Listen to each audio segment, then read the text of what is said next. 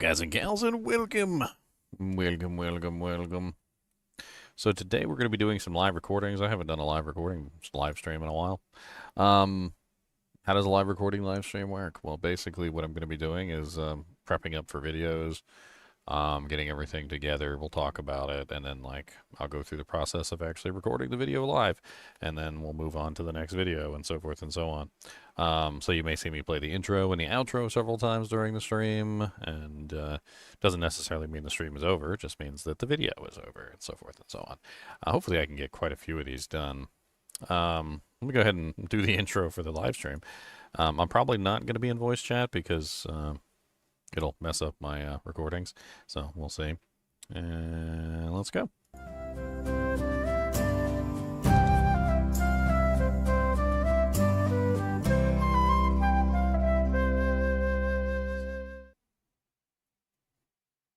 Alright, so first things first.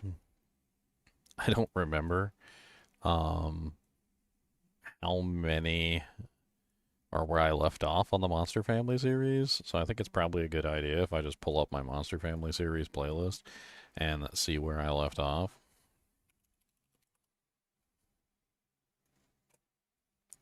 Alright, so this is the playlist. And it looks like I managed to get 20 videos done, starting with the Fallen all the way down in Act 1.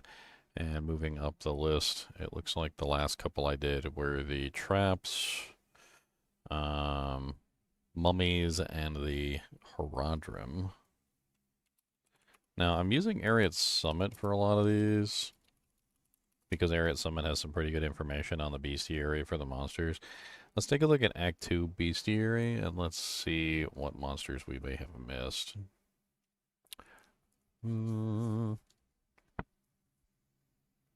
So, did we get leapers? I don't see leapers on the list. I mean, this looks like the end of Act 1 right here.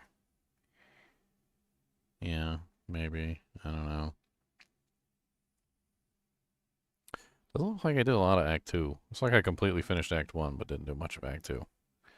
So, I'm pretty sure we've got the Leapers, which we haven't done yet. Doesn't look like we did the Scarab demons yet. The sand maggots and their babies can be all on one. Doesn't look like I did those either. Vulture demons. Haven't done the Vulture demons either. Haven't done swarms. Haven't done the Saber cats. Haven't done the slingers. Did the mummies. Did I do the greater mummies? Yes, did the mummies and the greater mummies. So those are done. The sand raiders, bat demons, claw vipers, the baboon demon, the blunderbore, did the lightning spire. Mummy sarcophagus was part of the mummies, and the fire tower, I believe, was part of the, yes, was part of the traps. Okay. So we have a start of where to begin here. Doesn't really matter what we start with. The leapers are so annoying. Oh my god, I hate the leapers.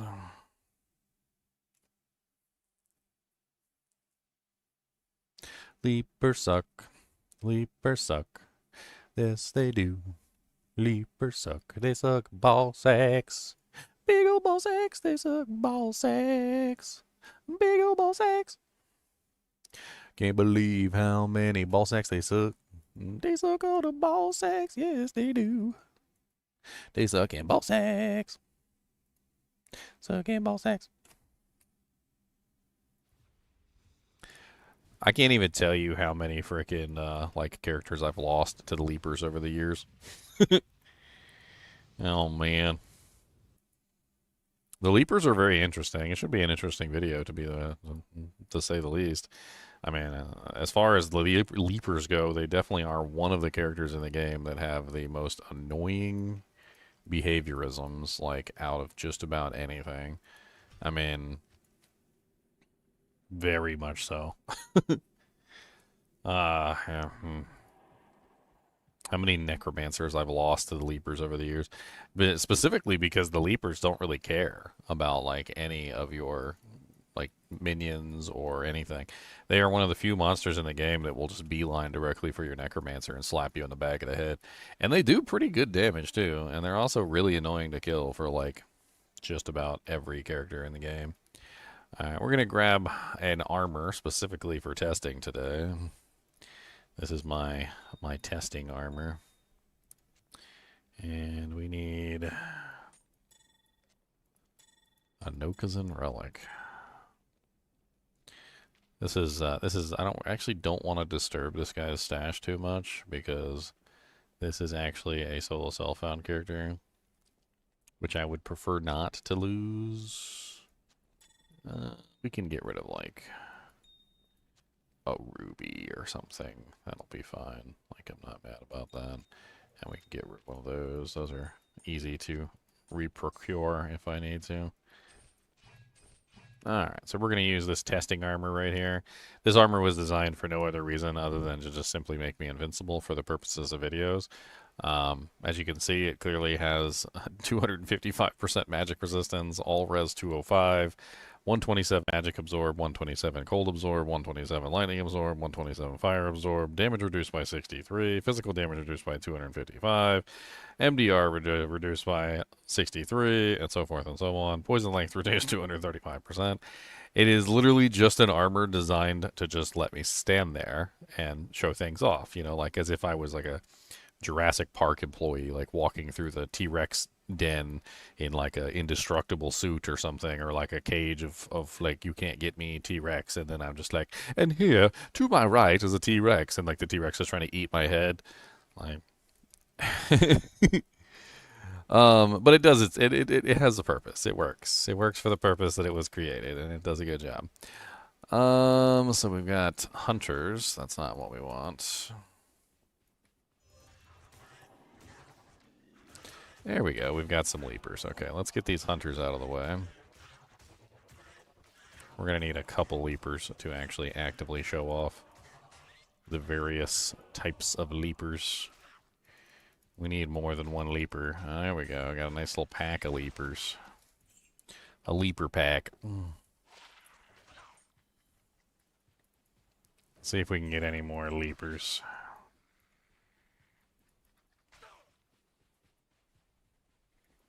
Nope, not carrion birds. Get out of here, ugly carrion birds. Nobody like you. Thunder cougar carrion birds. Get out of here. There we go. We got some more. Alright, so we can pause it. That way we don't have to worry about them getting in our way. Let's do a little reading on the leaper before we get started. These pesky creatures largely inhabit the desert regions, although another species is known to exist. The desert leapers are most common. Leapers get their name from their tremendous leaping ability. As a result, these extremely agile creatures make for difficult targets. Leapers are versatile animals, and the desert variety has an extremely slow metabolism to minimize their water use and storage. The harsh environment of the Aeronach, however, leaves little room for mistakes, and these creatures never pass up the opportunity to eat or drink. Packs sighting a potential meal leave their resting spots and work together to bring down their quarry with great tenacity. Leapers use an attack similar to Barbarians' leap attack. Sometimes it can be time-consuming to take out leapers because they get knocked back whenever they are struck. You can use cold attacks to freeze leapers in place. When you attack them, hold down the attack button once you have selected a leaper, and you will continue to attack, following them around until the monster is killed. Area of effect spells can also help against leapers. Leapers have a chance to deal poison damage in Nightmare and Hell difficulty, and leapers cannot be revived. Interesting. I already knew most of that. The only thing that I didn't really know was, I don't think this is true, actually. It says you can use cold attacks to freeze leapers and keep them in place when you attack them. I'm pretty sure they still move even when they're cold, but still annoying nonetheless.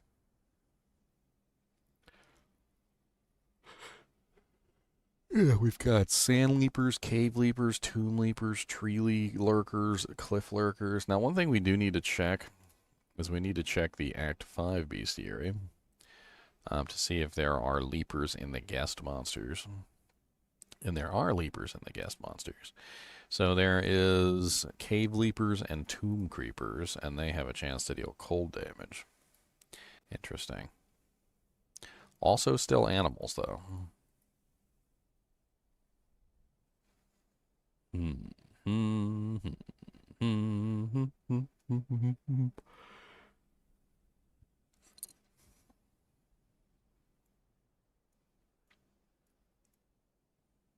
So these are like immune to cold and hell difficulty, and most of the other resistances don't matter. Only one of them is immune to cold. For the non-guest monsters, 2 of them are immune to lightning. 2 of them are immune to fire. And they also have extremely high fire resistance, even if they're not immune to fire. That's rather interesting. So the tree lurker and the cliff lurker both have 80% fire res. And 70 and 80% fire res even in nightmare difficulty. And then they're immune to lightning. Huh. That's rather annoying. It is rather annoying indeed.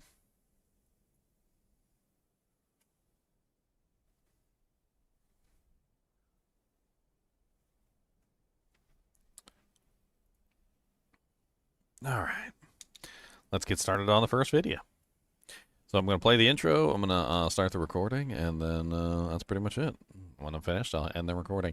Hopefully I can get it all in one shot. That's usually how I do my videos anyway. 3, 2, 1, let's go!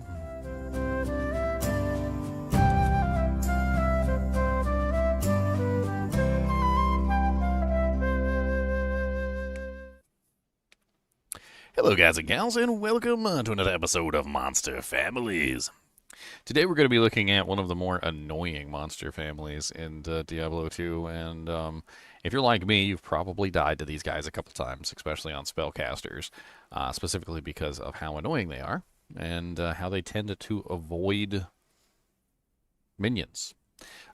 These are called the Sand Leapers, or the Leapers in general. The entire family is generally designed around essentially this design where the monsters actually like leap towards you, and it is a form of leap attack. It's very similar to the barbarian's leap attack, so when they do use that ability, they are actually actively attacking you, and it can do a lot of damage, a lot of physical damage. On top of this, another one of the big issues with these monsters is that they're very hard to kill for melee and ranged characters, simply because they like to get knocked back every single time they're attacked. So if you hit one for whatever reason, like for instance, so you charge into one, you will notice that they tend to get knocked back every single time you touch them. You can sometimes kind of like lock them in place by stunning them or freezing them, or just simply pitting them up against a wall seems to be the preferred method. Just kind of push them up against the wall and see if you can get them that way. But for the most part, they tend to be just extremely annoying. For melees, they're relatively difficult to kill, and for ranged characters, they generally tend to be a very big threat because, well, they just run in and they'll hit you regardless of whatever you've got going on. Especially necromancers tend to be one of the worst with these particular monsters because, well, they're not, like, gonna engage with your army. A lot of the times they will specifically hunt down necromancer and hit you in the back of the head and run away. And a group of these, especially like with might or extra strong enchantment, can definitely take out your necromancer with relative ease, which makes for a very frustrating fight with the necromancer. If we go to the Ariat Summit page, Ariat Summit says, these pesky creatures largely inhabit desert regions. Although the other species are known to exist, the desert leapers are the most common. The leapers get their name from their tremendous leaping ability, and as a result, these extremely agile creatures make for difficult targets. Leapers are versatile animals, and the desert variety has an extremely slow resting metabolism to minimize their water use and storage. The harsh environment of the Aerodoc, however, leaves little room for mistakes, and these creatures never pass up an opportunity to eat or drink. Packs sighting a potential meal leave for their resting spots and work together to bring down their quarry with great tenacity. It says leapers use an attack similar to the barbarian's leap attack, and sometimes it can be time consuming to take them out because they get knocked back whenever they are struck, as I'm talking about. You can use cold or freeze attacks to keep the leapers in place, well, so you can attack them, and you can't just kind of just run around and chase them and try and hit them. You can hold down the attack button, and once you've selected, basically name lock them and just run around after them. Another big thing about the leapers is that they have additional chances to do additional damage. So the leapers, most of the regular leapers anyway, have the ability to deal poison damage in Nightmare and Hell difficulty, which means that if they manage to land a strike on you, they can apply a pretty devastating poison, which can rip you to shreds. I'm sure you're well aware, crit poisons are just absolutely nasty, and all it takes is one of these guys to tap you and cause a crit poison. There is also a guest version of these monsters that are also leapers. This is the Cave Leaper and the Tomb Leaper. Creeper. These, instead of poison damage, have an additional chance to deal cold damage, which a lot of monsters have an additional chance to deal cold damage in Diablo 2. Now, overall, they're very strange monsters in terms of like what they can accomplish.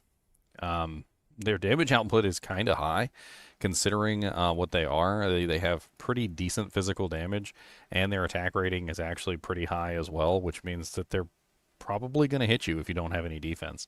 On top of this, they also have some pretty crazy like resistances across the board. Their magic resistance is non-existent, but that's the case for most monsters in the game. But they do have a guaranteed 20% to 25% physical resistance. Then on top of that, they have 60 to 80% fire resistance, depending on what difficulty they're in. Some do not have any fire resistance, like the Cave Leaper, which is at 0, but most of them have pretty good fire res. They also have no cold res for the most part, except that standout Cave Leaper. So cold tends to be the better element to deal with them.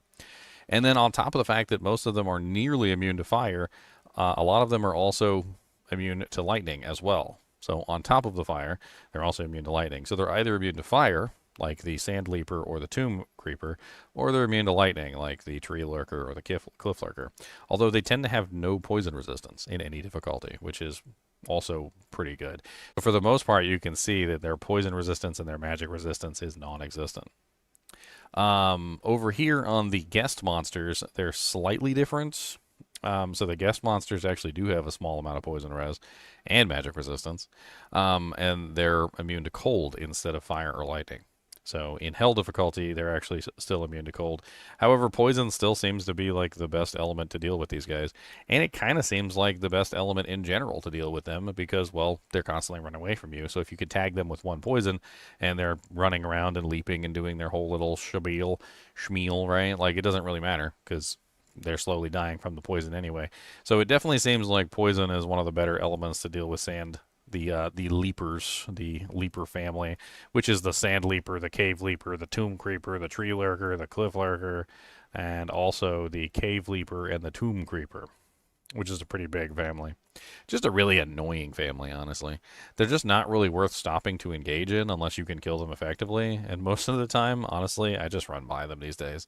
I remember back in the day, I used to try and kill them on a Zeal Paladin. You'd hit them one time with a Zeal Paladin, and they would just fly backwards, and you couldn't even get a full Zeal combination off of them because they constantly get knocked back whenever they get touched, which just makes them super annoying to deal with. And then they chase you. They're actually really fast. And they leap on you and hit you and smack you in the back of the head. It literally looks like they're slapping you in the back of the head, by the way, when they attack. Like, I'm not even joking. Like, if you're not near them and they leap on you, it literally just looks like they're slapping you in the back of the head. They run up and they're just like, slap. Come here, let me just slap you in the back of the head. I mean, look at the hands go up and everything. Like, they're just like... And they're rude. They're very rude. They're almost as annoying as these guys. These stupid ones that fly up in the air. At least you can kill these guys. Like, you know, if you can get to them, you can kill them, right? But like the ones that fly, you can't do anything to them unless they land on the ground. But I digress. They make good corpses on the ground. That's what they do. Like, yeah, die, you stupid little cave leapers. Nobody likes you. They do have some block chance, but it's not particularly very high. The lower level ones only have 15% block chance, and the higher level ones, like the guest monsters, are 16. With the highest block chance version being the Cliff Lurker, which I can't remember where exactly the Cliff Lurker is. The location of each of these, of course, is different. They're not strictly Act 2 monsters. They do exist in other places. I'm pretty sure these are also in Act 3, and they're also in Act 5. I don't remember if they're in Act 4. I don't think they're in Act 4. No, they're not in Act 4, I don't think. Um, Overall, just really annoying monsters. Avoid them if you can. Kill them if you can. I definitely wouldn't ever go hunting these guys down. I don't think there's any specific reason to hunt them down.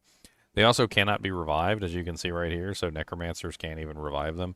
You can use them as skeletons and mages, but you can't revive them as actual minions, which I don't even know why you would want to revive them as minions, because they're just terrible. Like, they would literally just run around and then get hit and then get knocked back, and they probably do next to nothing as revives anyway. So it's probably a blessing in disguise that you can't actually revive these guys, because if you could, you would just have like the worst army ever. It would not be a good army. It would not.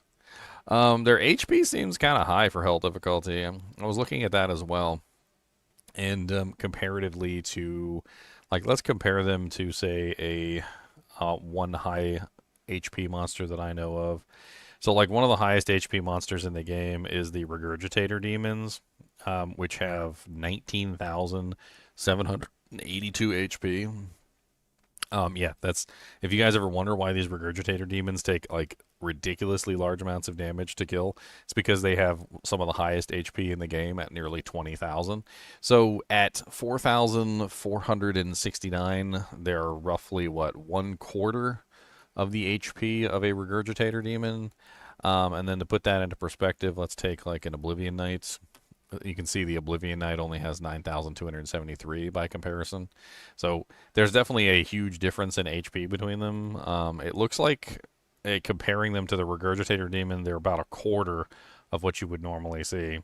And then you can also compare them to like some of the weaker monsters in the game, like the Fallen, which the Fallen have 3,273 at maximum. So they're slightly higher than Fallen, but not necessarily very high in HP. They at least have better HP than the Fallen in Act 1, which is, I guess, something. It doesn't really matter, though, how much HP they have, because most of the time you hit them and they get knocked back, and then you can't kill them because they run away, and then they go regenerate. And that's something to talk about as well, which is their regeneration capability. So because they're constantly moving away from you, monsters in this game have a particularly high regeneration. And if you let a monster regenerate, like leapers, which are going to regenerate because they're constantly running away from you, right? Well, if you let them regenerate, they will regenerate all their HP within a matter of seconds, which does kind of multiply their HP a little bit from their 4,300, because technically they're constantly, bouncing around the screen, they're moving around everywhere, they're constantly doing crazy things, and then by the time they come back to you, they're going to regenerate a pretty hefty chunk of that HP back to their bar, right? So it's not going to be as easy to kill them just because they have low HP, because of course they're going to be regenerating, and it's kind of hard to stop them from regenerating. So you might need, like, prevent monster heal would be pretty good for them, I would imagine. I think that pretty much covers the lurkers, the leapers, the sand leapers, the cave leapers, the tomb creepers, the tree lurkers, the cliff lurkers, the tomb creepers, yeah. There's a lot of different names for these guys. Honestly, we can sum them up in one word. They're annoying. As always, be sure to hit that like button and subscribe button if you are enjoying the content. And this is my full-time job, so I will appreciate it if you guys support the channel. And as always, keep watching.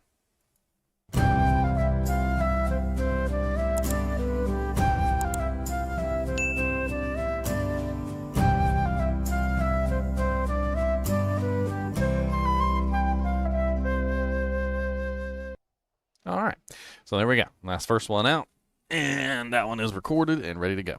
So let's move on to the next one on the list. So after the leapers,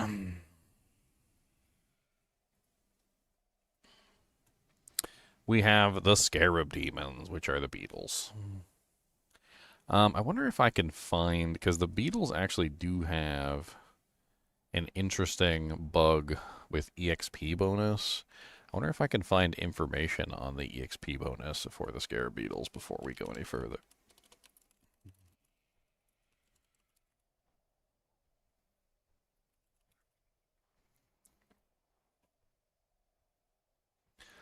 Let's see if we can find anything on their EXP bug.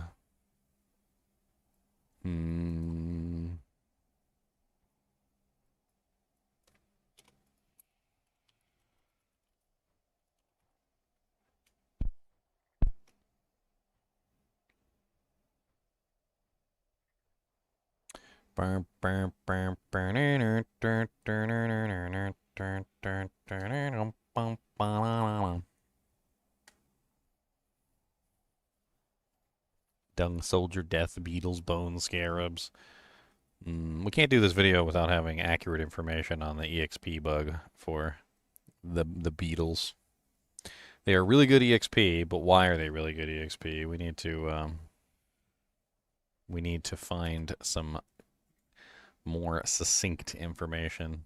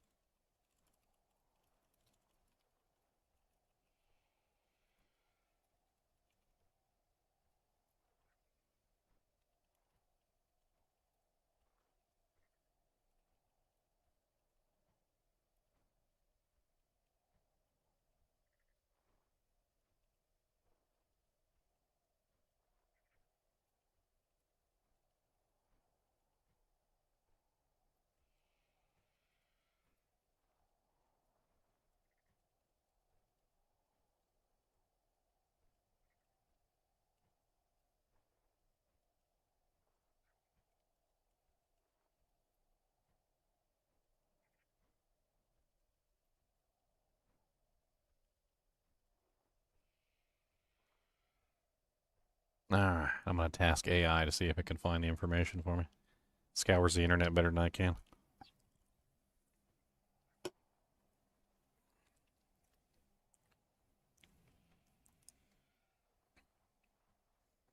Apparently their base EXP is higher. I just saw that flash by. It says that the base EXP of the monsters is higher than normal monsters with a base experience of 140 or something. It's interesting.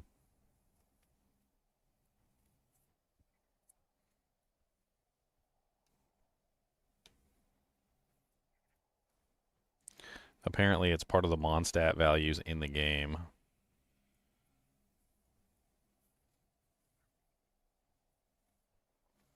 So not necessarily a bug, so to speak, just that they have high EXP.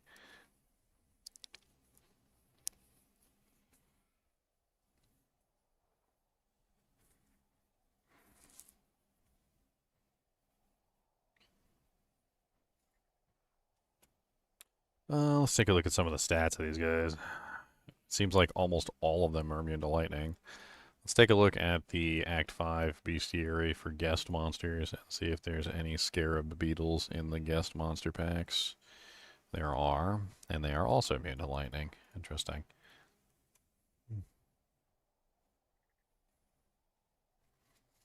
The Scarab beetles, okay, do indeed award a disproportionately high experience compared to most other monsters of similar level. A quirk carried over from the original Diablo 2 that's widely regarded as a developer oversight or bug in the game data files. XP from a monster kill is calculated as monster level times experience multiplier from Monstats divided by 100. The EXP from the monstats.txt provides the raw multiplier for normal, nightmare, and hell difficulties, respectively. The base is then multiplied for champions and uniques, super uniques, etc., as well as multiplied for player counts. The Scarab demons have unusually high values in the EXP columns relative to their M level and Act 2 areas. This makes their base XP output top tier for early mid-game efficiency. In Hell difficulty, implied monster stat multiplier 9,362. Canyon of the Magi, comparing to Blunderboars, which only have 8,363.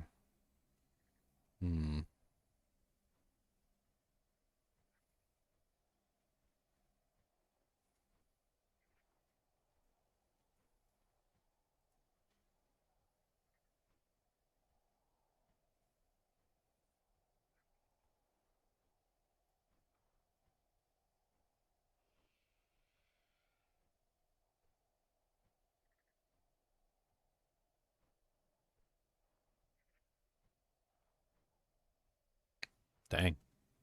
says here their base experience as a Terror Zone scaled monster is 63,993 experience base. So that's before any multipliers or any modifiers whatsoever. So if we take that, for instance, and we were to do a little bit of a multiplicative like bonus, and we were to get like some EXP bonuses in here. So like first off, you can multiply that by 5 for an elite. So let's do a little bit of calculations here. So 63,993 times 5, which gives us 319,965 for an elite beetle. You also then can multiply by player counts. So I'm pretty sure that that multiplies by 4.5 times for player count. So times 4.5 gives us our players 8 bonus, which means that we're now sitting at 1,439,000 842 if I'm doing my math correctly. Let's see if I can get the AI to do the math so I can verify. Let's say assume a level 94 elite, or let's say super unique. We can use Beetle Burst.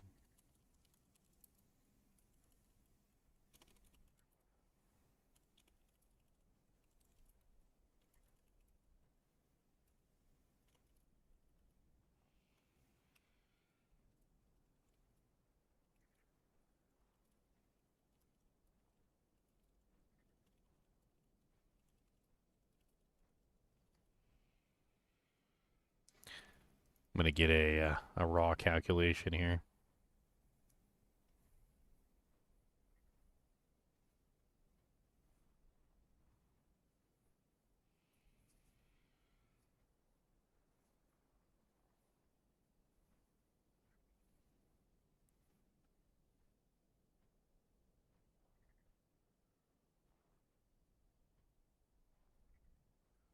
$1.4 million sounds like a lot of freaking EXP until you start applying penalties. So in Diablo 2, there's a lot of penalties. A lot of penalties. There's penalties for like level difference, and there's also penalties for like incoming EXP, and then there's like multipliers on incoming EXP as well, which is also another issue. EXP becomes extraordinarily difficult to get later on in the game because the higher level your character is, the bigger the penalties become. And it essentially causes a feedback loop where like 1.4 million EXP becomes like some ridiculously low amount. Like by the time you're done, it ends up being something like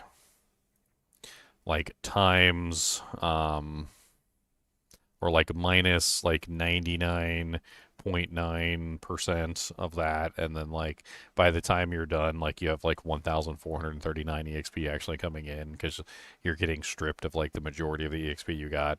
So while it is a lot of EXP, and you might be thinking, well, man, I've never like killed one beetle and leveled up a character before, and that's because the higher level your character, the worse the penalties get. So the EXP that they're giving you is actually a lot, but then all your penalties start to come in and compound. And I don't know if you've ever actually seen the like EXP penalties,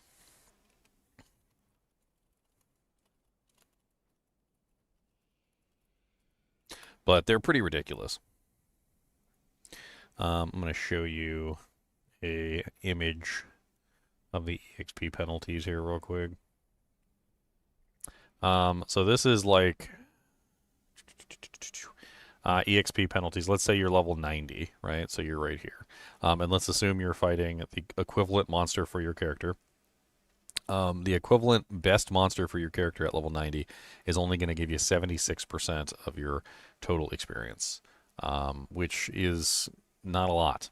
On top of this, there's also another penalty that comes into play, which is 5.96%. So you're only getting roughly 5.96% of that EXP to begin with, right? So to put this into practice for you really quickly, let's assume that you did achieve 1.4 million EXP from a monster, right? Well, you're not going to get 100% of this EXP because you're not fighting the appropriate level monster that gives you 100% bonus, right? Because there is no 100% bonus anymore. So the best that you can hope for as a level 90 character is a 76% share of this EXP. Okay, so that means that you're going to have, what is that, 76, so that's 4, brings it to 80, and then 80 to 90, so like 26. So we can subtract 26% from this, which brings us down to 1,065,000. All right, then on top of that, there's also a penalty of 5.96 right here. Now, this penalty of 5.96 essentially is how much you're actually going to get from whatever EXP you actually do obtain. Which basically means that you can then subtract again a 90, what is that, 94.0,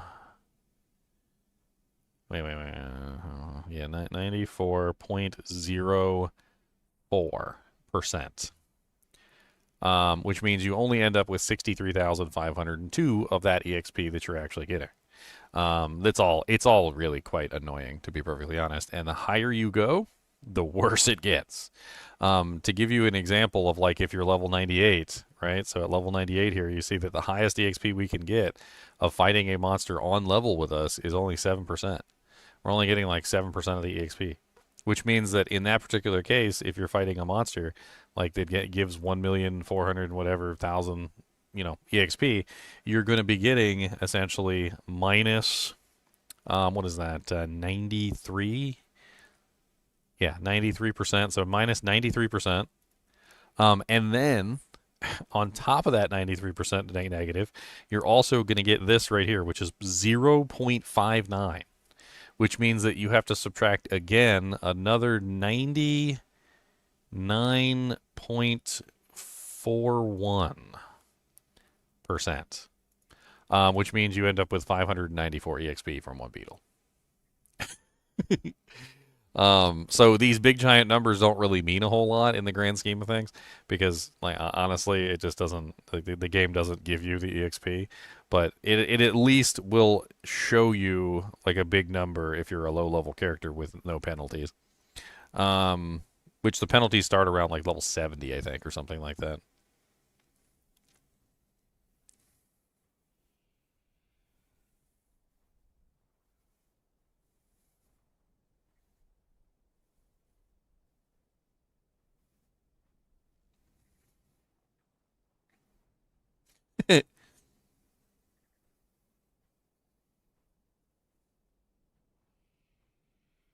That's crazy. I asked the AI to do the calculation for me, right? All right, so here's the step-by-step calculation. So the base experience of a level 94 beetle is 8,800. And then the monster multiplier multiplies that by 5. So we end up with 44,000. Then the 44,000 is multiplied by the party bonus, which brings it up to 198,000. And then we end up with the level difference multiplier, which actually takes our 198,000 and reduces it to 191,000. Then that 191,000 gets applied by our penalty, which brings it down to 3,747, and then the Annihilus charm increases it to 4,121. So it even did all the penalties. It even added in all the like the level 94 penalty, which is ridiculous, because the level 94 penalty is point or 1.95. So it like completely stripped all the EXP from the bonus essentially. Is yeah. They're still one of the highest EXP monsters in the game, so there's really not a lot more to go on other than that. Other than in the Monstats file, they just generally tend to have the highest EXP in the game. So I think that we just leave it there. Um, that's about it. All right, so other interesting factoids about these guys, and let's go find them because we need a nice healthy number of Scarab beetles so that we can actually do this. So first things first, let's go find them. I would like to actually find them on a barbarian because I'd like to show off something interesting with them. but I need a good barbarian to show it off with. Let's see what I got. I need a leap barb, basically. I wonder if Bunny Foo-Foo's still on here. Little bunny foo-foo hopping through the forest, scooping up the field mice and popping them on the head. A zeal barbarian. Huh. Uh-huh. Uh-huh. Uh-huh. I got so many characters in my offline, like, just test characters that I've done like 1,000 million things with. Finding the right character for the video. There it is, Bunny Foo-Foo. That's who we need. We need Bunny Foo-Foo. Little Bunny Foo-Foo hopping through the forest, scooping up them field mice and popping them on the head. And down came the Bunny Foo-Foo. Do you still got leap? Oh, you don't even have max leap. What is this bull crap? Okay, hold on. We gotta boot up the version that allows me to respec the character. Give me just a second, Tom.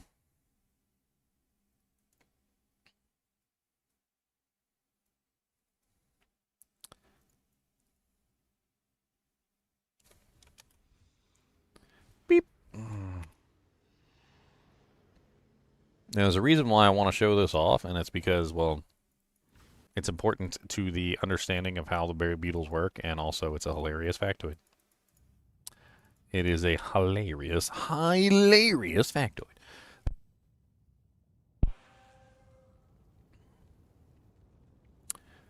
Alright. It doesn't really matter, like, how this character is set up. I don't really care.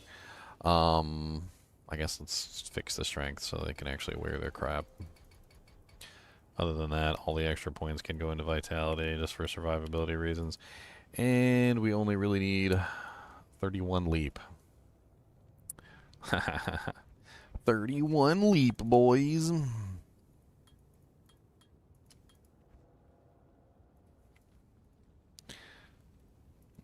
I got a dream helmet on. Take that off. Alright, now we need a high number of beetles so that we can actually do what we need to do. Little bunny foo-foo hopping through the forest, but you never specified how far with each hop. Oh, man. My bad.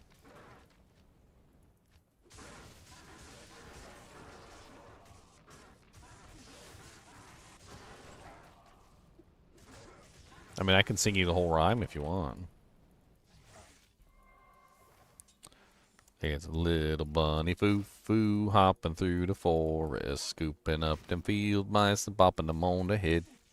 And down came the great fairy, and she said, Little bunny foo-foo, you can't go through the forest hopping around and picking up the field mice and bumping them on the head. It's not very polite. And little bunny foo-foo didn't care what the great fairy had to say. And she said, Little bunny foo-foo, if you don't stop jumping through the forest and scooping up the field mice and bopping them on the head, I'm going to have to punish you. Well, little bunny foo-foo didn't listen because he was a derp. And little bunny foo-foo kept on hopping through the forest. Little bunny foo-foo hopping through the forest, scooping up the field mice and bopping them on the head. Well, this time the great fairy was fed up, and the great fairy said, Little bunny foo-foo, I'm sorry, but this is the end of your days. I asked you nicely not to jump on people, not to scoop up the field mice, and not to bop them on the head, but you've been doing it anyway. And so now I'm going to turn you into a stuffed rabbit. And the great fairy turned little bunny foo-foo into a stuffed rabbit, and he was a stuffed rabbit for the rest of his life. And he no longer hopped through the forest, and he no longer scooped up the field mice, and he no longer bopped them on the head, because he was a stuffed animal.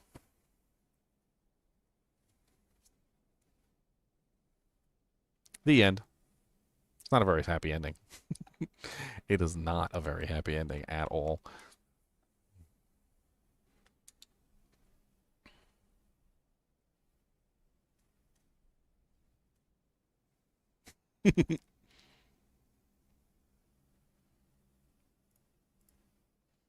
I'm pretty sure there's a moral of the story in there somewhere, but I don't know. It got lost. Anyway, 3, 2, 1, let's jam.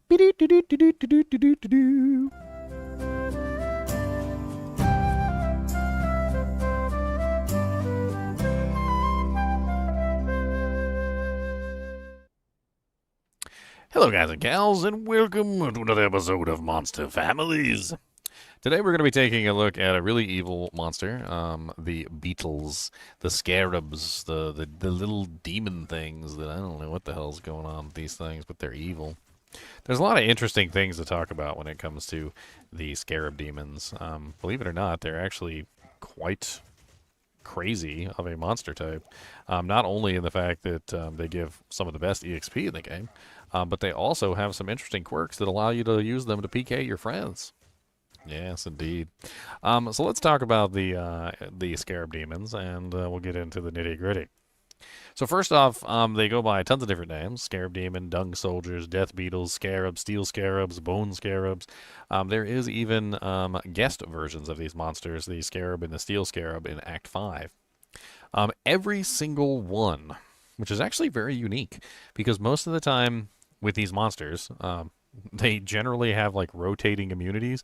I've noticed across like many of the monster families that when there are different monster types in different areas and different, like acts and things like that, that the different monster types have different immunities. No, not the scarabs. The scarabs are literally 0 magic, 0 fire, 0 cold, 0 poison, 0 magic, 0 fire, 0 cold, 0 poison. They are nothing if not completely standard. They are like absolutely standard models. They have lightning immunity, and that is literally it. The only thing that goes up is more lightning immunity. So they go from 100% immune for the Dung Soldiers to 105 to the Death Beetles to 110 for the Scarabs and so forth and so on, which could only really make them immune to, say, Conviction or lower resistance in some cases or for breaking their immunities. In general, the Scarab demons have literally no resistance to any element with the exception of lightning. So if you are fighting Scarab demons as a lightning character, then you can just cry your eyeballs out. But pretty much everybody else in hell difficulty has to deal with them. But for some reason or another, they don't have any lightning resistance in normal or nightmare difficulty, which is very strange. So Scarab demons actually have 0 resistances until hell, at which point they gain immunity to lightning. And that's about it. Now, they do have physical resistance, which is not really counted in one of the elemental resistances, but it is one resistance, and they only have 50% physical resistance, again, in hell difficulty, having no physical resistance in normal difficulty or nightmare, which is really strange. They have block chance, 15% block chance for the babies and 24 to 24 for the guest monsters and the top end of the non-guest monsters, percent block chance. Now, I don't necessarily know if all of the block chance numbers are active within the game. Some monsters have block chance listed but can't block, and some monsters have block chance listed and can block. I'm not entirely sure whether these are the former or the latter. The interesting thing about the beetles, though, is that they're really, really good EXP. Now, I tried to dig into the details of why they're really good EXP, and basically all I could come up with is essentially in the Mon stats file, which is essentially the file that kind of gives all of this information on the monsters. The beetles apparently have some of the highest EXP for basically any monster in the game of equivalent level. And with the Terror Zones allowing them to scale, it also in turn scales their EXP and allows them to have basically the highest EXP in the game. So beetles are definitely the best EXP on level of basically any monster that you would fight in Act 2 or any other zone that you will encounter them. They just generally have the highest EXP. And on top of that, when they scale, their EXP also scales with the Mon stats file, which again gives them the highest EXP of essentially any monster in any zone that you're fighting. They also have relatively low resistances, as you can clearly see, to basically any element except for lightning or physical, which makes them extremely easy to kill. And they don't really have particularly very high HP by comparison to a lot of other monsters which could potentially have much higher HP. To put it in perspective, let's take a look at the Act 4 bestiary. And we're going to look at like the Regurgitator or the Mega Demon, which is the Balrogs.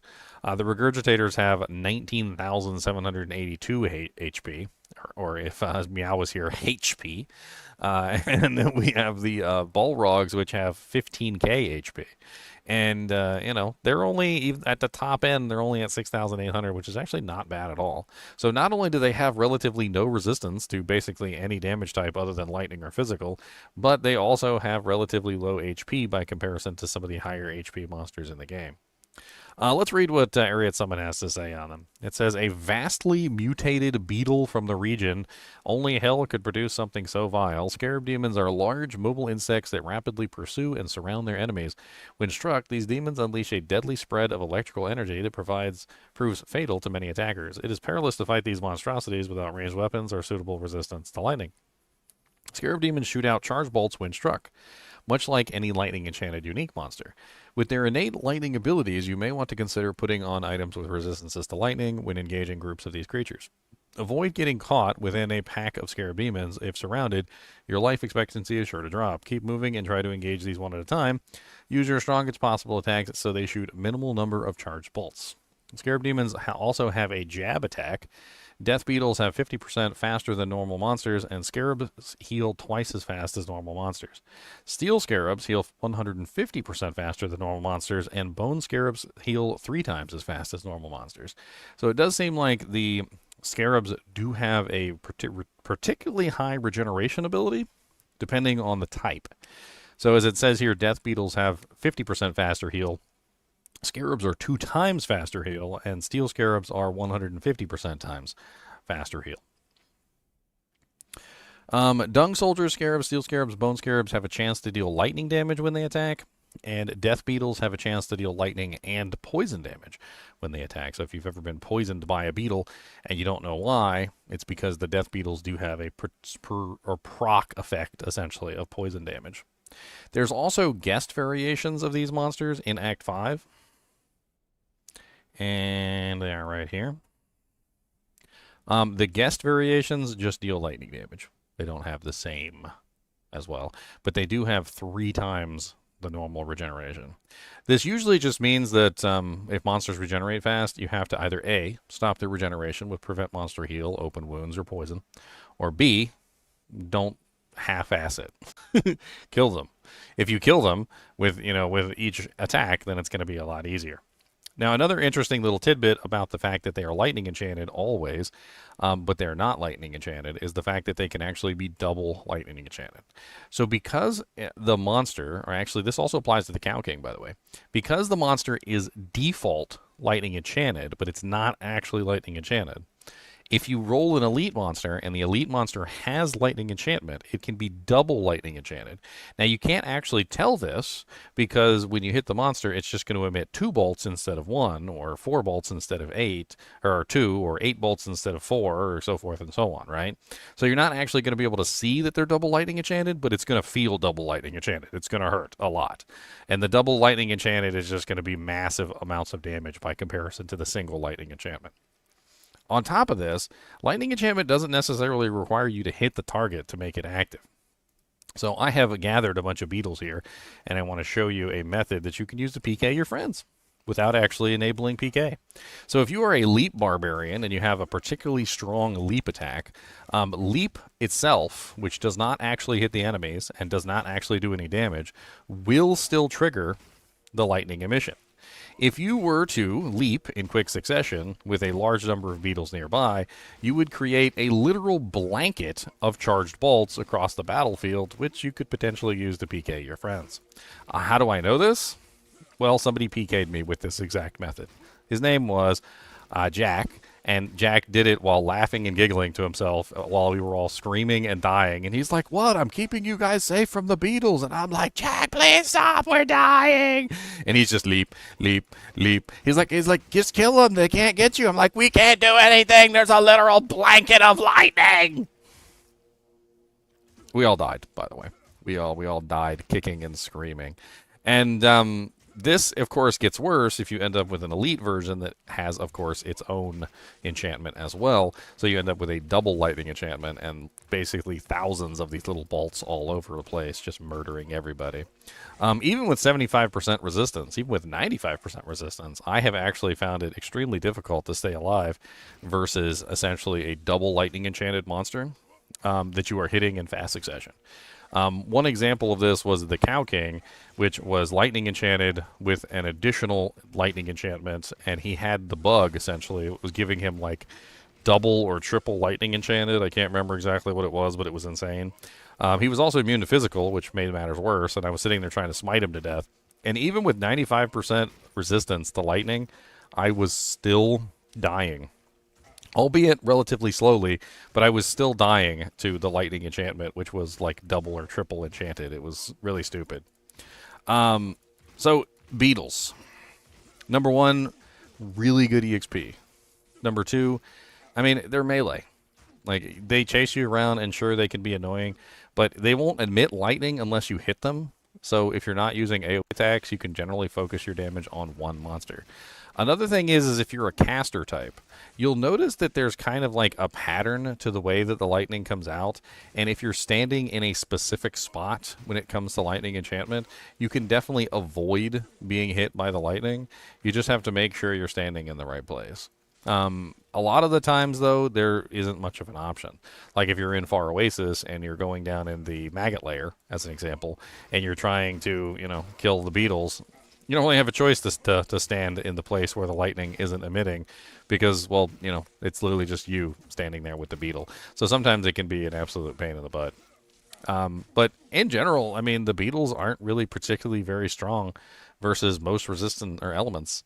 I mean, as you can clearly see on the board, just looking at their resistances, 0 magic, 0 poison, 0 cold, 0 fire. So as long as you're not dishing out lightning damage in hell difficulty, even lightning damage itself in normal and nightmare difficulty tends to do very good damage to them. And the same thing with physical. They are very easy to kill with physical in normal and nightmare. So despite the fact that they are highly resistant to physical in hell and highly immune to lightning in hell difficulty, pretty much any damage type kills them. And the only real important thing that you have to note is just how fast they regenerate. So if you stop them from regenerating for whatever reason, they're just going to be really easy to kill. And that's one of the reasons why like freezing arrows on in the maggot layer just does so well. She fires a cold arrow. They're completely non-resistant to cold. Everything just shatters, and she just laughs and moves on to the next room. But if you've ever been in Worldstone Keep, which is a place where they do spawn, for instance, and I don't know if I'll get lucky enough to see beetles in Worldstone Keep, but as guest monsters, they can appear in Worldstone Keep. And if you are doing terrorized Worldstone, as an example, and you happen to come across a pack of Scarab beetles in Worldstone, which they do appear in Worldstone level 2, if I remember correctly, definitely kill them. Because terrorized beetles in one of the highest levels in the game can be one of the best EXP monsters that you're going to come across. In fact, usually whenever we see beetles in Worldstone 2, we clear them because it's just super good EXP. I think that pretty much covers everything about the beetles. There's really not a lot more to talk about with them. They're easy to kill. They're always immune to lightning. They do have some additional chances to use poison. You can use them to PK your friends. And, yeah, they do regenerate relatively fast. They're kind of ugly, too. Like, I don't even know how to explain it, but they are pretty ugly. They did get added into Diablo 4, which was kind of interesting, but they changed them in Diablo 4, and they gave them, like, a human head or something. Like, it's kind of hard to explain. But if you look at, like, the Scarab beetle in Diablo 2, as an example, the Scarab beetle in Diablo 2 looks like this, of course, which, I mean, actually looks like a beetle, right?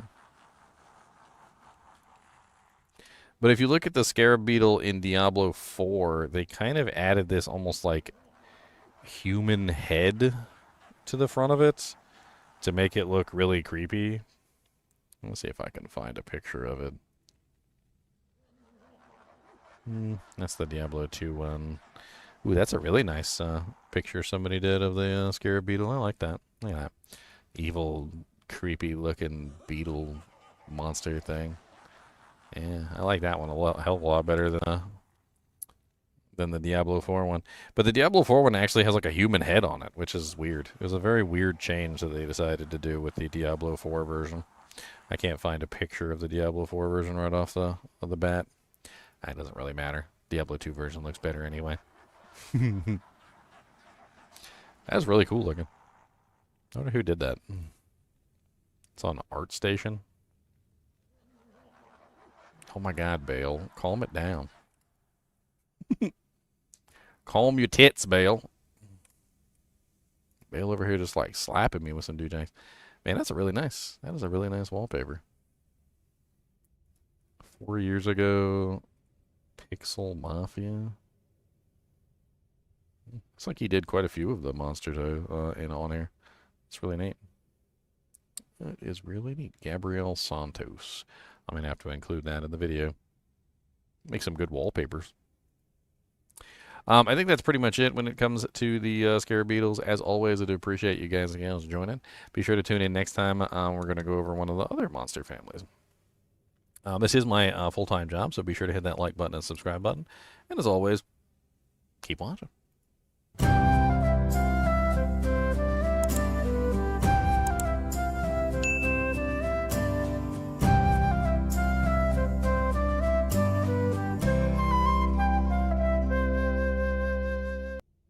All right, so that takes care of the beetles. I'm gonna put that link in chat for you guys if you guys want to check it out. That art station thing's kind of neat.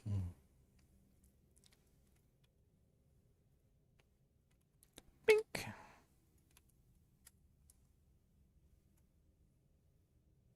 Meow. I wonder what other ones he's got on here. Let's take a look.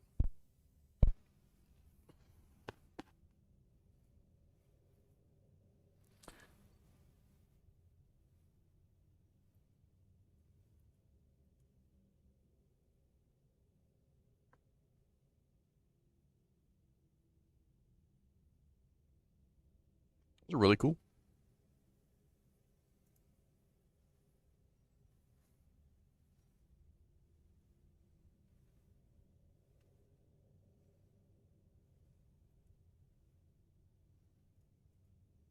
It's Claw Viper.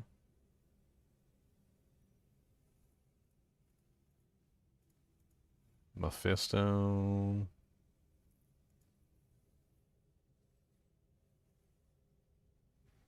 Concept art for Diablo 4. It's like he's got the Vulture Demon, the cat, the bat, and the Dark Elder. They're all really cool looking.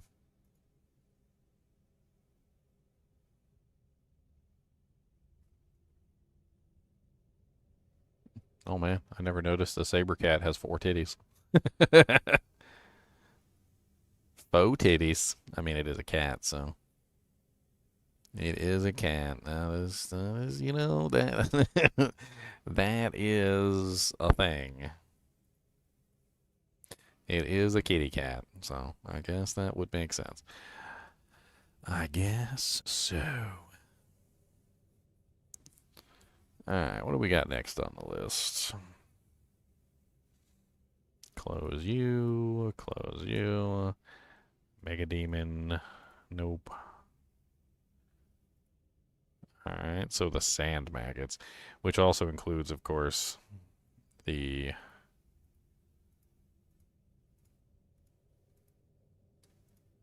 Oh, that's weird. The sand maggot egg and the sand maggot young, which are all going to be included in the same lot.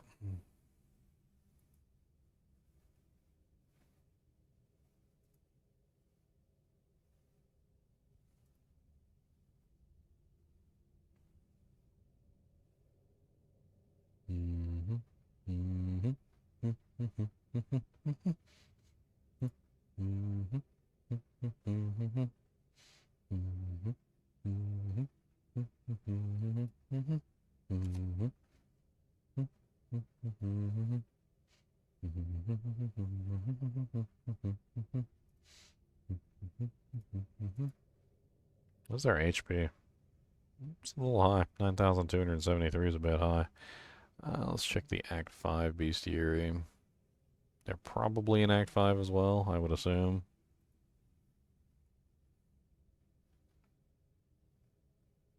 Yep, sand maggot egg, sand maggot young.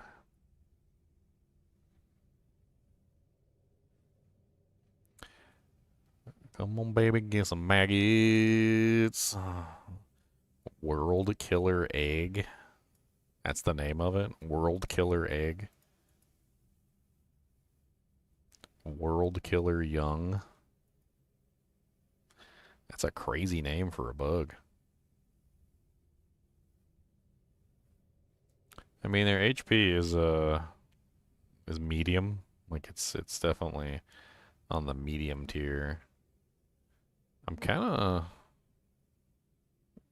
yeah. I mean that makes sense. They have really low HP for the individual maggots, which is actually below fallen. So yeah, that makes a lot of sense there as well. Best place to go for maggots is probably gonna be River of Flame. Let's see if we can get the River of Flame maggots. Those are like those are like the most prolific maggots that I can think of off the top of my head. Always feels like there's an incredibly large number there, and they're really annoying. We can use these guys as our example maggots. Let's get the non-maggot type monsters out of the way.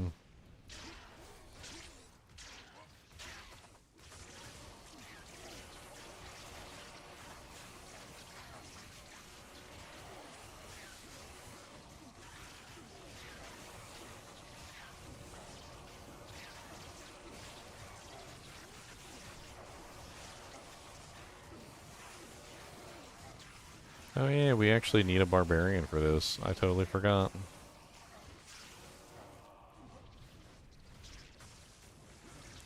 We do, in fact, need a barbarian for this. I am a barbarian, so that's good.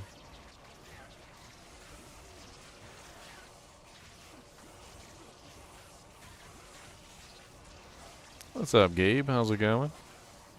You're not the Gabe, are you? Can you send me one of those Steam boxes?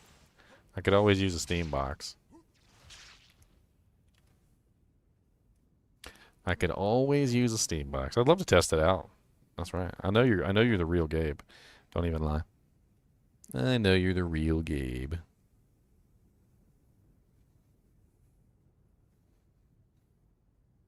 Alright. Looks like we got some purchases on the shop. I like to do shout outs to people who get merch shop things. So I'm gonna do it right here on live stream. Why not? Let's hit people up with some thank yous, shall we?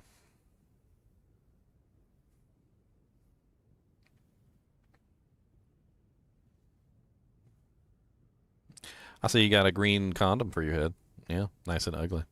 Oh, you enjoy my D2 content? Are you going to enjoy that green condom for your head? Because it's disgusting, and it looks like vomit, and all your friends are going to hate it. Yeah, that's the kind of messages I send people. Yep. Oh, what's up, Nicholas? You got yourself a green condom for your head too? Oh man, everybody's getting green condoms for their head. At least you'll fit in with all the other green condom wearers. Yeah, you're gonna love it.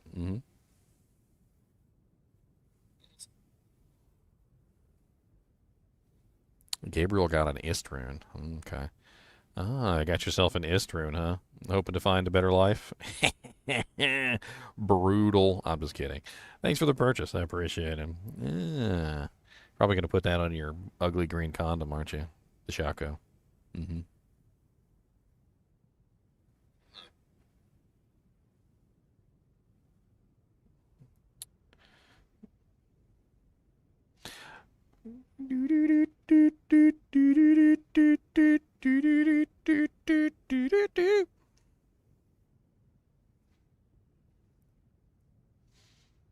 There you go. I sent off some thank yous.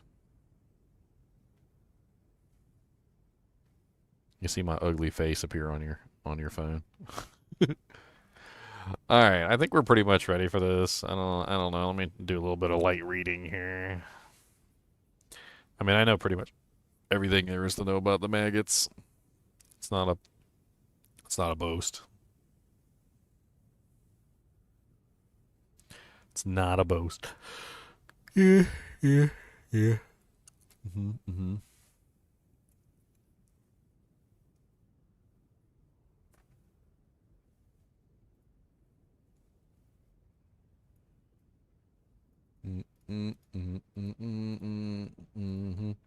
Boom, boom, boom, boom, boom, boom, boom, boom, boom. All right, here we go. Ready, ready, ready, ready. 1, 2, 3. Come on down and sing with me. Ready, ready, ready, ready. 1, 2, 3. Let us go up. Beep, beep, beep.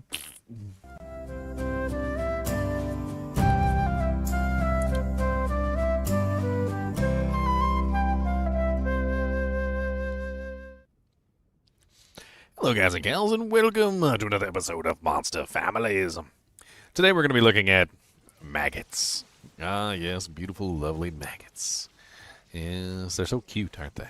Yes, and cuddly. I want to take one home and make it into a pet. No, I'm kidding. I would never do that.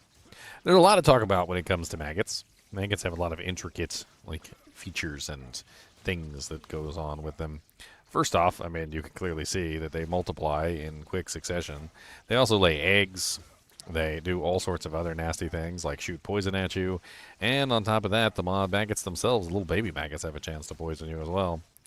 Thanks to my anti-maggot armor that I'm currently wearing, I can stand here in relative safety.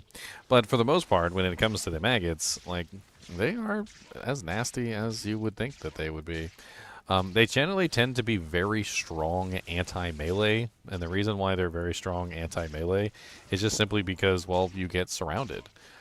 If you are fighting as a melee character, and you generally can only kill 1 or 2 or 3 monsters, and you get surrounded by a large number of maggots, it can be very difficult to fight your way out of them if you can't effectively kill them quickly enough. Especially considering that the maggots themselves are going to be constantly multiplying from, for instance, the eggs. The eggs are laid by the maggot big boys, the mamas over here, and the mamas are going to constantly lay these eggs all the time. Another big thing about the mothers is that they have escape mechanics which allow them to get away from you. So even if you do manage to come over here and start beating up the mother, for instance, to try and get her to stop laying maggot eggs to eventually kill you, what you're going to find is that they have the ability to burrow, as you can see.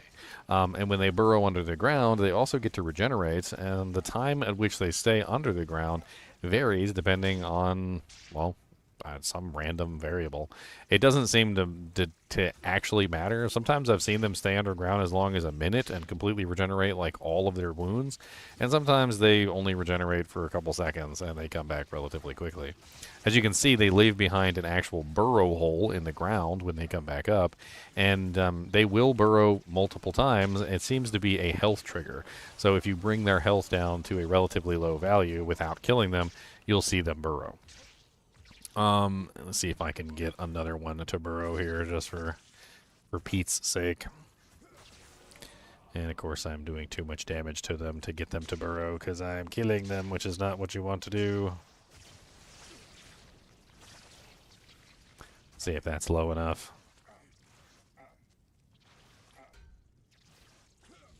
There you go.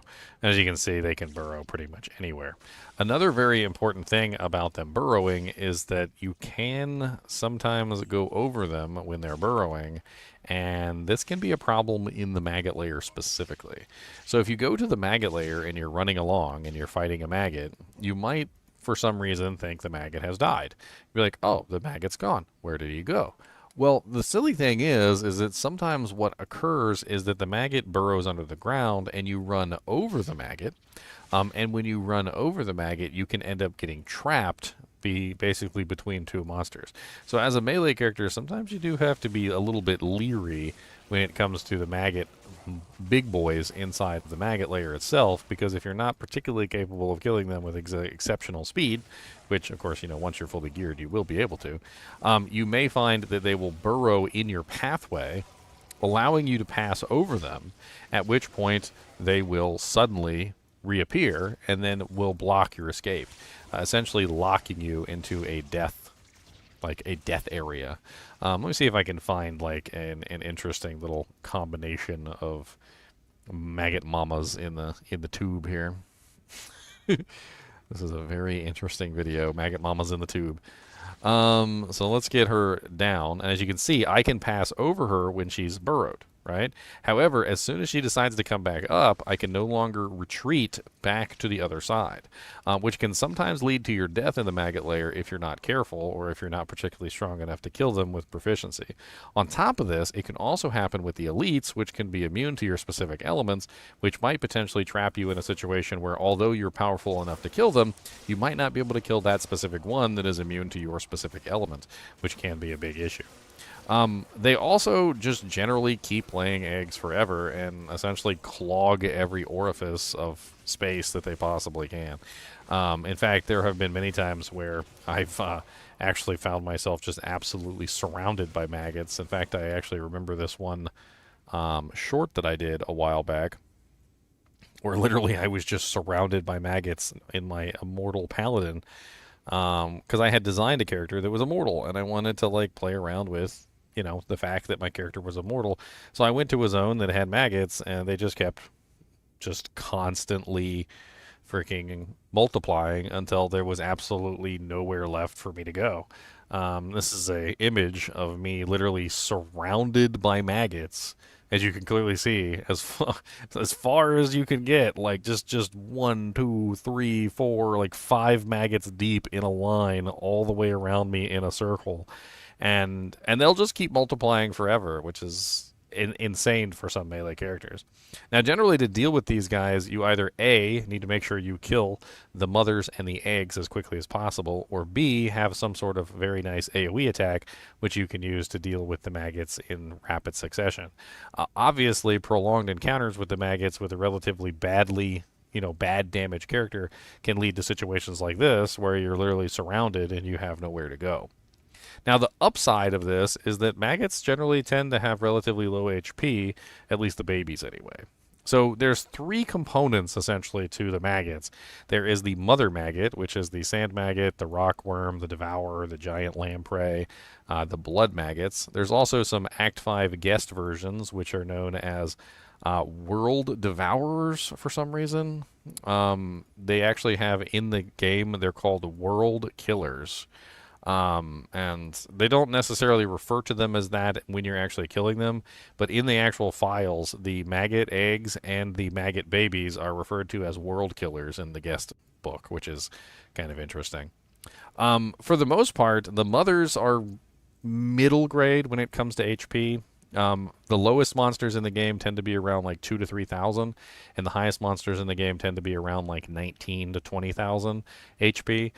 So they're definitely right in the middle as far as hit points go, which does make them a little bit difficult to kill.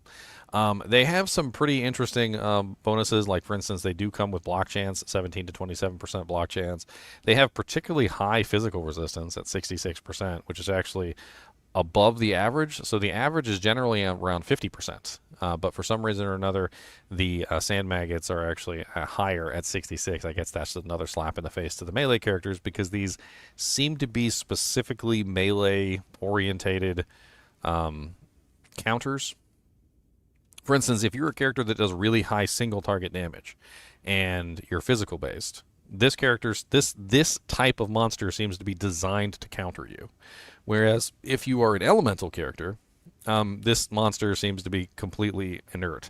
In other words, most elemental, like AoE type characters just fly right through these things. And it shows, too, because on their resistances, you see they have no magical resistance. They basically have no fire resistance until Hell. And even in Hell difficulty, they only have 33% fire, which is actually really low for most monsters in the game, because most monsters tend to have like 50% or higher fire resistance, if not immune to fire, because it's one of the like most proficient or prolific immunities in the game. Cold resistance 0, lightning resistance 0, poison resistance 0 until Hell, and then they are immune to poison. And if we take a look at the guest versions are also immune to poison, and some of them have immunity to lightning. But for the most part, they pretty much follow the same pattern of very low resistances, except for physical resistance, which for some reason on the elite, the guest version has a little bit lower physical resistance than the non-guest versions. These guys are the ones that you really want to target. These guys are the ones that give you EXP. I say guys, but they lay eggs, so they're definitely gals. They're definitely gals. Let's read what Ariat Summon has to say about them. It says sand maggots, named for their burrowing abilities, are actually arthropods and not worms at all. These insects were once a staple diet for those that resided in the desert regions. The eggs were gathered and prepared as a protein-rich paste, serving to supplement the dry foods naturally available in the region. The paste enhanced the nutritive value and flavor of meals, and now, however, the eggs, larvae, and flesh of the adults have acquired poisonous properties. Adults of the species even spit a poisonous substance that is not only toxic but corrosive to unprotected flesh. In maturity, these chitinous exoskeletons of the maggot is tough to penetrate, although once pierced, these creatures is easily filled. Sand maggots can burrow into the earth and often lie in wait for potential meals, and the same ability is used to quickly retreat from threats, allowing the beast time to heal before re-emerging. I've actually had them like completely heal before re-emerging before, which is pretty crazy. In another location to attack the unworry. Kill sand maggots to prevent them laying eggs, hatching young into larvae, and the sand maggots spit poison, and yeah, they can burrow. Now let's take a look at the eggs. So the eggs don't attack. They're completely inert, and they pretty much hatch relatively quickly. If you see an egg, you can kill it, although I have noticed that for some reason some abilities seem to have trouble targeting eggs. I don't know exactly why. I have seen that, like, some abilities have no trouble whatsoever hitting the eggs, and then other abilities, it's like the eggs don't exist, or it's very difficult to actually get the ability to lock onto the egg to hit it. So you may find in some cases that you're able to kill them easily, and in other cases it seems like they're relatively hard to kill. They generally don't have very much EXP, at about half as much EXP as the actual like sand maggot mother. They don't have any resistances to any elements whatsoever. No physical, no magic, no fire, no cold, no lightning, no poison. So it's pretty much just hit them and kill them. If you're having trouble killing the eggs, I don't know what to tell you. The eggs are literally the weakest little creatures in existence. They have no block chance. They have basically no resistances whatsoever, and their HP is extremely low by comparison to most monsters in the game. So if you are having trouble killing the eggs, then it might be time for an upgrade. Then on top of that, there's also the little baby young maggots. Now, the baby maggots tend to be relatively weak. In fact, do I have any of the babies around here, or did I murder them all? Did I murder the children? Oh, is your name Anakin? The younglings. Don't kill the younglings, Anakin. You don't know the power of the dark side. So as you can see, here's some of the babies right here, and they are, of course, little babies. They don't really do very much damage. They have little cute little beady eyes, and you want them to be your pets. They continue to spawn repeatedly. I'm not exactly sure if there is an upper limit to the total number of baby maggots that can be on the screen at any given time. But they're not particularly very strong in just about any way.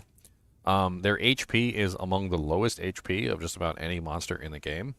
They have 927 to 2,781. And to put that in perspective, when you think about like really weak monsters, if you go to the Act 1 bestiary and you take a look at the Fallen only have 1,116 to 3,273 at their maximum. And the baby maggots have a maximum of 2,781 with 927 being their minimum. So they are below Fallen in their effective like defenses. They also have no physical resistance, no magical resistance, no fire resistance, no cold resistance, and no lightning resistance. They only have poison resistance and only in hell difficulty. And that includes the the world killers, the guest monsters.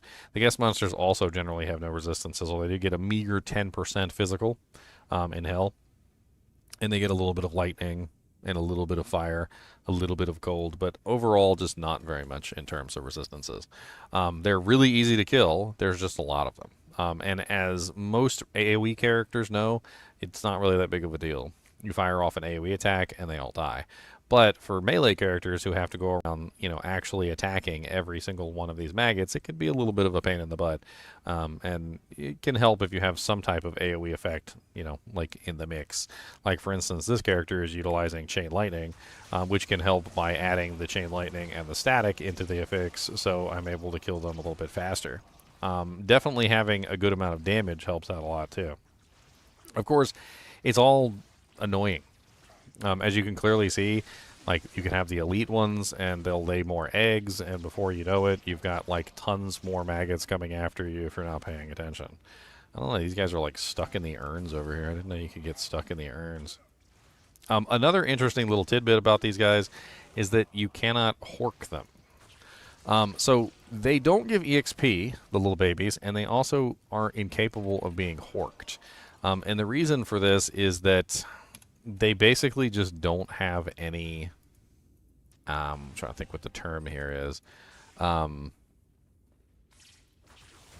They don't have any horking ability because they are infinite. And they don't give any EXP because, again, they are infinite. So you wouldn't want a monster that is infinite to be able to be horked, and you wouldn't want a monster that is infinite to be able to be... basically give EXP, right? It's a glitch in the game, essentially, right? So if we take these monsters over here, I will show you a trick with these guys, though, that is interesting to know. And let me make sure I got maxed out Find Potion. So although you cannot hork them, you can use them for potions. So I'm going to go ahead and put Find Potion on real quick, and you can actually use them to farm juvies. So if you want to, just as a specific point, you can actually go and farm the infinite maggots using the babies, killing them in quick succession, of course, because they continually lay eggs. And you can use them to farm as many potions, full juvies, and other things that you might need for your character. Full juvies at really high levels, if you're in a terror zone and you're fighting like higher level maggots, they will drop full juvies like pretty much all the time. The higher level the monster, the higher chance you will end up with the full rejuvenation potions. If you try to hork them, however, you don't really get anything. So, like, as an example, let me pull out the horking ability here. We do have the mamas here, so let me get the mamas out of the way. Are you eggs gonna hatch anytime soon? Come on. Come on. Come on and hatch, you punk eggs. Oh, fine. I don't want to play with you anyway.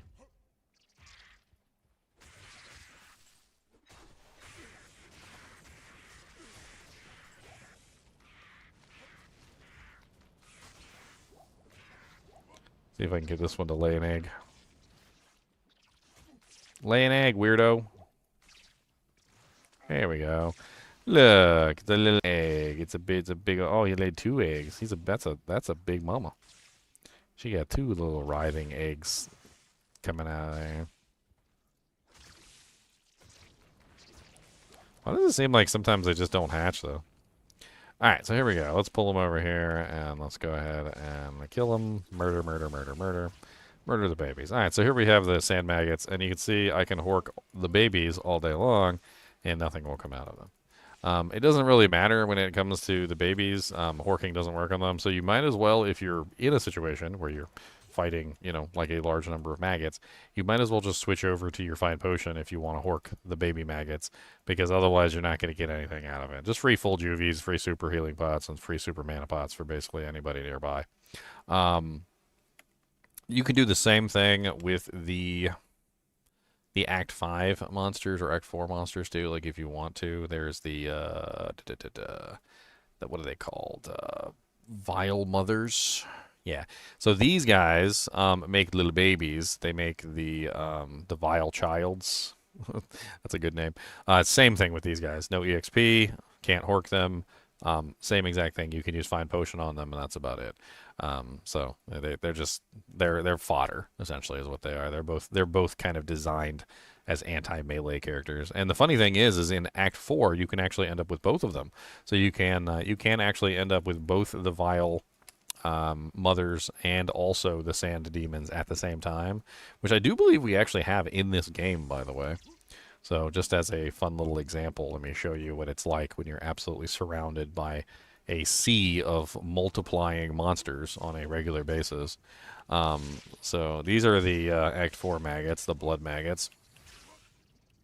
And these are the flesh spawners, the grotesques, right? So if you run into a situation like this, where you literally have access to both the flesh spawners and the maggot mothers at the same time, it can get absolutely overwhelming for some melee characters, because then you have a sea of maggots all trying to kill you and a sea of grotesque worms all trying to kill you at the same time. And having both of the spawners in the same exact area is one of the worst, like, for low damage melees that really can't dish out any kind of AoE damage. You definitely have to have some way to deal with these guys. You're basically your mamas. You got to get the mamas dead so they stop reproducing. Otherwise, it's just going to be a pain in the butt. You can utilize things like Redemption to try and help you out, because, of course, Redemption lets you suck up the corpses, which can potentially help sustain you. But attacking the babies doesn't really do anything, because they're just going to keep coming. They're just going to keep multiplying as the maggots lay more eggs and make more babies, and as the flesh spawners make more of their stupid little grotesque worms. You're just going to end up surrounded and overwhelmed relatively quickly. That pretty much covers everything for the maggots. Very annoying monsters. Also relatively, I think another term would be inefficient. Because in general, since the sand maggots, the mamas, are the only ones that actually give EXP, and the eggs and the babies give no EXP, then this means that in general, if you're spending a lot of time fighting the babies and the eggs, it's a very inefficient process where you're essentially stuck in a loop of just farming monsters that aren't giving you any benefit. The babies don't drop you any items. The babies don't give you any EXP, and they generally just waste your time, right? So, like, the maggots generally tend to be one of the monster types that you kind of want to avoid, not necessarily because they're extremely hard to kill, but just simply because they're a waste of time. Without any actual drops from the babies and without any actual EXP from the babies, it's just a lesson in futility. You know, you're spending time to get nothing, essentially, in most situations. So you kind of want to make sure you're farming. If you're killing these guys, you're killing the mothers, you're getting rid of the eggs, and you're doing your best to move past them as quickly as possible, because they're annoying and stupid to kill. I think that's pretty much it for the maggots. They're also grody, by the way, and they make grody noises. There is a maggot queen, but I don't think she technically counts as anything. She is the only one that can actually create maggots, by the way. So interestingly enough, there are, except for the flesh spawners, there is an example of a monster that can resurrect or create the other monsters that are creating the other monsters, right? So, like, in this particular case, the maggot is creating the eggs, and the eggs are creating the babies. In the case of the queen, which is the cold worm of the burrower, which is at the bottom of the maggot layer, she is the only creature in existence that can create the mothers, which can then create the eggs, which can then create the babies. Similarly, with the fallen can be resurrected by the shamans, but Bishibosh has the power to resurrect the shamans, who can then resurrect the fallen. I do not believe there's any such method for the flesh spawners, though. There's no, like, creature that spawns the flesh spawners that can then spawn the baby flesh spawners, like the baby fleshes. Like, I don't think there's anything like that. So in the case of the sand maggots, the queen is the only one that can create more sand maggots. And I think in her particular case, when she creates a sand maggot, similarly, you get no EXP for any of the sand maggots that she creates. So, again, a lesson in futility, because you're getting essentially nothing for that journey. So, if the mother, the cold worm, the burrower, creates the sand maggot, and then the sand maggot creates the egg, and then the egg creates the babies, you're getting no EXP for the babies, no EXP for the egg, and no EXP for the sand maggot, which is just absolutely poopy. It's one of the reasons why nobody really likes going down into the maggot layer, is that a lot of the monsters down there are just annoying and like a waste of time. And the maggots specifically are like the biggest waste of time, because they just fill tons of space and they don't give you any benefits. As always, I'd appreciate you guys and gals joining me. Be sure to hit that like button and subscribe button if you are enjoying the content. This is my full-time job, so I appreciate the support. And as always, keep watching.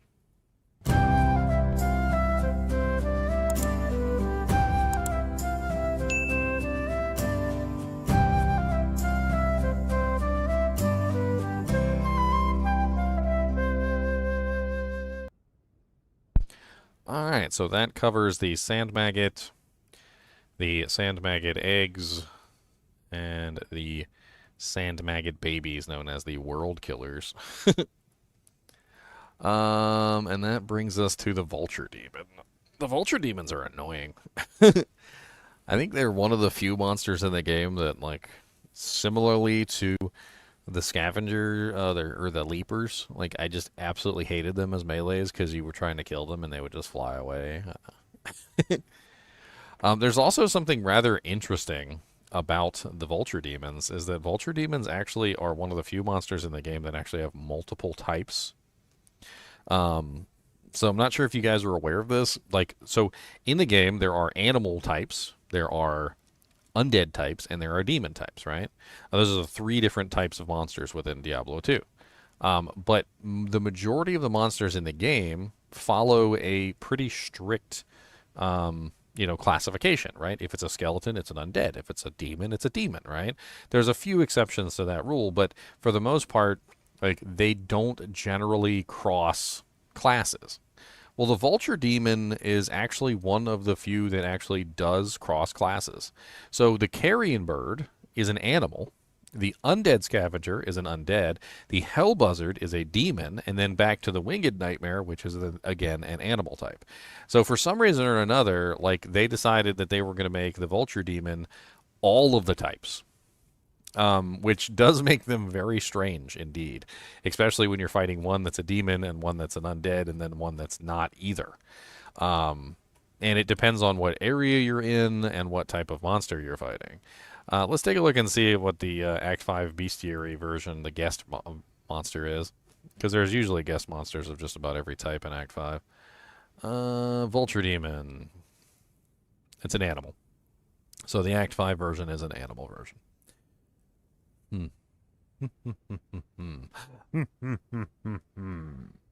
Alright, so first things first, let's go find some vulture demons.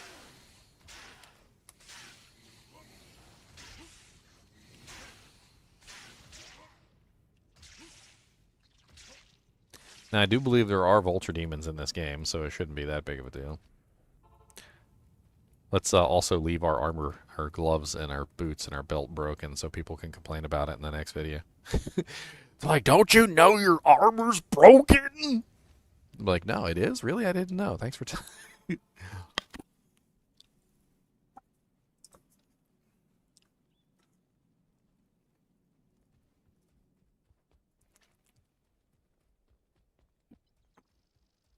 Alright, so we need vulture, demianos.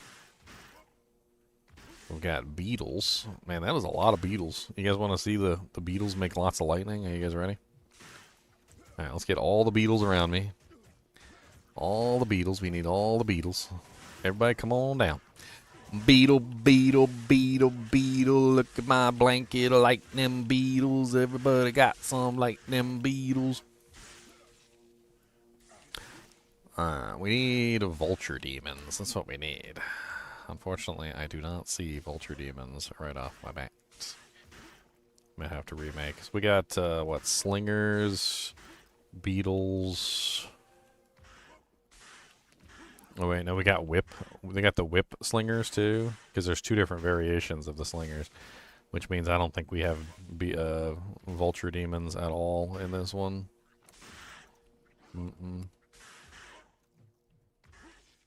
I mean, we could check one of the other zones. Or I could just remake it.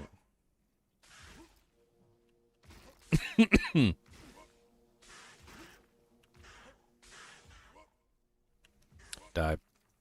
Dive. Dive. Dive. I'm a leaping barbarian, and you can't say me do no. I don't know what I'm talking about, and I'm leaping in a shout. Hey, there we go. We got some blue tanks. There we go. See, there's some. All right, let's kill these guys. Get them out of the way.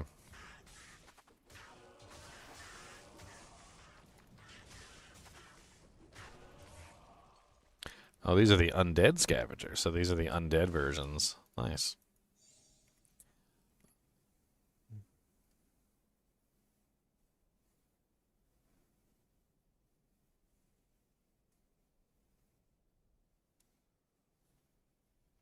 Bink. All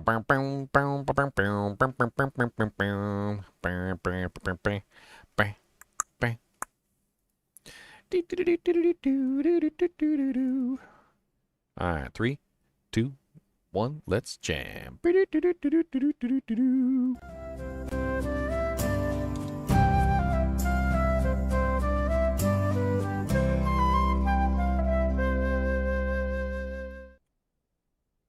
Hello, guys and gals, and welcome to another episode of Monster Families. Today, we're going to be going over a very weird monster in the world of Diablo 2, and you might be wondering, why is it a weird monster? And the answer is that it's one of the few monsters in the game that actually crosses all the boundaries of monster types in Diablo 2. So if you've played Diablo 2 for a while, you would know that there are 3 different types of monsters within the game. There are animals, which are generally, things like big giant brutes or creatures. It's just any creature in general which doesn't fit into the category of undead or demon. There is undead, of course, which are monsters that are dead, and then there is, of course, demons, which are, from hell itself. Well, the interesting thing about the Vulture demon is that it's not a demon or an undead in some cases. The carrion bird is actually an animal and is unaffected by things like Holy Bolt, as an example, whereas the undead scavenger, which I'm currently looking at right now in Diablo 2, is an undead version of the same exact beast. On top of this, there's also a demon version called the Hell Buzzard, and then sometimes goes back to being an animal with the Winged Nightmare. There's also a guest version of this particular monster called the Carrion Bird, which is also an animal-based monster. In fact, this beast is like all over the place. Erit Summit says, believed to be mutated offspring of the large native vultures that once inhabited these deserts, the vulture demons seek only to kill and consume mortal beings that cross their path. The giant vultures of old were, for the most part, scavengers who ate only dead or dying, and now befouled, these creatures circle the desert in search of live prey. Their razor-sharp beaks and talons can cause deep wounds, and a group of these demons can quickly bring down a victim. Although impossible to target while in flight, these vultures must land to attack and are vulnerable when on the ground. Often these creatures are flying high above, and above the reach of your character, and in order to destroy them, you'll have to wait for them to land. And that's kind of like the crazy part about them, is they're really annoying to kill. When they're on the ground, they're vulnerable. However, when they're not on the ground and they're flying away, they basically cannot be targeted during that particular time period. In most cases, like, you can sometimes goad them into combat. In fact, you could probably taunt them or use other abilities to force them into combat. But whenever they're in the air, you can't hit them. And sometimes they even get stuck in the air, I've noticed, depending on like the area and how things are working, which can make them somewhat annoying. When they are on the ground and they are trying to kill you, then that's a good time, because then you can kill them relatively easily. When they're not on the ground, honestly, sometimes you just probably ignore them. There's also an odd quirk with the Vulture demons, which is that they don't drop weapons no matter what. So for some reason or another, weapons and armor are off limits when it comes to the Vulture demons. Now this should technically increase their chances of dropping runes, but for some reason or another, I did some research and basically found that it does not actually increase their chance of dropping runes. So they're basically about the same as any other monster, despite the fact that they can't drop weapons and armor. Now, a lot of people will say, oh, but I've seen a Vulture demon drop a weapon or armor. Now, it only applies to the base types. If you have a champion or an elite, it does not apply to those, because champion elites are given different statuses. But the actual like base type Vulture demons, for some reason, will not drop weapons and armor, which is actually a recurring theme across quite a few different monster types, and we'll be talking about those when we get to them. But things like glooms and swarms and ghosts also do not drop weapons and armor either. So it's an actual thing that happens across the charts. Now, Vulture Demons aren't really particularly very good to farm or kill because they generally tend to be very inefficient in terms of killing them. Like, if they're on the ground and you can shoot them, sure, do it. But most of the time, if they're in the air, there's no reason to wait for them. Like, they don't have the greatest drops in the game. There's a very limited chance that they might drop you a good ring or an amulet. Their EXP isn't amazing, and it's just not really worth the trouble for the most part. Their resistances aren't particularly very high. As you can see here, they have no physical resistance, but they do have 15 to 23% block chance. They have no magic resistance, they have no cold resistance, and except for in hell difficulty, they have no lightning resistance. And only two of the variations are immune to lightning, the Undead Scavenger and the Winged Nightmare. They also have no fire resistance. Except for the Hell Buzzard, and in Hell difficulty, the Hell Buzzard does have 100% fire resistance, and then the Hell versions of each of them only have 25% fire res. So not particularly very strong against hardly any elements. They do have some poison resistance, and the Carrion Bird, which is the animal version, does have 110 poison. But most of them have either 0 or 25% poison res, which isn't very high. The Act 5 version, which is the Carrion Bird guest monster, does have really high poison resistance and a little bit of cold res, but for the most part tends to be relatively low as well. They don't really have very high HP either, especially when you consider some of the highest monsters in the game have around like 20,000 HP. The Vultures only have 2,000 to 5,149, which actually puts them really low. Kind of in the Fallen bracket, although not quite the Fallen bracket. But if you take a look at like the Act 1 Fallen, which are some of the weaker monsters in the game that don't really have a lot of HP, the highest HP on a Fallen is 3,273. And the highest HP on the Vulture is 5,149, which is still pretty close to the Fallen. So they're only slightly above the Fallen, and some of them actually being below the Fallen at 2,575. Which puts them in that range. So easy to kill if you can shoot them, but if they're flying in the air and they refuse to come down, I would just generally ignore them because they're just not worth killing. I think that's pretty much it for these guys. Other than the fact that they change alliances, essentially, between the different factions of hell, between animal, undead, demon, and animal. They just constantly flip back and forth depending on which one you see. It should be a dead giveaway, though, if you see the undead scavenger that he is undead, because it literally says undead scavenger in his name.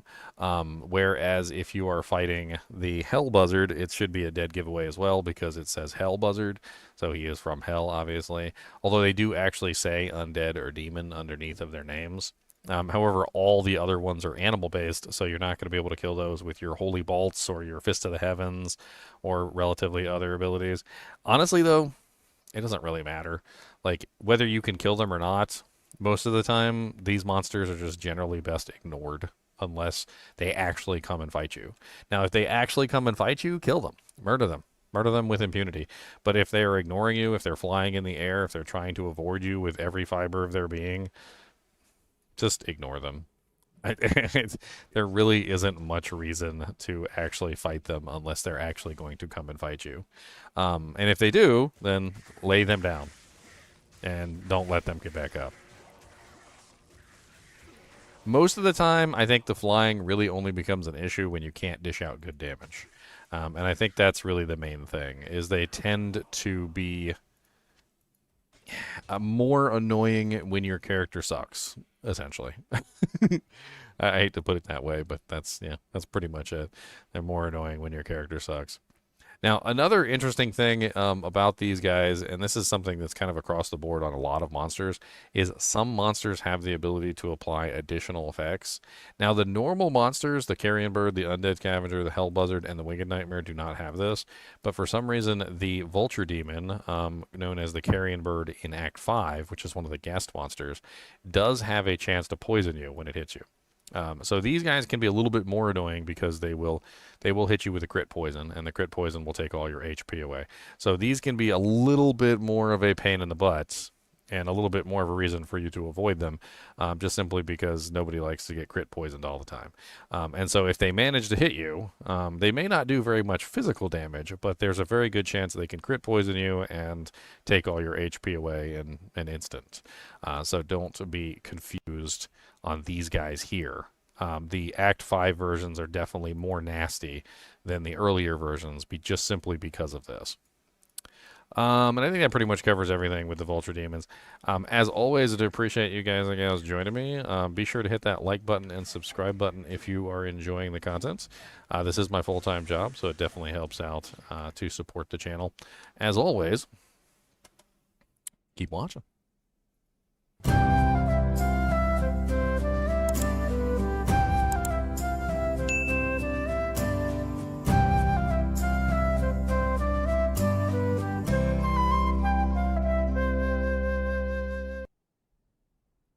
All right, another one bites the dust. All right, let's get the hell out of here.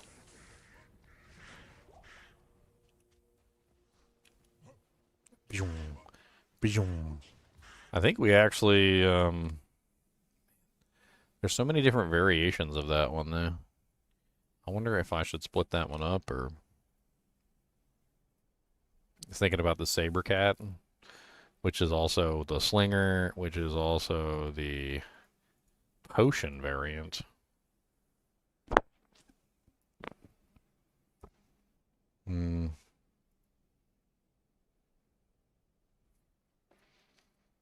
Like, is the potion variant not up here? So we've got the Saber Cats, the slingers, but I don't see the potion variants. I mean, I guess technically they could be put all into the same category, but... Well, it's funny because these are just called Spear Cats, and they're throwing potions. So, does that mean that the Spear Cats in particular have the ability to throw potions just as a general rule?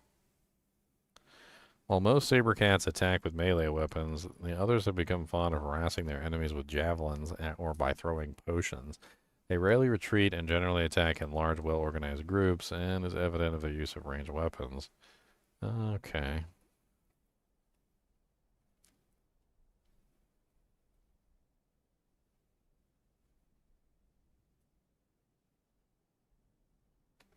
Interesting. Let's take a look at the Act 5 variant. Let's see if there is an Act 5 variant. Actually, I know there's an Act 5 variant. Never mind. What am I saying? I know there's an Act 5 variant. Slinger and Saber Cat. Question is should I split them up? I don't know if I should split them up. Let's take a look at their stats and see if they're, like, ridiculously different than each other. Dying. Don't mind me.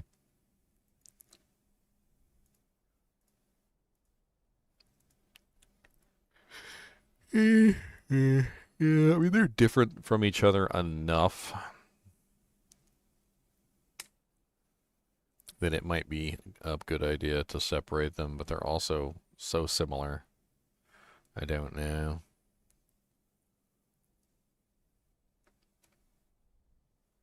D2R, 15, 30% block chance.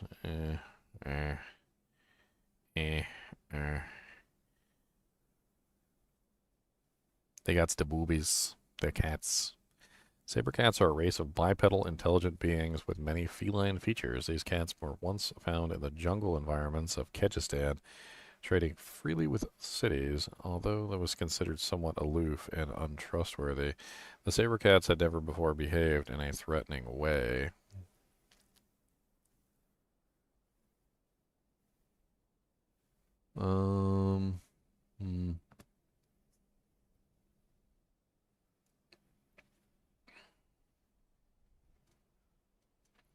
Huh.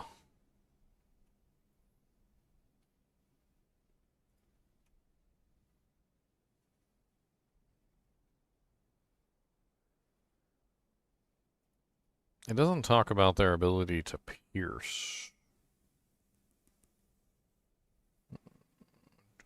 doesn't talk about their ability to pierce at all. What's up, Liberation Dev? What am I after? Oh, I'm just recording videos today. I've already recorded several videos. Sometimes I do these live recordings where I basically just take the time to make the videos with you guys sitting here. It's just something fun to do. Gives me a way to stream content for you guys while I'm making content.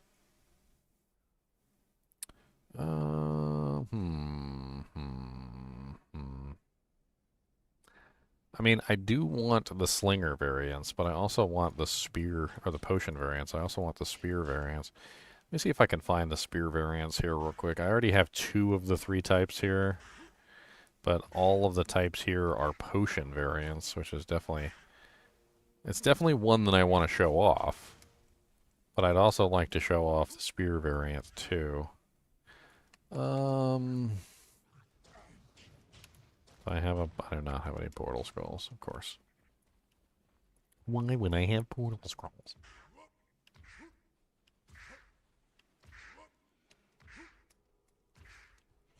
Why would I have a portal scroll? That's so silly. I don't know why. Why would I have a portal scroll? I don't want to leave this game either because I want to make sure I show off all the different variants. Oh wait, wasn't there a actually, yeah, wasn't there a spear variant in Rocky Waste, now that I think about it? I think there was a spear variant in Rocky Waste. Let's go back to Rocky Waste real quick.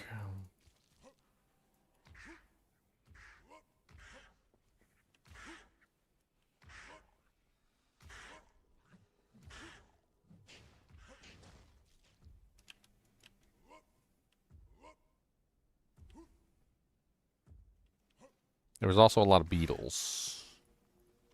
Okay, there's the whip. So they got the whippers.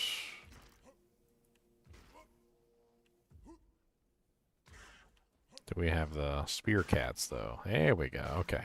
So we do have spear cat versions in this area as well. Interesting. Alright.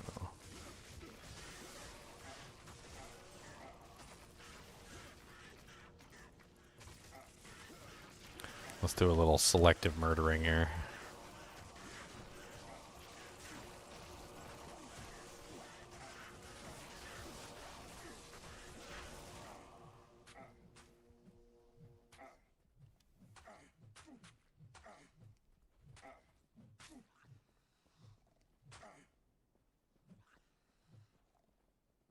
These guys are not piercing.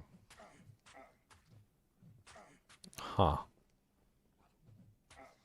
Is it only the Act 5 variants that can pierce, or is it just these guys that can pierce? You know, they've got me curious. Because they're not piercing.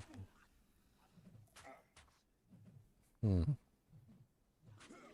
wonder if different versions of them have different percentages of piercing.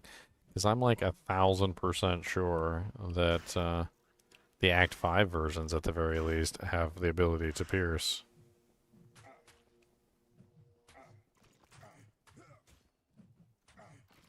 And these guys are not piercing at all.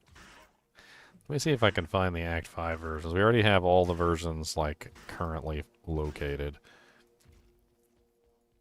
Let's see if I can find the piercing versions. So one of the reasons why they're really nasty for summoners is that summoners generally tend to hide behind their army.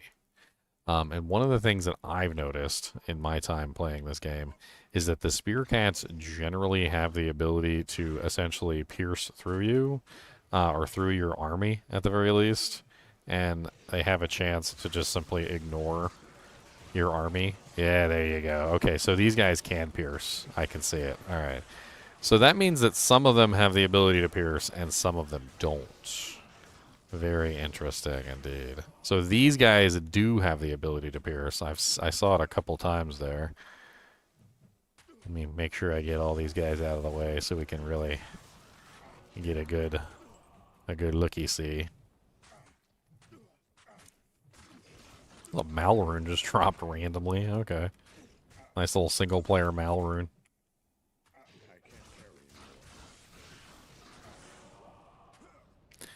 So am I wrong about them being able to pierce? Because it doesn't seem like they're piercing.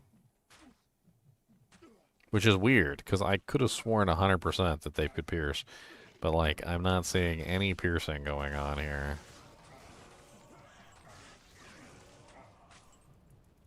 At all.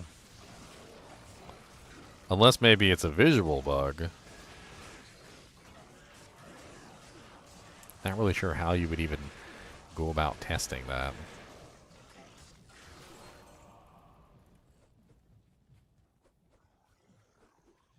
Shank, why are you running from me, sir? Oh no, no, it's gonna kill my... It's gonna kill my doodads, no! Oh my god, just getting the spear cats by themselves is proving to be the biggest pain in the butt out of everything.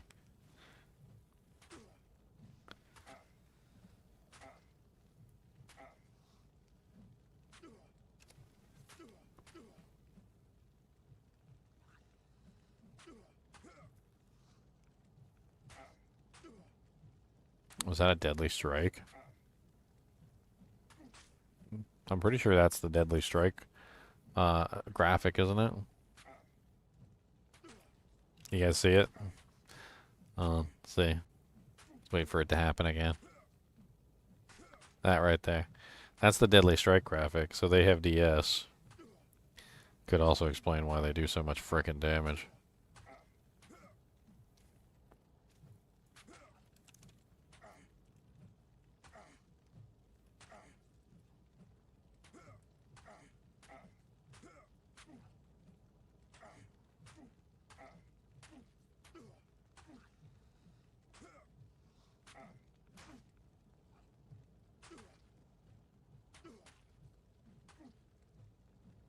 That's weird.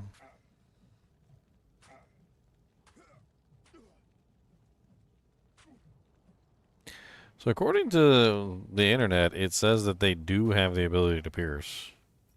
But I don't know why it's not showing that it's piercing. I suppose I could always get some minions and, like, maybe display it with a necromancer, because I'm pretty sure on the necromancer it shows. Maybe it's something about the fact that it hits the player, and once it hits the player it stops, but...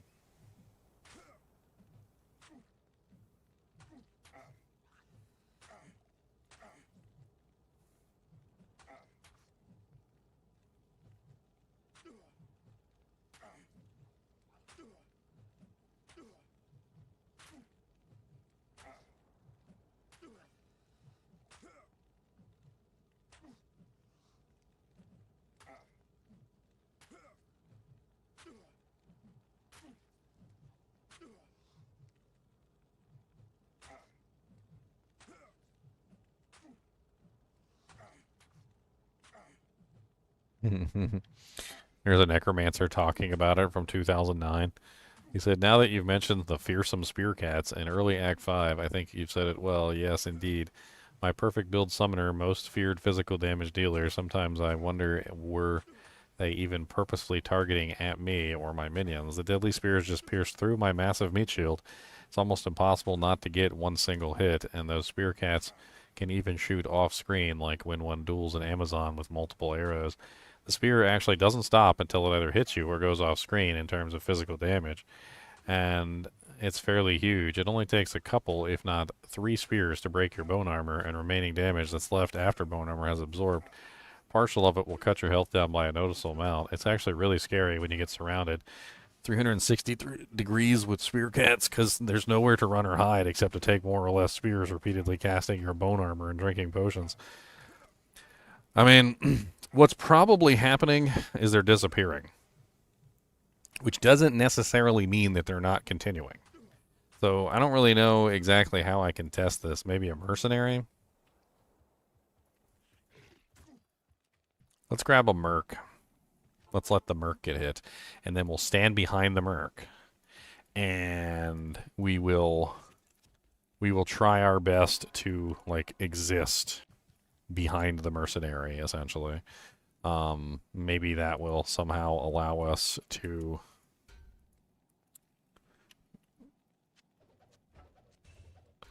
do what we're trying to do here.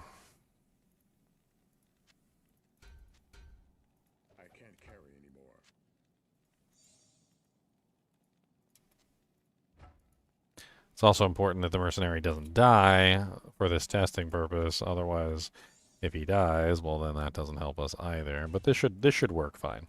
So what we're going to do is we're going to stand behind the mercenary. They're going to throw the spear at the mercenary, and we're going to see if we get hit as a result after the mercenary gets hit. So we're gonna use him as a meat shield essentially. Okay, so I'm correct. Like I think it's fairly obvious that they're throwing it through him, and it's just simply stopping because it's hitting me. But it's probably graphically still going even after, because you can clearly see he's throwing it straight through the mercenary and out the other side. All right, so that'll be a good graphical representation for the test. Oh yeah, I didn't even think about it. What about like old school? Is it still not going through in old school graphics? Yeah, okay. All right, so I think we have everything we need. We've got it all tied together. We've got all the different types we can talk about, and we'll have some fun with it. Yeah, yeah, ready. All right, 3, 2, 1, let's jam. Do-do-do-do-do-do-do-do-do.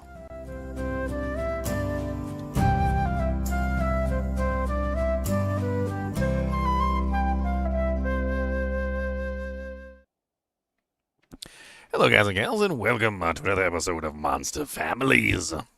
Today we're going to be looking at one of the most prolific necromancer killers in Diablo 2, and there's a reason for it. And that is known as the cats. There's a couple different variations of them. In fact, there's a lot of variations of them.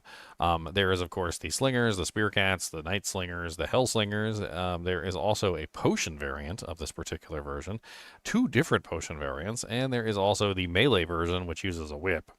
I'm going to include them all together here because they're basically all the same exact monster with the exception of what weapon they're using, and I don't really think it's worth the time to make multiple videos on every single one of them. Now, there are a couple reasons why they're really nasty. First off, they tend to be really fast. One of the things I've noticed about these guys is they do tend to run really quickly, and they surround you in a relatively fast fashion. Now, the whip versions aren't the most annoying versions. The actual, like, slinger versions are definitely a lot more annoying than the whip versions, but they can both be particularly nasty. Right here, I have access to one of the spear versions. And one of the things that I want to show you about the spear versions is that they actually have the ability to pierce.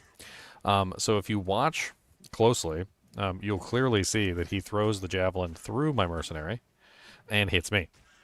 And this is actually very important for necromancers because necromancers tend to rely on their minions to stay alive. And one of the biggest issues with these guys is, well, they pretty much don't care that your minions exist. This means that they have the ability to throw their javelin through your minions and still hit you on the other side. And I'm not entirely convinced that even when it hits you, you'll notice that the javelin stops when it hits you specifically. I'm not entirely convinced that it even stops when it hits you. I'm pretty sure it also pierces when it hits you. It's just visually preventing it from continuing, but I'm pretty sure it still actually continues, much the same way in PvP, where you'll have invisible projectiles that will hit you, and you don't know exactly what projectiles they are because they no longer have a physical like form or shape, but you're still getting hit by them and taking damage. Which makes them extremely deadly for necromancers. Casters in general tend to be pretty nasty with them, but necromancers in particular tend to rely on their army to absorb attacks. And any attack, doesn't really matter what it is. If it hits your minions, then it's a very good chance that it won't hit you.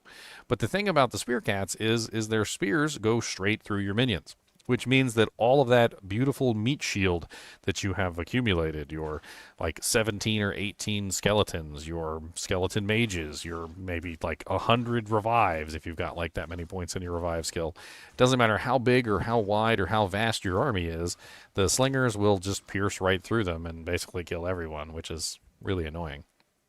And as a necromancer, you don't really have defense. You don't really have physical resistance, and you don't really tend to build block chance. So you are extremely weak to essentially everything that the slingers are. High physical damage, high, like general attack rating. They're going to slice right through you. You're not going to be able to block the attacks. It's all very nasty. On top of this, they also have the ability to crit. as well. So if you pay attention, you will actually see the crit like effect. Let me go ahead and kill these guys real quick so I can show you this. But if you're fighting the monsters and a monster crits you, there's actually a specific graphic that appears on your character when that happens. So as an example, it's probably better just to use the ones in Act 5 at this point. As an example, let's use these spear cats right here. So let's let them attack me. And what you'll notice is that eventually you'll see this little orange kind of a circle appear on my character.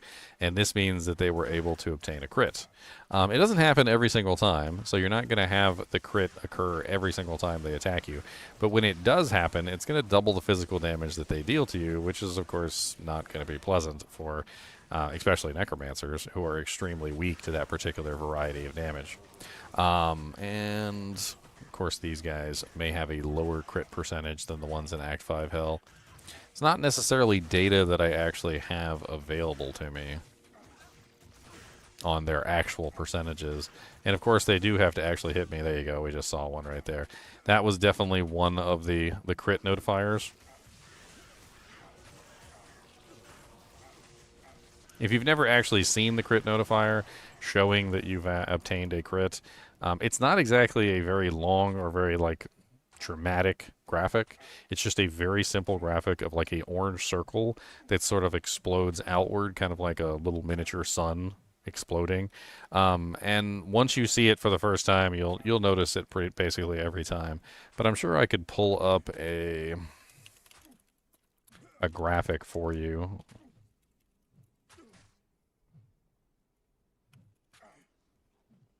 Of what it looks like when a crit occurs. And it looks basically something like this. It's like a little orange thing that shows up, and it just sort of does like a little explosion. Now, it doesn't happen all the time with these guys, but it's enough that it can potentially catch you off guard when it does happen. So what does this potentially mean? Well, this is a high physical damage character. It does a lot of damage. Javelins are particularly high physical damage. And because javelins are particularly high physical damage when they hit you, and they crit, that doubles the damage, which can catch you off guard. So you might think that you're absolutely fine. You might take a hit, and it only does like half your HP in damage or something, and you can pot away or lifesteal yourself back to recovery. But that crit that will happen every occasionally, that's a funny way of putting it. Oh, it's two right in a row there. Did you see that? When it happens occasionally, it will double the damage and potentially kill you instantly. So do be aware, as a weak melee character like a necromancer, that these guys are nasty. Now, they come in multiple varieties, not just the spear cat variety. They also come in the whip version, which you can see right here. This is the whip version. Relatively simple monsters. They just run up and they slap you down, and really not a lot more to say other than that. They do have some modifiers, and we'll talk about those later. Now, there is another version, actually two other versions, of the slinger variety. And I'm going to take you over to see the other versions of the slinger variety. These are actually pretty cool. They're one of the few monsters in the game that actually utilize potions. So there's two versions. There is the exploding potion version, and there is the poison potion version. So occasionally, for some reason or another, the spear cats, which are known as slingers, can sometimes spawn with potions instead of spears. And this is one of those varieties. So if you end up with the potion versions, these are the ones that are going to be throwing the potions at you. And I'm pretty sure they actually have the actual potions that you can find throughout the game. I think there's one like over here on the ground somewhere, but we're talking about the, like the exploding potions, the there's like 5 or 6 different varieties of them actually. I'm not sure exactly which ones they're using out of the lot, but the exploding potions are AoE, as you can clearly see. They do little explosions. They also throw for quite some distance before they hit you, and they're fire damage. The poison ones are particularly nasty because they make a huge cloud, and there's a very good chance that they'll crit poison you, which is absolutely nasty. All the slingers, honestly, all the slinger varieties are just disgusting. These can be particularly deadly to a necromancer with low resistances as well. And they also avoid attacking your minions. For some reason or another, the slingers specifically seem like they target the player over other monsters, similar to the leapers, which tend to target players over other monsters. And because they target the player over other, like NPCs, like minions, golems, skeletons, revives, etc., they just tend to be relatively nasty for characters that hide in the back behind their army, which, cough, cough, necromancer. This variety right here, not as bad as the poison one, I feel like. Poison one is even more annoying because of the way that crit poison works in this game, and it's so very common for you to have like a monster crit poison you. I can't even count how many times I've been hit with a poison. Poison touches me, and my HP just drops like to 0 immediately. Well, to 1. You can't technically die from poison, but that doesn't mean you're not running around with 1 HP and like getting murdered.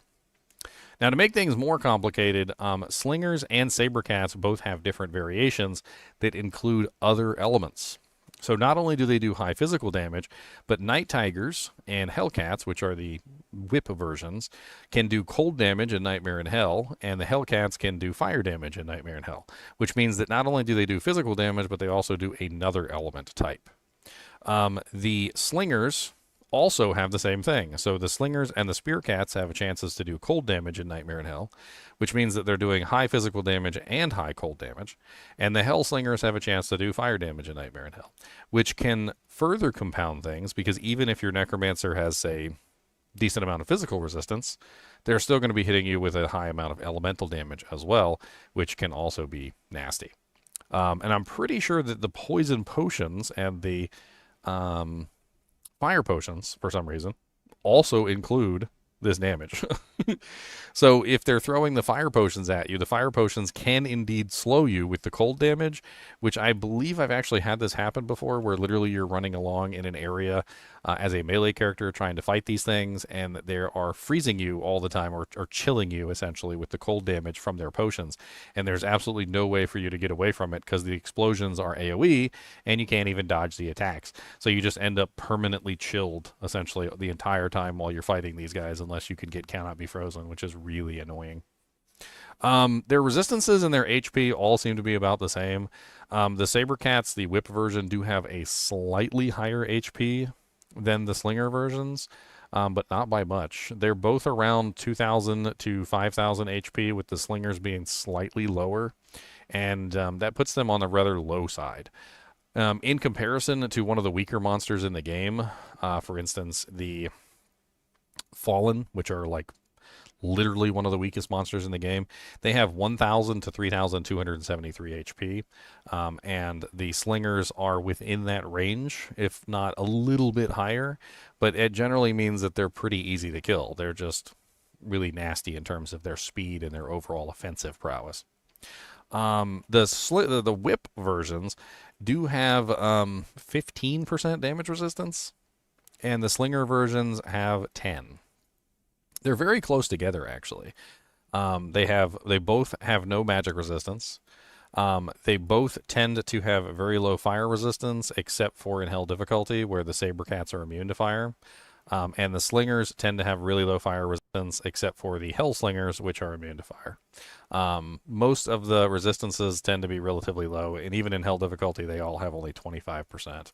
There is a guest version, which is pretty similar as well. 50% fire, 50% cold, 50% lightning, 50% poison, 50% damage resistance. Honestly, the guest version seems a hell of a lot stronger than any of the original versions. The guest version also has the ability to deal poison damage instead of cold and fire, and there is a cold version as well. So there is a specific version in the guest, which is known as the Huntress, which actually has the poison modifier, which makes them nasty. You may have noticed, actually, when you've been playing the game, especially in Hell difficulty, that it seems like every monster chills you, and you don't know why, right? You're like that monster wasn't doing any cold damage. That monster wasn't doing any cold damage. Why am I constantly being chilled? Well, believe it or not, a lot of monsters in the game just have an additional chance to hit you with cold damage, or an additional chance to hit you with poison damage. And so you'll find that a lot of the monsters in the game just have these innate bonuses to dish out additional damage types, and the saber cats are one of these types. For the slingers, which are guest monsters in Act 5 as well, and some of the more notoriously nasty versions, by the way, are in Act 5, they are also capable of multiple different element types. So the Bloody Foothills ones, the ones that like you will lament life when you fight, when you're going for shank, or like when you're fighting eldritch, you'll find them at the waypoint sometimes. They actually deal lightning damage as an additional. They also have the ability to pierce, and they can spawn in really large numbers down there. They can also spawn in Frigid Highlands, where eldritch is, and those deal cold damage. And then they have another spawn in Ariat Plateau, and those deal fire damage. So they're literally all three elements. And they pierce, and they do high physical damage, and they're just really nasty. I generally don't like fighting these things on pretty much any character, honestly, because when they are in well-organized groups, as it says here, they will absolutely annihilate you. Because if you have, like, say, 50 spears coming at you, good luck dodging 50 spears. They have the ability to deadly strike, as I've shown earlier, and they also have all this additional elemental damage, so you better have your resistances in check. If you're in Bloody Foothills, you better have your lightning res. If you're in Frigid Highlands, you better have your cold resistance. And if you're in Ariat Plateau, you better have your fire resistance, because they're going to bypass your physical resistance. Like if you have really nice physical res, they're going to bypass that to your elemental resistance, and they're going to deal lots of damage that way as well, which generally just makes them really nasty monsters. It says tips and other additional information. Take care of these quickly or run away. I don't really know what else there is to say about these guys. They're nasty. I don't like them. They generally don't tend to be too much of an issue if you have high defense.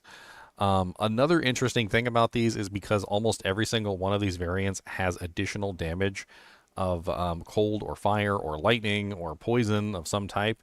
You can actually use MDR, magic damage reduced, on these guys, as well as physical damage reduced, to help a lot with these attacks. Magic damage reduced and physical damage reduced kind of cover each other in some ways. So if you have high amounts of both, the javelins tend to be kind of absorbed into the PDR and the MDR, which is very helpful, especially since they generally do both element damage and physical damage. Another really good way to deal with these guys is just high defense. If you have really high defense and really high block chance, you can generally avoid most of the damage of these guys entirely, because, well, they can't hit you. Their attack rating is right here if you're ever interested in looking. In Hell difficulty, they have 4,666, 4,390 to 4,666 attack rating, which means that you need enough defense to basically make it so that they can't hit you, which isn't actually that hard. If you have around, like,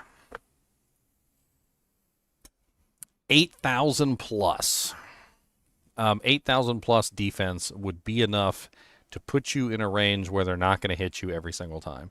And if you're around 15k plus, they're probably not going to be able to touch you at all, which is really why slingers tend to be more deadly toward necromancers, because necromancers have no defense. And they generally don't have any way to get defense either, unless they're using something like fortitude, and I don't know why you would use fortitude on a necromancer. Overall, they're all over the place. They're all over the place in Act 2, and they're all over the place in Act 5, and they're just nasty wherever you find them. They do tend to be very aggressive as well. You will find yourself surrounded by the whip monsters and surrounded by the spear cats at relatively quick succession. They do exist, I think, in even in the sewers, I believe. I'm pretty sure they're in Act 2 sewers as well. So they're in Act 2 sewers, they're in Act 2 Rocky Waste, Act 2 Stony, I think they're in Stony Tomb. They're definitely in Dry Hills. And they have, like, 3 areas in Act 5 as well.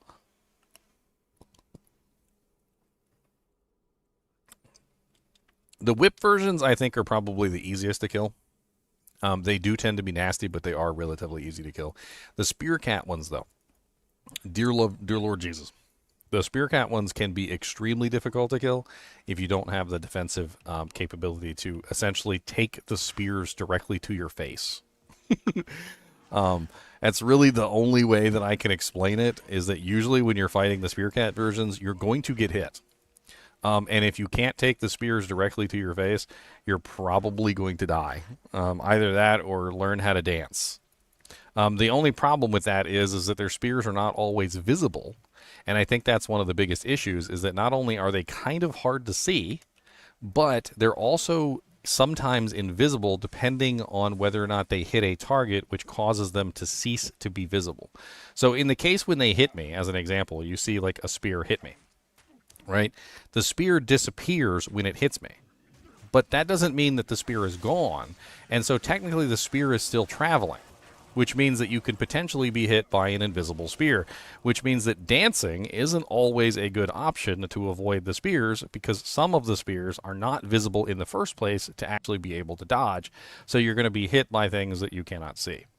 And as you can see, once you have a significantly large number of spear cats in an area throwing spears at you, it can become extremely difficult to dodge that many spears coming at you at once. Especially when you're running around like a crackhead and they're just spread all over the place like freaking peanut butter on a sandwich. I think that's pretty much it when it comes to these guys. They're not particularly the strongest monsters. They do have some things that they're resistant to, like some of them are immune to cold. One of them is immune to lightning. Some of them have high resistances, like the ones in hell difficulty tend to be more evil. In general, if you look at the resistances of the hell versions versus the resistances of the Act 2 versions, the Act 2 versions tend to be very weak, and the guest monster versions that are in Act 5 tend to be extremely strong. High physical resistance, decent poison, decent lightning, decent cold, decent fire, like across the board, and just generally much stronger monsters in general. I'm trying to think if there's anything else to go over with these guys. I don't really think there is. I did notice that the Hellcat version does have 30% block chance. And that's not the right one.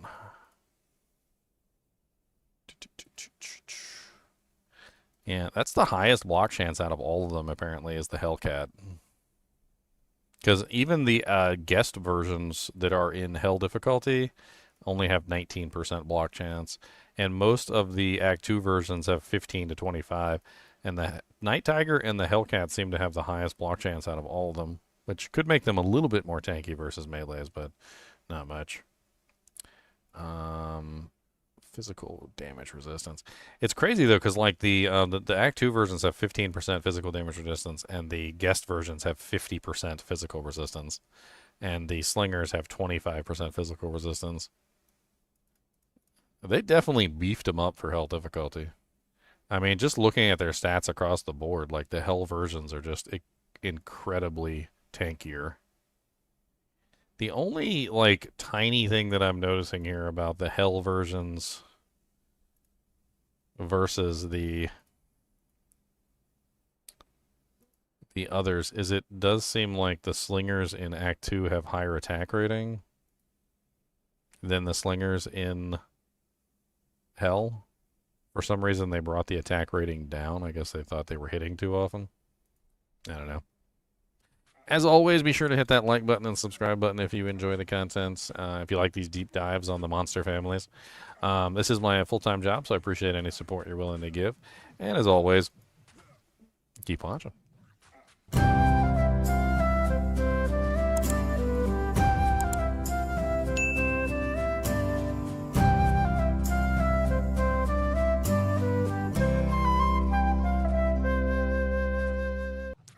Sent me a picture of the possum. I got a video of the possum. You guys want to see the possum I got caught yesterday on video? I got a video of a possum in the tree. I was thinking about posting it as a short. I was like, why not? Let's post it as a short. He's a fat boy. Or she's a fat boy. I don't know, a fat girl. One or the other.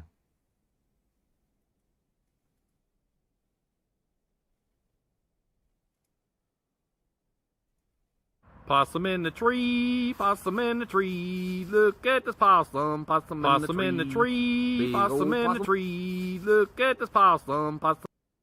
Dang. I didn't mean to blow your eardrums out. Possum in a tree, possum in a tree. Possum in the tree. Look at this possum, possum in the tree. Big old possum, fat possum, big old possum. That's a possum in the tree. He didn't like my song. Fat possum, Look at it. Fat possum. fat possum. That's a big old chunky boy. That's a chunky bonky.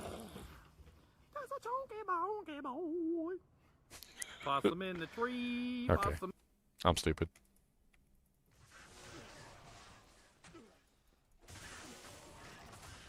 Get your first Chamroon and a Griffin's idea now. Nice, nice.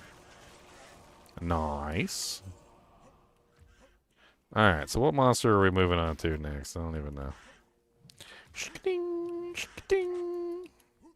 Shka-ding, shka-ding, shka-ding, shka-ding. Alright, so we have done the Whippy Cats, the Spear Cats, the Guest Spear Cats, and the Guest Whippy Cats. So we're moving on to the Swarms. I think we're moving on to the Swarms. Yes. I didn't know there was baboons in Act 2. Oh, it starts off with the Dune Beast. Okay. Interesting. Baboon Demon. But then it says that they're animals.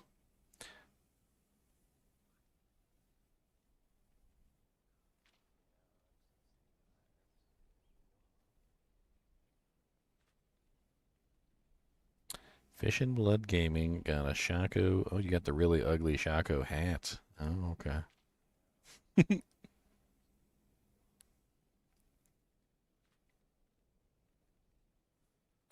Oh, man. You didn't go for the Shaco beanie. You went for the ugly Shaco baseball cap. Yeah, that's going to be disgusting. Congratulations on your disgusting Shaco baseball cap.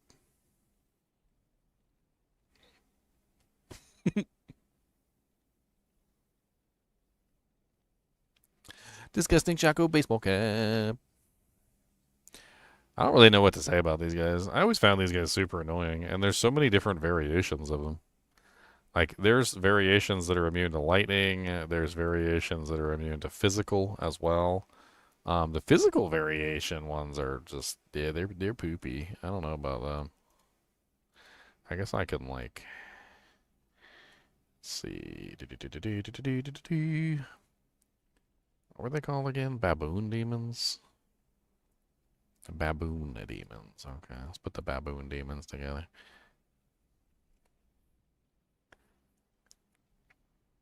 Why are they not on the list? I don't get it. I don't see the physical immune ones. Are they not considered to be the same monster type or something?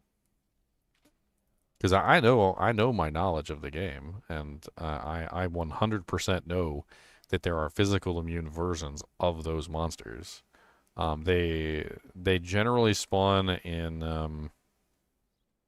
Neelithak's area, and they are immune to physical damage. They're kind of like ethereal.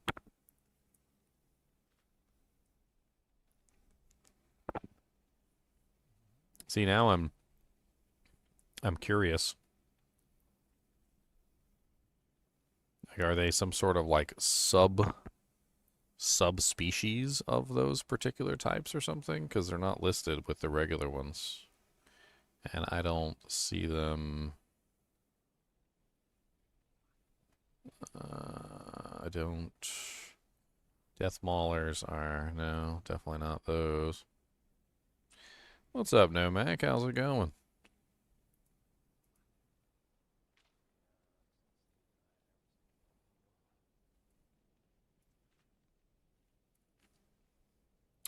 Well, that's strange. See, now we have to go on a little journey, and we have to confirm what type of monster they are. Because I know for a fact that in the Halls of Pain, especially the level where Neelithak is, there are demons that are sort of ethereal, that are definitely baboon type, And the Baboon type demons have physical immunity by default. And I don't remember what they're called right off the top of my head, but I know they're down there. Can I please boost you? I'm currently offline recording videos, no Mac, but I'm pretty sure that somebody would be more than happy to boost you. Post a game name in chat. Maybe somebody in the live stream will come give you a hand. I'm currently busy with other things.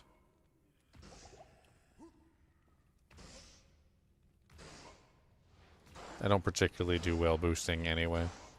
It would be more like a slow, gentle walk with me holding your hand.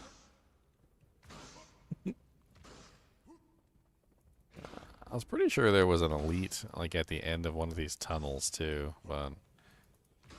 why am I forgetting what the name of these monsters are?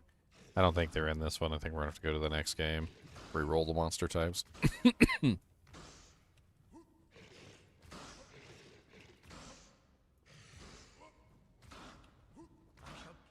Yeah, let's re-roll the monster types. Re-roll the monster types, gotta re-roll them. Re-roll the monster types, roll them all again. Punch them in the butt, my friend, punch them in the butt. Don't even tell them what, don't tell them what.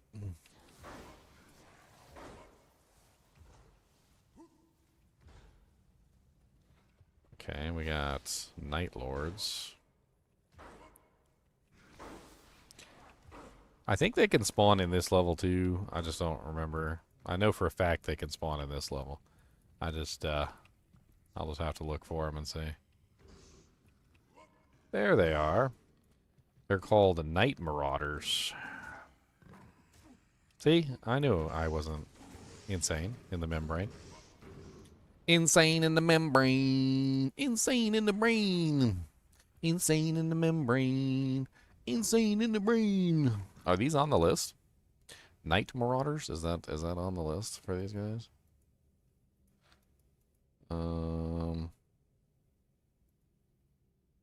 Temple Guard. Wow, they're not on the list. They're not on the list over here either. Harriet Summit is missing monster data?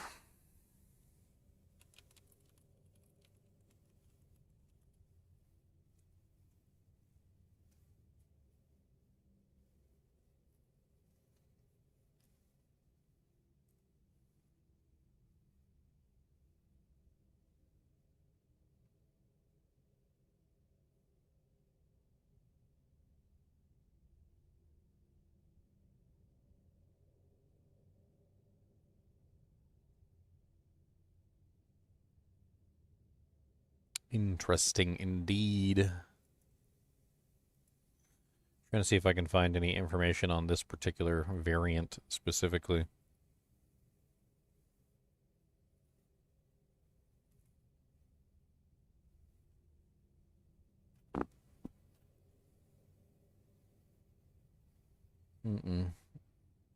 That's not correct.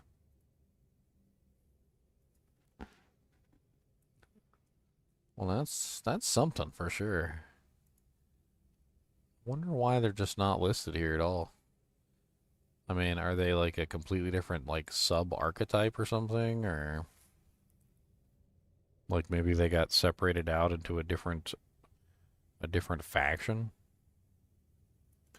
Death Mauler is definitely the ones that shoot into the ground. Mega Demon.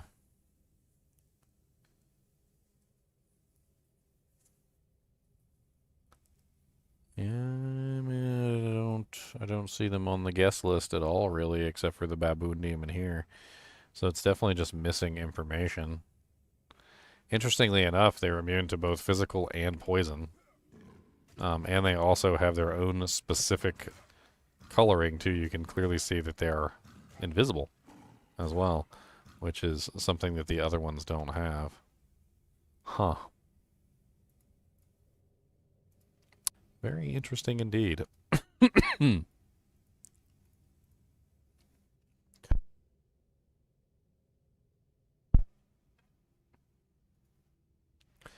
It's crazy they look like demons, but they're not demons. They're even labeled baboon demons, but they don't have any like demon marking to allow them to be killed by demon weapons or like holy bolts or things like that.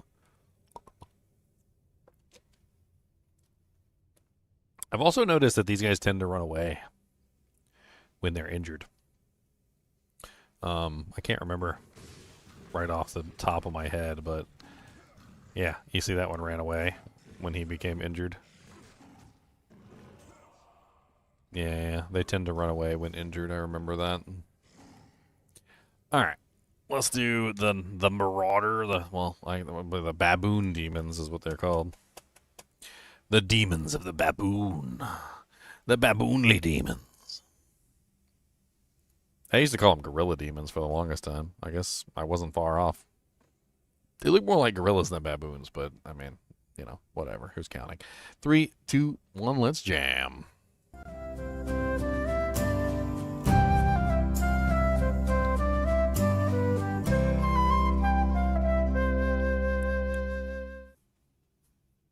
Hello, guys and gals, and welcome to another episode of Monster Families. Today I have a very interesting one, which is the Baboon Demon, which is not a demon for some reason. Also, believe it or not, Area Summit is missing information, which I trusted my own instincts.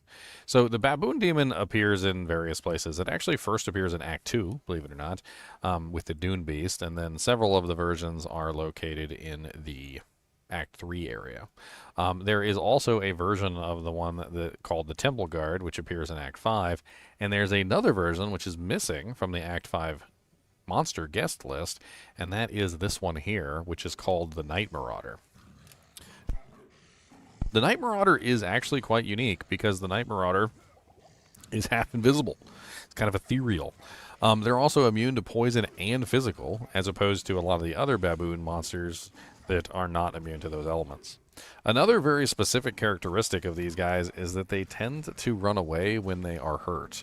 And let's see if I can show you this. As you can clearly see, he ran from me. Although they do tend to come back. I'm not sure if specifically this is an HP trigger point, but once they reach a specific point in HP, they will just simply run away from you. The ones in this particular zone are particularly nasty because, number one, you can't stop their regeneration with poison unless you have some way of breaking their poison resistance because they are immune to poison. They're also immune to physical damage, which makes them kind of nasty, especially if they gather around you in large numbers.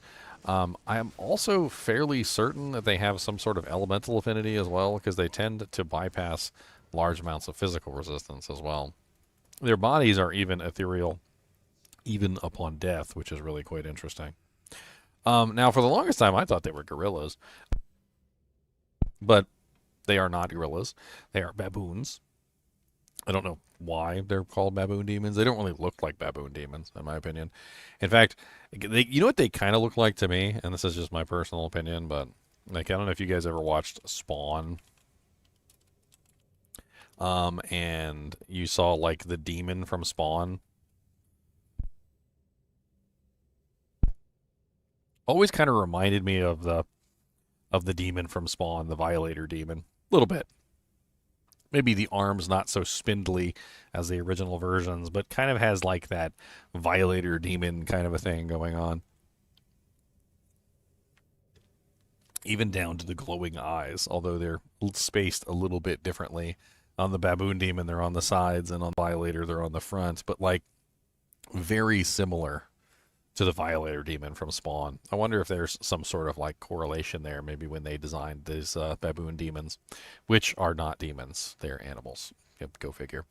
The baboon demons don't really have particularly high HP, but that's not particularly low either. It's like straight mid-grade, where at the top end it tends to be around like 20k, and the bottom end tends to be around like 2k. They're definitely in the middle. Their ability to run away from you whenever they are like hurt does make them kind of annoying to kill, especially if you're struggling to kill them.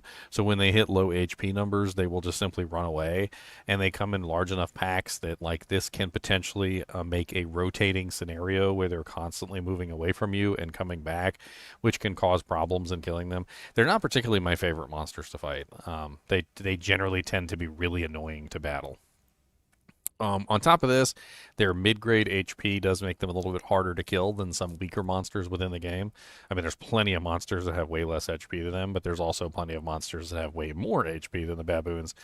So it's kind of hit or miss. If you can kill them in one shot, that's generally the better way to deal with these guys.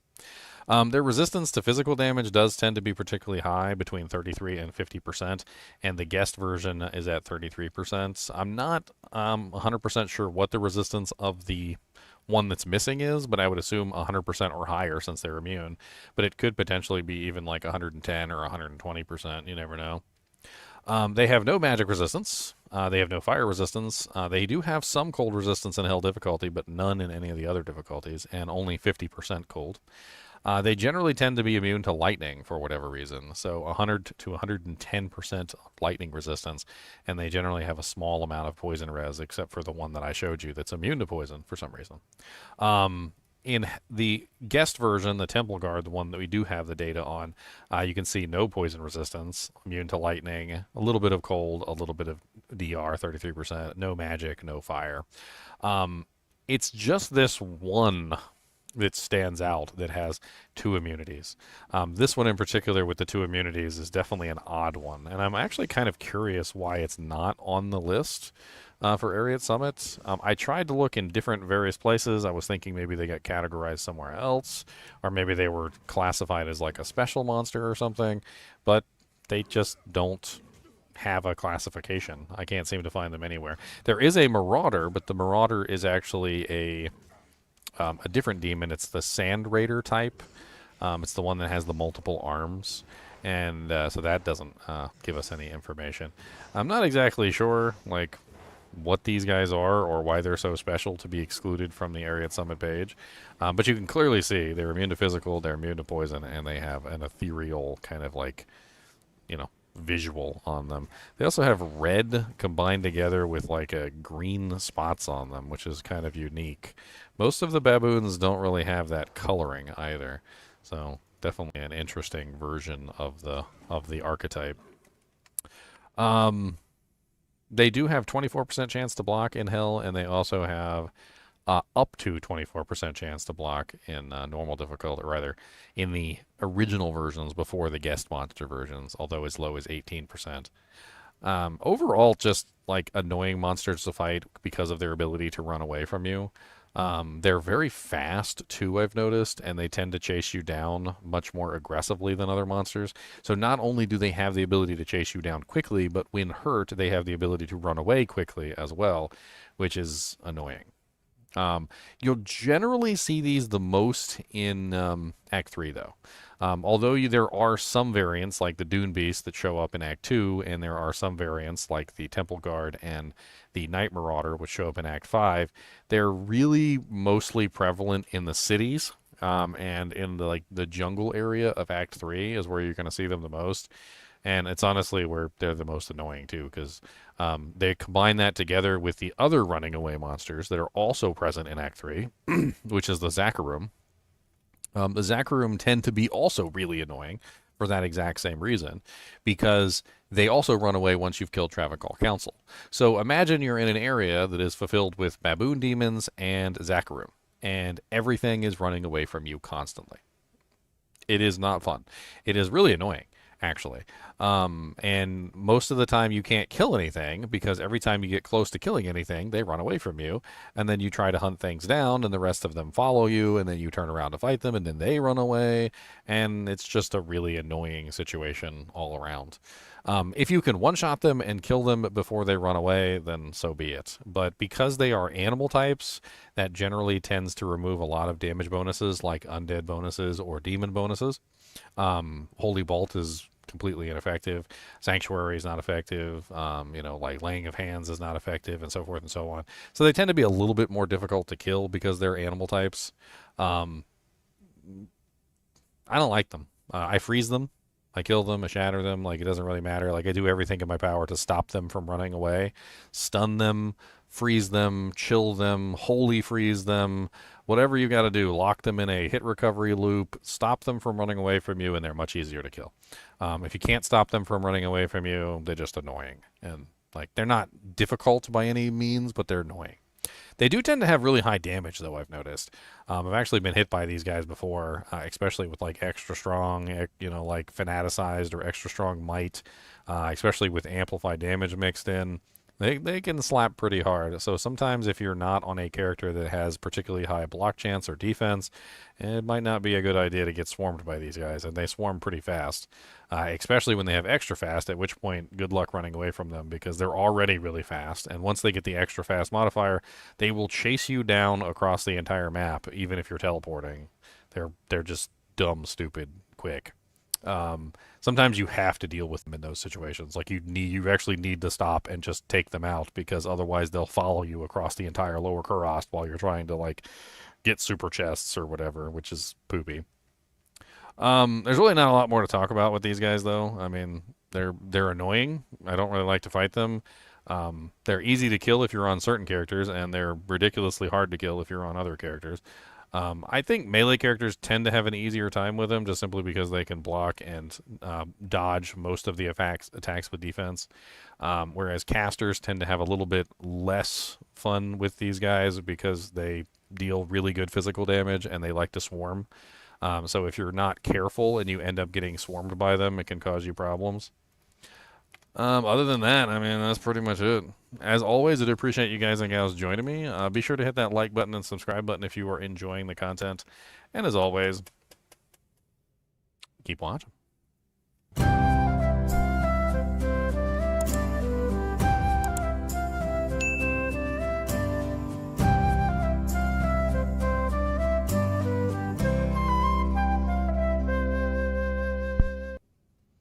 All right, Baboon demons down.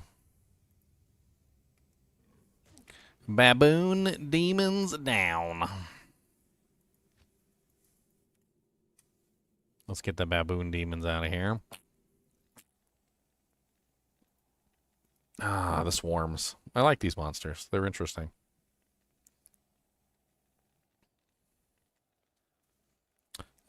Are there hell versions of the swarms, or is there a guest monster version? I do not see swarms as a guest monster version unless I'm looking at the wrong thing. Wraith, Will-O-Wisp. I don't think I've ever seen them in hell difficulty, but yeah. I'm just gonna go through the list just to make sure. Yeah, I don't see them on the list.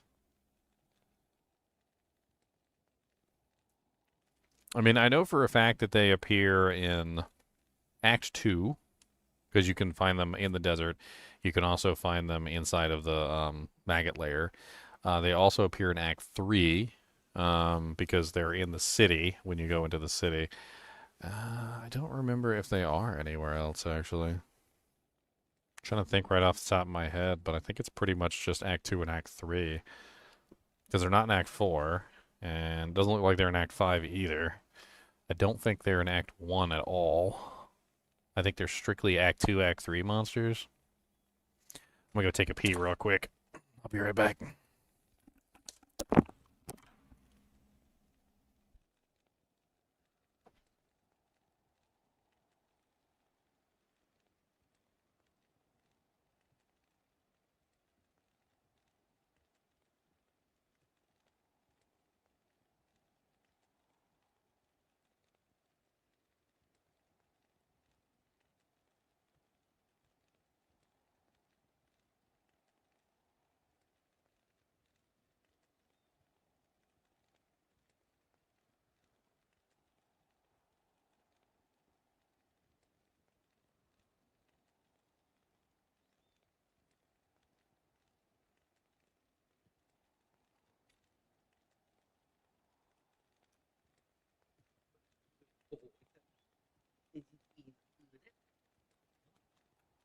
Honey meats.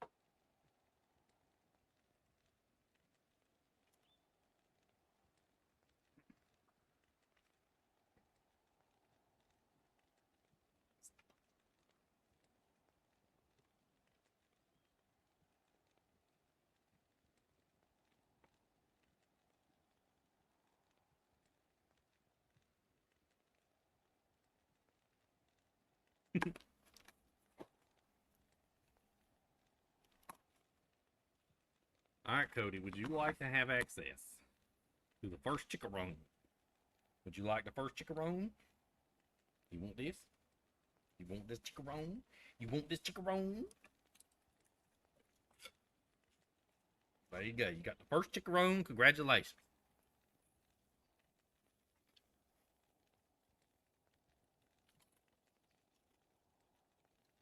It's a chickarone.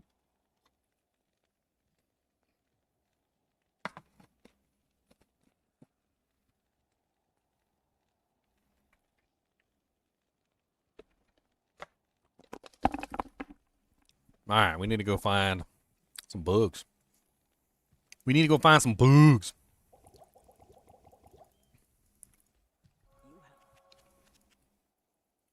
Bugs, bugs, come on down. Who doesn't want some bugs, bugs? Bugs, bugs, bugs, bugs, bugsy bugs.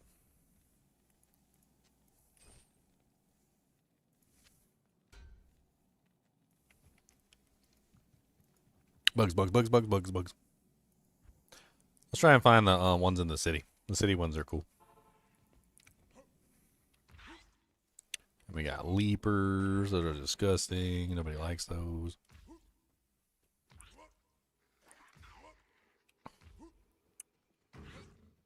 There's some more baboons. Baboon demons, baboon demons, come on down, get some baboon demons. Demons of the baboons, there's baboons. Nobody likes the baboons.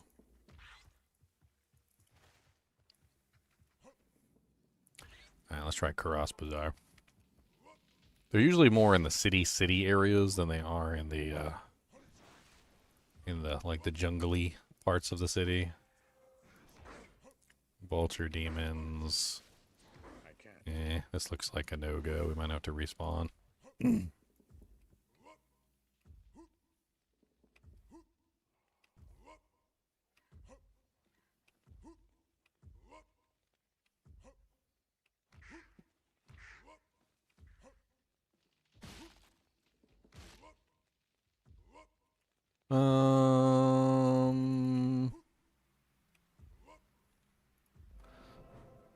Yeah, I think that's pretty much it.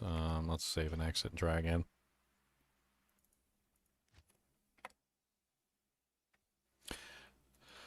Brum bum bum, brum bum bum. Gloves are broken, belts broken, boots are broken. Who needs boots? Your mama toots. Can't believe she farted like that. Well,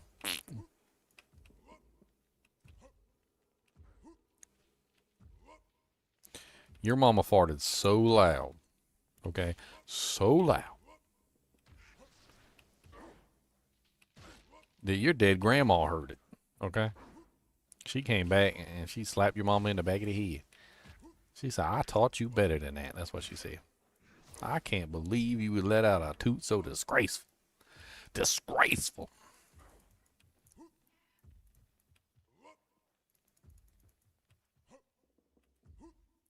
Your mama's so fat she was walking down the road one day and a crowd started to gather. And they were like, and the little kids were like, Mom, look at the parade float.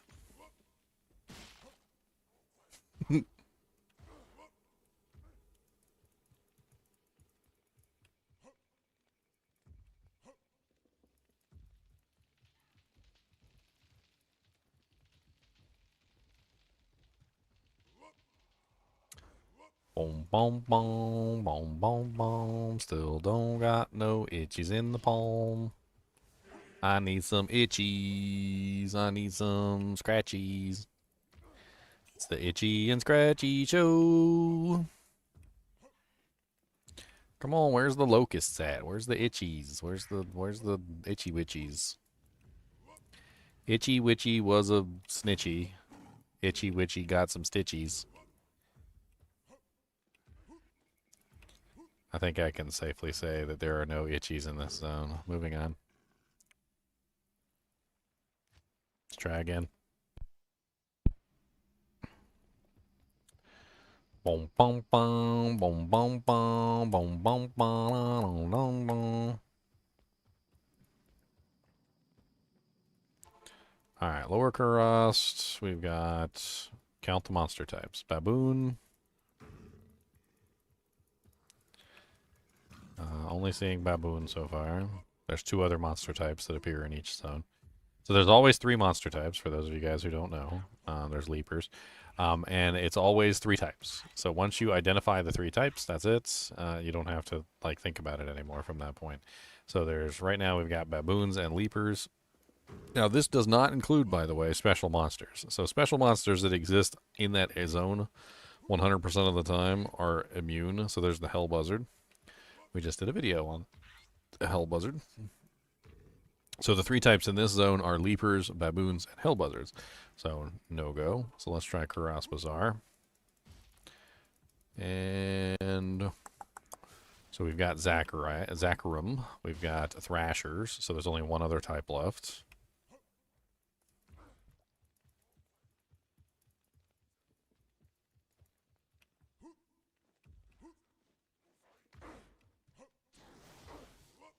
I can't remember if the Zacharumites count as 2 types or not. Technically, you got Zacharumites, and then you have the Sextons that go with them. I don't know, they might actually count as 2. I can't remember. I doubt they're in this zone, though. Let's move on to Upper Kurast.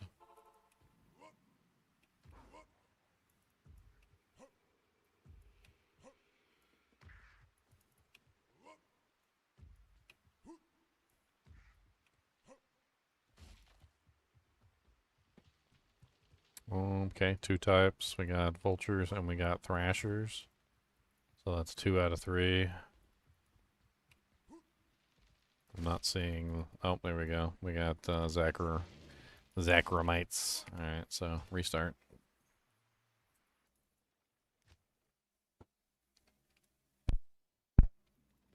This system of rotating the monster types is one of the reasons why Diablo 2 feels very fresh no matter how many times you play it. Because there's a list of monsters in every single zone, and the monsters are capable of rotating between those types.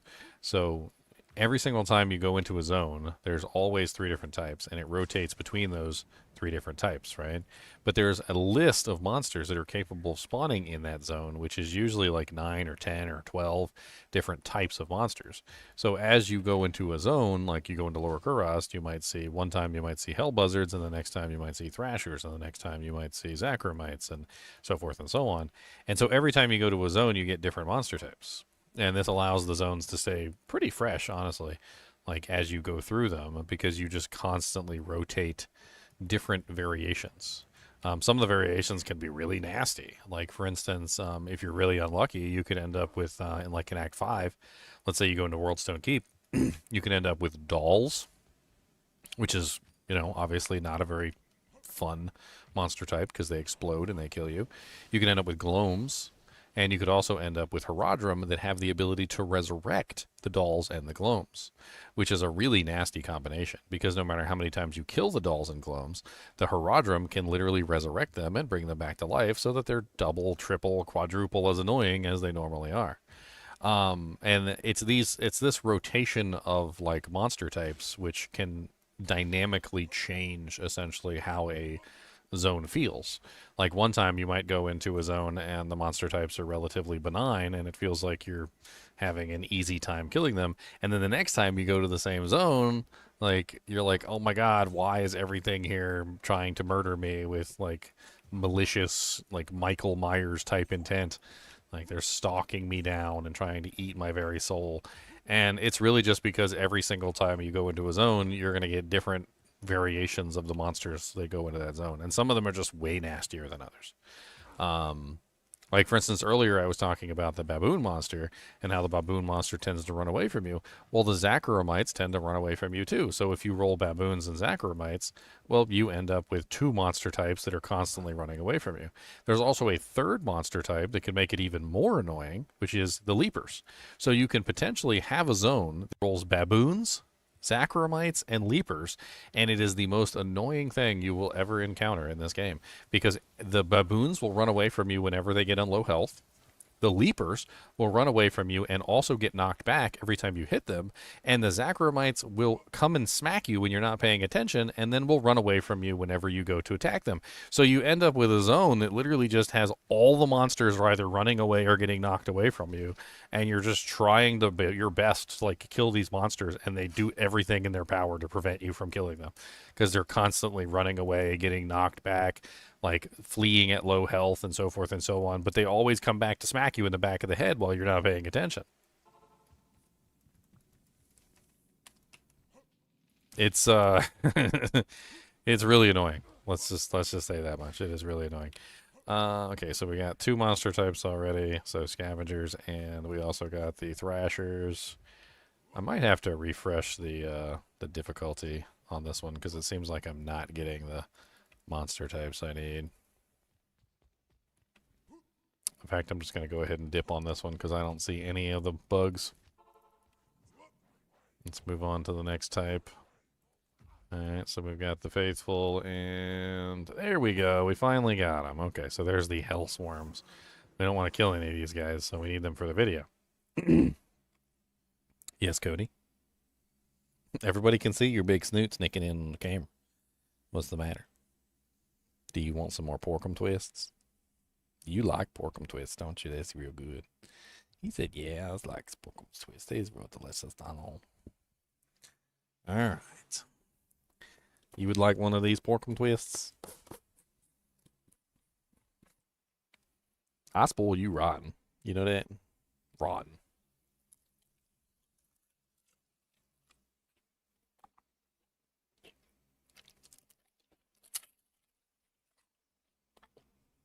All right, now sit down and be a goodest boy. Lay down and be a goodest boy. All the way. Thank you for laying down and being a goodest. Okay. What's up, All Out Style? I'm doing pretty good. Finally recovered from my horrible death plague. I swear I was sick for like 2 straight weeks. It was definitely not fun. I would not wish it on anybody.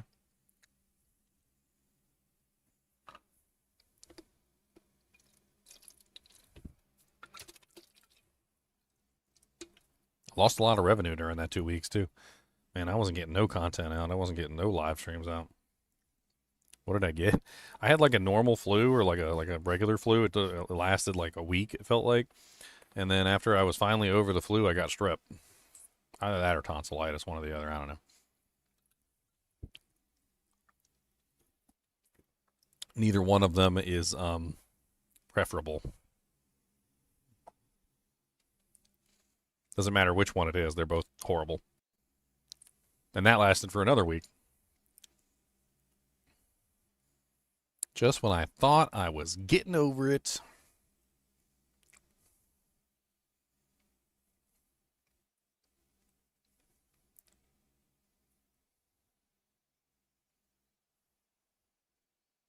Must have sucked big time. Oh, yes. Very much so.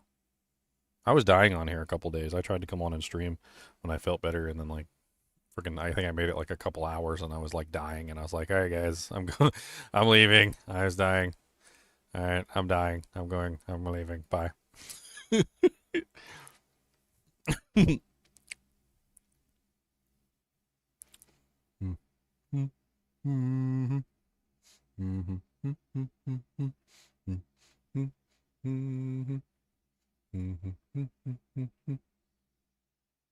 All right. I think we've got the bugs. We've got everything we need. I think we have what we need in terms of like information as well. So I think we are good to start the next video. So I'm gonna go ahead and start recording, and we're gonna record video on the buggies, on the buggy bug. We're doing live recordings today for those of you who are just joining. So I'm basically just like churning out videos. These are all going to be uploaded as individual videos eventually. So 3, 2, 1, let's go. Doo doo doo doo doo doo doo doo.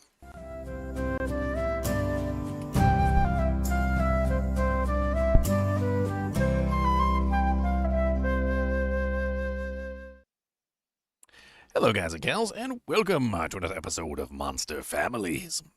Today we're going to be going over the monsters known as the itchies, the swarms, the hell bugs, the evil, like, flying ick. They're definitely gross, and not only are they gross, but they also drain stamina, which normally stamina is not an issue, like in most of the game. But when you're fighting these guys, they make stamina an issue because they steal all your stamina away, and they're very rude about it. This is not just one bug. This is like a swarm of bugs. As you can clearly see, they seem to be made up of like individual bug like particles. I'm assuming it's supposed to be very reminiscent of locusts, if you guys have never seen locusts. Locusts are an actual real thing that used to completely devastate crops and all sorts of other things back in the olden days. And so I'm guessing that that is kind of what these are designed around. And you might be thinking, well, what damage can a bug do? Well, the answer to that question is a lot, if there's a lot of them. Like, when you see a picture like this, imagine, if you will, like, death by a million cuts. You have a bug who takes a little tiny bite out of you. It's not that big of a deal. It itches for a while, and it'll heal later. But imagine 10,000 of these bugs take a little bite out of you, or 100,000 of these bugs take a little bite out of you. It doesn't eventually, take that many bugs to just simply eat the entire person that is left. Now, some of these are eating crops, some of them are eating animals, some of them are eating all sorts of things. It depends on the specific species of bug. Ants kind of do the same thing as well, but they don't, well, not all ants fly, but some of them do. But basically, like, when it comes to these locusts, essentially numbers is the power here, right? So you have massive numbers, and the numbers of these little tiny insects can do massive amounts of damage. I always thought these bugs, like in Diablo 2, were kind of interesting because I always thought to myself, like, how would you even fight these things as a melee character? You know what I mean? Like, would you turn your blade sideways so that you could, like, because you wouldn't want to have, like, the cutting edge, like, swinging the cutting edge, because what, you might hit like a couple bugs. But like, if you turned your blade sideways like a fly swatter, you could like swat with your blade, and maybe you might actually hit or kill more of them by swatting with your blade. And it sounds kind of silly to say it that way, but if you were fighting a large amount of bugs like this who were trying to kill you, swatting them with the sword might actually be more effective than the latter. You could also potentially take off your shield and just like take your shield and just start like going like this and just smacking them into the dirt. I mean, who knows? There's definitely some interesting ways that you could potentially combat like bugs like this, which of course is outside of the realm of the game. Because when you're in the game, you just take one swing and the whole swarm gets hit by your attack, which of course is silly. Now, most spellcasters don't have any trouble with these swarms, and it really comes down to the fact that the swarms were designed in such a way that, well, they're meant to like counter melee characters. And every now and then you see that little sparkle that appears inside the pack. That means that the swarms can deadly strike, which means they do double damage during that particular attack. Now, swarms are almost always immune to physical damage. And let's take a look at the swarm sheet here. Which they do go by a lot of different names. They go by itchies, they go by black locusts, they go by hell swarms, and they generally tend to be almost direct counters to physical damage characters. And we're going to talk about what you can do to potentially bypass these monsters, how you can deal with them in various ways, and why they're not really that difficult. Now, the fact that they drain stamina is kind of annoying, but like usually if you're fighting them, you're standing still, or you're mostly standing still anyway, so you don't really have to worry about it. When I say they are direct counters to melee characters, they are direct counters to melee characters. They are designed in a way that melee characters literally generally have the worst time with these monsters. You can see that they have no ability to mana leech or life leech. This is because they have a drain effectiveness of 0. They're essentially the same as skeletons in this regard, which means that it doesn't matter if they are immune to physical or not. It doesn't matter whether you can break their immune to physical or you apply amplify damage, or if you have 10,000 life leech, you cannot life leech them because they have a drain effectiveness of 0. Now, the only way that you could potentially drain from them is life tap, which doesn't technically life leech. It actually is a different form of leech. But even if you life tap them, you still have to break their physical resistance so you can actually deal physical damage and get life back. So they're designed in a way that technically kind of circumvents melees, and it's really annoying. But how can you potentially deal with them as a melee character anyway? Well, the interesting thing about these monsters is that, number one, they don't really have a lot of HP. You can see right here that in Hell difficulty, they only have 772 to 2,058, upwards to a maximum of 2,288 HP, which basically means they have like no hit points. Now, this is kind of odd, though, because they feel like they're really tanky as a melee character, and the reason why they feel tanky is because even in normal difficulty, they have as low as 60% physical damage resistance, and even up to 90% in normal difficulty as Hell Swarms, which means that 90% of your physical damage is essentially being taken and thrown away. In Hell difficulty, they're almost always immune to physical damage, and in Nightmare difficulty, they're very close to immune, and with anything like Stone Skin, for instance, they definitely go immune. So you generally can't do physical damage to them, which is one of the biggest problems. Now, you can apply Amplified Damage or Decrepify if you've got it, but one of the easiest ways to deal with them is just to not do physical damage. Use anything that does elemental damage. Gimmer Shred. Add elemental damage charms in your inventory. Crescent Moons, Holy Freeze, Holy Fire, Holy Shock, all sorts of various ways that you can apply elemental damage to your melee attacks. And they'll die really easy because they don't have much HP to begin with, and on top of that, they don't have any resistances either. They have no magical resistance, they have no fire resistance, they have no cold resistance, they have no poison resistance, and they have very limited lightning resistance. And only the Hell Swarm has lightning resistance of 70% in Hell difficulty. So for the most part, if you deal any elemental damage to them, you can usually kill them relatively quickly. Gimmer Shred, Baronera Star. There's tons of various little weapons, like trying to think of like some of the lower level ones, but like Nord's Tenderizer, Lightsaber, Azure Wrath. There's like hundreds of little weapons that have like 200 to 400 to an element on it, right? Well, if they only have like 772 to 2,000 HP, that means you can usually kill them within like 2, maybe 3 strikes with any elemental damage weapon. And they're designed in such a way that any elemental damage essentially bypasses them almost entirely, but physical damage is almost completely hard stopped in every way, shape, and form. They don't want you to leech from them. They don't want you to dish out physical damage to them. And even if you do dish out physical damage to them, it's going to be depleted tremendously. Like even if you put amp on them, if they're immune to it, they're going to practically bring it down to nothing. If you use amp and a Bone Sunder together, you can usually go through them pretty quickly.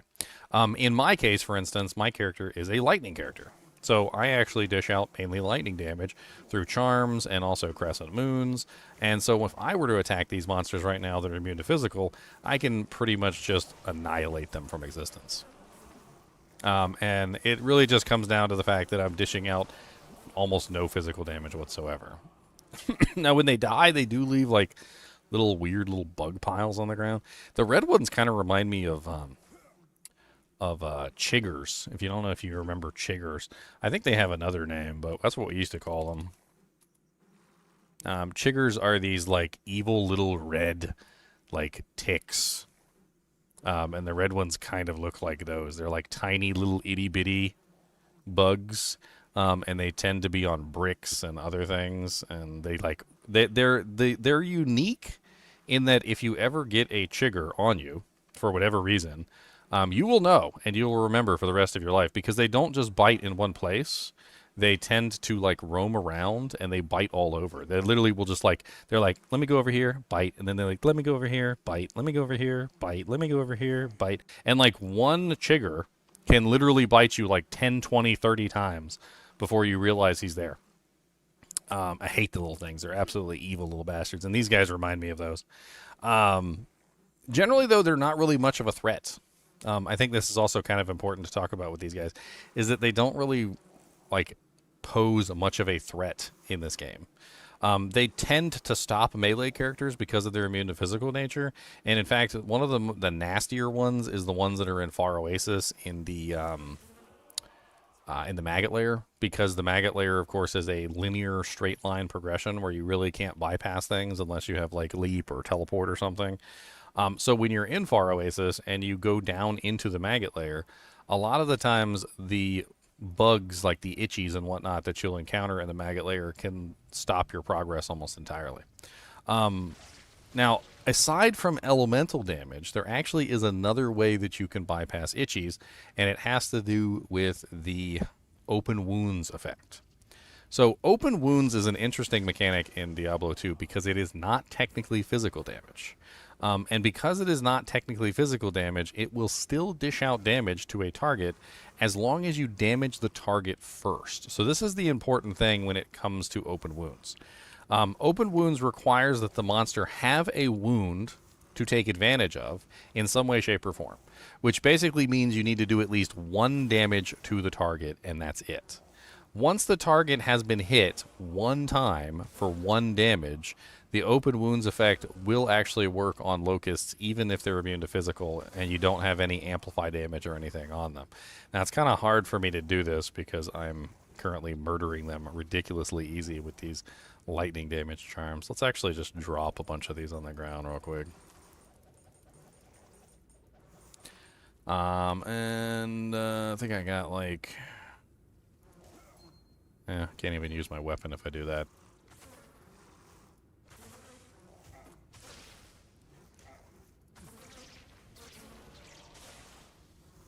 Alright, so as you can see, you see the monster's HP going down? That's because the open wound effect is applying to the Black Locust even though he's immune to physical. And this is literally one of the easiest ways to deal with these guys because they have such low HP, is to get any charm whatsoever that does any damage type other than physical. It can be poison, lightning, fire, it can be cold. You could potentially have a tiny bit of like magic damage on a weapon or something. Like, it doesn't really matter. As long as you can do at least 1 damage to the target and you have open wounds of any type, you can bypass the physical immunity of these monsters. Now, normally it might take a relatively long time to kill a monster with open wounds in that particular way, but because the monsters, these itchies, have such low life, the open wounds effect will actually absolutely destroy them. There's a lot of really easy ways to get access to open wounds too. Like, for instance, you could use one of the cheapest versions, which is, of course, Malice. Malice is only Ith-El-Eth. It's one of the dirt cheapest rune words that you could potentially make, and you can utilize this at a very low level, only level 15, and it has 100% chance of open wounds.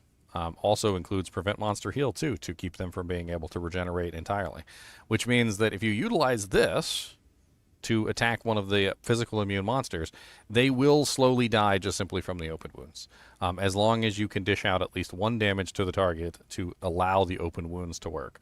Now, open wounds damage scales with level, so as if you're a low-level character, you get less damage. You can see here that the damage on the open wounds goes up and down depending on your level. So as you get to a much higher level, you get way higher damage output. So do keep that in mind as you're trying to struggle bust your way through maggot layer. I've definitely had to do this on occasion. Like, for instance, when I was on my smiter, the smiter cannot actually do elemental damage. So I had to find another way to bypass the physical immunes in that particular regard. Moving on to like more like interesting stuff here is I was trying to see if the swarms existed anywhere else besides Act 2 and Act 3. But I couldn't find any. Normally, some of the monsters have a guest type, and there is a guest type for like those specific monsters in Act 5. But according to this list, there is no itchy swarm guest type on the list. So I guess the swarms only exist within Act 2 and Act 3. I know they're not in Act 4, and I know they're not in Act 1. And surprisingly, they don't exist in Act 5 either, unless they happen to be not on the guest list, but actually in the game. Which, believe it or not, when we were doing the Baboon earlier, I did actually find out that there was one version of the Baboon which did not exist on the guest list, but was in fact in the game, known as the Night Marauder, which exists inside of Neelithak's Temple. So maybe I could be wrong, and there might be a swarm that exists somewhere in Act 5. It's just not on the list. Overall, they're definitely not like the most crazy monsters to deal with. When you do find them in Act 3, they're generally spread out and relatively easy to either avoid or kill. In Act 2 is the only place where really the physical damage characters are forced to deal with these characters. And there's really a myriad of ways that you can potentially deal with them due to their extremely low health and extremely low resistances. They do have some additional effects. So the Hell Swarms specifically, which are the strongest variation of them, do have additional fire damage in Nightmare and Hell difficulty, which could potentially bypass like some of your resistances. Like, for instance, if you're just fresh to Hell and you're still in the negatives in fire resistance for whatever reason because you don't have the appropriate gear that you need, the extra fire damage that these guys do could be enough to overwhelm you if you're running in the negative on fire. Overall, though, just not really that big of a threat. Usually, though, the main issue with these guys is their swarming potential. So speaking of that specifically, you noticed earlier when I was in I believe it was Kuros Bazaar, and I was messing around with all of those itchies, they tend to swarm you relatively effectively. Now, even though they don't necessarily do enough damage themselves to kill you relatively quickly, if you're in a zone that has other monsters, like ranged monsters or casters, anything that is going to be able to hit you besides the itchies, they can potentially lock you in place relatively easily, which is something that I would definitely be wary of because there are so many of them and it's kind of hard to see exactly like where the out is because of their big, like, I don't like balloonish kind of nature. Let me see if I can find another pack of them real quick. I think it was Kuros, but Upper Kuros.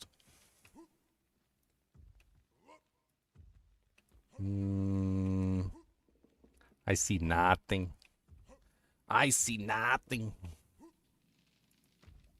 It's kind of strange, too, because you don't always see them here. And it's actually kind of rare to see them. But when you do see them, they tend to be extremely high in number to the point where they almost like blot out the surface of the sun, so to speak. Which I'm pretty sure that means that they're not in this specific zone. I love killing them on my elemental characters, though, I tell you that much. Yeah, I think the elemental characters have the easiest time with them, and they don't even think about them. Like, if you're a sorceress or a Javazon or, you know, like any kind of like AoE elemental damage character, you pretty much just don't even care that they're there or that they exist in any way, shape, or form because you fire like one attack and they're gone. So mainly just a melee character problem and mainly only like physical damage melee characters. If you do happen to be like a Holy Fire Paladin, Holy Freeze Paladin, a Holy Shock Paladin, any kind of elemental damage paladin running like a Gimmer Shred, a Baronera Star.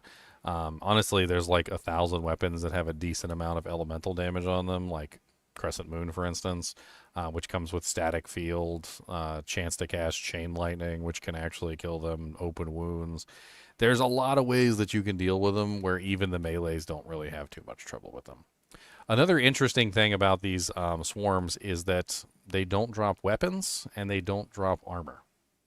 There is a list of monsters, if you guys are interested, where basically these monster types are restricted from dropping specific types of equipment.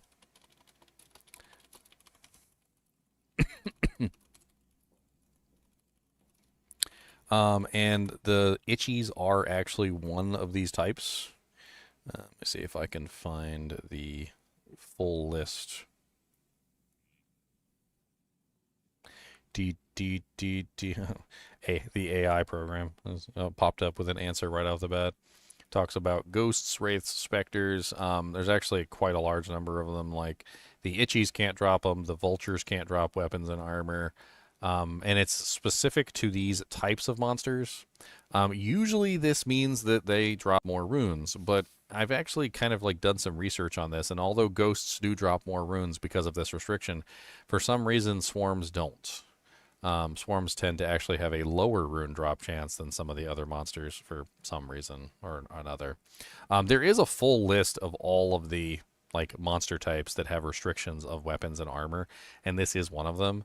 Now, do be aware that if the monster type is an elite, so for instance, if you find an elite swarm or a champion swarm, those exclude from the restriction. So they can drop weapons and armor. It's only the regular monster types that do not drop weapons and armor. It's the same thing with ghosts. So like if you go into an area, say like Arcane Sanctuary or something of that nature, and you find ghosts, if the ghosts are normal ghosts with no names, like if they're like this, then they will not drop weapons and armor no matter what. However, if you find a ghost that is named or is a champion of some type, like for instance this one, that worked out so beautifully, they will have a chance to drop weapons and armor because they are elites or champions, and this has to do with just a slight difference in how the TC class on the monsters works. So as you can see, I clearly got a legend sword from the elite, but you would never get a legend sword from the regular monsters. That means that the regular ghosts have a much higher chance of dropping runes than the elite ghosts, essentially.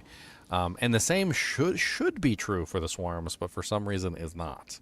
And I don't necessarily know why. Maybe there was some type of artificial restriction that was put in place on the swarms to prevent them from dropping runes because they have such low HP and are easy to farm. I don't know. I think that's pretty much it for the swarms, though. I think we've covered just about every high and low point of these particular monster types and how to effectively deal with them if you're having trouble, which most people don't. As always, I'd appreciate you guys and gals joining. Be sure to hit that like button and subscribe button if you are enjoying the Monster Family series. This is my full-time job, so I appreciate any support you're willing to give me. And as always, keep watching.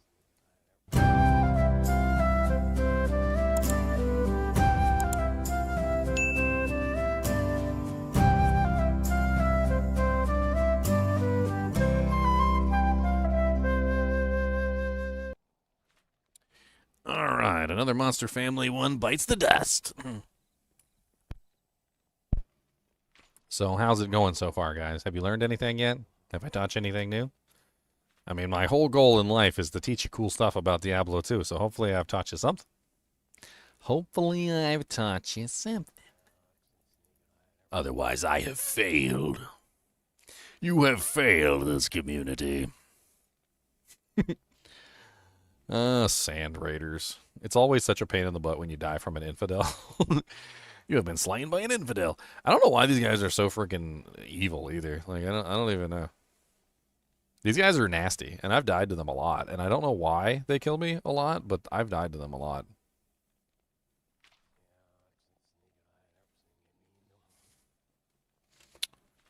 Legend speaks of a race of brutal warriors who, through a pack forged with unseen powers, once ruled the wastes of Aranok. Their bodies were misshapen so they could wield weaponry of 4 men, and their spirits were imbued with the elemental energies that could unleash against their foes.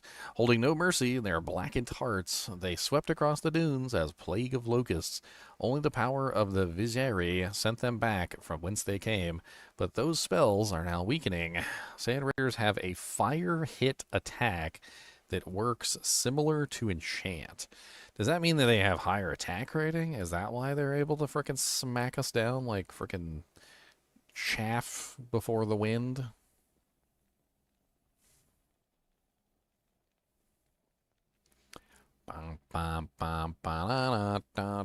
Sand Raiders. That's what I'm looking for. Wow, there are so many guest Sand Raiders in the list. How does this fire attack that works similar to enchant work? Like I don't know anything about that. I've never heard of that ever.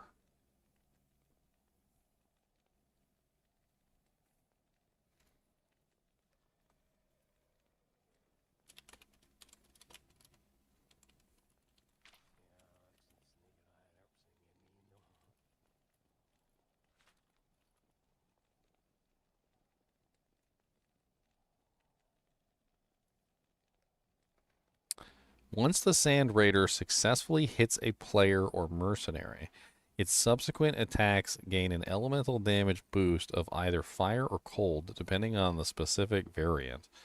There's a cold enchant? I learned something new today. I learned something new today. I didn't know there was a cold enchant. I want a cold enchant. Where's my cold enchant? Who has the cold enchant?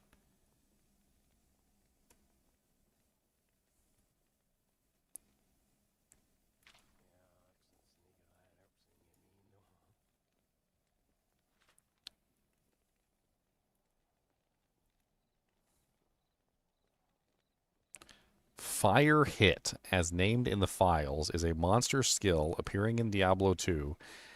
In 2, it is exclusive to the members of the Sand Raider class of monsters. All Ice Clan Khazra... poopies.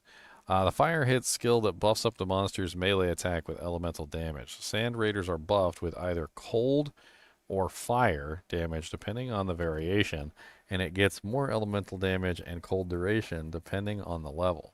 They get that element color until their enchanted state ends upon attacking. They activated the skill randomly when foes are detected and have a short visual tell of energy coming out of them before it starts. Sand Raider is fire, Marauder is cold, Invader is fire, Infidel is cold, and Assailant is fire. Guest monsters, Marauder is fire, Infidel is cold, Sand Raider is fire, Invader is cold, and Assailant is fire. Huh. Apparently there's a clear indicator upon activating this cold enchant, which is apparently visible to anyone who sees it. It's apparently right here. So this is the cold enchant version. We gotta go actually like see this in action. Like I need to actually see this. So according to this, the Marauder, the Infidel.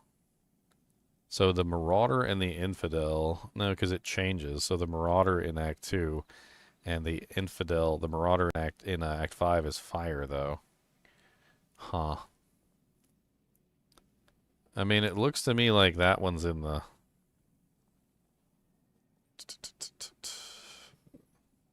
That one looks like he's in the Lost City. I want to assume. That looks like Lost City to me. The Marauders, is that the right one? Marauders. Yes, and they're immune to cold. There it is. Look at that. And then they change when they become enchanted, too. Look at it. They get like a cold effect on them. And then it goes away when they strike. Why have I never known this about this particular monster type? No wonder they're so effing nasty.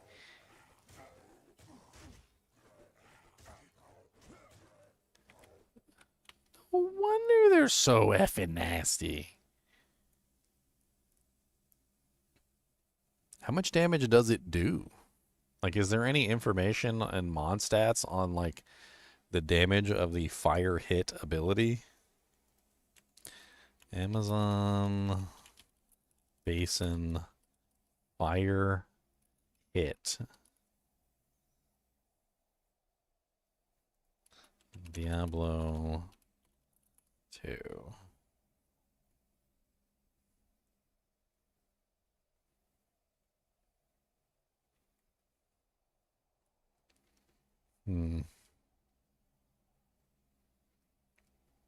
What is this?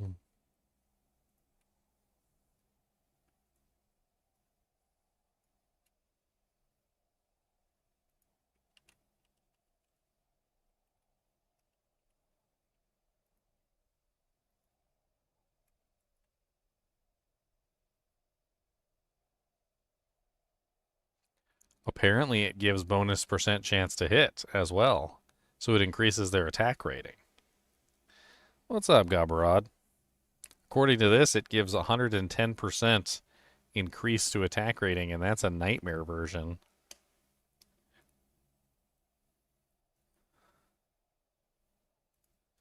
What the hell? What the hell? What the hell?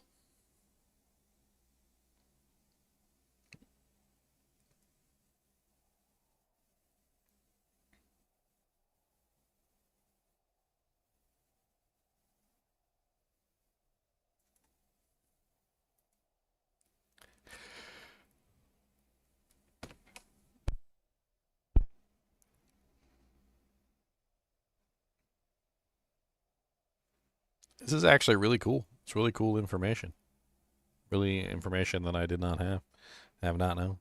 I tell you, man, I always think I know everything about the game, and then like, I know I don't, by the way, but like, and then and I'm like, I've learned everything there is to know about the game, and then something like this happens, and I have no clue that even existed. No clue that even existed. Okay, two hit 30%. So it varies depending on the level of the fire hits. I wonder if it lines up with the actual ability of enchant, or if it is a different ability, or if it's just the same ability, like slightly modified for the monster. So according to this, at level 2, it has that amount. So let's go enchant D2R, and let's pull up the enchant numbers real quick just to like do a side by side comparison. So at level 2, it gives 30% increase. At level 2 on enchant, it gives 29, which is pretty darn close. The other one that I had said that it was a level. Where was that at?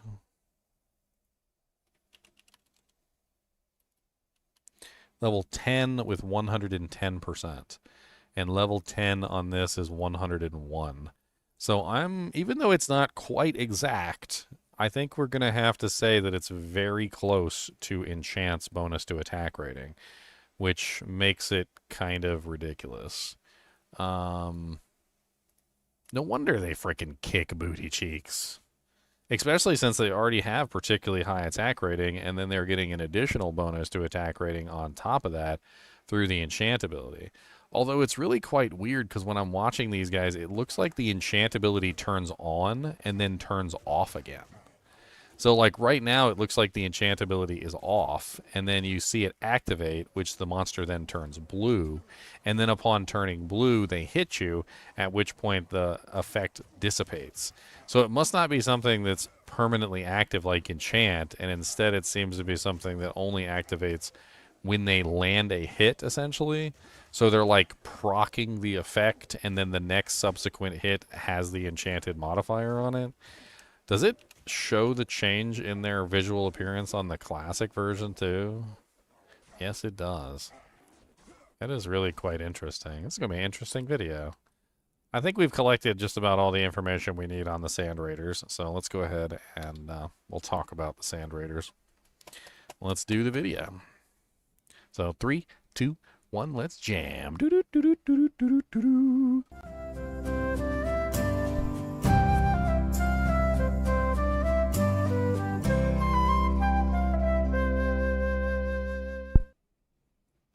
Hello, guys and gals, and welcome to another episode of Monster Families.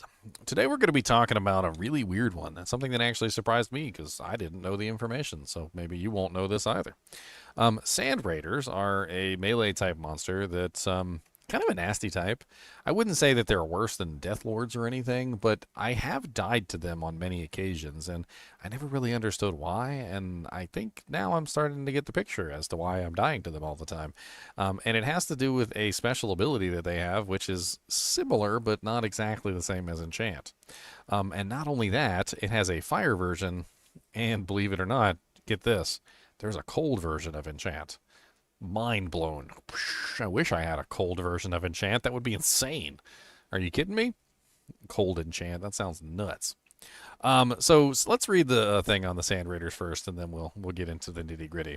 So legends speak of a race of brutal warriors who, through a pack forged with unseen powers, once ruled the waste of Aeronach. Their bodies were misshapen so that they could wield a legendary weaponry of 4 men, and their spirits were imbued with the elemental energies that they could unleash against their foes. Holding no mercy in their blackened hearts, they swept across the dunes as a plague of locusts. Only the power of the Vigeri sent them back from whence they came, but those spells are now weakening. Sand Raiders have a fire hit attack that works similar to enchant. Now, I was curious about this, and I tried to figure out more information on this fire enchant attack, and I had come up with some various information. So in the Mondstadt files, there is a lot of data, and this particular one shows the fire hit ability at level 10, which gives 110% to hit and also gives fire damage. Now, I compared that to enchant, and what I found out is that that was pretty close to what enchant was giving. So if you look at level 10 enchant, it says 101%, and level 11 is 110. So it's very close to the attack rating bonus that enchant is giving, which means that the higher level the infidel, or rather any of the Sand Raiders, are going to have more and more attack rating because of this bonus. Now, it only seems to work for one hit, though. So I'm going to take you to Diablo 2 real quick, and we're going to take a look at this special effect. Now, this is the cold variant of the enchant, and as you can see, when the monster hits me, they turn blue. And I checked, and I was like, I don't remember this, but I checked back in the original version, and sure enough, when the monsters hit you, they turn blue. And this special kind of like sparkly thing comes out of their head.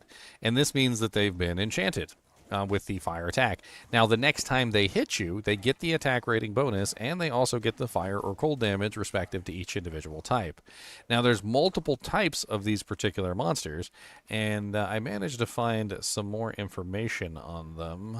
Not here. Where is my information? Here. This is where I found the information. And it basically shows that the Sand Raider is fire, the Marauder is cold, the Invader is fire, the Infidel is cold, and then the Assailant is fire. And then there's guest versions of those same monsters, and they don't follow the same trend, because the Marauder is cold in the Act 2 version, and then in the Act 5 version, he is fire, and so forth and so on. So they switch and flop back and forth. Now, it should be really obvious which one you're dealing with, because not only do they seem to share the immunity, for instance, the Marauders are immune to cold and use the cold enchant, and the other ones are immune to fire and use the fire enchant. So in general, they tend to line up with their element. They also have 4 swords, as you can clearly see, and they tend to be pretty nasty. I was actually kind of curious how much attack rating they could potentially have. I mean, theoretically, if you look at their panel here, their hell attack rating is 5,897, and they have another attack which is 6,066. So if we were to take a calculator and actually run this for a second, and we say, okay, they've got 6,066 attack rating. Well, that's a lot of attack rating for a monster, like already. Like, that's pretty high, and that's going to bypass a lot of defenses. It won't bypass every single, like, defensive layer, especially if you're, like, a barbarian with, like, 30k defense. But it's still going to be enough to bypass most defenses and hit you anyway. Now, on top of this, they also have the fire hit. And the fire hit, as far as we can tell, follows the same calculation as enchant does. And I don't know exactly what level of this fire hit they can potentially get to, but this is a Nightmare Sand Raider that is an infidel, and we're talking about level 10. So he's already at level 10, and he's only in Nightmare difficulty. So I would make an assumption and say that the high-level ones, most likely the ones in Hell difficulty, are probably level 20 enchant, if not maybe even higher than that. So if we were to take a level 20 enchant as an example and run the calculation of plus 191%, that means that the Sand Raiders are sitting at 17,652 attack rating. Now, there is a little bit of a caveat to this, and it seems to be that they have to hit you once first with the 6,066. Then they activate the enchant. So once that enchant has been activated, as you can see here, they have the little thing glows above their head, and then they turn blue. Then they get the 17,000 attack rating. So essentially what's happening with these guys is they're hitting you one time for relatively low attack rating, and if they land that hit, they proc the effect of the enchant, and then the next hit is essentially guaranteed to land. So if they hit you once, they're not going to hit you, they're not going to miss you the second time. With 17,000 attack rating, they're probably going to be able to even hit like a 30k defense barbarian at that point, because 17k attack rating is nuts. That's a crazy amount of attack rating for a monster. I don't even know like what the highest attack rating you can get for a monster is, and I'm assuming like if there was a fanaticism monster, maybe a blessed aim monster nearby, the Sand Raider might actually be the one monster in the game that could probably hit any player, no matter how high your defense goes. Because if you combine together 6,066 base attack rating on their second attack, combined together with their enchant, combined together with blessed aim and fanaticism, with both give attack rating, I would assume they would be in the many factors of like 30 to 50,000 attack rating at that point, and no amount of defense that you're going to have is going to be able to protect you from their melee attack, which might explain why they're able to kill players with such efficiency and randomness, because sometimes they seem really weak and sometimes they seem really strong, and it doesn't seem to make any sense, right? Their HP seems to be dead middle of like the chart. So if you take like the weakest monsters in the game that only have like 700 to 2,000 HP, they're definitely way above that. And the strongest monsters in the game have like 19 to 20,000 hit points. So they're dead center in the hit point range, between 6,000 and 10,000. So they have a pretty good amount of HP, but it's not like amazing in terms of, you know, comparatively to, say, like if you were to look at the Regurgitator. Which the Regurgitator is, as you can see, 11,000 to 19k. So definitely very middling on the HP as far as they're concerned. Now, stat-wise, they do have pretty good attack rating, as we've already talked about. Their block chance is actually really high, too, between 25 and 48%. And the Hell versions also have 35% block chance. As far as their damage resistance, they don't really seem to be very resistant to physical damage at only 25%, and even their Act 5 counterparts are 35%, which is actually below the average of 50. So the average for like physical resistance across the board is around 50%, so they're below the average. On top of this, they don't have any magic resistance, neither the Act 5 guest monsters or the regular versions. And they generally tend to be immune to fire. As you can see here, we have the Hell Sand Raiders immune to fire, the Invaders are immune to fire, and the Assailants are immune to fire. Same thing for the Act 5 guest versions. A lot of them are immune to fire. Now, I'm assuming that the only ones that are not immune to fire, but still have 50% resistance, are most likely the cold variations. And if you look over here, the cold variations, of course, are immune to cold. So this should be a dead giveaway for you, whether they are the cold variants or the fire variants, just simply because the cold variants are always going to be immune to cold, and the fire variants are always going to be immune to fire. I'm also noticing that the cold variants are unbreakably immune, which of course with Sunder Charms has ceased to be a thing. But back before Sunder Charms existed, if you were to try and break a monster with, say, Conviction Aura or lower resistance or both, some monsters in the game were completely unbreakable. Like you could have maxed out Conviction and maxed out lower res and hit them with both and they would not break. As you can see, they have 160 to 150% cold res, which even if you had maximum conviction and maximum lower res will not break that because of the 1/5 penalty problem. If you take your 150% and you divide that by 5, you get 30%, which 160 minus 30 is 130. And then if you take your, I think it's like 75% for lower res, divided by 5 is like 15%, which means that the monster would be at 160 minus 30 minus 15, and that would still be at 115, which is still immune. So this is one of those monsters in the game that used to be completely unbreakable with cold res, and there's a lot of them, by the way, just unbreakably immune. So you have to have a cold sunder if you want to break the immunity on this particular monster. When it comes to some of these, like even the Assailant would probably need a sunder as well, because Conviction itself would only bring him down to 100, which would still be immune. So some of these monsters do have a particularly high amount of resistance to their specific elements, and they're very difficult to break without sunders. I'm also noticing that like they still have pretty high lightning res, like okay poison res. The only resistance that they really don't have is magic resistance, and they seem to be kind of like well stocked across the board.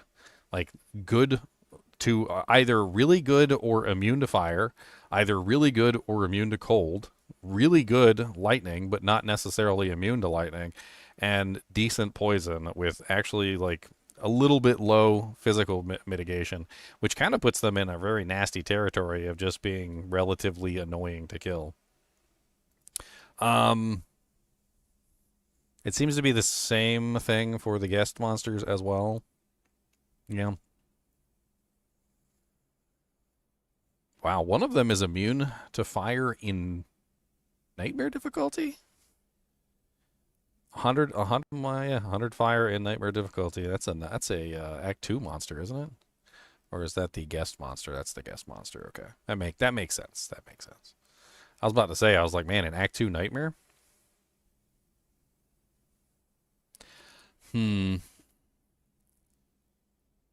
I mean, it's kind of crazy to me, like this enchant thing. I don't know why I've never noticed it.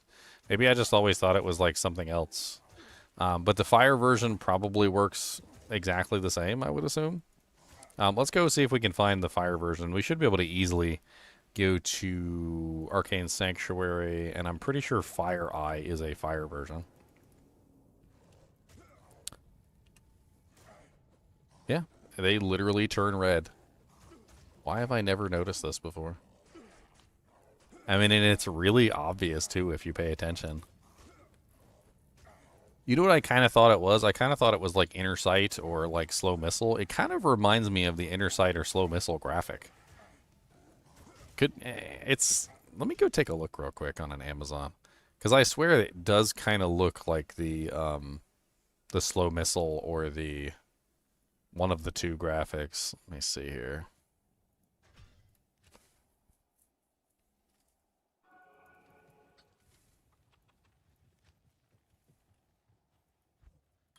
Alright, so here's Inner Sights. So definitely not Inner Sight. It's the Slow Missile graphic. That is definitely the Slow Missile graphic. So that's why I never really noticed it, because it looks like the Slow Missile graphic, and I always kind of assumed that that's what that was. So apparently the Fire Hit and the Cold Hit, which are the Fire Enchant and Cold Enchant specific to the Sand Raider, share the same graphic as Slow Missiles. Let's go back and take a look at the Fire Hit again, because I'm curious. Now that I've seen the Slow Missiles, I want to look at it again to really compare it side by side. I mean, in Diablo 2, they do a lot of that. They do a lot of sharing of graphics. I actually really admire that, by the way, because it's really cool to see a monster use the same ability that you're using. Yeah, that is totally Slow Missile. That is 100% Slow Missile. It just doesn't have the sound effect. See, now I'm kind of curious about the sound effect, so hold on just a second here. Let's turn up the sound. I know it's going to be kind of deafening, but...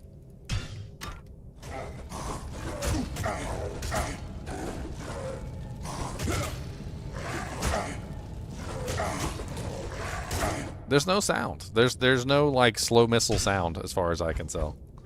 Like, it definitely seems like whatever it is strictly graphical, and there's no actual sound to the effect. So it's a visual effect only. It looks like Slow Missile above their head. It requires them to land a hit for it to occur.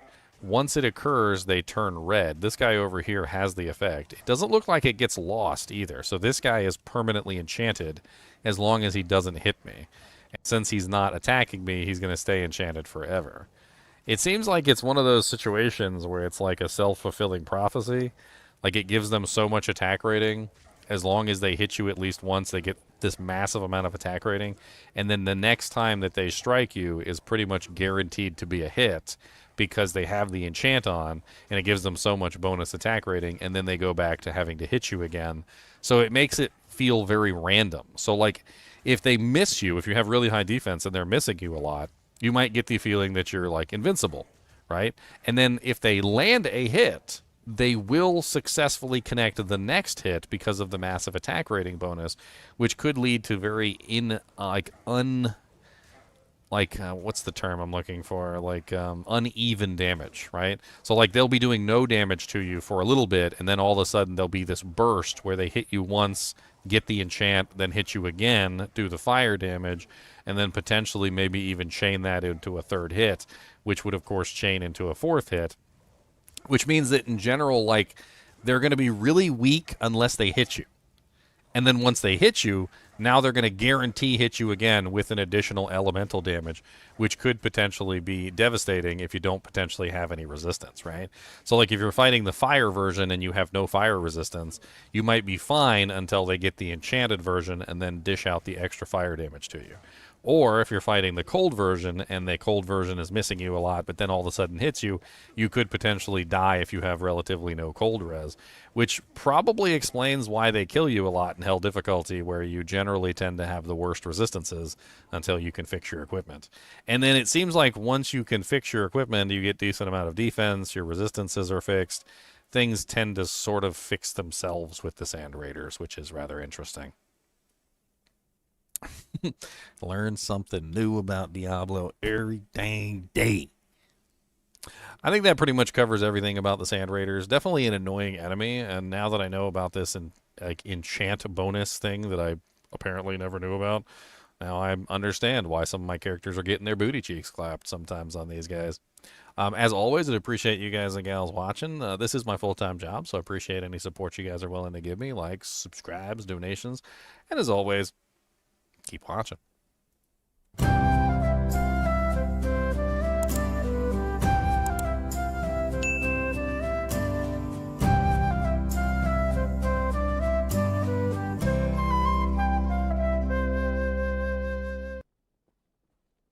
All right, Sand Raiders are done. I should have made a joke about them always walking in single file, but, you know, you can't win them all.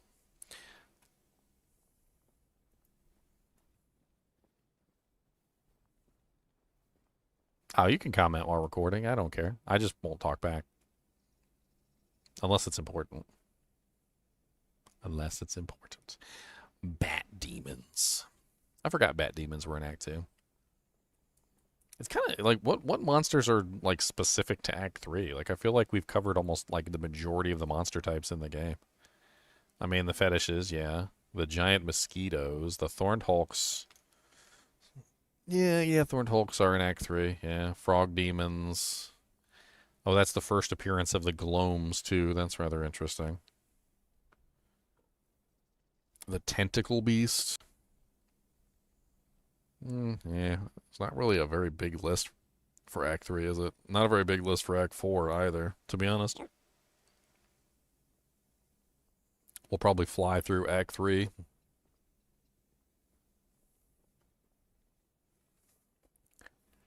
These guys are annoying.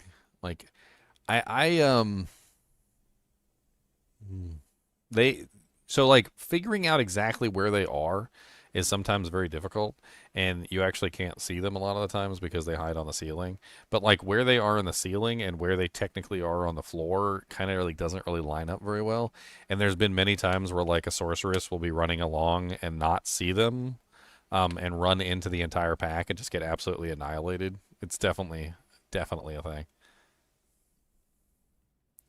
And these are the ones that have the lightning attack, definitely.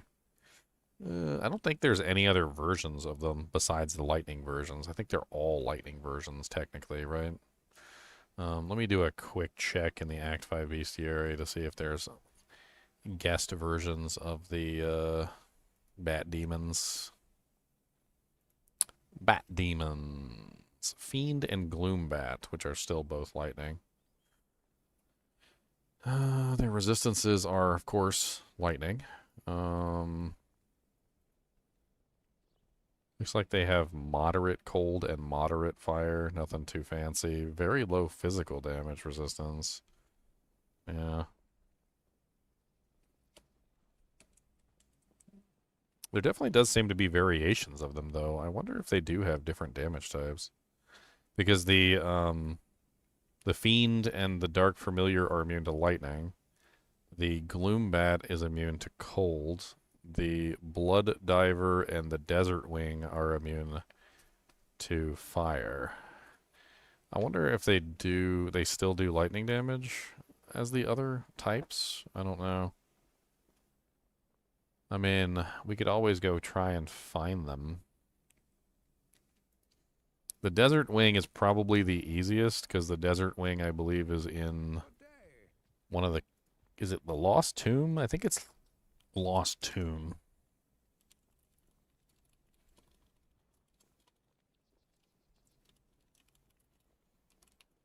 I think it's Lost Tomb, anyway. Halls of the Dead. Okay, that makes sense. Very similar. All right, let's go to Halls of the Dead. Let's see if we can find one and see if they're doing lightning damage or not.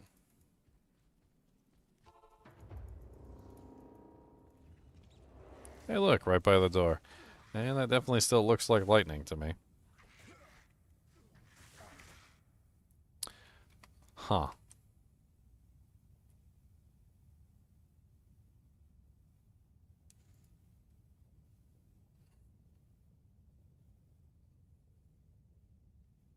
I also noticed that they run away from you when you start to hurt them as well.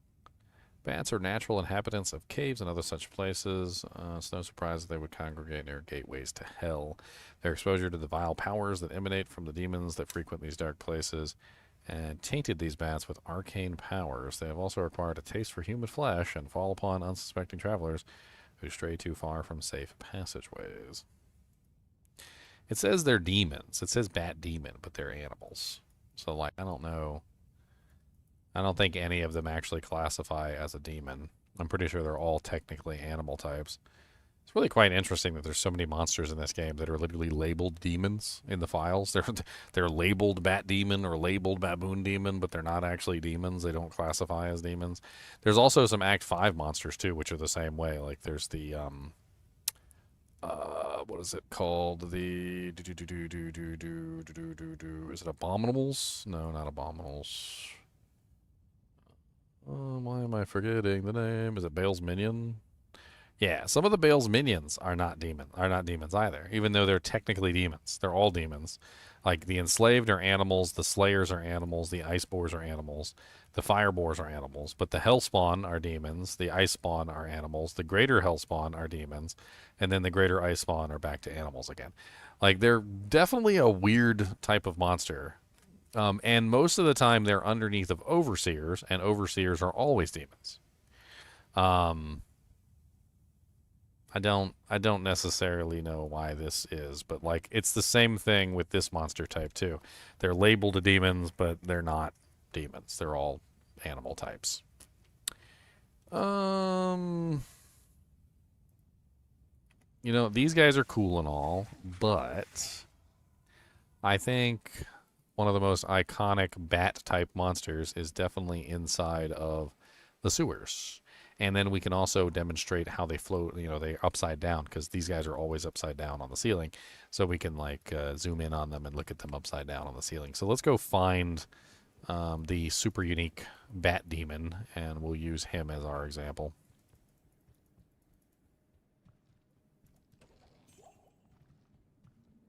Finding the demon, your mama is a hoe, don't know what to say, and go window. A video on all the squishable monsters. There's so many squishable types. There's also ones you can chase, too. There's 2 different types you can chase, believe it or not.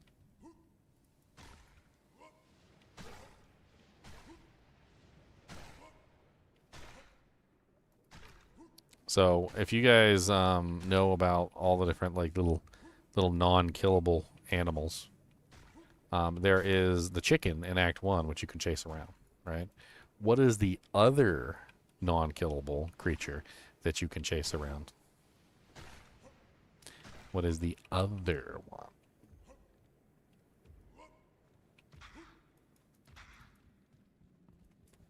Okay, did we make it? We're here? Okay, we're here. Alright, good. And we have a good good view of them without having to aggro them first. This is great. Oh, Steph doesn't know the answer. Steph doesn't know the answer to the question. He doesn't know the other chaseable animal? This is crazy.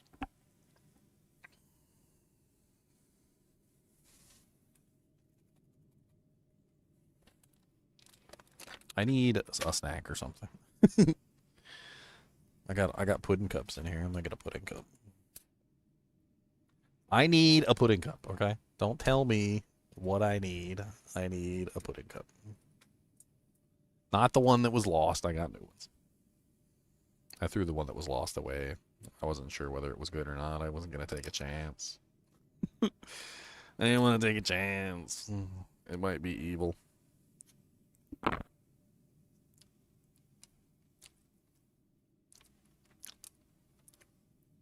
You yield? Okay, he yields. So that means I can tell you guys. It's a scarab beetle. In Act 2, there are little scarab beetles. I don't know the exact name for them. Rhino beetles or whatever. And you can chase them around just like the chickens. Mm-hmm. In Act 2.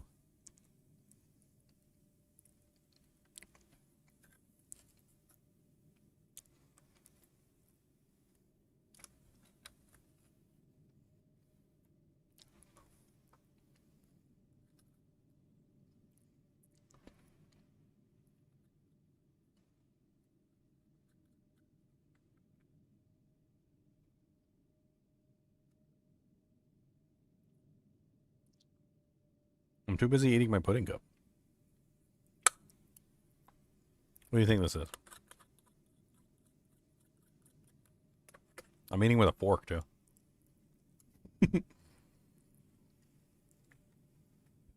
I'm not sure which utensil is worse for eating pudding, a fork or a knife. But whichever one it is, it's definitely a close race.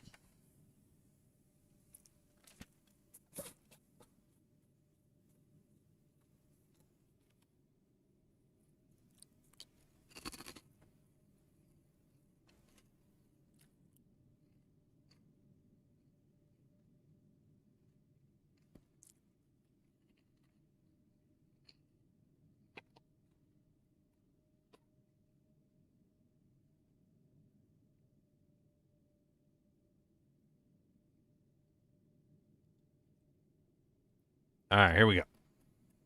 Time for the bats. 3, 2, 1, let's jam. Do-do-do-do-do-do-do-do.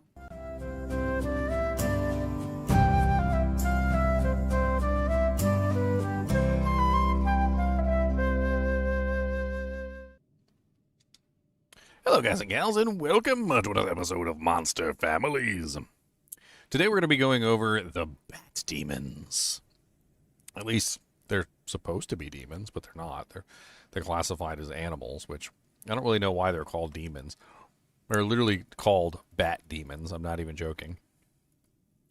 However, none of them are demons, and you cannot damage them with any kind of demon attack.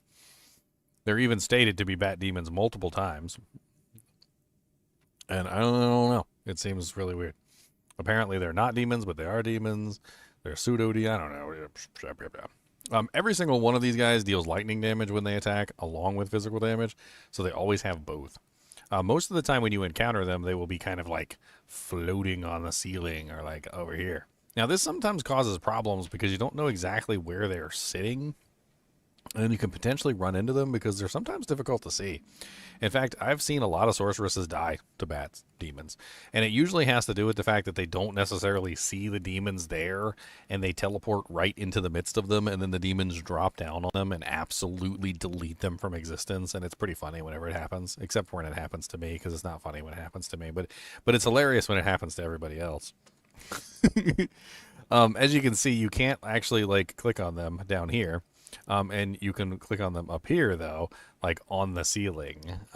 They float on the ceiling in the original version, too. You can see them kind of up here in the corner. It's a little bit more difficult to see them, of course, but This is one of the super unique ones. I think his name is Ice Hawk Riftwing. He always exists near the level 2 entrance to sewers, so this is one of the bat types which you'll be able to find every single time. Now, of course, they dish out lightning damage with every single attack, and you would assume that maybe that changes if they don't dish out lightning damage. Maybe they are doing cold or fire or lightning or whatever, but no, they dish out lightning damage with every single variation of their type. Now, some of them are immune to lightning, and some of them are not. Two variations, the Fiend and the Dark Familiar, are immune to lightning. One variation, the Gloom Bat, is immune to cold, and two variations, the Blood Diver and the Desert Wing, are immune to fire. The first appearance of these is actually in Act 2, not Act 3. You'll actually find these in Halls of the Dead when you go get your Herodric Cube. So they're kind of all over the place in their immunities. They generally tend to have relatively low physical resistance, so they're not really that difficult to kill as far as physical resistance goes, but they always have some immunity. They're either immune to lightning, cold, or fire, and they shift a lot. So you never really know which one you're going to be dealing with at any given time. In general, they can be really nasty.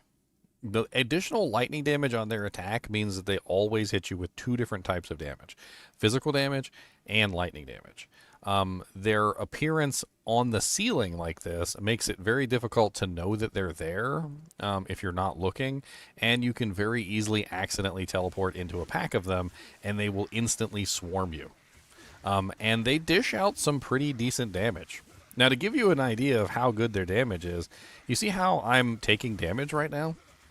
I'm taking damage through an absolutely insane piece of equipment that is supposed to prevent my death in just about any scenario.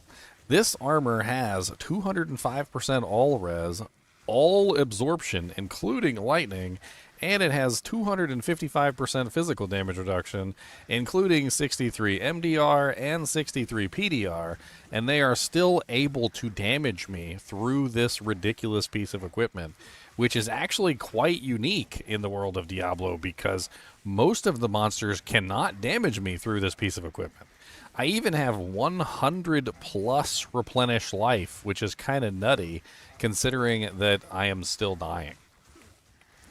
So let that sink in for you if you accidentally find yourself in a pack of these, that they actually do a significant amount of damage and can rip straight through some of the most tanky monsters in the game if they are attacking you in unison in a pack. Now, they tend to be relatively timid, though. If you attack them for whatever reason, they tend to run away when their HP gets low, and this makes their swarming capability not quite as strong as it could be, because all you have to do is fight. You just need to fight back. And if you fight back, they will run away. So if you stand there like an idiot and you let them wail on you, like I was doing, it can be particularly dangerous. But if you're able to fight back in any way, shape, or form, there's a very good chance you can make them run away. Now, when they run away, they often will find a place to perch on the ceiling. As you can see over here, this one by the stairs has managed to perch. And they can also regenerate once they do so if you don't have any kind of prevent monster heal or anything like that, which I believe I do have some prevent monster heal somewhere. I'm not entirely sure. But this guy's not regenerating, so I'm going to have to assume so. Now, when it comes to these guys, they're all over the place. You will find them in Act 2. You will find them in Act 3. I do not believe that they are in Act 4.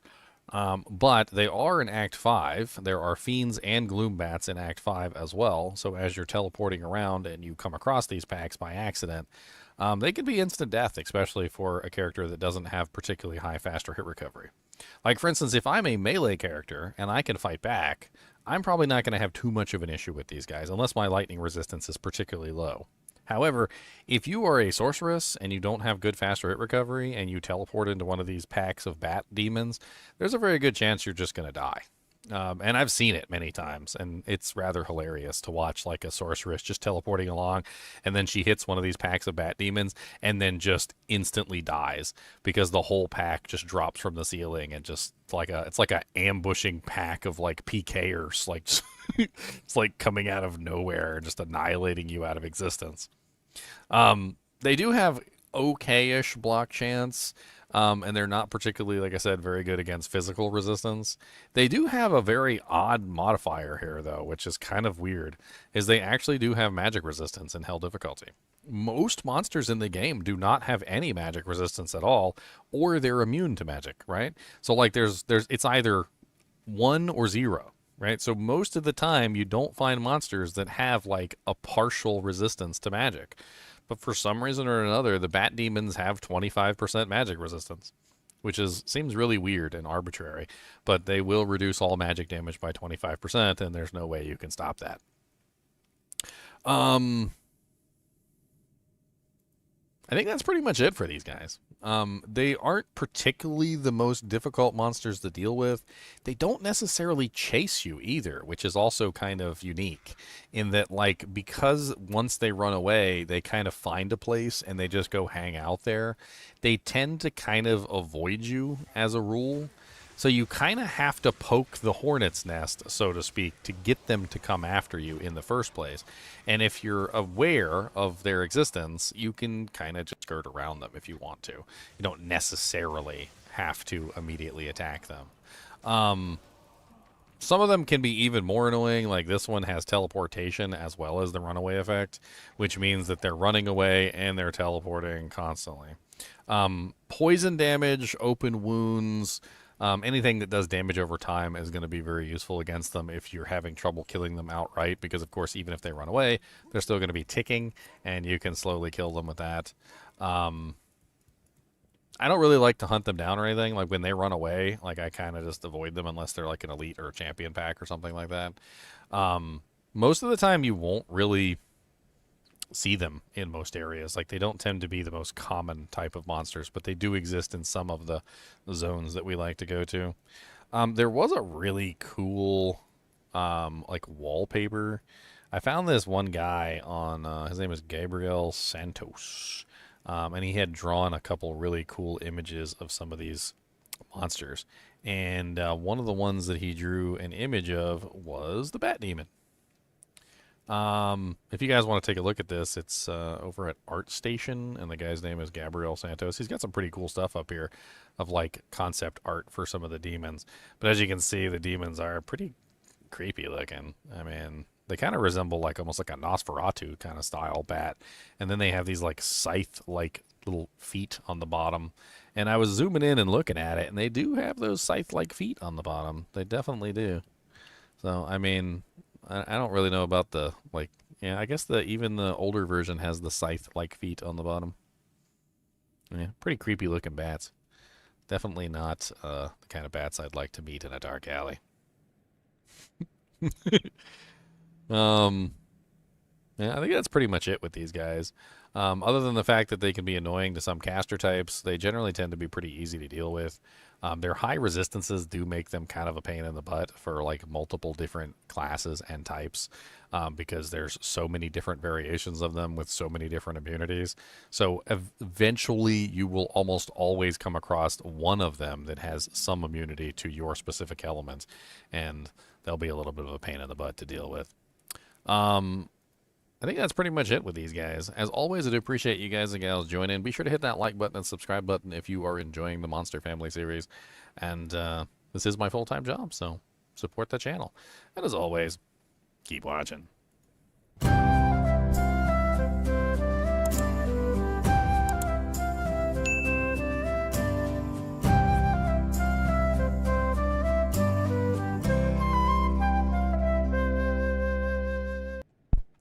All right, batty bats are done. The non-demon demon bats are now finished.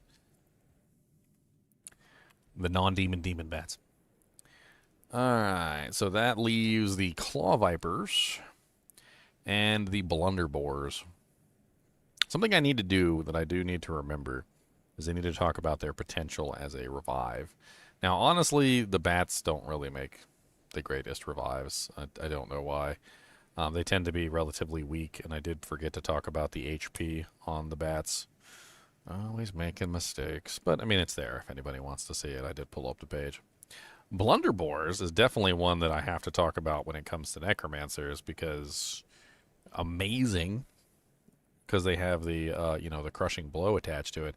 I wonder if there's like a a listing of how much crushing blow the blunderboars have. Yeah, snakes are pretty nasty too because of the charging effect.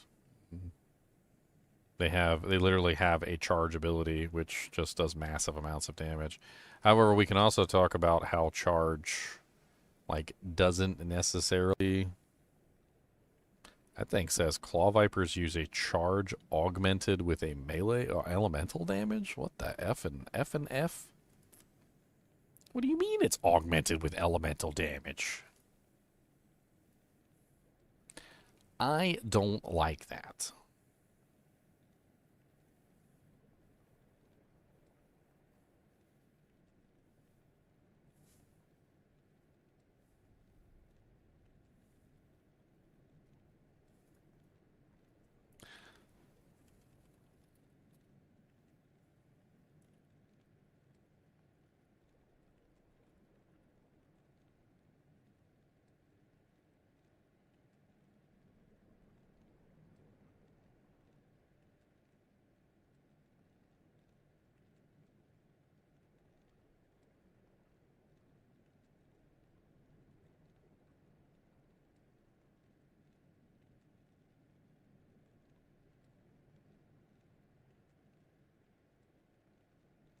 Interesting.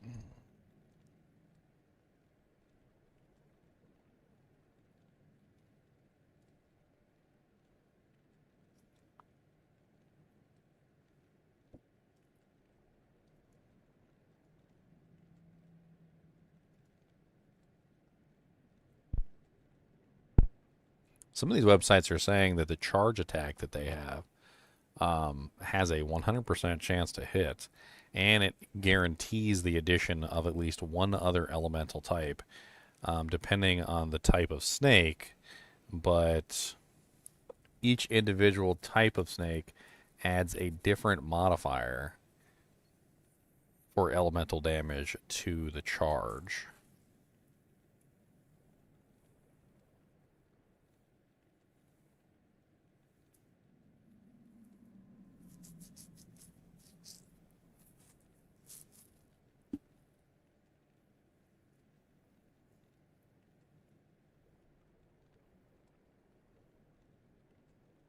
Trying to look at any information I can find on the actual charge attack. Most of the websites just regurgitate the same thing that they stole from some other website. I'm looking for more information than that.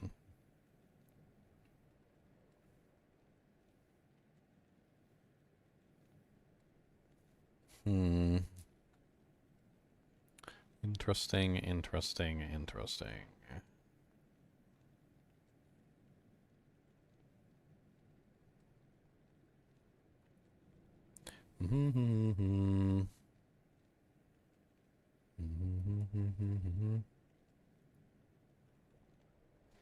May have actually found a website that has some actual information on their charge attack.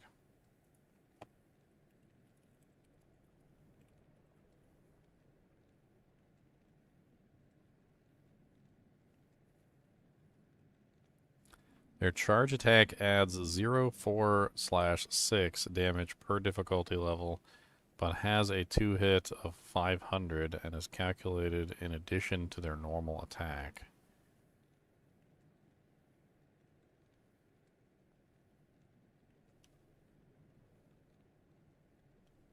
Is this Diablo 1? No, this is Diablo 2. Huh.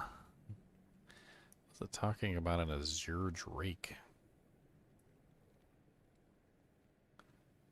Now, see, this is Diablo 1. Those are Diablo 1 Vipers. Yeah, this is definitely Diablo 1, because I guess they do kind of have sort of a similarity to them. It's kind of interesting.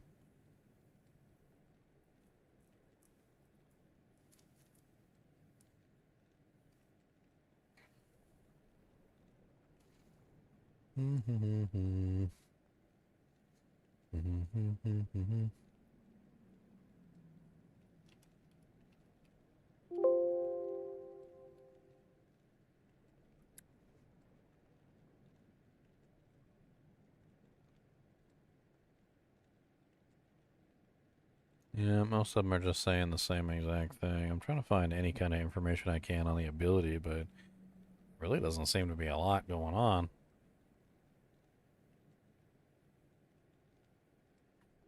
Bump, bump, bump, bump. I wonder if there's anything in the mon stats.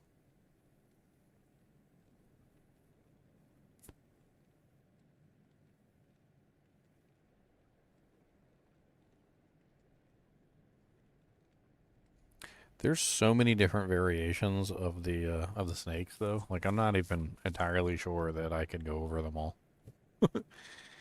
I mean, first off, there's the Bone Spear version, which is in Act 5. Um, there's also the poison version, which is in Neelithak's temple, which literally shoots like poison javelins, which used to be bugged and murdered everybody. Um, of course, there's like the regular versions, which don't have projectiles but also charge. Apparently, each one of the versions has like an elemental damage get added to each attack, and that elemental damage gets added to the charge, which seems to be different depending on the type of monster that you're fighting, which is kind of crazy.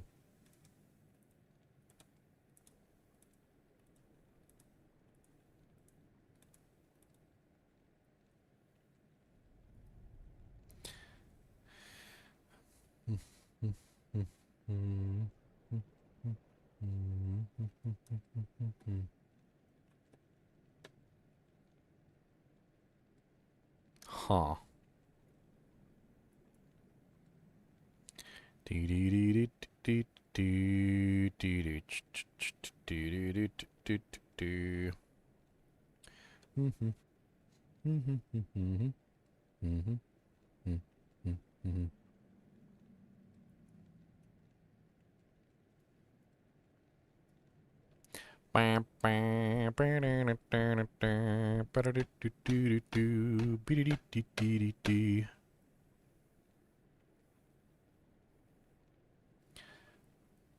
The following monsters also use charge attack, although it always hits and cannot be blocked. Claw Viper, Act 5 only, and Reanimated Horde.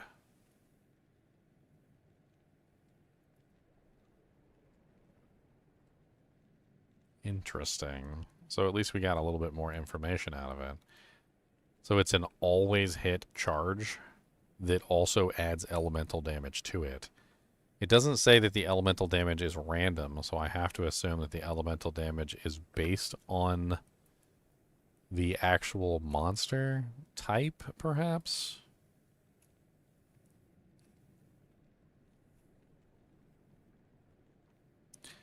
Listed max damage of a physical attack from a Viper in Hell would be 260 to 270, with some possible added elemental damage. Depending on the Viper type. Without other mods, that would mean the maximum damage with a critical would be 540-ish, and 2 charges could happen very rapidly if you get 2 critical hits in a row with high damage, and the rolls might do it. This is why cursed around charging monsters, Vipers, or undead is a very bad thing.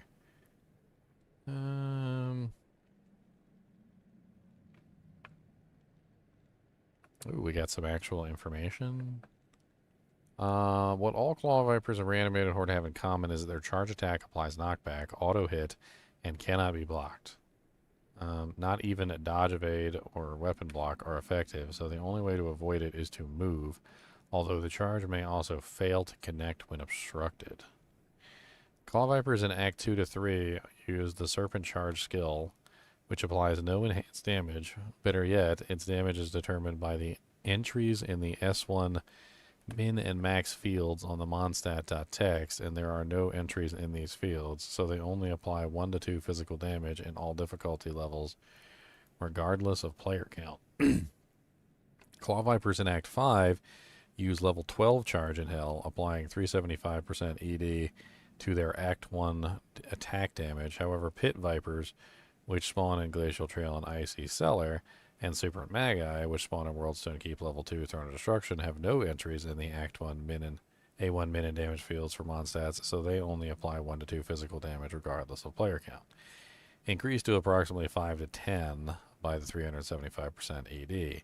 However, Pit Vipers also apply 94 base magic damage, while Serpent Magi apply 96 base magic damage, which increases by 1/16 with each additional player, rounded down to the nearest point. All remaining Claw Vipers in Act 5 have entries in the Act 1 min and max damage fields, and thus apply significantly higher physical damage with charge. The heaviest hitters of the Claw Vipers are also magic damage, which spawn in the Frozen River. Salamanders also apply fire damage that spawn in the Infernal Pit, and Tomb Vipers apply poison damage that spawn in Halls of Vought. Interesting.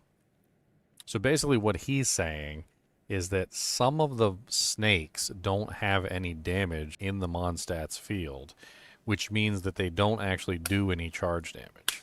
But only some of them don't do any charge damage. Some of them do massive amounts of charge damage, and those guys are mean. They also vary depending on the elemental damage that they add. Some of them adding magic, some of them adding fire, lightning, ice, poison, etc.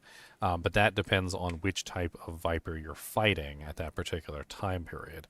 And that gets added on top of the normal damage and then also gets multiplied by enhancements. The base damage gets multiplied by the enhancement of charge, but the problem is that some of the snakes don't have any base damage to enhance. So he says right here that it like for instance, the 1 to 2 base physical damage increases to 5 to 10 because of the 375% ED. So in some cases, the monsters actually do have charge damage, but in some cases they don't. Incidentally, the base physical damage and magic, fire, poison are applied by their missiles. A critical hit from a Claw Viper in Frozen River would apply up to 570 to 760 physical damage and 270 magic damage in a full game, or up to 1,030 total damage. Those that spawn in Crystalline Passage, where I suspect you actually were, since no Claw Viper should spawn in Ancient's Way, although Reanimated Horde would do slightly less damage since it's level 82 area.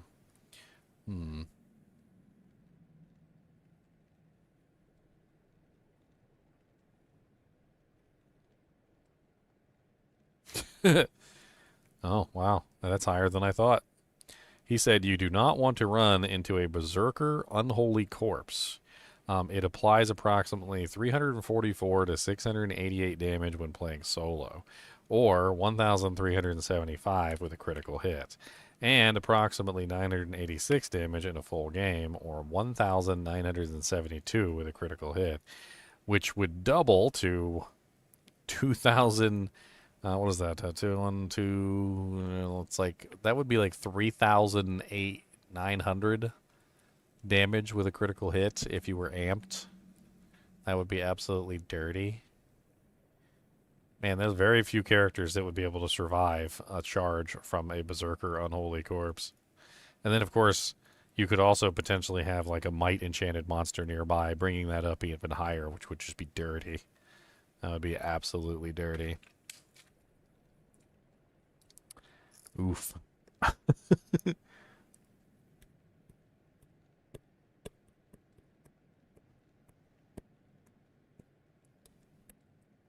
So which one are the ones, because we need to know this, which one are the ones that don't have any mod? So the Claw Vipers in Act 2 and 3 don't have any damage. So we need to actually write this down, because this is important to what we're doing. So Claw Vipers, 0 damage charge. And these are the ones that are in Act 2 and 3. So Act 2 to 3. And then according to this, he also says that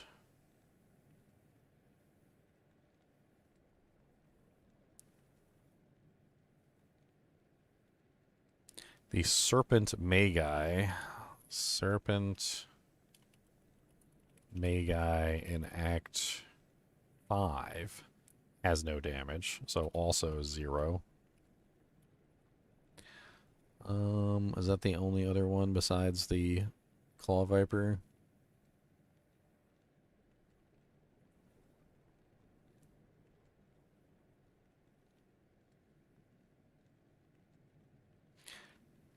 Pit Vipers in Glacial Trail and Icy Cellar.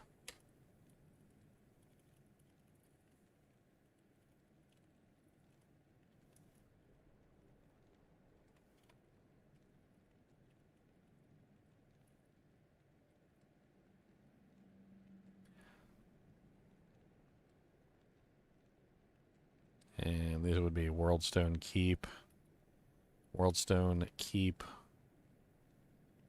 2, and Throne. So basically all the others have physical damage, but those two don't have any physical damage on the charge. It's interesting.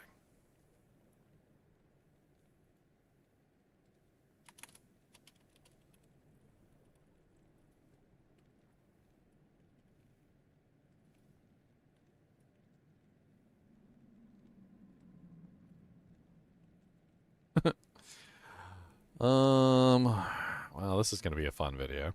A lot to talk about with this video.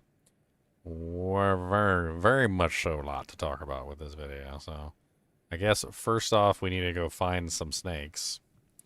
Which snakes should we start out with? I don't even know. I mean, there's so many different variations of snakes. There's the bone spear snakes. There's the poison snakes. Those are the two like that really stand out. The bone spear snakes and the poison snakes. I feel like those are like the big ones. Neelithax is the poison snakes, and the bone spear snakes, I believe, are in Worldstone Keep. Although we may not get the snakes, so we'll have to run around and see if we see them. I'm pretty sure they're on Worldstone Keep level 2, and we already verified that there is only 3 types there, and none of them are the snakes, so let's reload.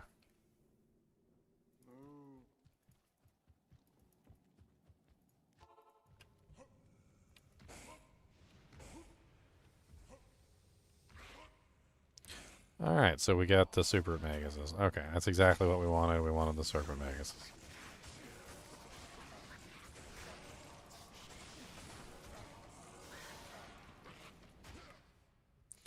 Alright.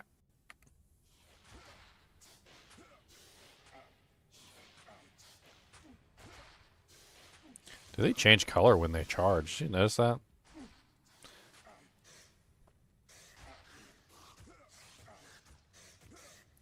Alright. Here we go. Actually, let me get a nice slurp of water first.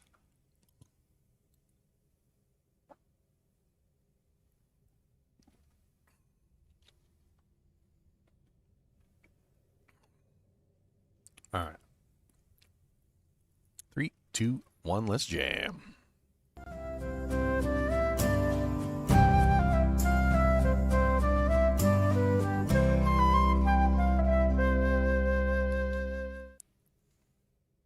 Hello guys and gals, and welcome to another episode of Monster Families. Now, as far as Monster Families go, the snakes are definitely a very weird conglomeration of entities. To say the least, there are many, many different types of snakes. There are fire snakes and cold snakes and well, there's salamanders too. And there are poison snakes and there's magic snakes, and it's all over the place. Depending on which snake you find, you're going to find specific bonuses for those snakes. The Tomb Vipers, for instance, have a chance to deal poison damage, and they fire a poison projectile. And speaking of the Tomb Vipers, they used to be one of the most highly damaging monsters in the entire game, and could bypass just about any player's protective effectiveness because they were dealing damage in the weirdest way possible. This was a bug that was actually fixed in Diablo 2 Resurrected, but still exists in Diablo 2 LOD if you want to go play with it. Basically, what happens is that they fire essentially what is similar to a Amazon poison javelin. However, it's not an Amazon poison javelin. And what happens is the javelin has a physical damage, which is normally only applied when it actually hits a target. However, for some reason or another, the physical damage of this magical poison javelin that used to apply on this particular character would actually apply in the poison. So instead of it doing poison damage elementally to your character, it was actually dishing out the damage of the javelin as physical damage in a poison damage way, which essentially bypassed your poison resistance entirely and instead focused on your physical damage reduction. And it did so in such a way that was absolutely insane, to the point where it would like drain the HP of your character within seconds, and there was very little that anybody could do about it. They did eventually, like I said, fix this in Diablo 2 Resurrected, so you won't find this to be the case anymore. But if you'd like to go play with the original ridiculously broken version, you can find him in Nilithak's Temple in Diablo 2 LOD. They also have several versions, like the Claw Vipers, the Pit Vipers, the Serpent Magis, which can deal poison damage, but also have the ability to fire Bone Spear, but it's not quite Bone Spear, it's just a magic projectile. And I have some of them right here for you to see. As you can see, they clearly shoot what looks like Bone Spear, but it's not Bone Spear. It's actually a monster-specific version of the ability. In fact, a lot of the monsters tend to have these like specific versions. You'll also notice that they're charging me over and over again. Now, the charge ability that the snakes have is actually quite interesting, and it is something that we should probably talk about. So, is it charge? No, not quite. It is technically sort of similar to charge, just the way that this Bone Spear that looks like Bone Spear is similar to Bone Spear. However, it does have some differences. Most notably, the main difference of this particular ability is that it has the ability to always hit. In other words, it will not miss. If you go to the original like Amazon Basin page, you will find a entry for charge for the actual ability of the snakes in the charge page for the paladin. And it says thus, all the way down here at the bottom. It says the following monsters also use charge as an attack, although it always hits and cannot be blocked. So if you ever wondered why the Claw Vipers seem to absolutely rip you to shreds, this is kind of the reason why. Now, there are some ways around the way that charge functions, and it's kind of interesting. So first off, let's talk about the way that you can potentially prevent these monsters from absolutely clapping your booty cheeks. The first one comes down to the fact that charge doesn't work unless you are outside of melee range of the target. So it's kind of a weird one, but essentially the damage bonus and everything that charge gives you doesn't apply if the monster is within melee range. So what this means is that when you run away from the snakes, you give them the opportunity to charge you. Whereas, if you stay in melee range, you'll notice that they're no longer charging me anymore. But as soon as I go to run from them, they will begin charging me again, and they will start to do massive amounts of damage. Now, the thing about the charge is that it's kind of bugged. So you might run into versions of the snakes that don't do any damage when they charge, and you might run into versions of the snakes that do massive amounts of damage when they charge. Now, I tried to hunt down some information on this because there's not really a lot of information out there on stuff like this. And I did manage to come across a really old page on the Amazon Basin forums where somebody talks about this. And I'll save you like the nitty-gritty of all the details, but basically some of the monsters have damage in their charge field and some of them don't. So there's a specific field, it's called the S1 min and max damage, and some of the monsters do not have any entries in these fields. And the list of those monsters is thus. The Claw Vipers in Act 2 and 3 do not have any damage in their charge fields, and so when you get hit by charge with the Claw Vipers in Act 2 and 3, they don't do any damage. However, the Claw Vipers in Act 5, which are the same Claw Vipers from Act 2 and 3, do have an entry in their damage field, and they do lots of damage when they hit you. The Pit Vipers in the Glacial Trail and Icy Cellar also likewise have 0 damage in their field. And the Serpent Magis in Act 5 and Worldstone Keep and in the Throne Room don't have any damage in their field either. But with the exception of these 3 monster types, in these specific areas, all the rest of the snakes do actually do damage with their charge, and they hurt a lot. These are one of the monster types that don't do any damage with their charge, and so when they charge you, you just don't really take very much damage. They still do something, but it's not as much as the other ones do. Now, these are one of the special types. These are the ones that deal the bone spears. There is another special type, which is located in Neelathak's temple, and that is the one that does the poison damage. Not all of them are special. Like, they don't all have individual abilities. Some of them are just rather generic, and they don't really have much more going for them than that. They may be elementally aligned, and usually it's very obvious when they're elementally aligned to a specific element. Another interesting thing about the charge attack is that it adds elemental damage to the ability as well. So not only does it always hit, but it also has the ability to add the element of that particular monster's affinity. So, for instance, when you get charged by the Serpent Magi, they add magic damage to the effect. When you get charged by, like, for instance, the fire version, they add fire damage to the charge. When you get charged by the cold version, they add cold damage to the charge, and so forth and so on. This is kind of like a little chart that shows you sort of how the damage is added and how the damage multiplies with player count. So the Serpent Magi, which is the one that charges with the no physical damage, still does magical damage on his charge, and it gets multiplied with player count. So he does 67 to 135 magic damage when he charges you in player's 8 hell difficulty, essentially.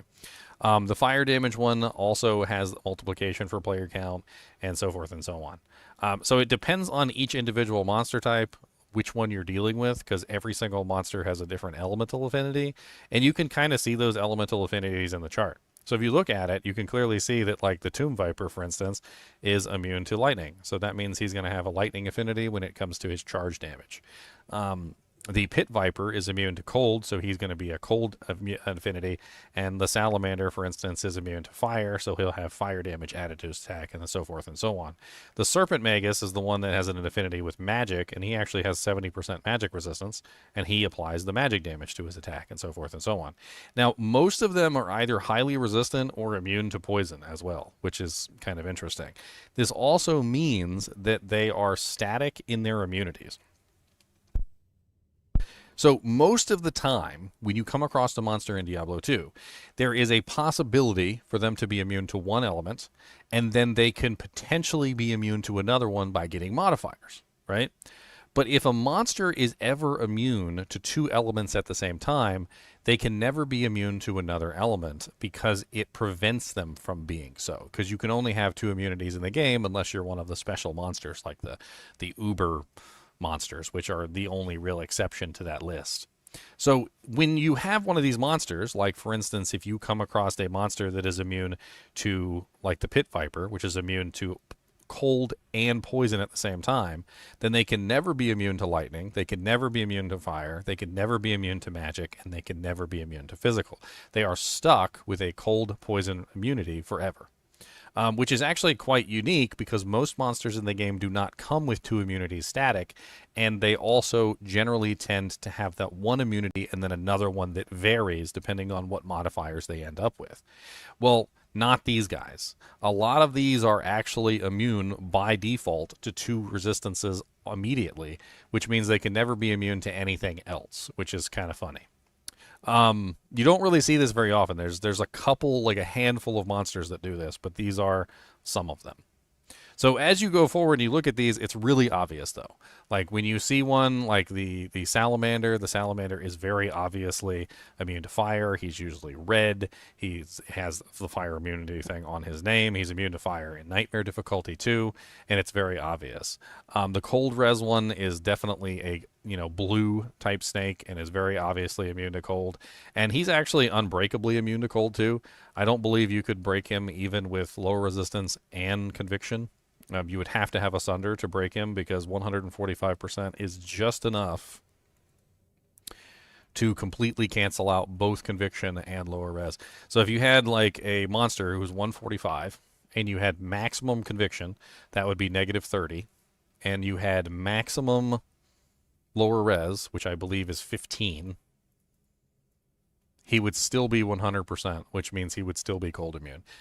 So some of these monsters like this that have extremely high cold resistances, or resistances in general, can be unbreakably immune to the point where no matter how much conviction and lower res you have, they just will never break. So you need a Sunder to break that particular monster, otherwise you won't be able to kill him with cold damage. Their HP seems to be relatively low. So looking at their hit points, like they have very bad hit points. Um, to put it in perspective, if we look at like the Act 1 monster, like the Fallen has between 1,116 and 3,273 at their best. The Snake is barely clearing 3,273, which is the highest value that the Fallen has, and slightly doubles that at 6,800. If it was closer to 10k, it would be a middling, but it's definitely on the lower end because there are definitely monsters in the game that have like 20,000 HP or higher.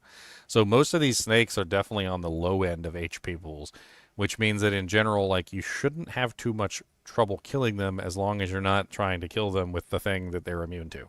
So, you know, if you're fighting the fire one, then use something else besides fire. If you're fighting the lightning one, use something else besides lightning, and so forth and so on. They do have relatively high physical resistance at 40%, which is close to the average at 50. But for some reason, the guest monsters, which are in Act 5, have really low physical resistance, except for this one for some reason that has 70. So the ones in Act 5 tend to be more weak to physical damage, whereas the ones in Act 2 through 3 have higher physical resistance. They also have higher block chance, too, 24, 22, whereas the ones in Act 5 have 20% block chance.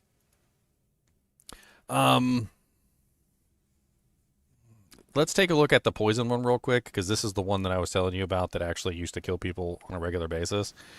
So this is the one that will shoot these like poison javelins at you, and the poison javelins essentially dish out, or used to dish out, physical damage instead of poison damage. Or I think it was actually poison damage along with the physical damage. So you actually got both at the same time, which was even worse. And these used to actually kill tons of characters. I'm pretty sure they were the bane of hardcore. The bugged effect on them was actually so bad that I remember taking a 95% resistant character down here with like 95% poison res, 95%, basically all resistances. I had 50% physical damage reduction, MDR, PDR, the works. I basically had everything that I could potentially get to try and keep him alive. And I deliberately stood in the poison to see how long I could survive the poison effect. And it killed me in, I think it was like 2 seconds. Just instantly dead. I was like, oh, okay, so tankiest character that I've ever created just almost instantly dies to these poison-like javelins.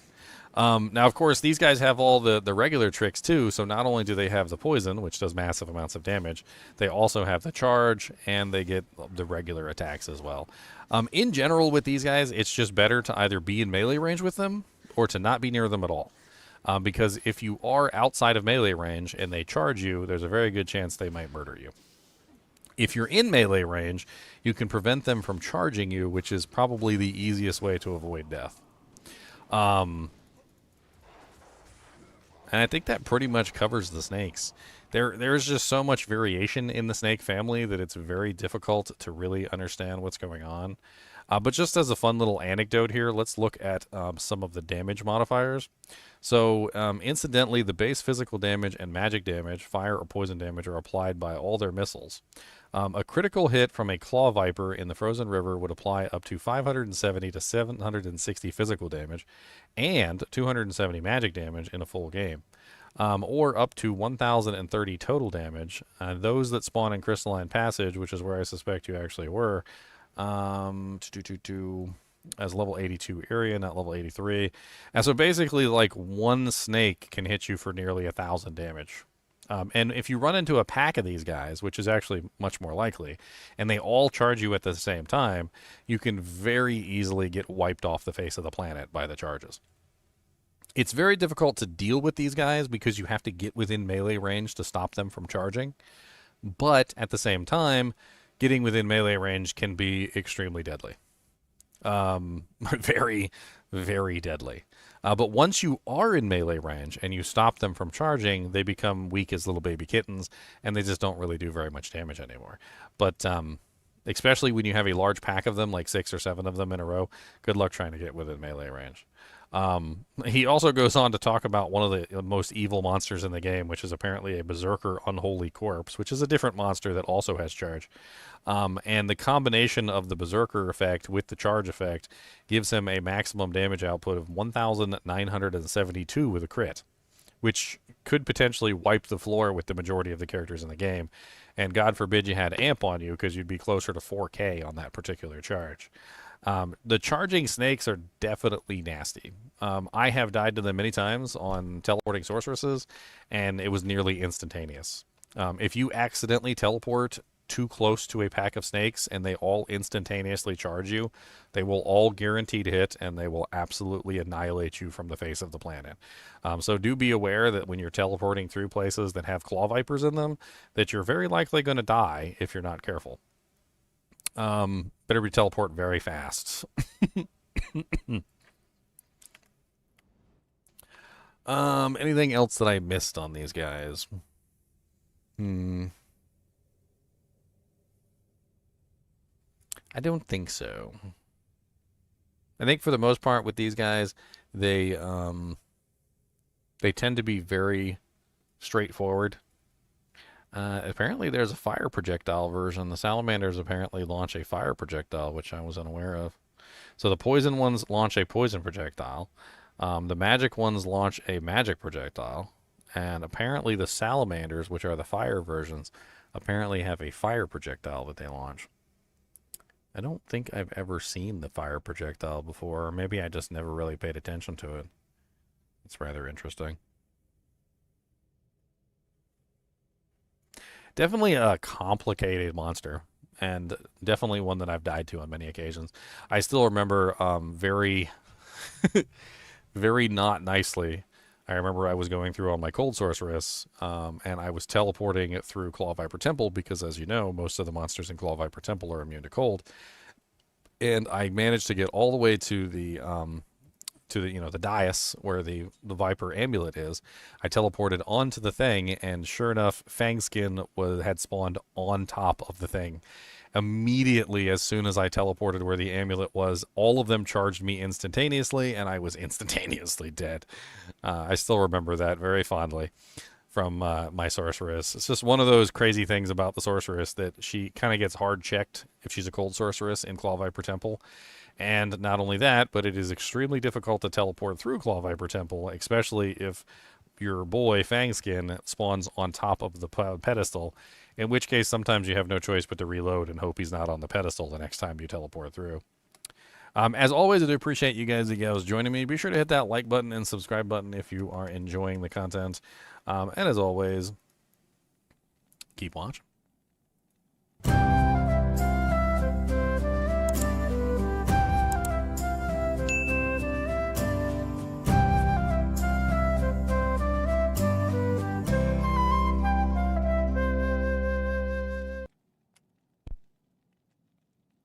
Do monsters deserve privacy? Never. Never. What never? No, never. I guess I'll keep this open for, well, the other charging monster at some point, if I get that far. I think that leaves us with the last Act 2 monster, which is the Blunderbore, which we definitely have to talk about his revive abilities. I'm pretty sure the Blunderbore is also a guest monster. Yes, he is. And he's active in both Act 3, I think, and Act 4, and Act 5. So he's pretty much in like every act except for Act 2 and Act 1, I think. Actually, no, he is in Act 2. Yeah, he's in Act 2 as well. So he's not. The only act he's not in is Act 1 then, because he's in Act 2 in the tombs. He's in the tombs. I think the first one appears in the tombs, and then they appear in Act 3, and then eventually you'll see them in Act 4 as well, and then they're guest types in Act 5. So they're in every single act except for Act 1.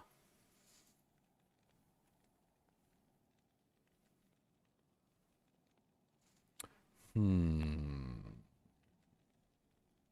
feel like we need to find more information on the Blunderbores.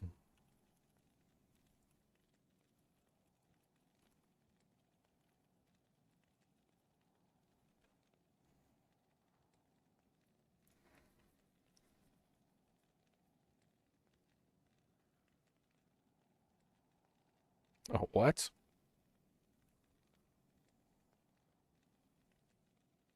This website says that they use smite. I guess that explains why they're not attacking with their mallet. They're attacking with their offhand. Are they actually using smite? That's kind of crazy. I guess that explains why they're so ridiculous. According to this, they have a 15% chance of crushing blow in Nightmare and a 25% chance of crushing blow in Hell.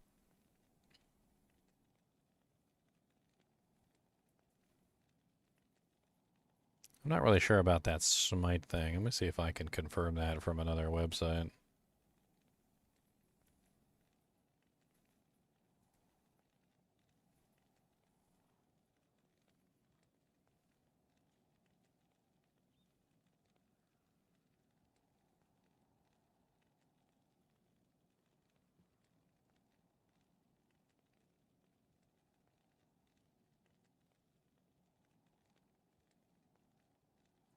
Dun, dun, dun, dun, dun, dun, dun, dun, dun, dun, dun. Dun, dun, dun, dun, dun, dun, dun, dun, dun, dun, dun. Ba-da-dun, dun, dun, dun.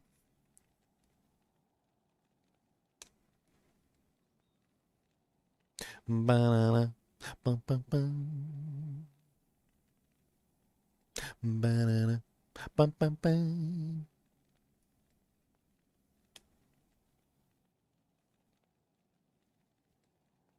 Hmm. I mean, I'm finding lots of information, but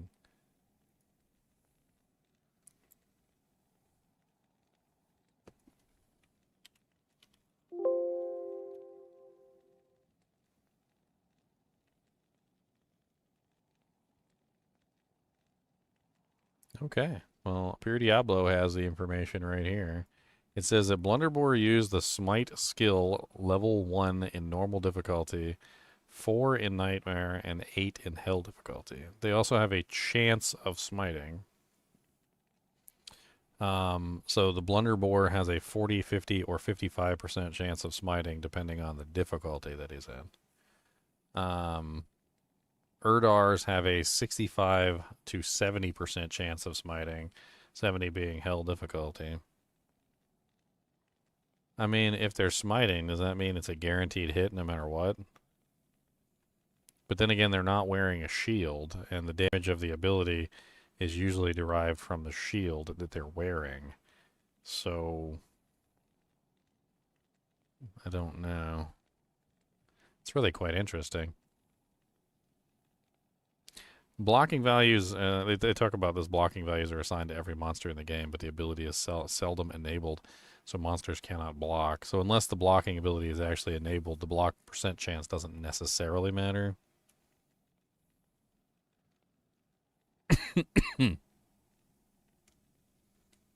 Huh. The ability to smite.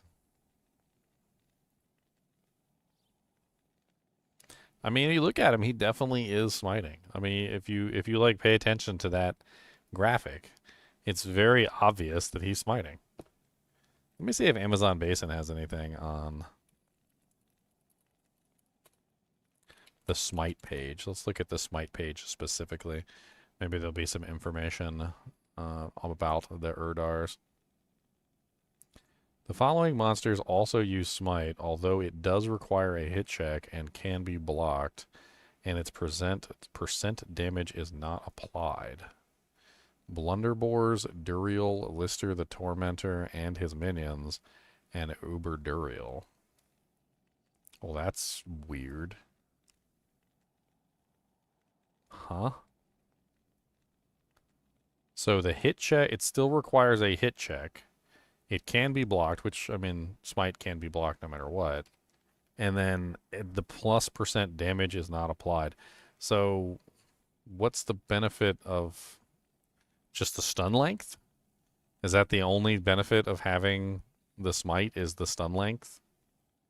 So basically, they gave Blunderbore, Duriel, Lister the Tormentor, and Uber Duriel smite, but then took away all the benefits of having smite, but only left the physical like stun and the physical damage, and that's it. That's very strange.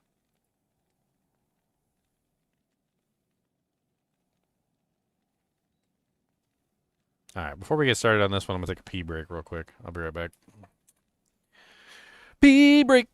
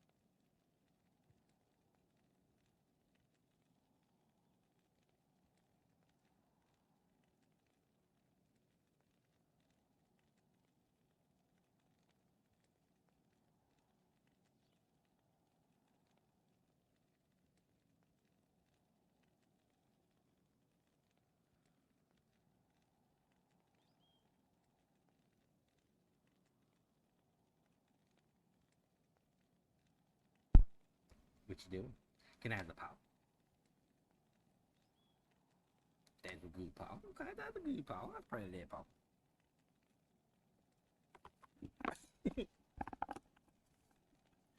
Alright, let's do the blunder boars.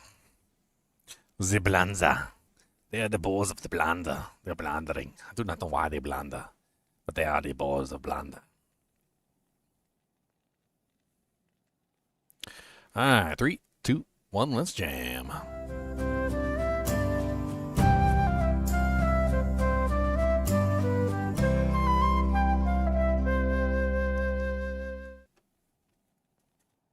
Hello, guys and gals, and welcome to another episode of Monster Families. Today we're going to be going over the Blunderboar, the Gorebelly, the Mauler, the Urdar, and whatever other names they have. They're a very interesting monster, and one of the most powerful revives that you can get as a Necromancer because, well, not only do they do physical damage, but they also have the ability to Crushing Blow, which is pretty darn sweet. And on top of that, not only do they have the ability to Crushing Blow, but they also have the ability to Stun. It's a rather unique and very interesting monster type. They also apparently seem to be in just about every act in the game, except for Act 1. They first appear in tombs in Act 5, if you want to find them in Act 5. Act 2. They also appear in Durance of Hate, as well as some other areas in Act 3. They appear very often in River of Flame in Act 4. And they definitely appear in Act 5 as guest-type monsters. And lo and behold, what do you know? We have several Urdars already here to greet us. Now, the Urdars are demons, and they do take additional damage from demon bonuses, as well as Holy Bolt and things like that. But in general, they're just really tanky, beasty melee fighters.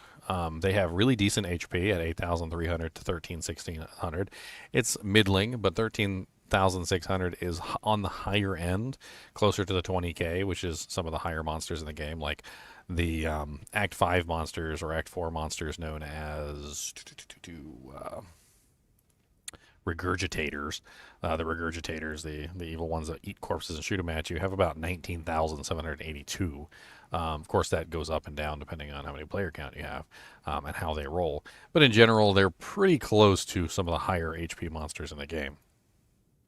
They also have relatively good damage output because they have Crushing Blow. They can apply that Crushing Blow to players, and 25% chance to Crushing Blow in Hell, and 15% chance to Crushing Blow in Nightmare. So in general, they're going to take off a pretty decent chunk of your HP when they hit you, no matter what, even if their physical damage might not be the highest. They also have a very interesting ability to be able to smite, which is something that I had to do a little bit of deep diving on. So if you look at Amazon Basin, sorry to blind everybody, it says monsters. The following monsters also use smite, although it requires a hit check, so it's not guaranteed to hit. It can be blocked, and the percent bonus damage is not applied. So what does this mean?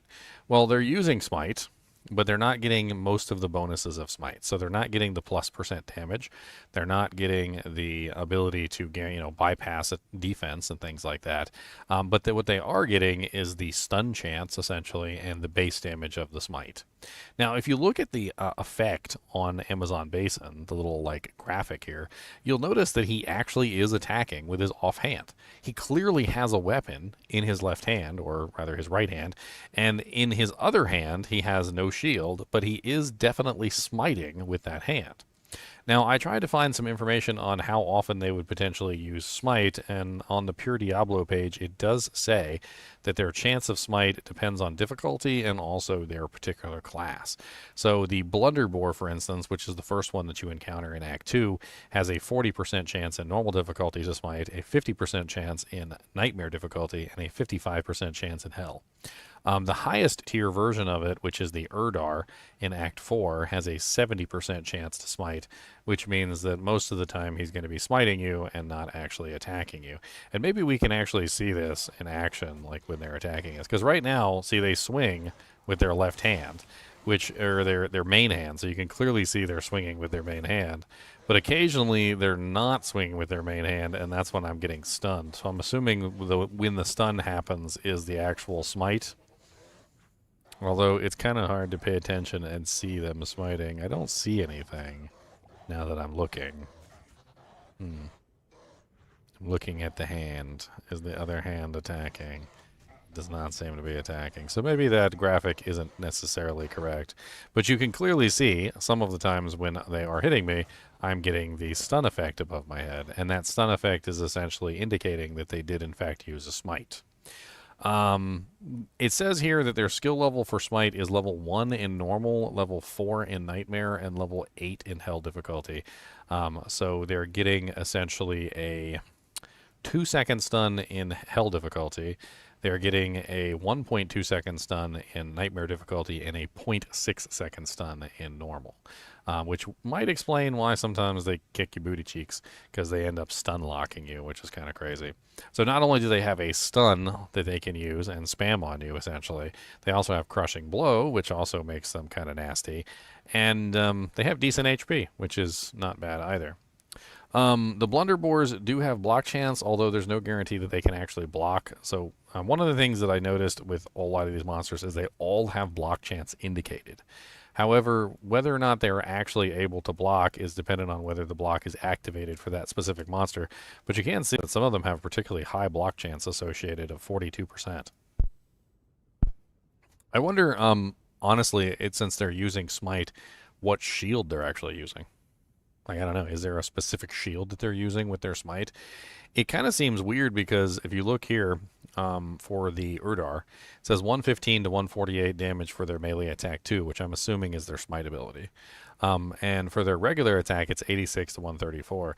So their smite attack actually has a higher damage than their regular melee attack, which could be some indication of whatever shield they're using. Maybe underneath the surface. Maybe they actually do have a shield equipped. And maybe that comes into play with their block chance as well. I don't know. Seems kind of funky. They do have particularly high physical damage mitigation, where the average is about 50% physical mitigation. They have 55, so they do have a really high physical mitigation. And with Stone Skin, they can easily hit 105, so they are sitting at immunity. So if you do come across a Stone Skin, Blunderbore, Gorebelly, Mauler, Urdar, they're definitely going to be immune. In hell difficulty, with the Act 5 guest monsters, they're actually 75% resistant to physical. So definitely kind of like an anti-melee character. They're very strong melee. They stun. They have very resistant elementally to physical damage, and just kind of really nasty for melee fighters to go up against. They have no magic resistance. They generally have very high fire resistance in hell difficulty, but none in the other difficulties. And some of them are immune to fire, like the Blunderbore. They generally have very high cold resistance in hell difficulty as well, but generally none in normal difficulty either, a nightmare. And the Gorebelly is immune to cold, and then the Mauler is immune to lightning, same sort of scenario where pretty high resistances across the board. It's actually kind of nutty because like even the ones that are not immune have 50% or 75% resistant to that specific element. Even the ones that they're not immune to. So the Blunderbores might be kind of a pain in the butt to deal with for anybody since they're rocking 50% plus resistance to essentially every resistance except for poison. And speaking of poison, they basically have no poison resistance. Let's check the guest versions of the monsters because they may be different, but have no poison, 33 lightning, 33 cold, 33 fire. So they seem to be much weaker to elemental damage in Act 5 than their counterparts. So it sounds to me like if you're trying to get like a really tanky set of like Blunderbores, Maulers, etc., to fight against Ubers, which is a really good option, by the way, for like summoning an entire pack of Ubers and like stomping on somebody's head. It looks like the Urdars are the strongest elementally, like resistance wise, and they also have like really nice physical resistance as well. Like in general, it kind of seems like the Act 4 Urdars are superior to the Act 5 versions. So you might want to, if you're trying to hunt down Urdars for your specific like Uber run, it looks like the Act 4 Urdars are probably your better bet. They have a higher percent chance to cast Smite, which has higher damage output. They have a higher like resistances overall to essentially all elements, and on top of that, they seem to be relatively available as well. I mean, it would just take a couple games for you to log in and log out and see the Urdars in Act 4, and then like there's tons of them usually whenever you get Urdars in the River Flame. So you can easily just run along, kill a bunch of them, get the bodies prepped up, and then summon them when you're about to do your Ubers.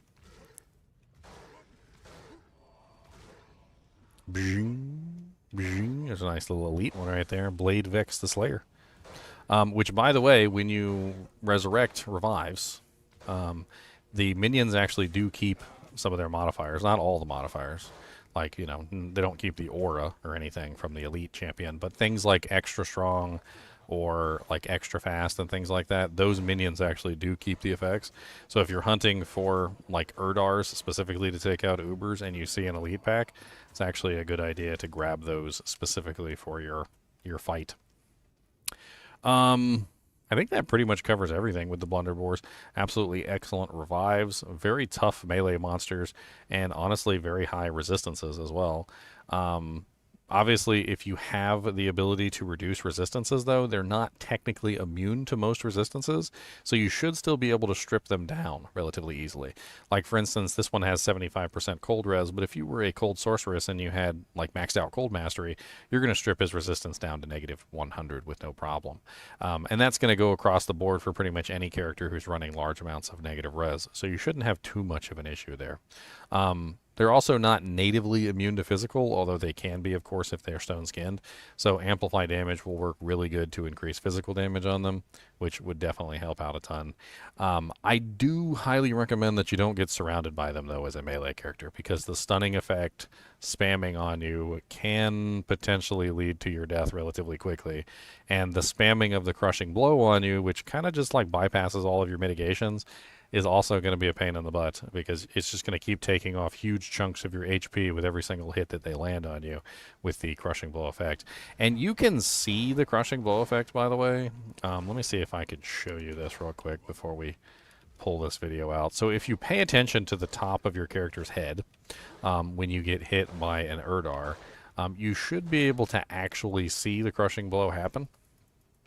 And let's see if I can lure one of these guys over to have some fun with me. Giggity.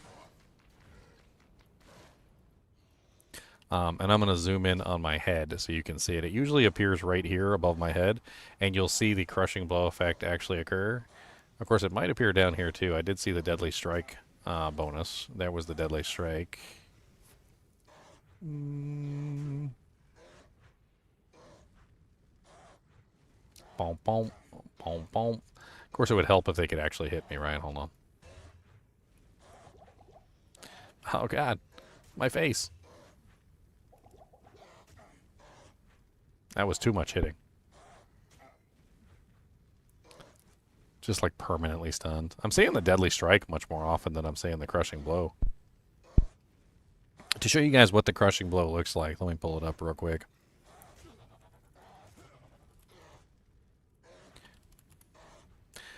If you guys have never actually paid attention, the crushing blow looks like this. So it's kind of like a red little explosion that happens, and it's only a 25% chance for them to actually apply crushing blow. And if they can't hit me, they might not actually be able to apply it, unfortunately. I have seen the deadly strike several times. Deadly strike is the circular one that you see that explodes outward. This one's a little bit more splattery. And they seem to be having much trouble smacking me and getting the crushing blow to happen. Now, the thing is, though, is that when you're a necromancer and you have an entire pack of these guys, you don't necessarily care, like, whether or not each individual one is applying crushing blow, because you'll have, say, 20 or 30 of them all in a pack with a 25% chance, and with 20 or 30 of them running with a 25% chance, you're going to get a significant number of crushing blow procs, like, per, like, pack of monsters. I mean, just to run the numbers real quick, I mean, let's assume that you had 30 Erdars, and let's say only 10% of those, so let's say minus 90%, only 10% of those actually crushing blowed every single rotation. That would still be 3 crushing blows per rotation for 30 Erdars, which adds up to a lot of freaking damage over a really quick period of time, especially when they're attacking like multiple times per second, usually around 2.77 times per second. So you're talking around like 2.77 is 8.31 crushing blows per second. Which is a really fast rate at which you can kill the Oopers. Now, one thing that you do need to know is if you're using the Erdar method, you may still need to apply some sort of like anti-regeneration. It doesn't not necessarily required, especially if you have a large enough of monsters to cancel out their regeneration entirely, but it doesn't hurt to have some kind of open wounds in the mix. A mercenary with open wounds would be really useful. You could also potentially apply it yourself if you have like a bow or something to do it with. There are options, of course, on how you can potentially apply some sort of negative resistance. Poison damage could potentially be applied as well through a mercenary, or you could utilize Poison Nova. There's a couple different options for applying some kind of negative regeneration to prevent the monsters from regenning. When you have a really large army, though, it's not necessarily required. But having some kind of anti-regeneration will definitely make things go faster than otherwise. Poison Mage as well. So if you have one of the mages, although the mages tend not to last very long. Generally, when you're using the Erdar army method, you just want to telestomp. That is the preferred method. And I can give you like a brief sort of scenario here with the telestomping. Let me see what I've got on hand for this. I should have at least one necromancer. That is not a necromancer, that is a bowmancer. That one does not work. I got an actual bow necromancer. I don't even know if he has any minions, actually, now that I think about it. I don't think he does.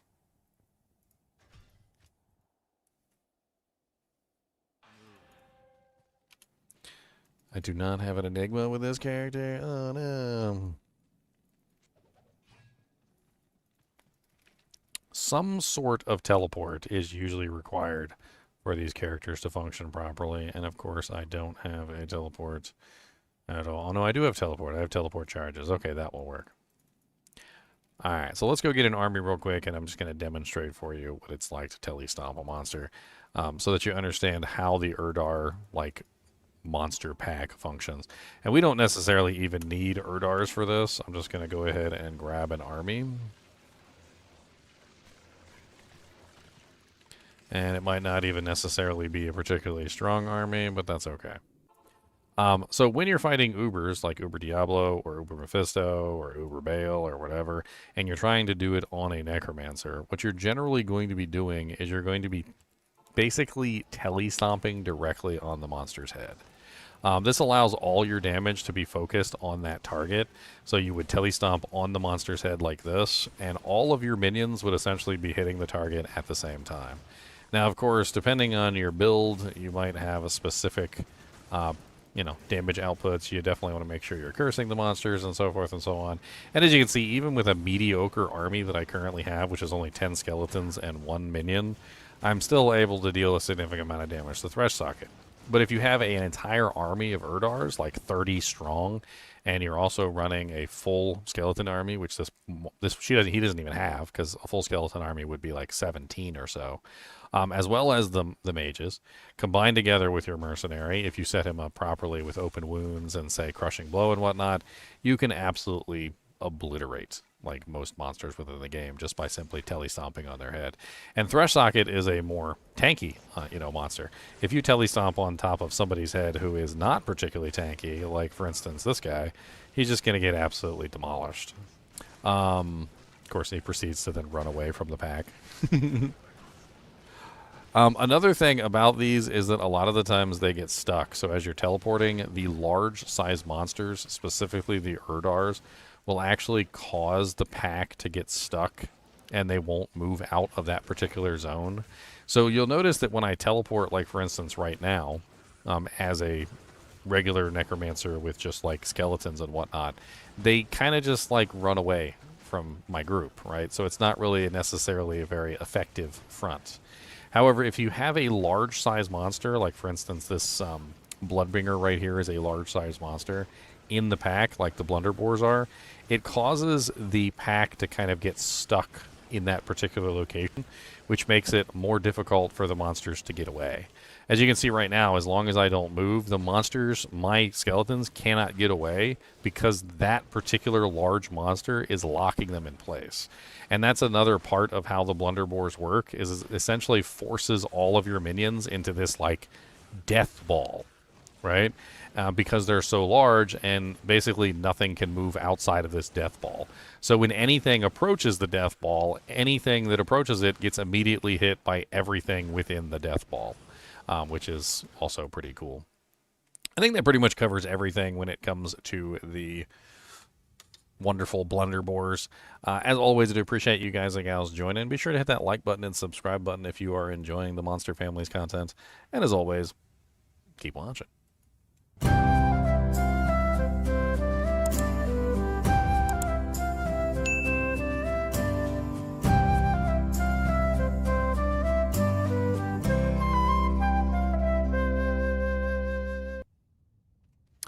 All right.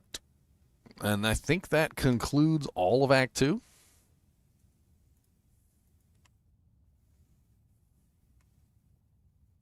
I'm pretty sure that does, right? So Act 2 is now finished.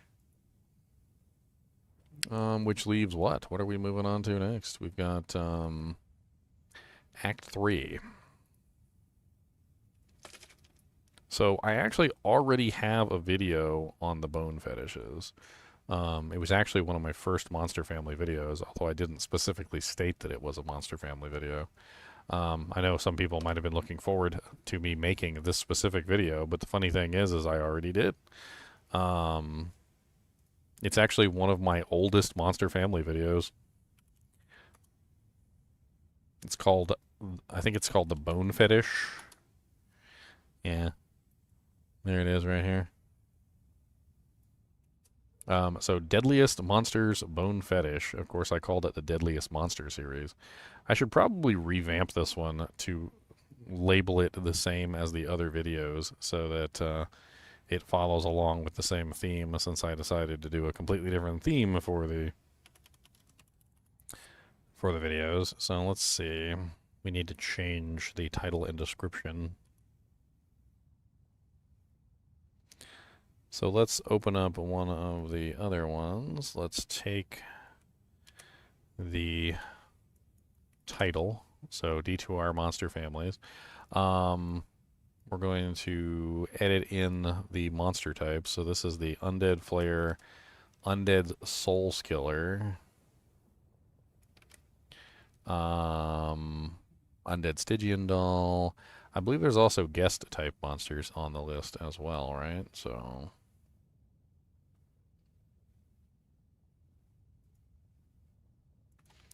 not that one. Bone fetish. Okay. So let's see if there's any additional doohickeys. Undead Soul Killer is already on the list. Undead Stygian Doll is already on the list. Okay. So we don't have to worry about that. We need to change this to Bone Fetish.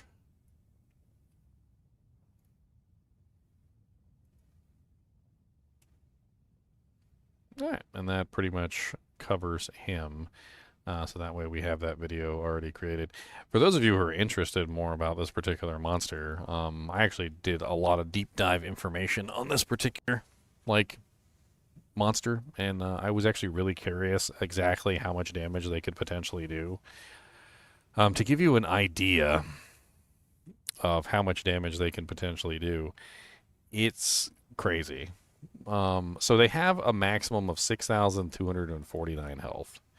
However, their health can increase depending on other modifiers, like, for instance, champion, elite, berserker, things like that. They can also get additional bonuses to HP from player count, and by the time they're done, they actually get some absolutely nutty bonuses, which their explosion, so when they die, their explosion is physical damage only. It's not fire damage. It's physical damage only, and it's 10% of their total HP.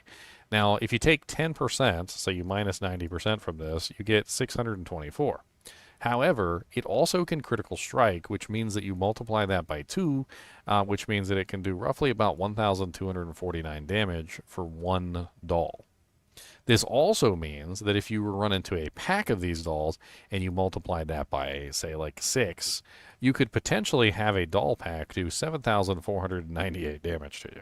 Even with 50% reduction in damage, that's still 3,749, and it's still more than enough to kill most players. Now, the interesting thing about this is that the Bone Fetish's explosion can be blocked, which is really quite interesting. Their HP varies by such a large amount that it often lulls players into a false sense of security by essentially creating situations where they survive. So imagine, if you will, you are, running along and like somebody shoots you with a gun and you're like, oh, that didn't even hurt, and like the bullet bounced off your skin, but it was like a really weak gun. It was like a .17 caliber gun, and the amount of powder in it wasn't exactly the greatest.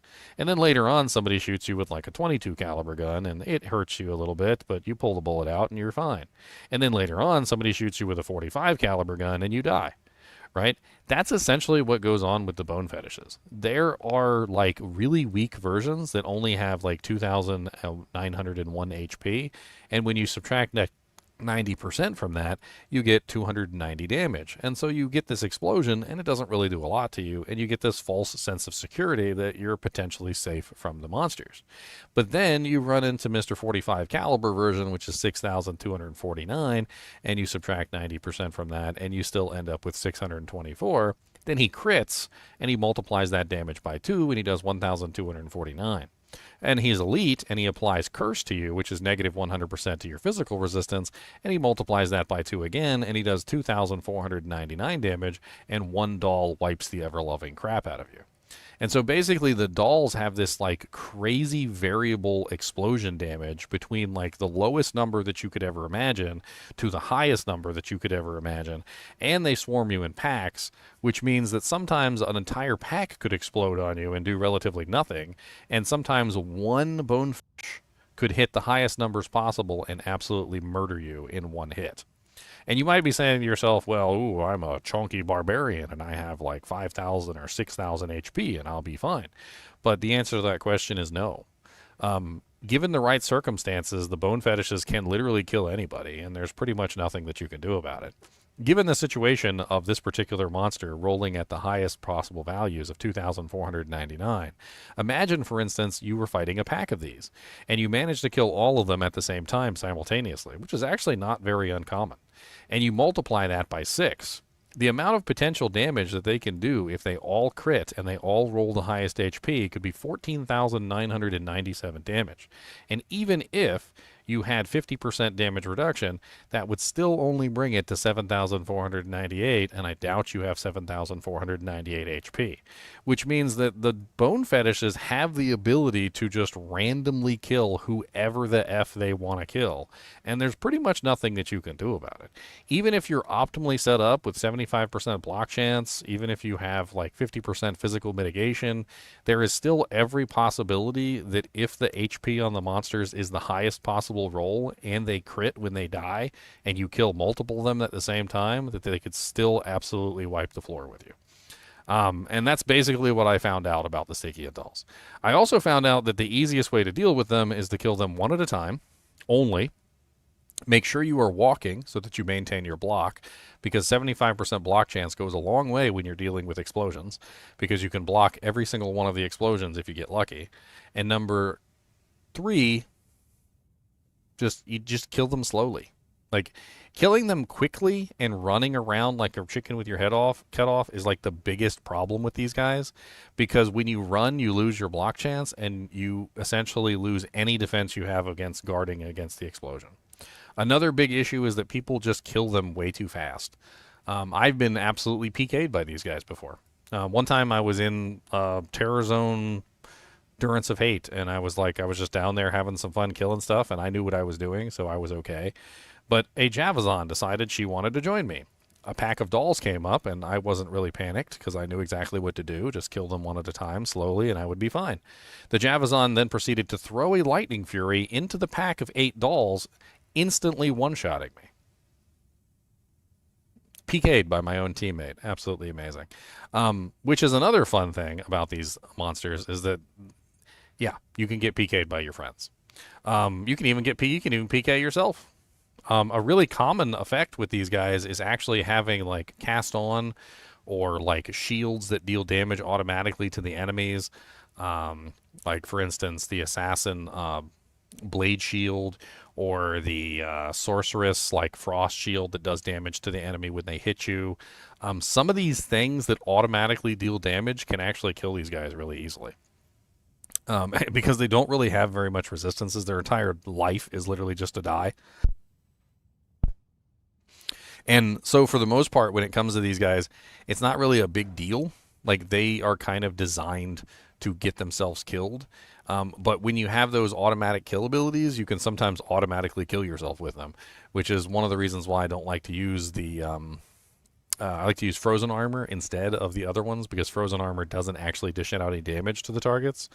So in those situations where you use frozen armor, there's a much better chance that you can get away, as opposed to if you're using, I think is it chilling armor or is it shiver? I think it's shiver armor. If you're using shiver armor, there's a very good chance that they can accidentally kill themselves on your shield and then explode and then kill you. Same thing with blade shield, and also your mercenary can get you killed too. That's also a common way. Mercenaries are actually immune to the explosion, by the way, for some reason. I don't know why.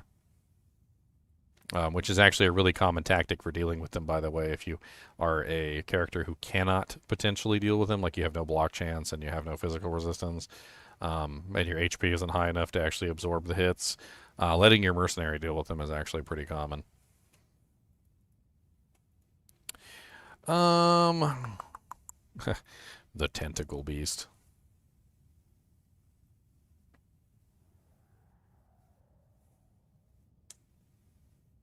It's such a weird monster. It only appears in like very specific places. I think there's only like 3 places in the entire game, isn't there? Like, one is in the sewers on level 2.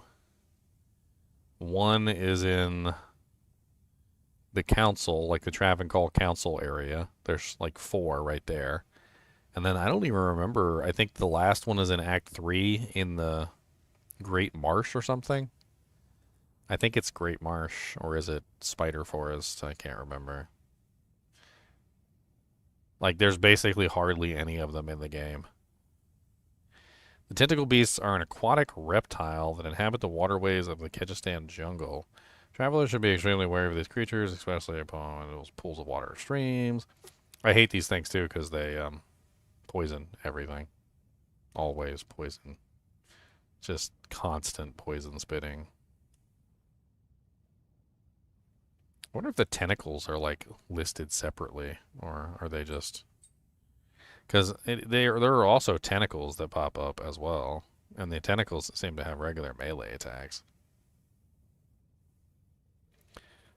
No lightning resistance, no cold resistance, no magic resistance, very little physical damage reduction, 50% fire res, and always immune to poison. I'm pretty sure these guys don't appear in Act 5. Like, I'm like 99% sure they don't appear in Act 5. Yeah, they're not in Act 5. Hmm. Okay, so we gotta do the shaman. Actually, no, I don't need to do these guys because I think I already did them because the first appearance of those is Act 1. So I'm pretty sure that one's done. The mosquito, the thorned hulk, the frog demon, the will-o-wisp. Everybody loves will-o-wisps. Amazing. Everybody loves them. They're their favorites. Zakarim Zealots and Zakarim Priests go together. Those are a set. They always spawn together, so they need to be done together. And then I believe the council member is the last one in the lot there.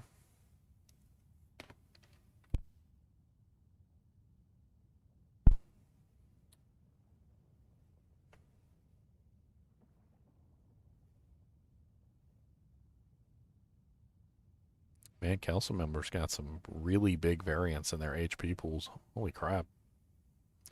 Look at that variance. That is a nutty variance between 9,790 and 22,844. That's kind of crazy.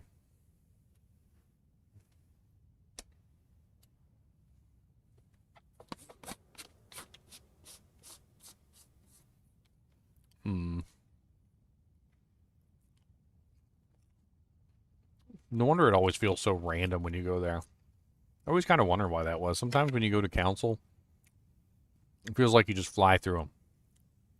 And sometimes when you go to council, it feels like they're just the tankiest things ever. I mean, that makes sense.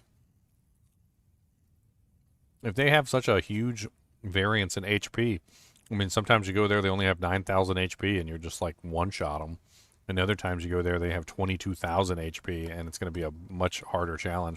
Especially considering you also get like multipliers to their HP, because these are just the base numbers. Hmm.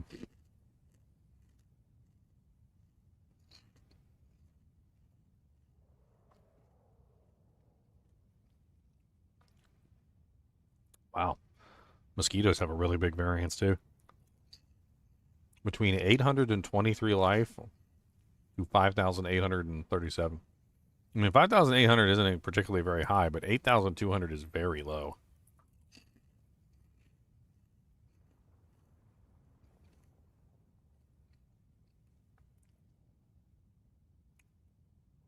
And then you got these big boys.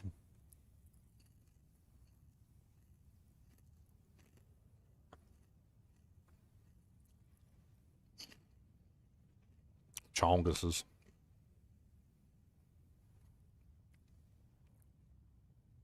And they got big chongas.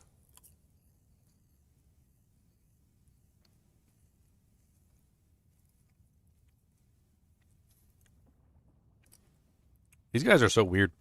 Do they actually exist within the game, or are they just, like, do they always come out of the river? Like, I can't remember.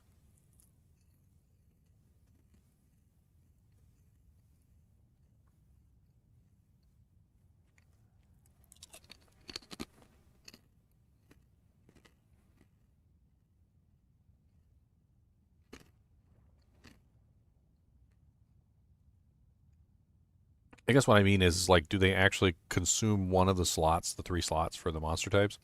Or are they just always in that particular zone because they come out of the river?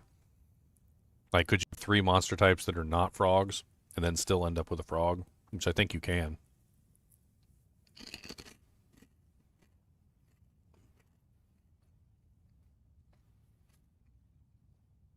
These guys are always fun.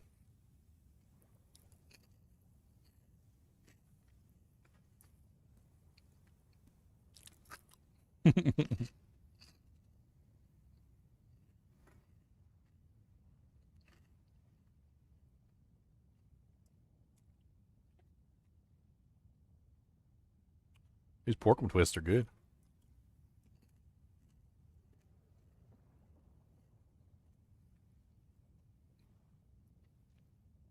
Once you have completed certain quests in Act 3, the zealots will run away in fear. Annoying, too.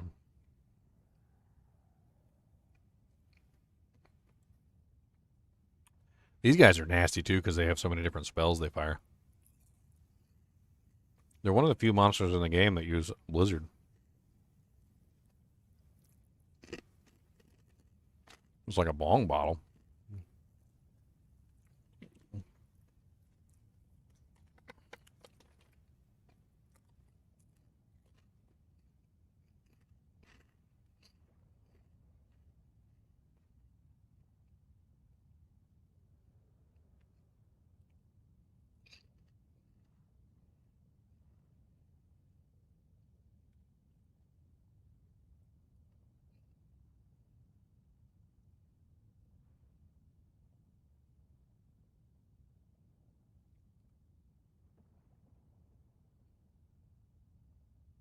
I hate these guys. Time wasters. Spamming heals on everybody.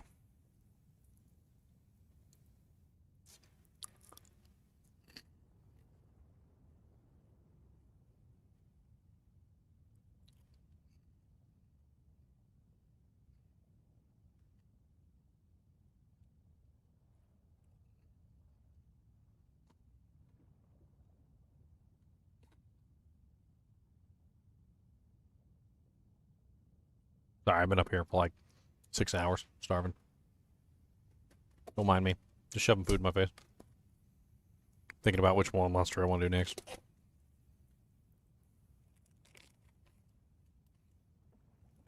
Which monster?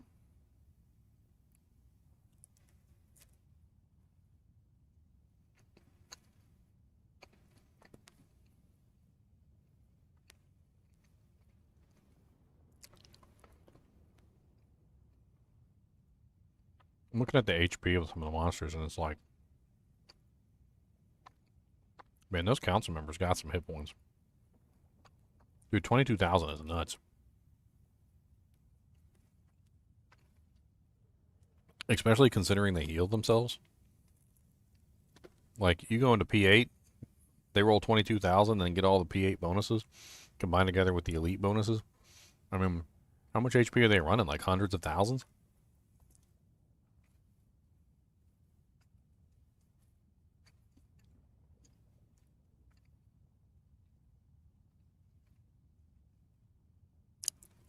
I'm kind of curious.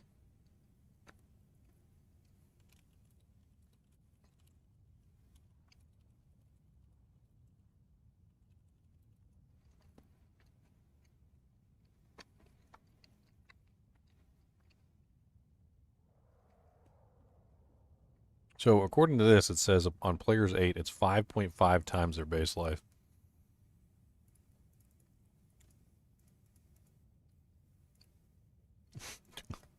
So, a max rolled council member in players 8 is running 125,642 HP.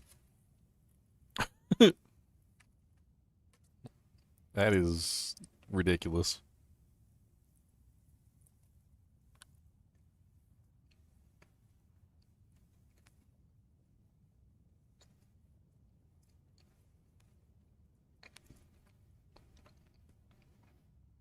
I wonder if there's any information on the heal.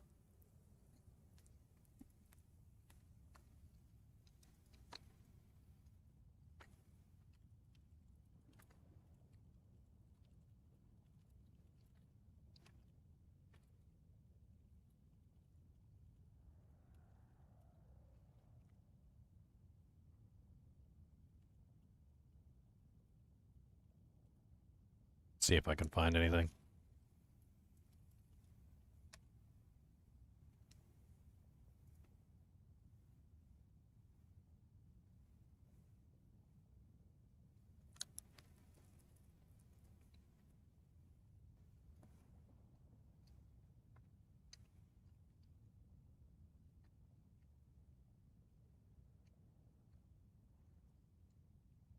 Mm-hmm.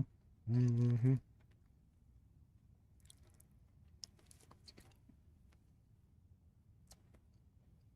Mm.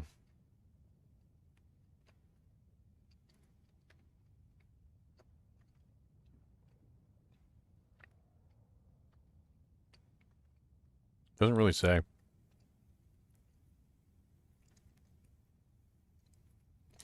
It does say that prevent monster heal doesn't work on it, which I already knew. And then it functions differently than regular regeneration, which is also something I knew. It seems to be almost percentage based, although I'm not entirely sure.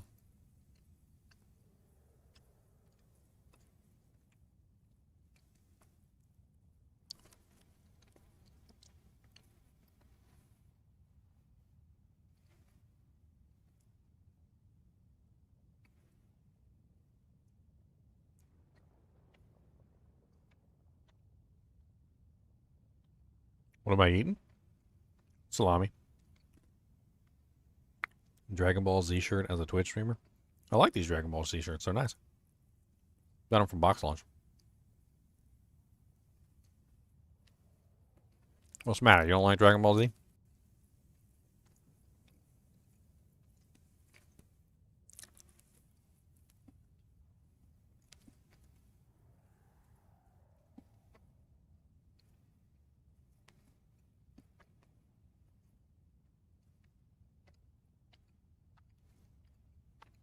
You don't like yourself? Well, you should probably fix that. You should probably fix that.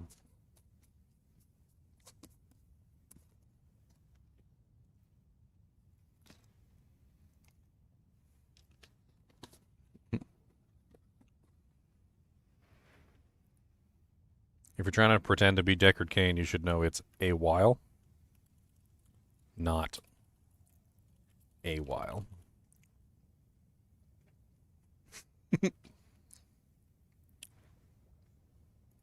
Just an FYI. Alright, so we need to go find some of these tentacle beasts.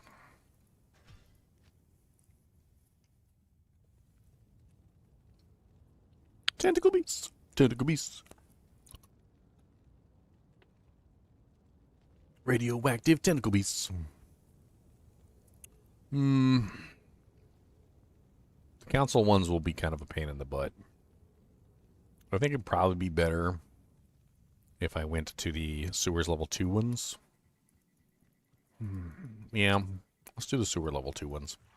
I feel like those are just better in general for testing.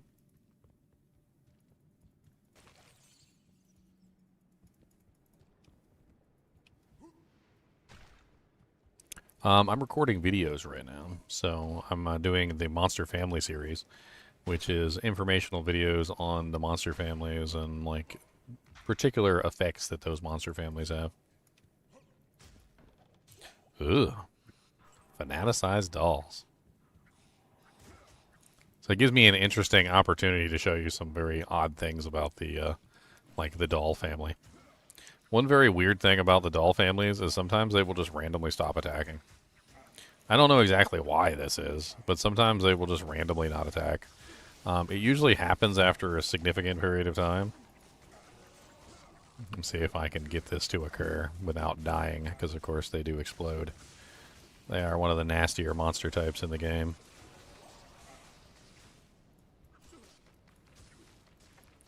And there we go. I managed to make it happen. So one of the weird things about these monsters is that they just randomly stop attacking. I don't know exactly why or what the AI is programmed to do, but you can see he's no longer attacking me. And I don't know exactly why they do this, but it definitely is something I think I showed off in the original Monster Families video. And it's definitely a cool one.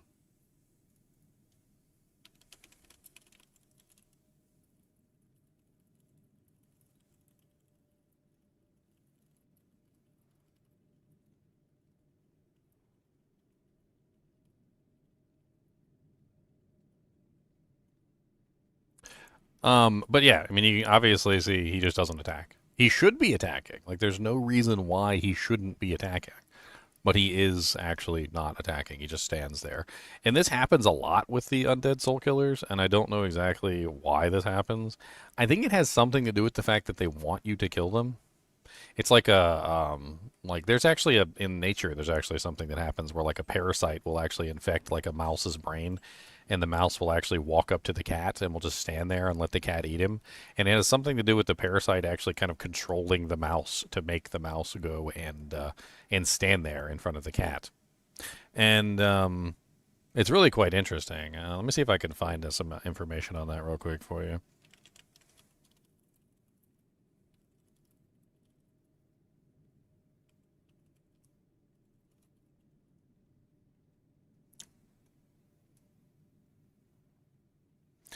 So here's a little factoid on it for you.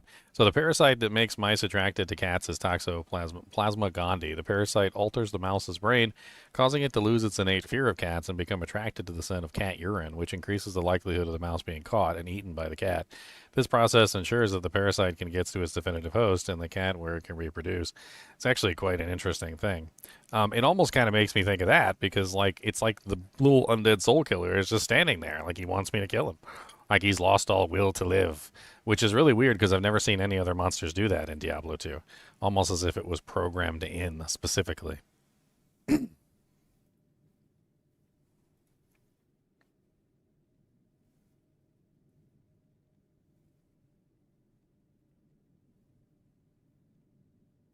Yeah, so let's move on. Die. So we're going to do a video on the Stygian Watchas, which is not going to be a very long video, to be perfectly honest. I don't really see how it could potentially even be a long video, considering there's very little to talk about with this particular monster, but I'll do my best.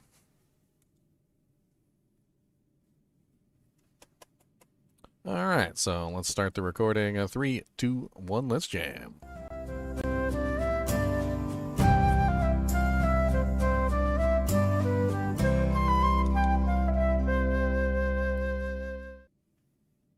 Hello guys and gals, and welcome to another episode of Monster Families. Although this one's not really the biggest monster family, and there's not really a lot of them, and they don't really, like, have very many spawns. What am I talking about? I'm talking about these guys, the Stygian Watchers, the, like, lizards that live in the muck and the evil gooiness of the sewers and other stupid places. There's only 3 variations of these in the entire game, and there is no guest monster versions of them. There is the Water Watcher, the River Stalker, and the Stygian Watcher. One of them appears in Travancore, where the council is. Another one appears in Sewers Level 2, which is this one right here. And the third variation of them appears in the jungles, basically in the rivers as you're running along. You'll encounter some of them, usually in Great Marsh, if I remember correctly, near the treasure chests or near the waypoints. Which they're always very strategically placed, and they seem to be, well, deliberately annoying. Like, for instance, when you're fighting the council, they're sitting there shooting poison at you the entire time, and if they crit poison you, it can be particularly nasty. Ariat Summit says the tentacle beasts are a species of aquatic reptile that inhabit the waterways of the Kyrgyzstan jungle. Travelers should be extremely wary of these creatures, especially when near pools of water, streams, or rivers. Bubbles rippling across the surface of the body of the water are a telltale sign that a tentacle beast waits below. Fearsome to look upon, these reptiles are also extremely dangerous. Not really. They secrete poisonous saliva, which, when they spit, their mouths an incredible force, often knocking back targets off their feet. They have a knockback effect. Occasionally, groups of tentacle beasts work together with one of the poisonous missiles to knock their prey into the maw of the water. Attack tentacle beasts when they come to the surface, and that's pretty much it.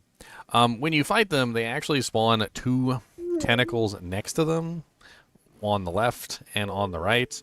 And if you kill the tentacles specifically, it doesn't actually do anything. Like, the tentacle will go down, but I hear you, buddy. The tentacle will go down, but the actual beast stays alive. However, if you kill the beast... I see you, Cody. If you kill the beast, however, all the tentacles will go down at the same time.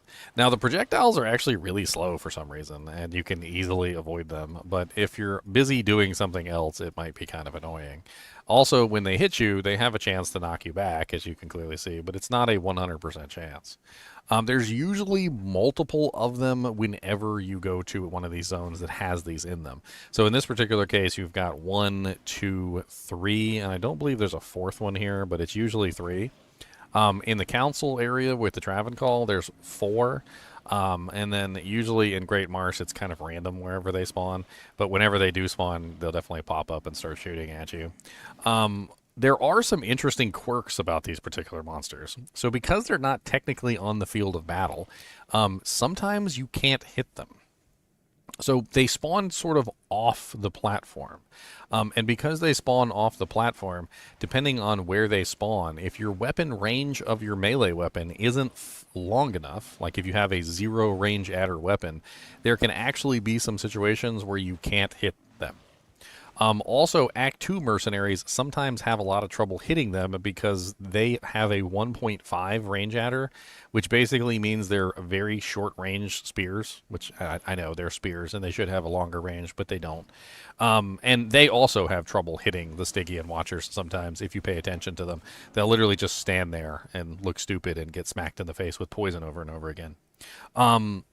They're really not particularly very strong. Their HP is very low at 3,700 to 5,046, which is actually really low, especially when you consider that, like, in the Act 1 area, the Fallen have 3,273 at maximum. So they're barely above the Fallen in Act 1, and the Fallen in Act 1 are some of the easiest monsters in the game to fight. They don't really have a lot of anything going for them. Their physical resistance is very low. They have no magic resistance. They have a little bit of fire res at 50%, no cold res, no lightning res, and their poison res is always maxed, so they're always immune to poison. But overall, just like not really that difficult to deal with. They're actually more annoying than anything because when you want to kill them, a lot of the times they go under the water. And when you don't want to kill them, like, for instance, when you're fighting the council, they may potentially pop up and start shooting poison at you, making your life miserable. In general, I usually like to kill them, like, if they're there, I usually like to kill them before I kill the council, or I like to go into the room with the council and just avoid the stupid poison spam altogether. It really depends on what character I'm playing. Some of the characters couldn't care less about the poison that these guys shoot, and some of them, like energy shield sorceresses, definitely do not want to be constantly poison spammed by the Stygian Watchers, which is super duper annoying. That's pretty much it with these guys. There's really not a lot more to go on with the tentacle beasts. They don't really appear in that many places in the game, and when they do appear, they're not like particularly very challenging to kill. It takes a little bit of concerted effort to finish them off, and then once you kill them, they don't come back. As far as I'm aware, they can't be resurrected with revives because, of course, that would be silly. You don't have water everywhere you go, and they swim specifically in the water. They can't leave the water, and they just shoot projectiles at you.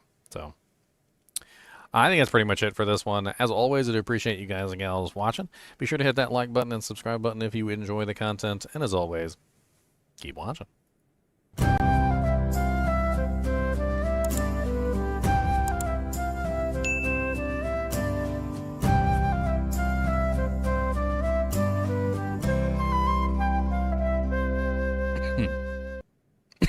Dying. All right. Next, we have the giant mosquitoes. The giant mosquitoes always remind me of that, like, super cheesy. I don't know if you guys watched it. There was a movie with, like, the giant mosquitoes, and they were flying around, like, sucking people's blood out. And they were they were, like, monstrously huge. Like, there was a scene where the mosquito comes into the tent and just, like, sucks all the blood out of somebody.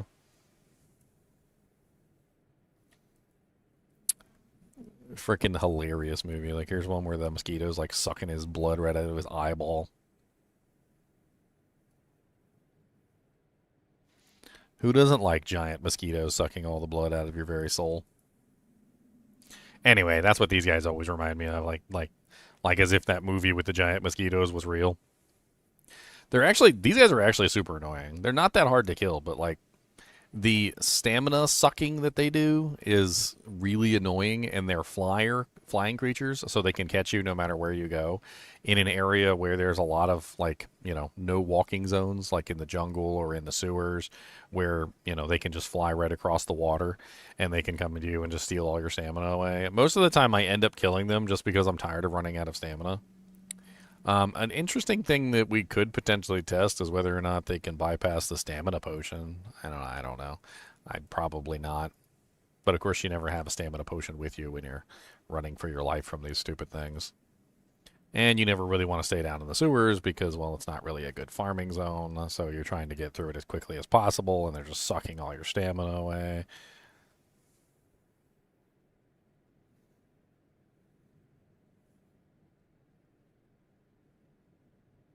Definitely a poopy set of monsters. I believe there was ones down here in the thing, right? Like in the sewers when I was running here. I thought I saw some. Oh my god, stop that. Hey, there is some feeders down here. Ow. Why you guys gotta be rude? I wanted to show you. Oh, look, there's one of them right there. Okay, so there's some more in the sewers down here. I didn't know there was some more Stygian Watchers down here.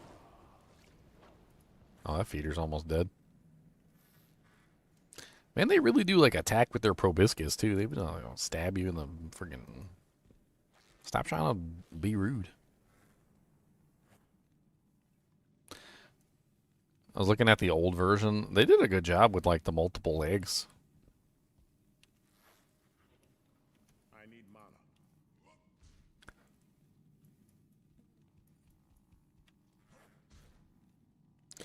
Did I apply open wounds to him just by jumping? I could have sworn I saw blood coming out of him.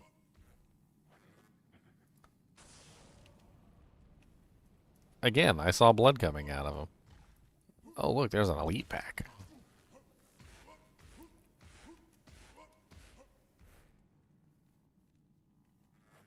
Nice. Alright, so we got an elite pack to talk about. I don't think these guys are in Hell difficulty, or in Act 5. Let's double check and see if they're on the Act 5 bestiary list. What are they called? Giant mosquitoes? No, giant mosquitoes are not on the Act 5 guest list. So that means that they're primarily in Act 3 as a unique Act 3 monster that nobody likes. I think that's good enough. Let's go ahead and do this one. 3, 2, 1, let's jam.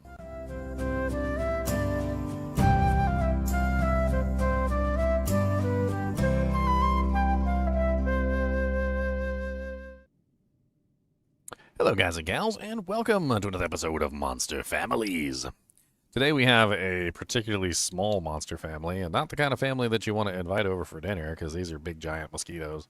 Which always makes me think of that old movie, like Mosquitoes, with the big giant mosquitoes that were like running around sucking everybody's blood out and like landing on people's cars and trying to murder everybody.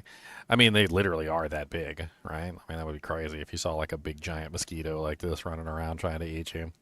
The text on this says the wet, humid atmosphere of the Kyrgyzstan rainforest is an environmentally perfect area for the fly and mosquito larvae.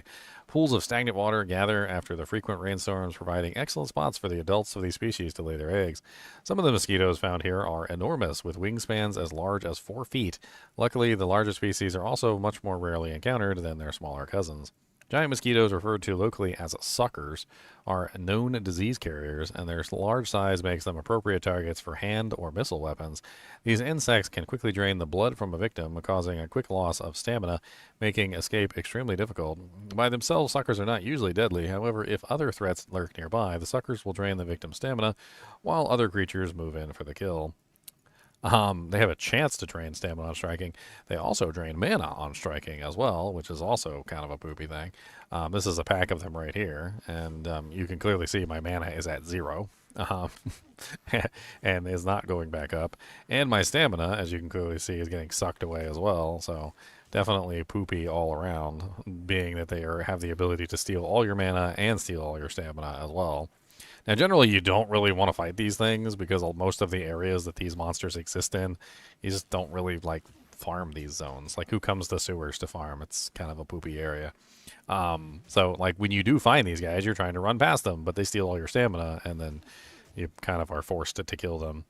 This particular pack is particularly nasty. As you can see, we've got a champion pack with a possessed in there. So it's going to have a much higher HP pool than some of the normal ones. I did notice that the new version in D2R, they attack with their bottom side, and the old version, they don't. And they do attack with their bottom side in the old version, too. They look creepy in the old version as well. They look creepy in both of them. I don't like either one of them. They don't particularly have very high hit points. In fact, their hit points are extremely low, going as low as 823 in hell difficulty, which is actually basically nothing. You could probably one-shot most of these monsters if they rolled that low. As high as 5,837, which is about a quarter of some of the highest monsters in the game, so not really particularly very strong.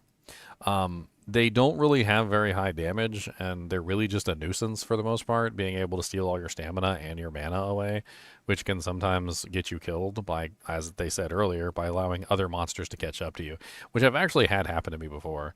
Like, a pack of them show up, steal all my stamina, and then all of a sudden I'm surrounded by, like, Thunder Hulks or, like, whatever, like these guys, these Thorned Hulks. Like, I get surrounded by those guys relatively quickly because I can't run away. And it's not necessarily that these guys kill me, but I definitely couldn't outrun anything when I didn't have any stamina left. They don't really have very much resistances. So they don't have a lot of HP, and they don't really have a lot of resistances. They have no physical mitigation at all. They have no magical mitigation. They have no fire mitigation. They have no cold mitigation. They have very limited lightning mitigation in hell difficulty, only 33%, and they're mainly just immune to poison. So for the most part, when it comes to these monsters, it's really just a matter of a grievous annoyance.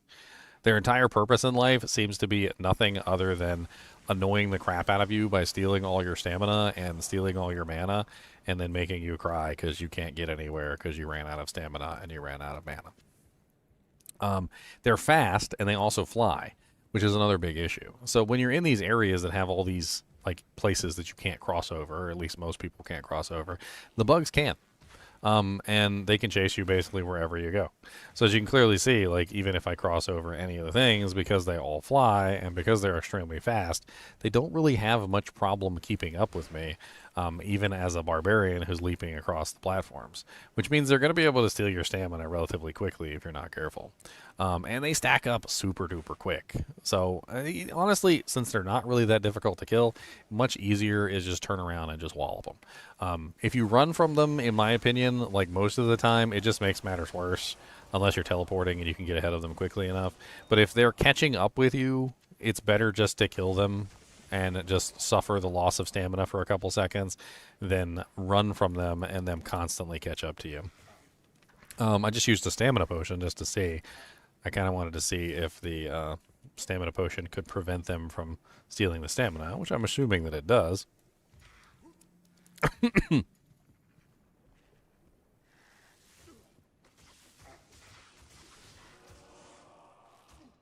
And of course, at least it looks like you could just prevent the stamina loss by having a... Oh no, they actually are stealing the stamina through the potion.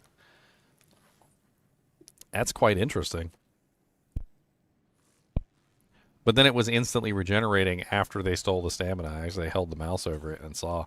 He was totally stealing the stamina through the potion. That was rather interesting. I wonder if you had like a potion on and you were surrounded by them, could they potentially just steal all your stamina down to 0? There's really not much more to talk about with these guys. They're annoying. They poison you. They do have poison. They also steal your mana, they steal your stamina, and they're super easy to kill. So it shouldn't really be that big of a deal for any character to kill these guys.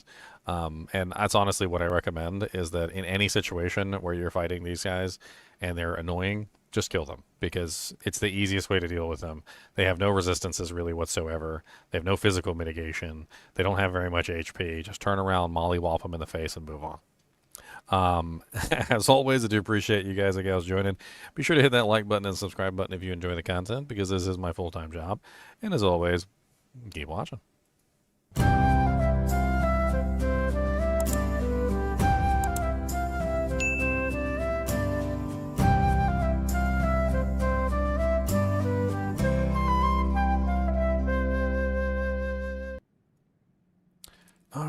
Alright, so we got the skeeters done.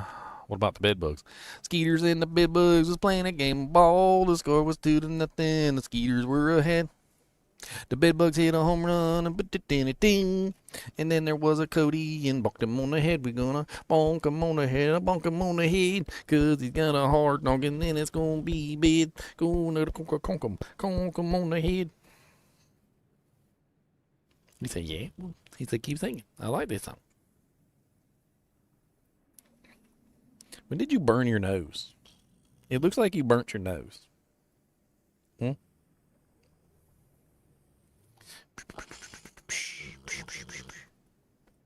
Cody, why are you so nasally?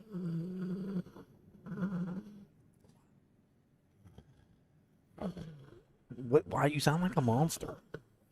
You sound like a monster. Why you sound like a monster? You gonna scare everybody. And then what's gonna happen? They're gonna run away. And then they don't want to play if you scare them. And you sound like a monster. He said, what? He said, that's not a monster. He said, he's a good boy. He's a good boy. That's a good boy, Mr. Cody. He said, yeah. Do you gotta go peppa-doo? Yeah, you gotta go peppa-doo. All right, I'm gonna take him out to go to the bathroom real quick. He obviously has to go peppa-doo. I'll be right back.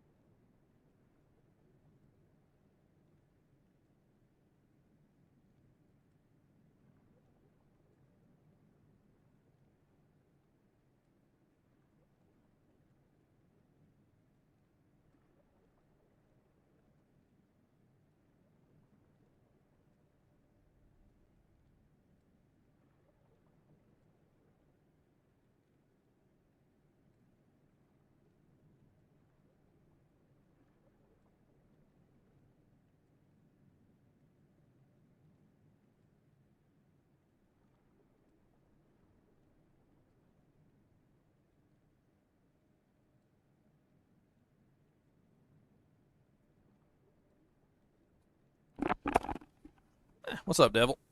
The devil GSKS. What?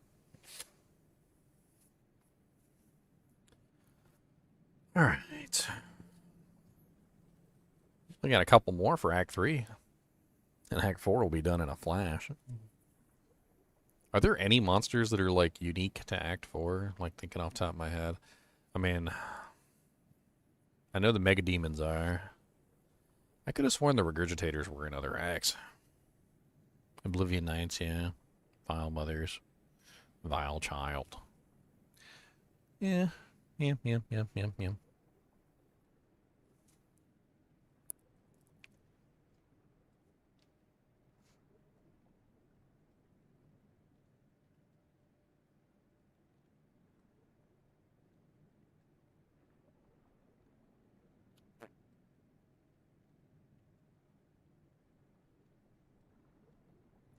I kind of want to do the Frog Demon next, but I don't know if I can find a frog. I gotta actually find a frog.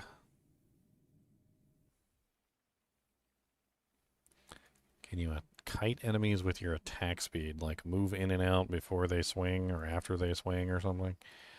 I mean, technically, sort of, I guess. I don't know. I mean, it's not something you can really time very easily, but I mean, I kind of understand what you're saying. And you can do it by accident. In fact, the monsters do it by accident to you whenever on many occasions. So, like, it's not necessarily impossible for you to do it to the monsters, but it's certainly not very easy, especially when you're dealing with multiple monsters. But yes, what you're talking about is something that does occur.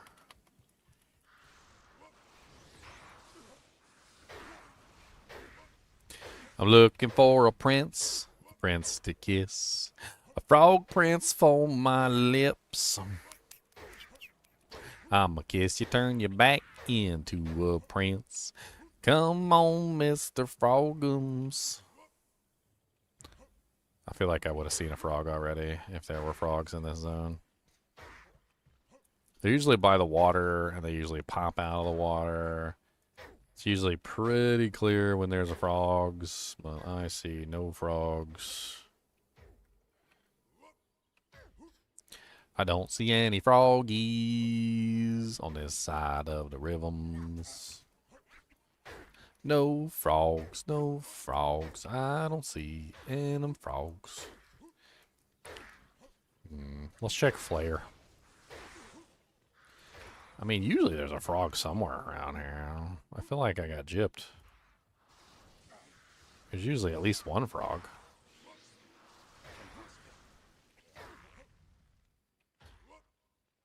I got gypped.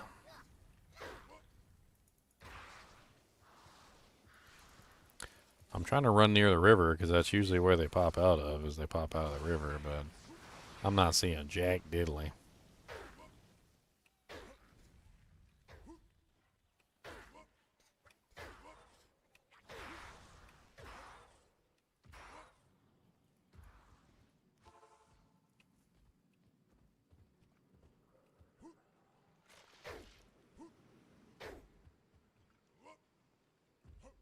Check Flare. We'll run along the water and see if we can find a prince.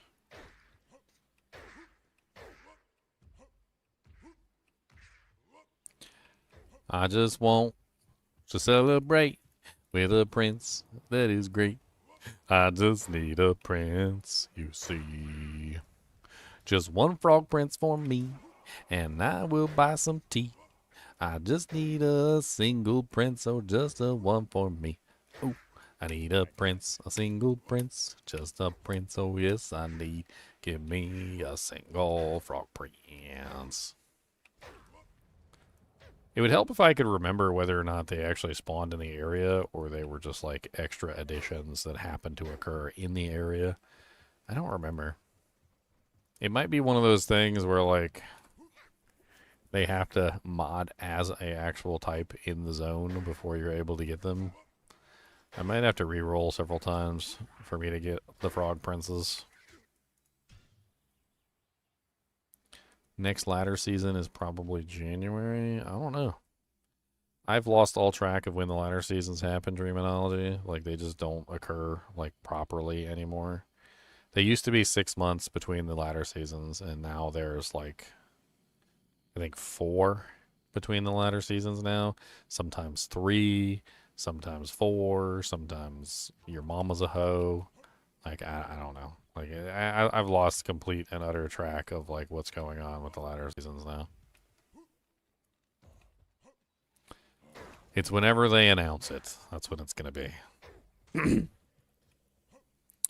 My assumption is they'll weaponize it for like the Diablo 4 expansion or something, which they seem to be doing constantly now.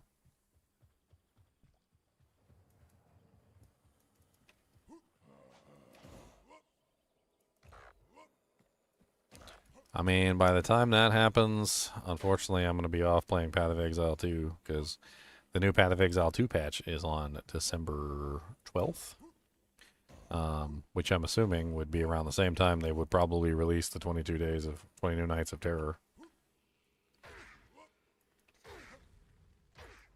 Kind of sucks, to be honest. Like, I really wish they had done it sooner. Man, I am not really quite sure. Oh, we got one! A slime prince! We did it! We got a slime prince. We got a slime prince. We got a slime prince. We got 2 slime princes. Or is that the same slime prince that just, like, teleported over here? That doesn't seem to be the same one. Alright, so we got some slime princes. Oh my god, why did I do that? Why did I do that? Why did I do that?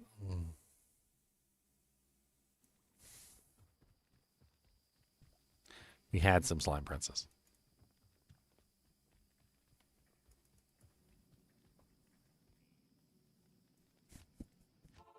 We had some slime princes. Oh, we got one. Nice. Okay, right off the bat. Sweet. Let's get rid of these punks. Pathetic beings. Oh, why do I keep doing that? Why do I keep doing that? What is wrong with me? Why is my brain broken? That is the second time I've done that. Why?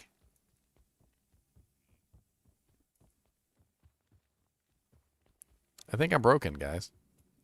That was like an autonomic reflex. I literally just like saw the save and exit button and just immediately pressed it.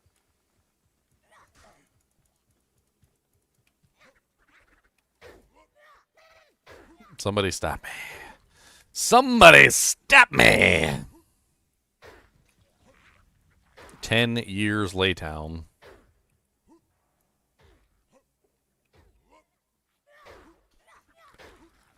I don't know. I'm not very hopeful for Diablo 4, to be perfectly honest. I think Diablo 4 is, unfortunately, a game without direction. That's how I would explain it. It is a game that has unfortunately never had like a singular direction in its existence. Like, you know, like imagine you bought a house that had like 10 different owners. And one owner really loved cats and like turned an entire room into like a cat room. And then another owner really liked dogs and turned an entire room into a dog room. And then another owner really liked boats and turned the like one whole room into a boat room. And then another owner, he really liked like anuses and turned an entire room into an anus room. Like at some point or another, when you walk into the house and you see like a cat room, a dog room, an anus room, a boat room, like a squirrel room, a room dedicated to like collecting pennies, like you start to think to yourself like, who made this house? Like who was the one who actually like, and you realize that not one single person would have ever created a house like this, that it would have taken many different people over many different years doing many different things with many different focuses to be able to create what they created. And that's what Diablo 4 is right now. It's literally a conglomeration of like 10 or I don't even know how many like people who have worked on the direction of the game, who kept pushing it in different directions. Like, is there good parts to the game? Yeah, there's good parts, there's stupid parts, there's silly parts, there's bad parts, there's really bad parts, there's really good parts. Like, but it's like all over the place. It doesn't even make any sense. It's like somebody tried to make a statue of a dinosaur, and like instead of a dinosaur head, it's got like a chicken head, and then like the feet are like human feet, and then like the arms are like kites or something, and like it just doesn't make any sense at all. Like it's like 1/16 of a Tyrannosaurus, and then has like a whole bunch of random crap thrown in. Like whoever like is in charge of that game right now, I kind of feel bad for them because they're inheriting a mess. I mean, at a certain point, when do you just say, let's throw the whole damn game away and build a new one? Like, it's basically a rat's nest of, like, multiple people's, like, intentions over multiple years of development where everybody was pushing in several different directions, where the game that currently is left over is just, like, a rat's nest of designs that were all half finished. Like, if I was the developer, I'd probably just throw the whole game away and start over from scratch. Like, I'd be like, look, this is just not worth like the time and effort to repair this. Like, let's just throw this away and build a new one. Just like, all right, Diablo 4 is done. Let's start on Diablo 5.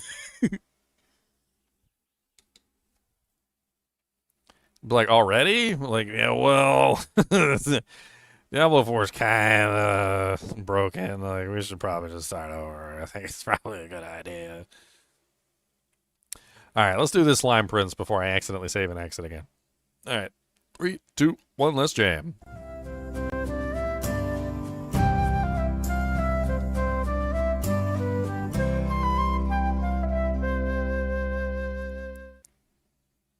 Hello, guys and gals, and welcome to another episode of Monster Families.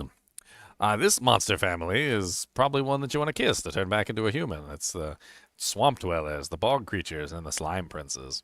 This particular family is a weird one. I'm not entirely sure if they actually exist within zones or if they just simply have like a chance to spawn from the water, because that's usually where they come from. You're walking along and they just pop out of the water and they start spitting poison at you.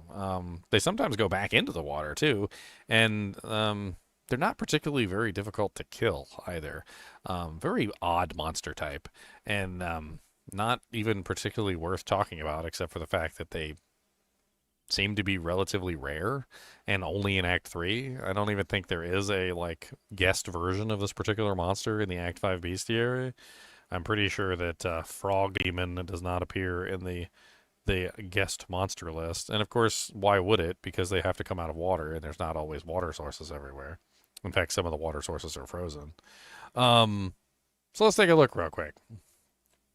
So, Area Summit says the darkening of the lands of Kyrgyzstan during the Mage Clan Wars left much of the realm bristling with untamed magical energies.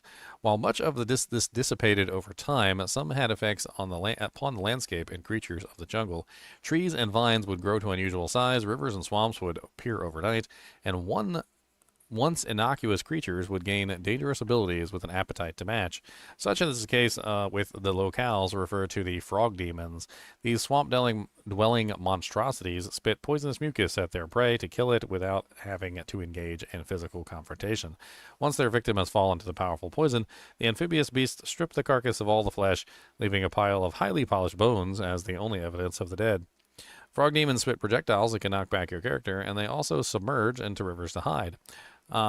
Swamp dwellers and bog creatures spit firebolts, and slime princes spit poison projectiles, and their melee attack also has a chance of poisoning you. I have one of these monsters on the screen right now. This is the swamp dweller, and the swamp dweller, they're just really weird monsters. As you can see, this one fires firebolts, which is, I think they're fireballs actually, because it looks like they explode. The knock you back, which is also kind of strange for a spell, because I don't think there's a lot of spells that actually have knockback attached to them. They also kind of avoid melee. They don't really want to fight you in melee, so they kind of just like bounce around and pretend like they're hitting you and like back and forth while they fire their fireballs. They're kind of grody. Like even in the original game, they look really grody. I do believe that when you attack them within a certain HP pool variance, I think they usually end up going back into the swamp, but I'm not entirely sure. Let's see if we can get this one to run back into the water.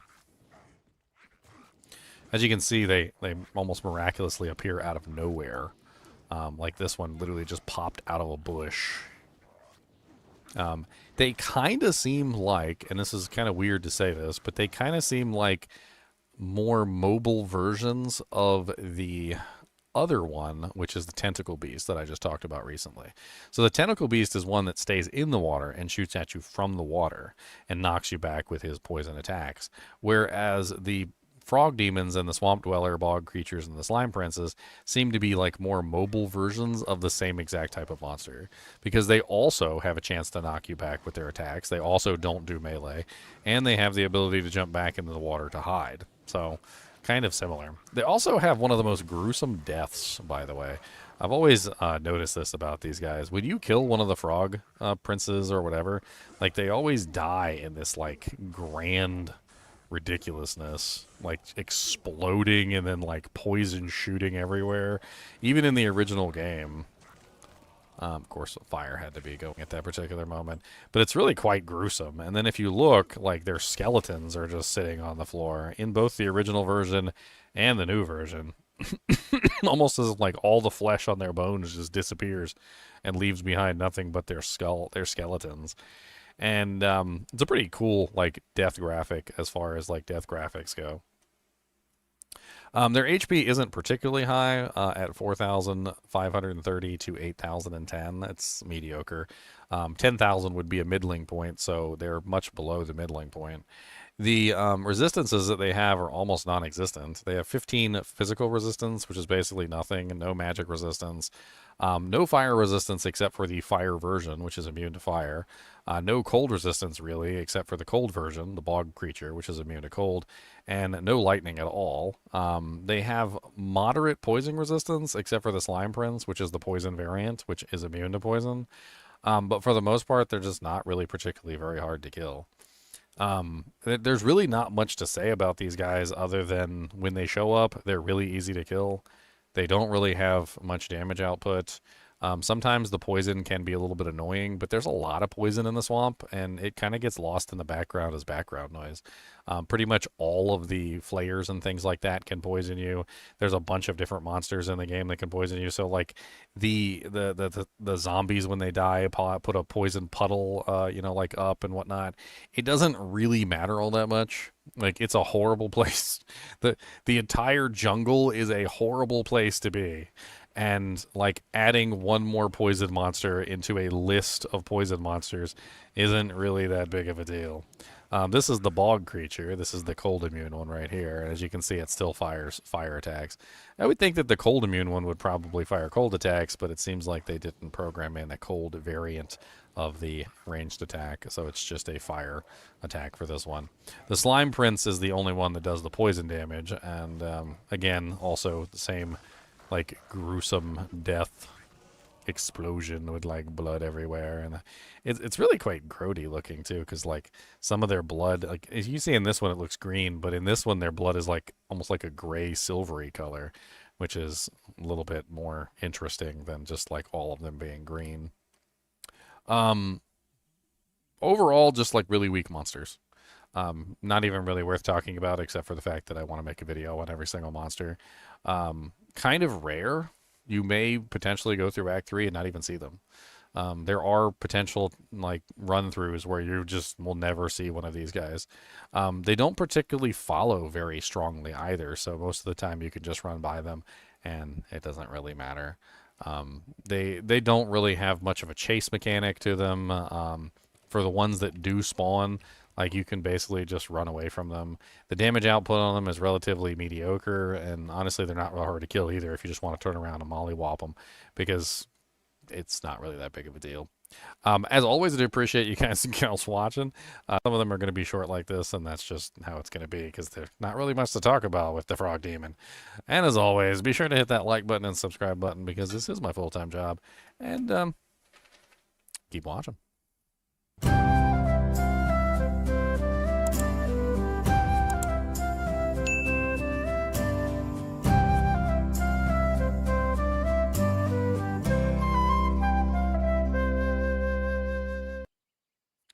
Alright. Frog Demon is gone. Moving on to the next on the list.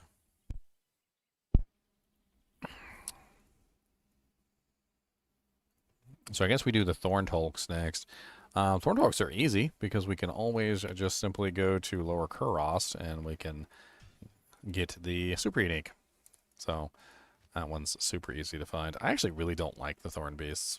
I was looking at the stats on the Thorn Beasts earlier, and I couldn't quite figure out what makes them so tanky. It always feels like to me the Thorn Beasts are super duper tanky, but like maybe they're not, and I don't. Maybe I'm just imagining it. I don't really know what the hell's going on. Like I was looking at their stats, and they didn't really seem to be very tanky. So I don't know what it is that makes them so hard to kill. I mean, granted, some characters have absolutely no problem with them depending on your elements. I think fire is usually one of their biggest weaknesses, but but yeah, they're definitely one of those monster types that, like, depending on your character, can be just like an absolute pain in the butt to deal with. I kind of want to do some research on these guys. It says that they have frenzy, but they also stun, which doesn't really make a whole lot of sense. I know that they do stack up frenzy charges. You can clearly see them stacking up frenzy charges. Let's check the frenzy page on Amazon Basin and see if there's any more information on them.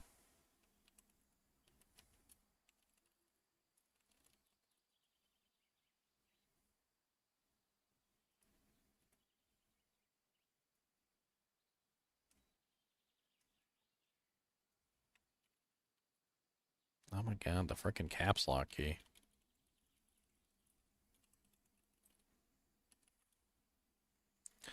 Let's see if it mentions the frenzy skill.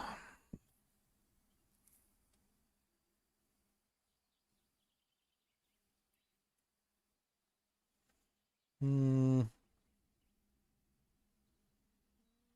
doesn't specifically mention them.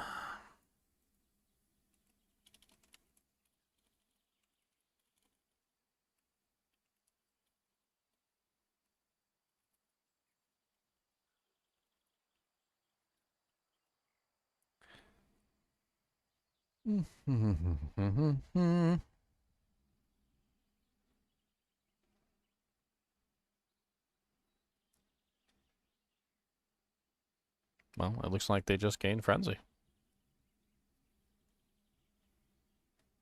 Okay.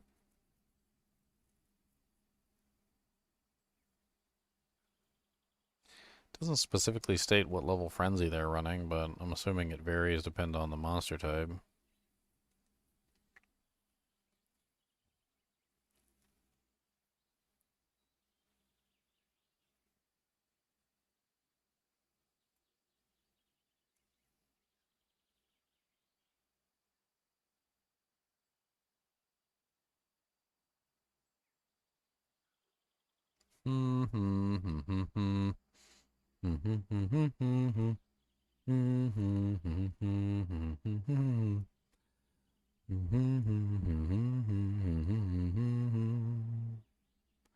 It doesn't say anything about their stunning, and it doesn't really go into detail about what I'm looking for. Hmm.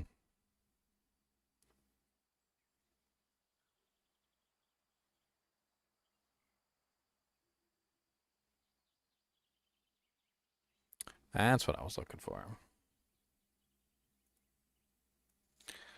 So apparently they have a 30, 40, 50, or 55% chance to stun, respectively, upon inflicting damage upon striking. So they have to actually hit the target. They also have twice the life regen of normal monsters. Da, da, da, da.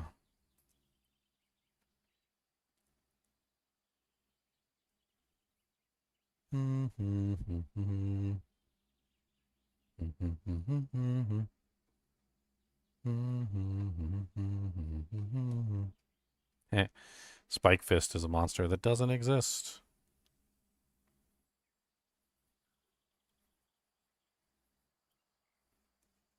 Okay, well that's better information than I currently had.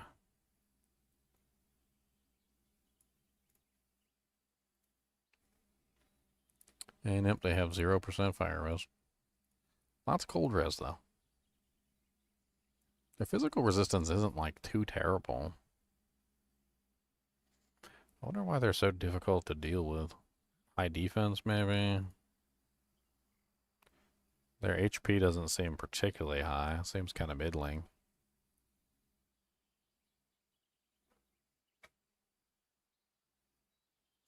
They always just seem like highly resistant to everything, but according to this, they're particularly weak against poison, lightning, fire, magic. Let me pull up another website and look. Yeah, same sort of stats. Like nothing really all that different there. Huh. And I'm pretty sure they appear in Act 5 as well, right? So they are guest monsters. Yes. And there's only one type. I believe they're in, like, Bloody Foothills. That's where they usually spawn.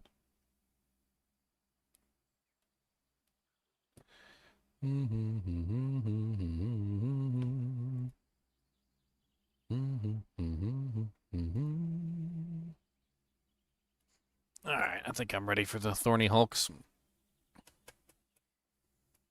The hulks of thorniness. A hulk so thorny.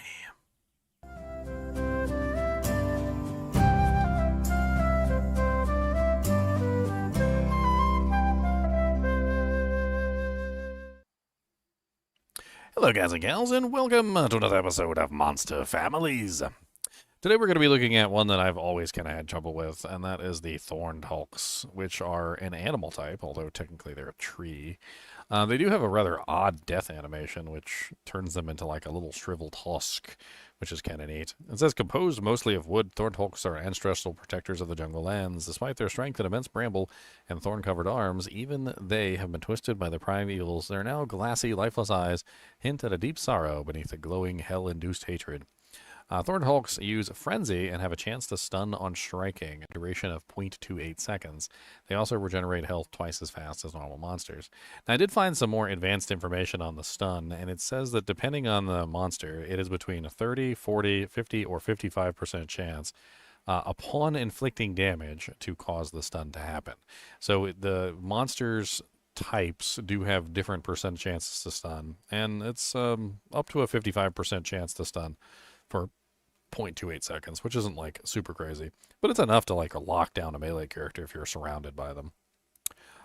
There's also a rather interesting elite that doesn't exist except for in the files. His name is Spike Fist, and apparently he just doesn't exist in the game, but he does have kind of like a neat red tint to him.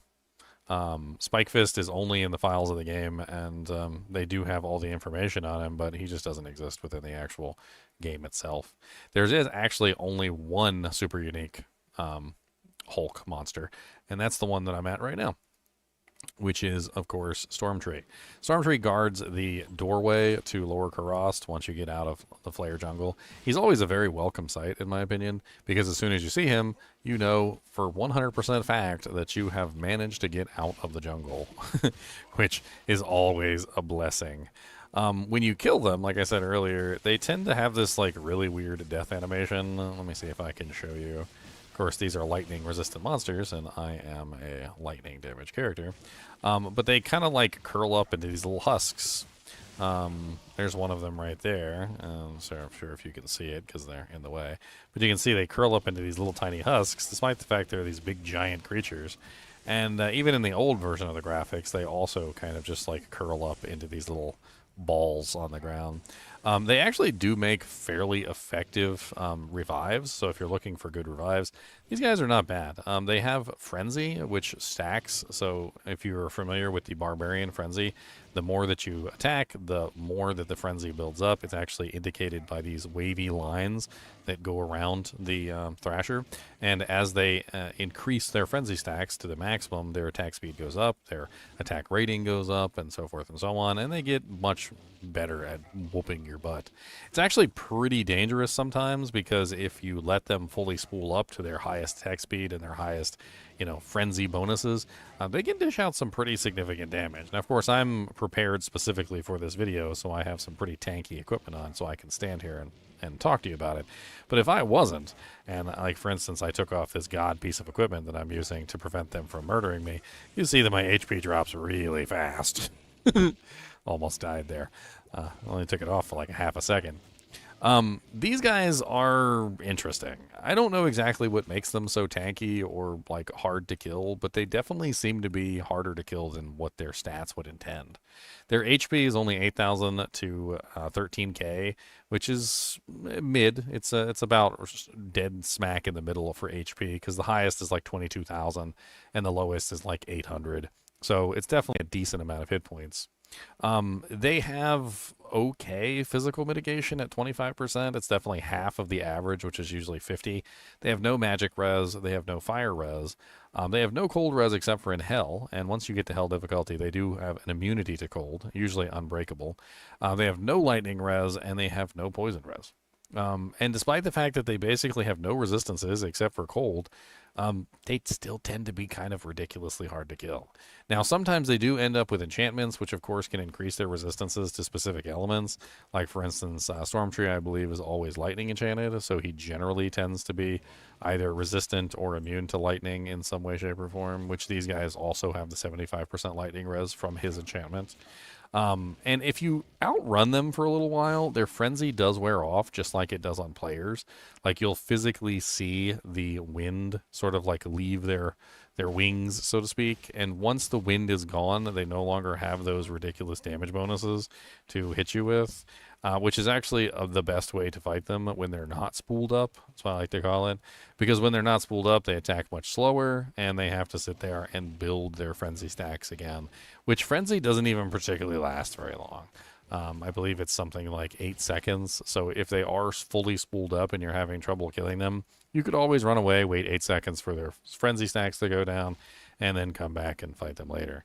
As revives, they're particularly powerful because, well, if you have a pack of these guys, maybe in combination with some Erdars or something, the frenzy allows them to hit extremely fast and do a very large amount of damage because, of course, they're getting the frenzy damage bonus, the frenzy AR bonus, and the frenzy speed bonus, which allows them to attack much faster than most other monsters can attack.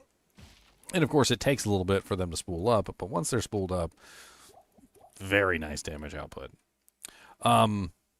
There are guest versions of these monsters. Mainly, I think, in the... I'm trying to remember. It's usually just in Bloody Foothills, I think, right? Usually with Shank. And they're annoying with Shank as well. Yeah. I think they're just kind of annoying wherever they go. And maybe it's the stun. Maybe it's the high hit point pool. Maybe it's a combination of effects, like that they always tend to spawn with other nasty monsters like spear cats or quill rats or other nasty creatures that can back them up relatively effectively. But I find that these guys are just kind of annoying on certain characters and really easy on others. It really depends on what element you're doing, because of course if you're doing cold, you're going to have a hard time with these guys. Physical doesn't necessarily have a hard time doing damage to them, but they are also relatively strong in their own right offensively, which can sometimes cancel out your melee character, where you go in there to try and hit them and they hit you back as equally hard as you hit them, and you kind of just like scamper away. There are tons of these throughout the game. They tend to be in Act 3 a lot.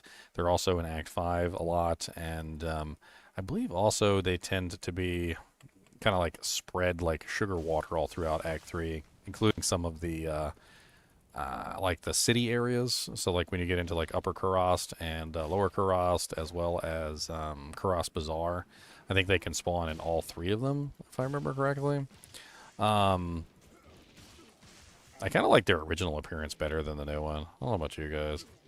Like, their new appearance is cool and all, but like the old appearance just had like this menacing, looked a lot more menacing, I feel like, than the new one. Especially with the way the eyes glowed. They did a better job, like, making sure the eyes were glowing. I never noticed that they had 2 different appearances in the old one, too. I guess they have 2 different appearances in the new one. This one has more of a broad face with horns on it, and this one has more of a pointy face. And same thing here, like, this one has the pointy face, and this one has the broad face.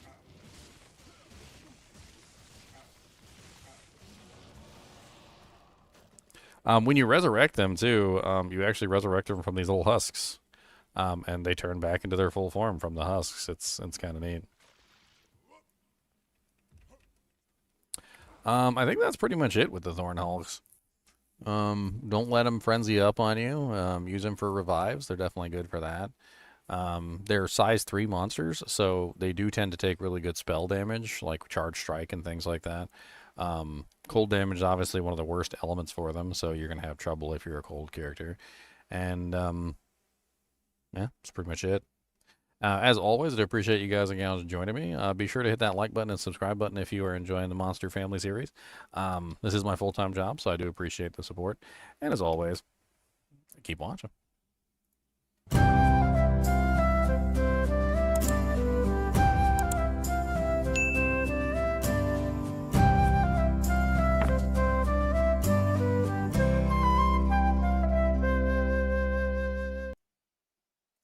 All right. So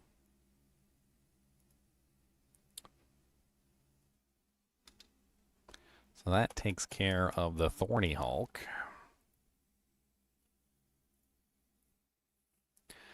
And we can close him out. We can close him out. I haven't done the Will-O-Wisp yet at all. I thought I did the Will-O-Wisp. I don't think I have. So I guess the Will-O-Wisp is next. The Gloom, the Burning Soul, which also has Act 5 variants, which is the Black Soul and some of the other silly ones. Yep, the Gloom, the Burning Soul, and the Black Soul.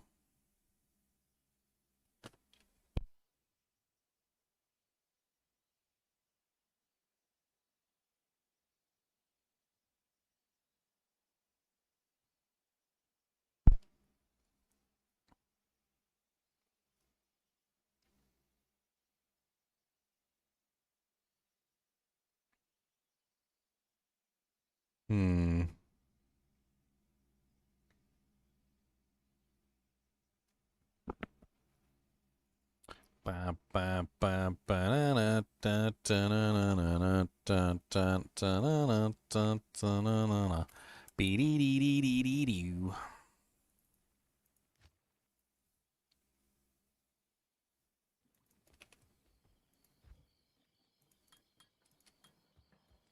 We need taunt. Taunt, taunt. Need some taunt. We need to taunt some glooms. Don't tell me what to do, cause we're gonna taunt some glooms. Gloomy below me, so don't tell me. Gonna taunt some gloomies for me. Oh yeah, taunting glooms. Alright, that's 2 out of 3 monster types. Alright, no glooms. We need to get some glooms first. Not here.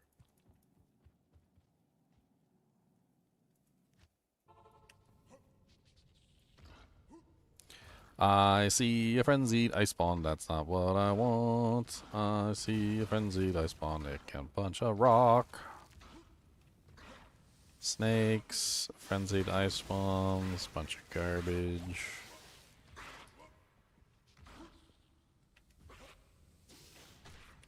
And skeletons, not what I wanted. We are family. Going down to see. We are family.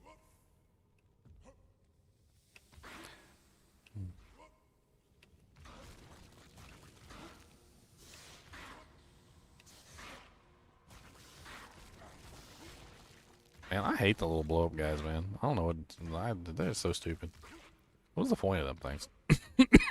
What is the point of them things? Just to be as annoying as possible? Because that's what it seems like. Seems like they were designed by the devil himself. Let's make a monster that gives no EXP.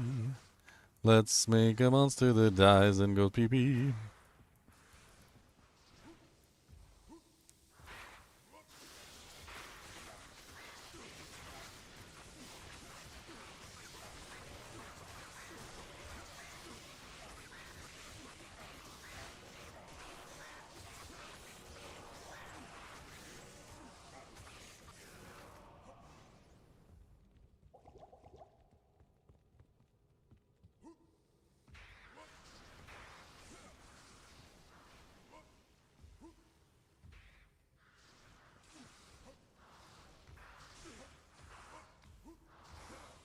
I need you to go that way, not this way. No, no. I need you to go that way. Keep on going, ho.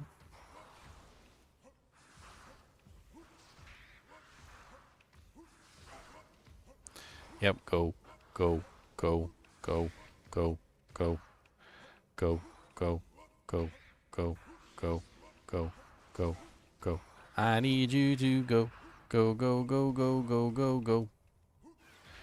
Go, go, go, go, go, go, go, go, go, go, go.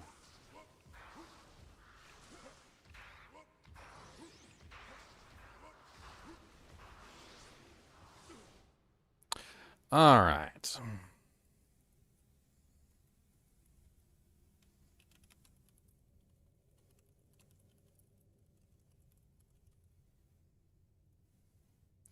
Bum, bum, bum, bum, bum, bum,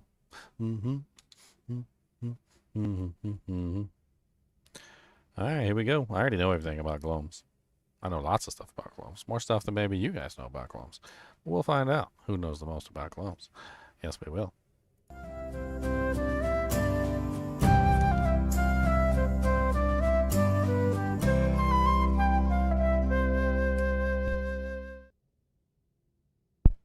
Hello, guys and gals, and welcome to another episode of I was about to say unique items, monster families. Today we're going to be going over glooms, burning souls, black souls, all sorts of various souls of evil that like to shoot lightning at your face. We're going to talk about all the various ways that you can potentially deal with them, why they're nasty, and why that even if you have 75% lightning resistance, they tend to still suck. Let's talk about them first. So, created from the vapors that rise from the dense jungle swamps, these mindless forms seek out energy contained in all living things. While not evil in nature, their feeding habits do make them a serious threat to adventurers. Will-o-wisps use a lightning attack, so equipped with lightning resistance helps you out a lot. Will-o-wisps are almost invisible until they attack, and you might be able to see traces of them as they move. They can be attacked while you cannot see them, so lay down some area of effect spells if possible. Will-o-wisps also drain mana. And drain mana they do a lot. Now, there are tons of different versions of these, and they're pretty much all the same, except for some of them have poison immunity, and some of them have lightning immunity, as well as poison immunity. So it depends on which variation you come across. They generally tend to be pretty resistant to physical damage as well. Although not immune to physical damage, they're very resistant to physical damage. They don't really have a lot of HP. As you can see, they only roll between 1,892 and 5,059, which is baby numbers. If you compare that to, for instance, an Act 1 Fallen, which is a really good choice to compare them to, because Fallen are baby monsters as well, Fallen only have between 1,000 or 771 to 3,273, which means that your average Will-o-wisp or Gloom kind of falls within the same amount of HP as a Fallen, a little bit higher. The problem lies in, and why they're so tanky, is that number one, they fly around and they try not to get hit. They turn invisible, they fly off the screen, they go in random locations, and they shoot lightning from those random locations, which is rather annoying. They also have 60% physical damage reduction in Hell and 80% for the Burning Souls. And the Gloom, Burning Soul, Black Soul guest monsters all have 90% physical damage reduction, which, while that doesn't necessarily make them immune to physical damage, they're only taking roughly 10% of any physical damage that you're dealing out, which makes them kind of annoying to deal with. The guest monsters also have 50% magic resistance as well, just to piss off all the Hammerdins and Bone Spear necromancers as well, which is really annoying. They are undead monsters, though, and they do get relatively well affected by Holy Bolt, which is really effective versus them. Their fire resistance is relatively non-existent. Their cold resistance is relatively non-existent. And, of course, they are lightning creatures, so they do have really good lightning res, usually being immune to lightning. And their poison resistance is 0 unless they happen to be the Burning Souls, in which case they have pretty much like capped out poison resistance. And all of the guest versions have poison resistance, I guess, just as a big FU to the melee characters. In fact, when you look at their statistics, they don't really have good fire res. They don't really have good cold res. They don't really have good magic res. The only thing they really have is lightning immunity and really high physical resistance. So what would be the point of giving them really high poison resistance? to F over all the melee characters. Because an easy way to kill these guys would be to have some poison damage on like some charms or some equipment that you could potentially utilize so you could bypass physical resistance. It's actually a pretty good way to bypass physical immunities. And, well, they're immune to poison in Act 5 because they really wanted to dick over all the melee characters. And they're not really even that hard to kill with only 2,000 HP, 2,000 to 5,000. So even just a little bit of poison damage can go a long way to finishing these guys off. However, another one of the problems is they run around all over the place, which can also lead to them regenerating. And since they're immune to poison, guess what? You can't stop their regeneration with that method. So you have to either use open wounds, which is going to be ineffective since they're running around everywhere, or prevent monster heal, which I strongly recommend. Because their constant movement all around the battlefield makes it so that they regenerate, which makes them just really hard to pinpoint and kill. There are a couple methods that you can potentially use to pinpoint them, and I'll go over those in a little bit. However, they do appear in some of the more lucrative areas to farm.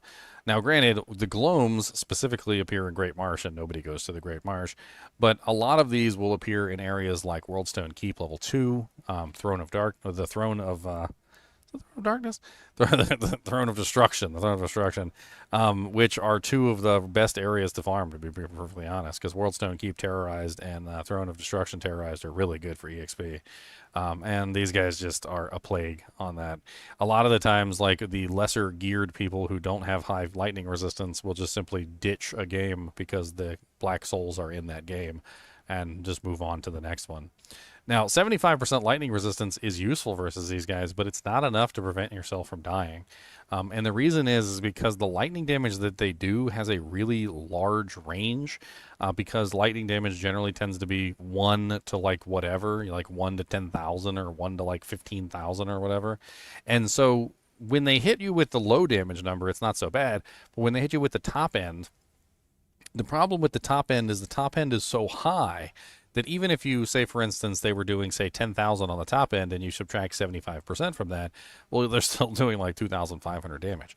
So the top end on the lightning attack is so high that it kind of bypasses resistance in some way, in which case you usually need much higher than 75% if you want to be completely immune to these guys.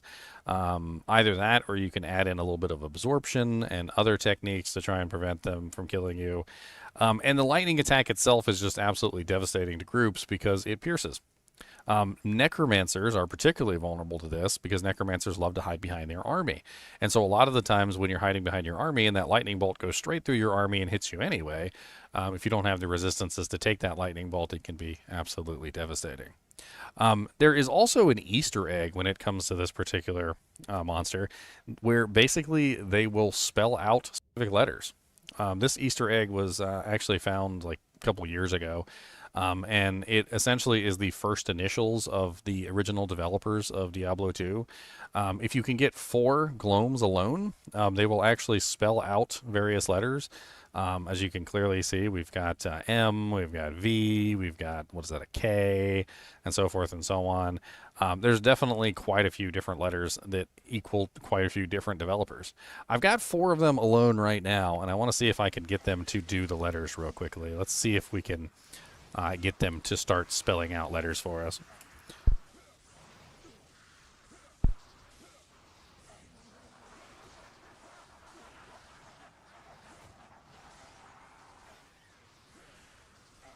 It's not always possible. This also gives you magic find, by the way, when they start spelling out letters. From what I remember, it's like, was it 100% or something like that? I can't remember per letter. It's an MF boost per letter. I do remember that much. It's DEMVRPS. I'm pretty sure that P could either be Phil Shank or S could be Phil Shank.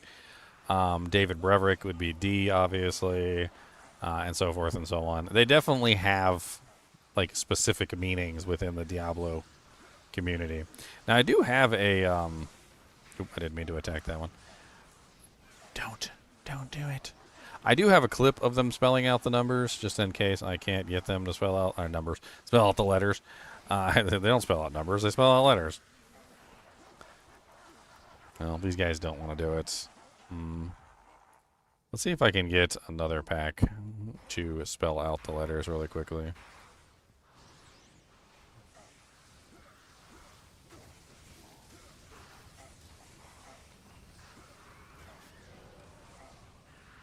It has to be 4, and usually you need 4 with no other monsters nearby, which is another part of the problem.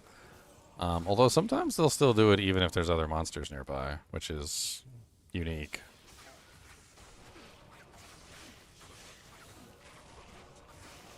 Is it 4 or 5? I can't remember if it's 5. You might be right. Let's see if we can find a bigger pack. Oh, there we go. There's 5 right there. Let's see if these guys will do it.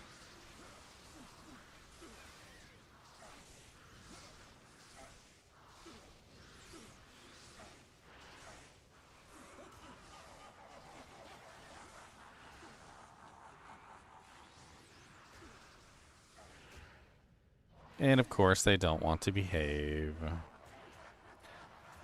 That's okay. I have a clip of them doing the letters so we can look at it together. I was worried I might not be able to get them to do the Easter egg live for the video.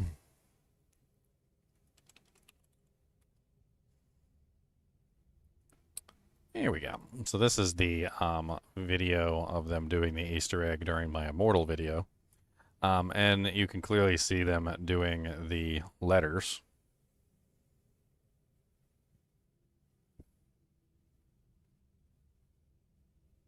So there you go. They just did the D.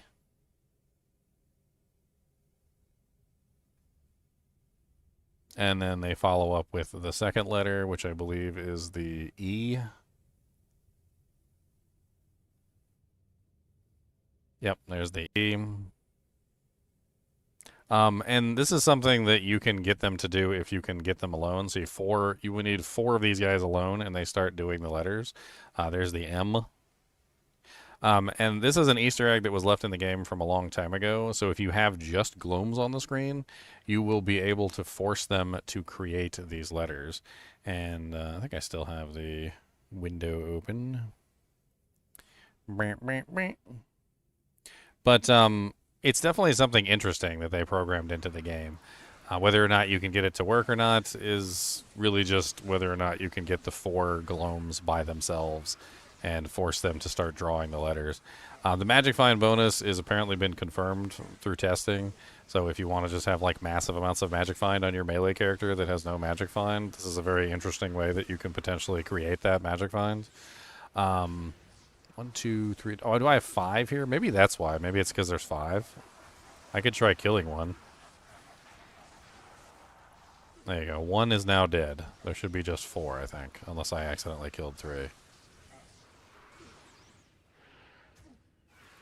Another thing that I want to show you with these guys, because I'm having trouble getting them to perform on live stream, is Taunt. So Taunt actually works on these guys, and what it does is it actually forces them into melee range.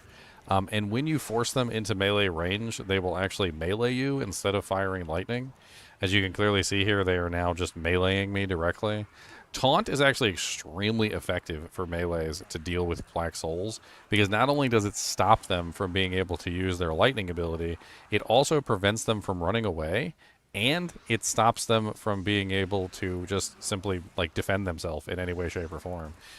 You do have to obviously get the taunt on them so that they're attacking you directly, and it does have a duration, so it runs out after a certain period of time. But as you can clearly see, the Glooms are completely neutered by Taunt. Taunt is extremely effective at dealing with Glooms in general. So keep that in mind if you're a Barbarian and you happen to have 1 point in Taunt, because look at how easy they are to kill when you taunt them. Other than that, there's really not a lot more to go over with these guys. They are really nasty damage-wise, but I don't necessarily think that they're the worst in terms of their overall, like, nastiness. I feel like the Undead Stygian Dolls and some of the other monsters in the game are worse, because I feel like these guys particularly can be dealt with.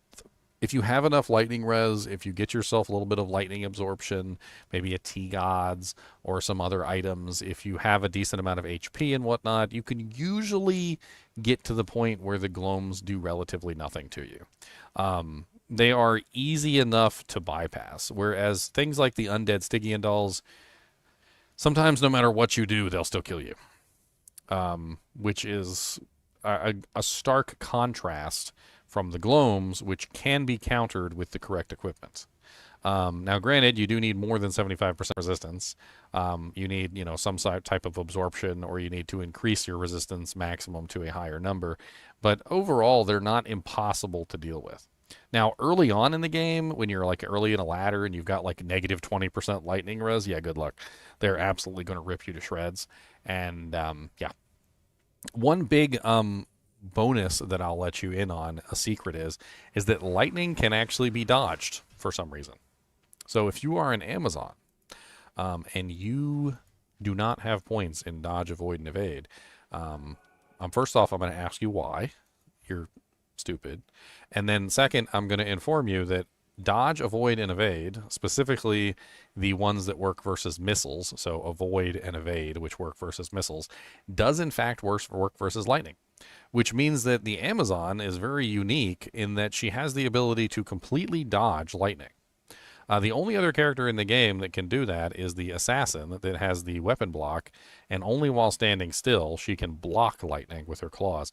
But the Amazon definitely has a leg up when it comes to Glooms, because with a decent amount of points into evade and avoid, you can effectively just dodge lightning bolts, which is kind of nutty if you really think about it, like being able to dodge lightning. You got to be really fast to dodge lightning. But apparently the Amazon, no problem. She just completely dodges lightning.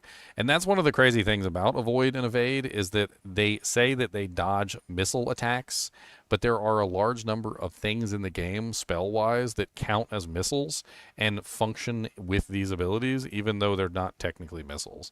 Like, you wouldn't expect lightning to be something that you could dodge, but you totally can. And you can dodge all sorts of other things, like fire bolts and fireballs and freaking pretty much anything that's a missile. You can even dodge meteor, believe it or not. So if a sorceress were at PvP and cast meteor on your head, the actual impact of the meteor counts as a missile, and you can dodge it, which is kind of silly when you really think about it. Although you can't dodge the fire that subsequently comes from the meteor impact, which is a different story entirely. I guess you're not allowed to dodge fire, because fire isn't technically a missile. Although Inferno is comprised of missiles, and technically I think you can dodge Inferno because it's comprised of missiles. So the whole thing is very silly, but if you want to make yourself a tankier person when it comes to Glooms, even if you have negative resistances on an Amazon, if your avoid and your evade are high enough, you can actually just dodge the lightning bolts, which makes you a hell of a lot tankier than most people who can't dodge them. There's a bevy of items that you can potentially use to increase your resistances to lightning that also offer absorption and other effects. Some of them are dirt cheap, by the way. One of them I have on the North Star Smiter right here, one of my solo self-found characters. And if I can find it on a solo self-found character, you can definitely find it. It's called Blackthorn's Face, and Blackthorn's Face is a pretty decent little like low-level melee weapon or helmet. It comes with 20% lightning resistance and 20% light or 15% lightning resistance and 20% lightning absorption. So this is one of those items early on that you can pick up that will help you with the Glooms. You can also utilize T-Gods, you can utilize Wisp Projector, you can utilize the crafted lightning helmet, which is, I can't remember the name of it, I think it's called Ground, which costs Shale, Io, Ort, I think is what it is, which is also not terrible. Like, there's a lot of various ways that you can potentially deal with lightning resistance. There's also a shield, I think, that gives like a massive amount of lightning resistance if you don't have anything else.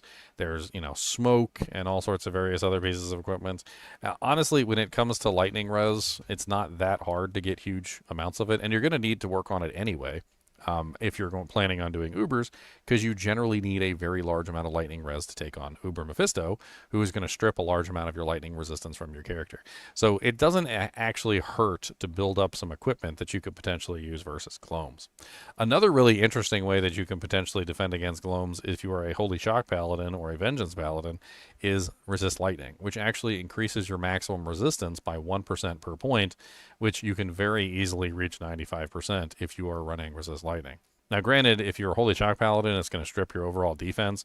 But in general, when it comes to like group play, if you are a Holy Shock Paladin running in like an 8-player group, switching to resist lightning while Glooms are out will literally make your entire group pretty much immune to Glooms. Not only will it give them a huge amount of lightning resistance, but it will also increase their maximum lightning resistance, making them relatively indestructible, which is pretty awesome. Now, Salvation increases the resistance of everybody around you as well, but it doesn't increase the maximum. And that's the really reason why Resist Lightning works so well. The only really downside to Resist Lightning is that those maximum percentage points do, I think, require you to actually spend hard points in the ability. I could be wrong, but I'm pretty sure they do. And the radius on it is absolutely massive. It's like some 56 yards or something. It hits like everybody on the screen and like everybody like one whole screen away on all sides, which is kind of nutty. As for the Glooms themselves, it really just comes down to knowing how to deal with them. And I think that's kind of the most important thing. Is if you don't know how to deal with them, they're going to murder you. If you're not prepared for them, I mean, yeah, they're going to kill you. You can avoid them. You can blind them. Blinding them is actually extremely effective, by the way, because when they're blind, they can't see you. And if they can't see you, they can't shoot lightning at you. If you are on the Necromancer, the dim vision curse is extremely effective versus Glooms. You can also potentially use a couple pieces of equipment, which actually work fairly well too. One of them is the Gloom armor, or sorry, Gloom, not Gloom. The Gloom armor, which actually has a chance to proc dim vision when struck. It has a 15% chance anytime you are hit to just cast level 3 dim vision on the target.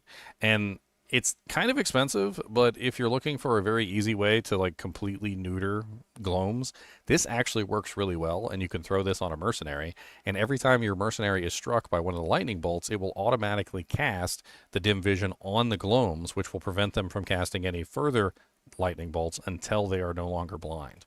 Another interesting item is the unique item. It's called the Darksight Bassinet.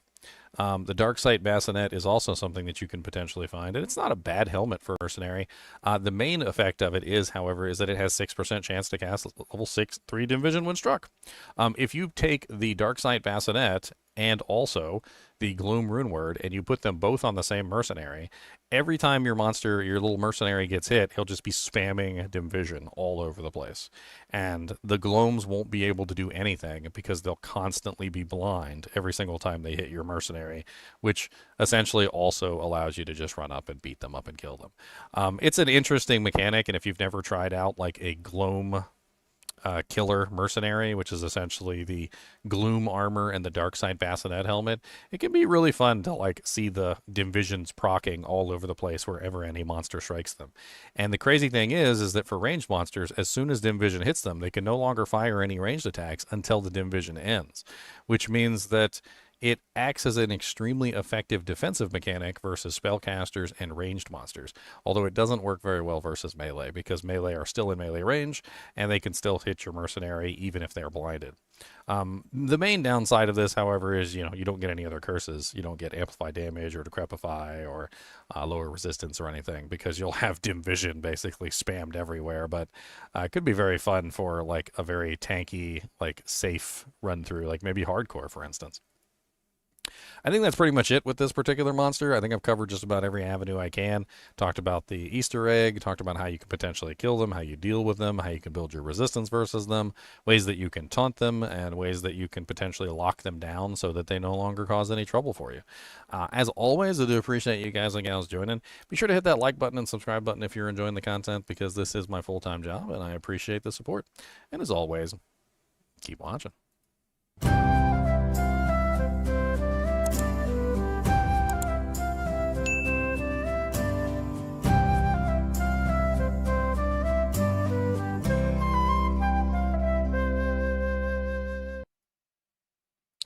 All right, so Gloomy Glooms are done. I think I was pretty thorough on that one, so hopefully people won't have too much trouble countering them.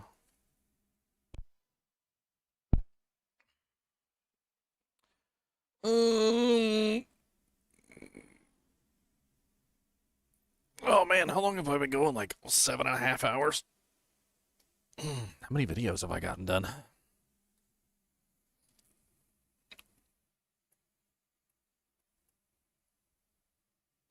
Today is the 25th. And I've gotten done 1, 2, 3, 4, 5, 6, 7, 8, 9, 10. Oh, hold on. Let's just do it like this.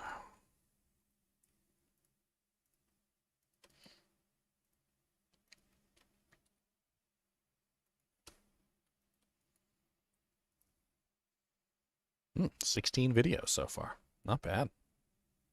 16 videos in roughly 7.5 hours. That seems like a pretty good amount of videos.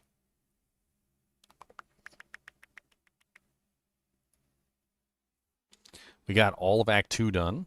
We got most of Act 3 done. We're almost done with Act 3. I think we've only got like 2 monsters left in Act 3.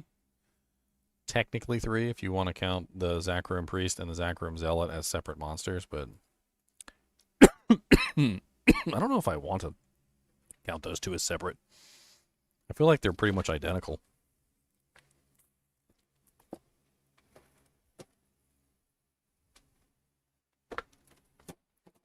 They're pretty much identical.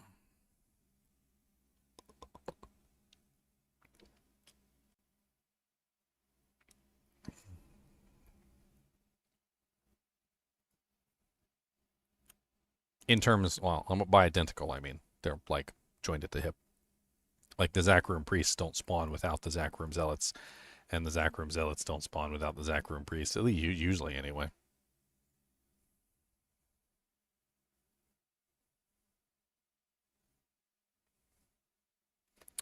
Hmm.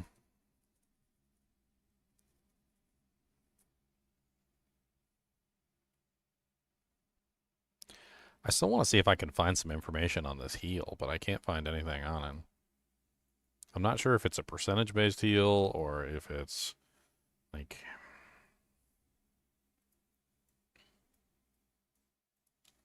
Let's see here. Let's look up the council members. See if there's information on the council members' healing ability.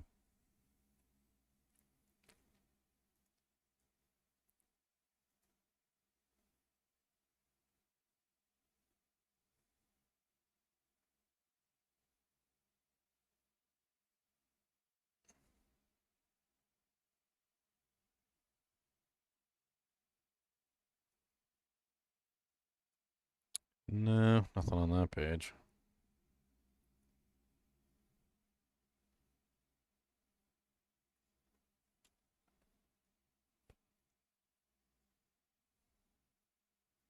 Says they do not passively regenerate health. It's the only interesting little tidbit of information I saw on that page.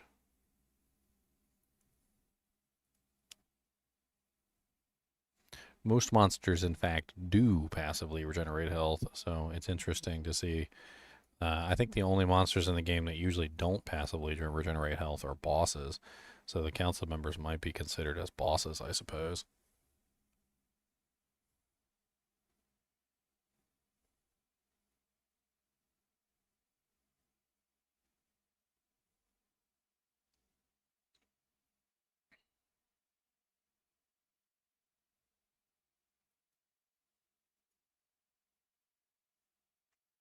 I want to know about the heals, but there's no information. Apparently it's called Zacharium Heal. That's the name of it. Alright, let's see if we can find some more information on Zacharium Heal.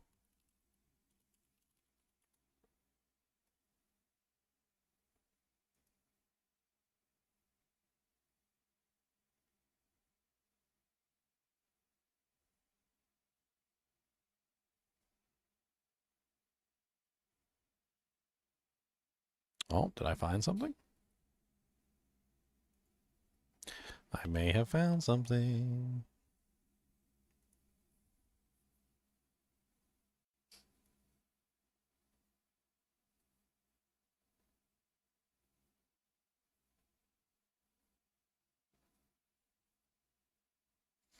I mean, it's not exactly the most glaring amount of information, but it's definitely something.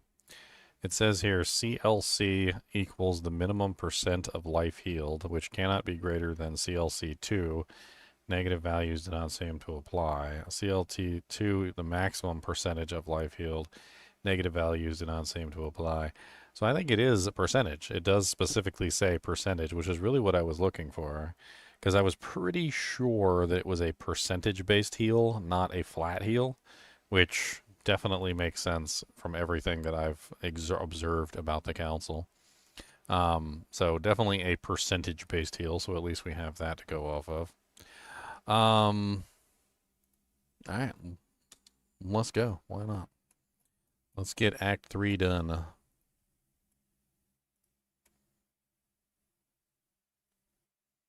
How long does the MF boost last? Until you leave the game.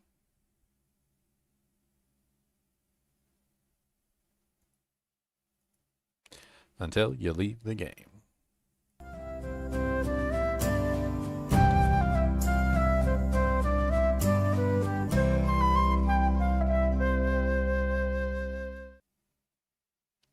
Hello, guys and gals, and welcome to another episode of Monster Families. Today we're going to be taking a look at the duo known as the Zakarum Zealots and the Zakarum Priests that usually spawn together.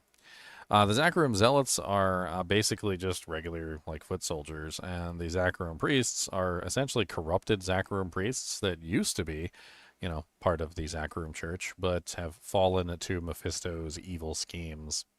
If we read the Zakarum Priest, it says, originally there were 12 Grand Inquisitors who were appointed by the Church to ascertain the vile influence in the populace.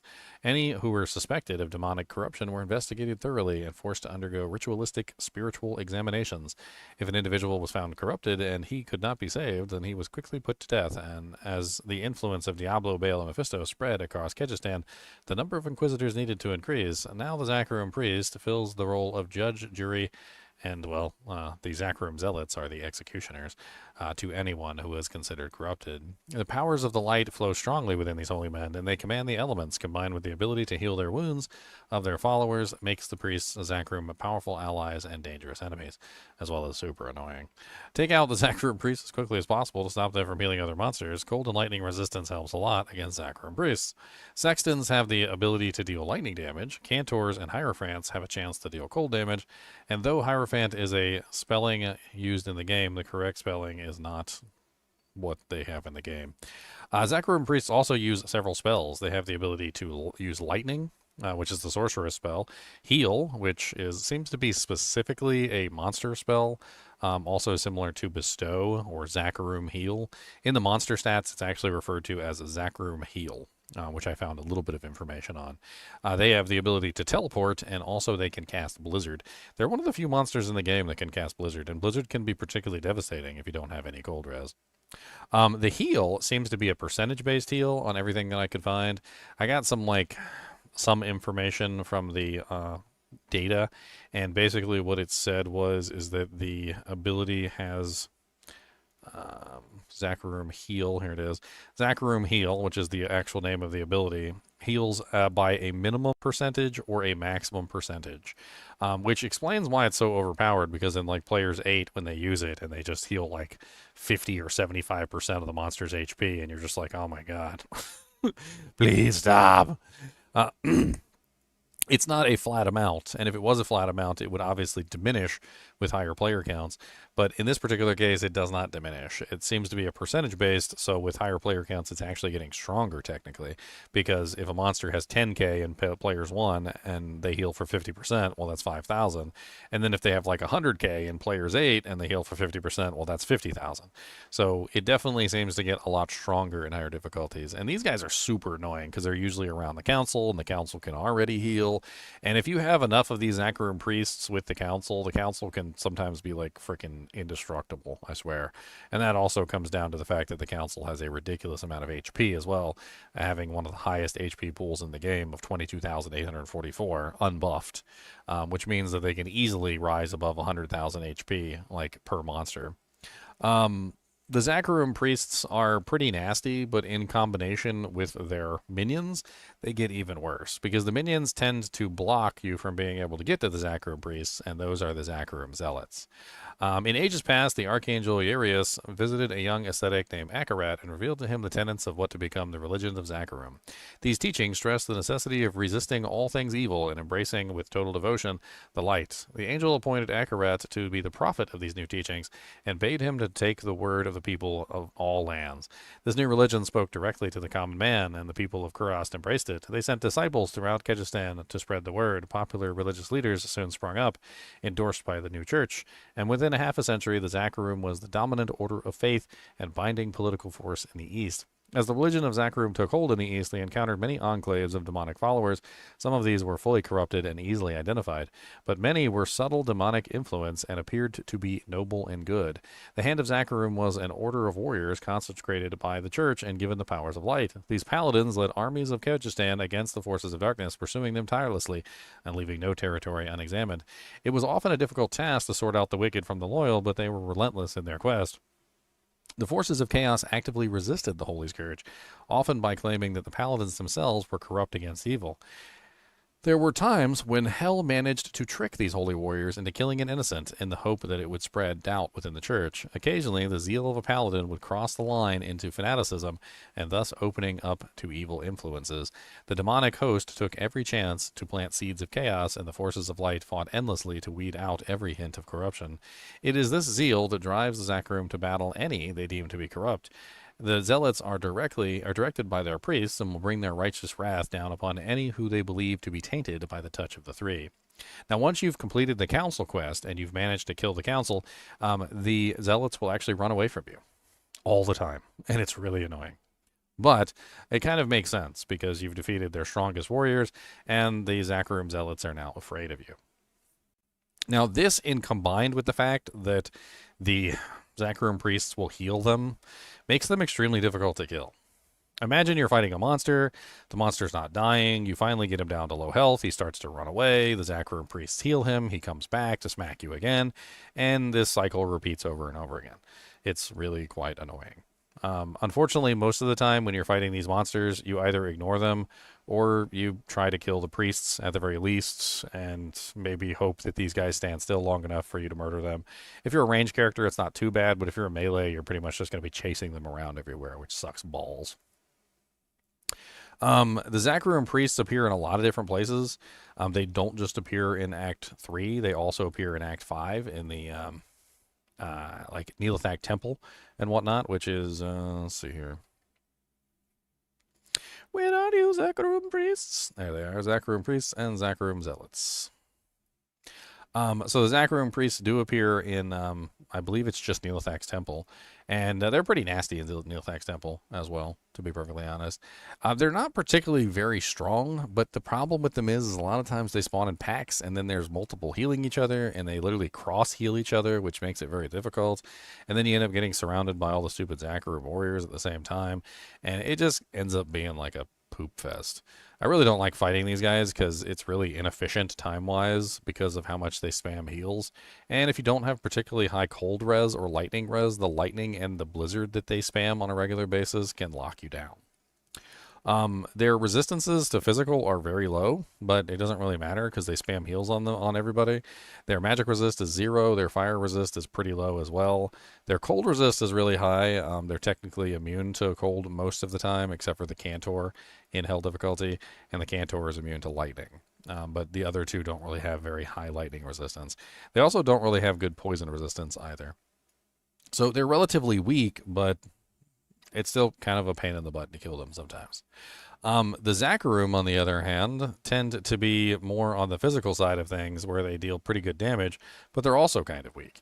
They're both kind of propped up by the whole healing aspect of things. They don't really have good physical resistance, no magical resistance. They have okay fire res, except for the Zakarumite, which is immune to fire. They have okay cold, except for the Faithful, which is immune to cold.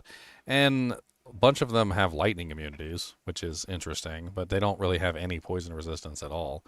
In general, they're not very strong monsters.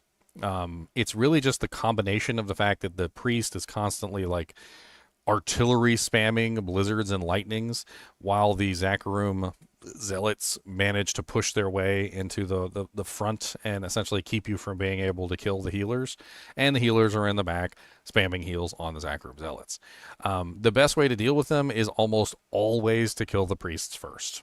It's not always possible, but if you can kill the priests, definitely kill the priests. Because otherwise you're just going to spend a long time trying to kill Zakarum zealots for no reason. If you have enough damage, you could just one-shot the zealots, and like, who cares? But if you don't have enough damage and you find yourself struggling with the zealots, the healers in the back are just going to make your life a living hell.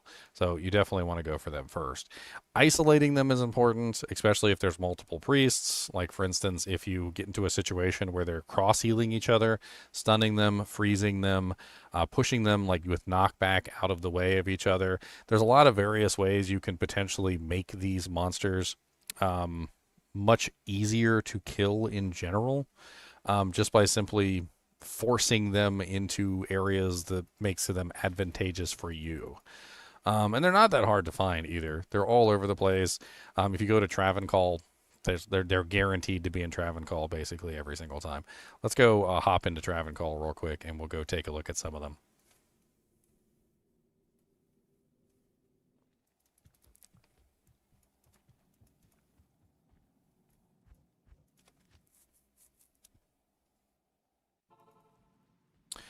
All right, so once you get to Travancore, it's almost impossible not to find these guys. Like here's an elite one right here, Starmame the Howler. As you can see, he's spamming lightning on me. They tend to prefer lightning, I noticed, although they will spam the blizzard occasionally. They also cross heal each other, and they heal their minions too. So if you start attacking some of their minions, you'll notice that the heals will start pouring in for their minions. And it seems to be a pretty considerable heal. You generally just don't want to attack the zealots because they spend a lot of time healing. Well, they just heal everything. If they're by themselves, they're particularly easy to kill. Like, just one healer by himself isn't a big deal. The main issue comes into play when you have multiple healers cross-healing each other, and also technically the council can also potentially get in on this. So the council members can heal, and also those Hierophants can heal. They can heal the council members, and the council members can also heal the Hierophants, which makes for a absolutely ridiculously stupid cross-healing equation, which I just can't stand. If you ever see Hierophants outside of the council chambers or even inside the council chambers, your best bet is to deal with the Hierophants first because they're much weaker. They have lower HP pools. They're much easier to kill in general, and they can even heal through walls. So if you ever see like Hierophants on the outside of the building, on the back of the building, a lot of the times when you go fight the council, you'll have an easy time. And then that one time, everything just seems to be going wrong. Like, the monsters seem to be much tankier than normal. And sometimes if you go look behind the council chambers, you'll find like a bunch of Hierophants standing back here spamming heals on the council members, which of course makes the entire process take much longer and makes it way more annoying. You can also potentially lock them in hit recovery bonuses, like for instance leap. You can leap on them, let your mercenaries kill them, things like this. Anything that stops them from healing is good. Prevent Monster Heal doesn't work on them because it's not a regeneration effect. Prevent Monster Heal is for regeneration. And the heal that they're casting is not regeneration. It is a direct percentage-based heal, which just essentially bypasses the normal method. So here's the situation right here. You have 1, 2, 3, 4 healers. So if I start attacking one healer, you'll notice that the other healers come in pretty quickly to cover the gap, essentially, and start spamming heals on the other two. Now, if you put out enough damage, you can definitely kill them. But if you're struggling on damage output for some reason, you will find that killing the Hierophants when there are a bunch of other Hierophants nearby is a pain in the butt. One of the easiest ways, like I said, to deal with it is just to get them away from each other. So, like, for instance, right now I'm running a Barbarian, and I could potentially, if I needed to, I could simply push them away from each other. So I could use the leap ability to just slowly push the Hierophant in the opposite direction, out of the range of the other Hierophant, and I could essentially just, once he's out of range, pick him off and not have to worry about it. There's charge, there's knockback abilities, there's freeze abilities, there is, of course, Holy Freeze, which slows them down, There is Smite, which stuns them. Bash knocks them back. There's a stun barbarian ability. I mean, there's Shockwave on the the bear druid. There's tons of different abilities that you can potentially use to lock them down and stop them from healing, and that's really all you have to do is just lock them down and stop them from healing. It's kind of the same thing with these guys too. Even though these guys don't heal, they run away. So if you want to kill them, locking them down and killing them tends to be the best bet. You can freeze them, you can stun them, you can get in their way and block their path with a giant army and they can't go anywhere. There's a bunch of different ways you can potentially deal with it, or you can just ignore them because they're honestly annoying and they run away everywhere. Overall, like these monsters, this pack of monsters is definitely one of the more annoying packs, just simply because of the spamming of the heals, the spells that they put out, and the fact that these monsters just tend to run away from you. So, like, it causes this weird chain reaction of, like, I really just don't like fighting these monsters. Unfortunately, though, Council is one of the better places to farm. So if you are a, item find barbarian, or you just like to simply kill the Council for, chances at good loot, I mean, you're probably going to have to kill them at some point because a lot of the times they spawn not only inside of here, but they also spawn on the outside along the edges, and they spawn outside in this particular courtyard, as well as behind the council, to the left of the council, and to the right of the council. And depending on how many healers there are, you might have to just go deal with them before you fight the council, because they can be a pain in the butt. Once you have all the cross healing going on between all the council members and the healers themselves, depending on your damage output, of course, if you can kill them quickly, then that's another story. But if your damage output isn't particularly strong, you're not going to be able to out heal like a full group of these and the council all spamming cross heals on each other. It's just not going to happen. I think that's pretty much it with these guys. They are animals, so they're not technically beasts. If you resurrect them, they will not heal. I can't even remember if they teleport, but I think they still do cast Blizzard and Lightning. They make okay resurrects, I guess. Not really the greatest. And these guys make okay resurrects as well. Not really the greatest, but they're fine. Or revives, rather. If they could heal, like, if you could revive them and they could heal, that'd be kind of crazy, right? You just have, like, an army of Zacharian priests just, like, spamming heals on everybody. That would be kind of nuts. It's no wonder they turned that off, because that sounds absolutely broken. Like, that does sound absolutely broken. You just, like, go into, like, Uber Tristram or something, and you just have, like, a necromancer there with, like, a full army of Zacharian priests, and nobody's dying because they're just spamming heals on everybody. No life tap needed. Just a full army of Zacharian priests. Don't worry about it. I think that's pretty much it for these guys. There's really not a lot more to talk about. As always, I'd appreciate you guys and gals joining me. Be sure to hit that like button and subscribe button if you are enjoying the Monster Family series. And be sure to support the channel, because this is my full-time job. And as always, keep watching.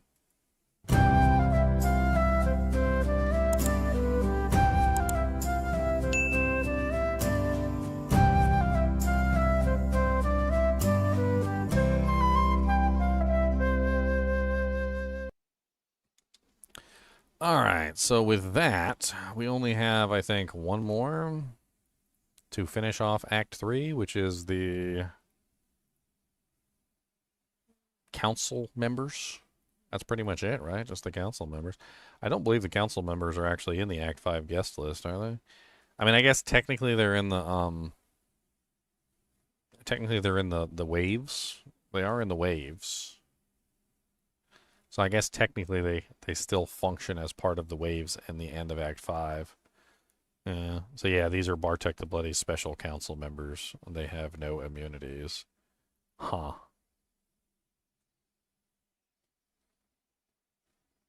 Do I edit my own videos, or do I have a team? To be honest with you, I usually don't edit anything.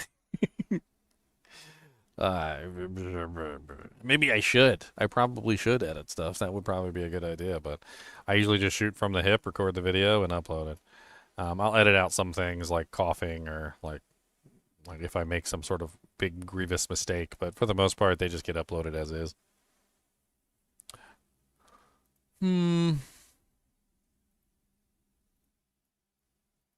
It's very interesting. Apparently council members as the guest monsters don't have any immunities. They have 0 fire, 0 cold, 0 lightning, 0 poison, 0 magic, 0 damage resist. Huh. So they're basically just like super weak versions of the council members.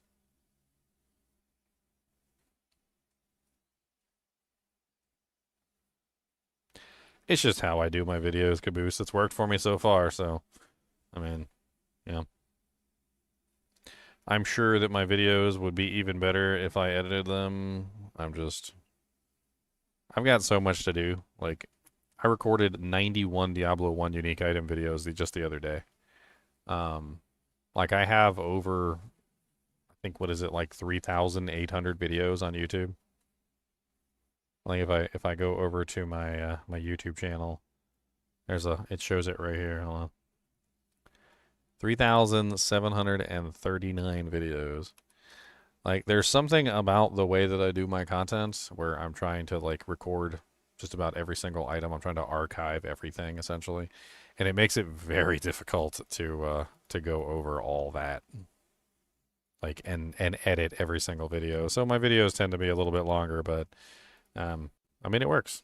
I got 18,578,170 views so far, so I must be doing something right.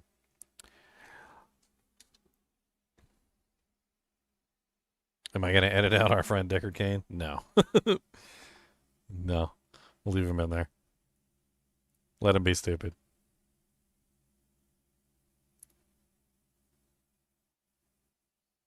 Oh, I'm glad you enjoy him, Caboose. I'm glad you enjoy him. All right, so this is the last one for Act 3. I'm not sure if I'm going to continue after this. My freaking throat is killing me. 8 hours of recording sucks.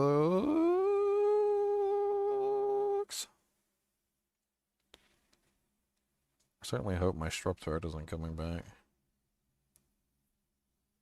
I'm going to go gargle some salt water. Just in case. Give me my salt. I need some salt.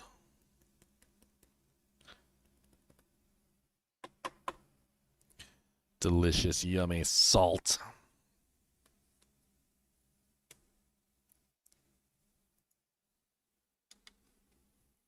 Cody's been a good boy today. He's been so good. I was proud of you. He's been a very good boy today. Yes, you are. I was very proud of Mr. Kubus the Monster Dog being such a goodest boy. Yeah. He's being a goodest, and I was proud of that. I was very proud that he's being such a goodest boy. And you know what? I'm so proud that he's being a goodest boy that I'm going to give you a reward. So here you go. Here's a barbecue porkum twist. Yeah.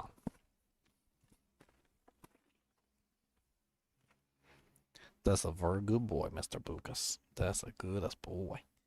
Yes. He said, I don't know what I did, but I like more porkum twists. I don't know what I did, but I like some porkum twists.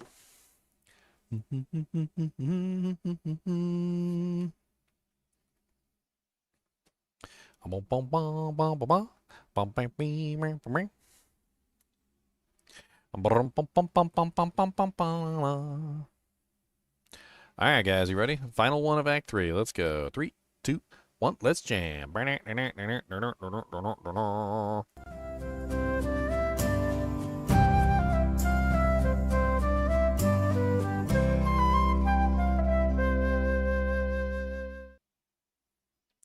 Hello, guys and gals, and welcome to another episode of Monster Families. This is a very effed up monster family. It's known as the Council. And the council is comprised of Zakharum priests that just like went really bad. Now I can't really blame them because Mephisto kind of worked on them for a long time and he turned them evil. But the council members are definitely demons at this point. They're classified as demons, in fact. The leaders of the Zac Room have been irrevocably turned into serve Mephisto, the Lord of Hatred.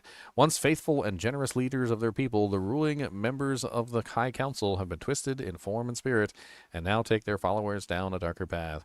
The ruling from the shadows and speaking only through ensorcelled priests, these corrupt holy men abuse their positions and misguide the faithful into attacking those who follow the light. Their betrayal to their people does not go unrewarded by Mephisto, however, as they have been granted abilities far beyond those of their mortal followers. There are two other variations of the council members. The first one listed spawns in the Travancore and Endurance of Hate level 3 is lightning immune, and the second one spawns only in the Travancore and is fire immune. Council members can cast Hydras, which are really nasty, and they can also heal themselves, same as the previous monsters we talked about, the Zac Room Priests, and they do not passively regenerate health. They also have one of the highest HP pools that I've seen of just about any monsters, with a maximum HP pool of 22,844, which is kind of insane. There was also a guest version of the monster, which has much lower HP, and on top of that has like no resistances whatsoever. This monster only exists as a minion to Bartuk the Bloody. Now, the versions that we know and love, the ones that are in the Travancore Council, these guys, are actually particularly nasty. They have a lot of modifiers that can definitely hurt you and make it very difficult to kill them. First off, they have 25% block chance, which may or may not be active depending on how the game is functioning. Block chance is always written, but it's not always active, but 25% chance nonetheless. They have 50% physical damage reduction in hell difficulty, which does make them particularly difficult for melees, and a lot of the times they end up being physically immune through modifiers. They have no magic resistance. They have relatively no fire resistance, except for the specific variant of the council members that are immune to fire. They have relatively no cold resistance, and there is one particular variant of the council members that is immune to lightning, with the others having relatively no lightning resistance. They also basically have no poison resistance with only 33%. In general, they tend to be much stronger than even these stats belie because they are minions of stronger monsters. And in fact, we should probably talk about the monsters that they are minions of. So there are several council members. They're basically super unique monsters or quest monsters that are in the game. There is Ishmael Vilehand, who is always cursed, and he kind of has like a poisoning kind of effect.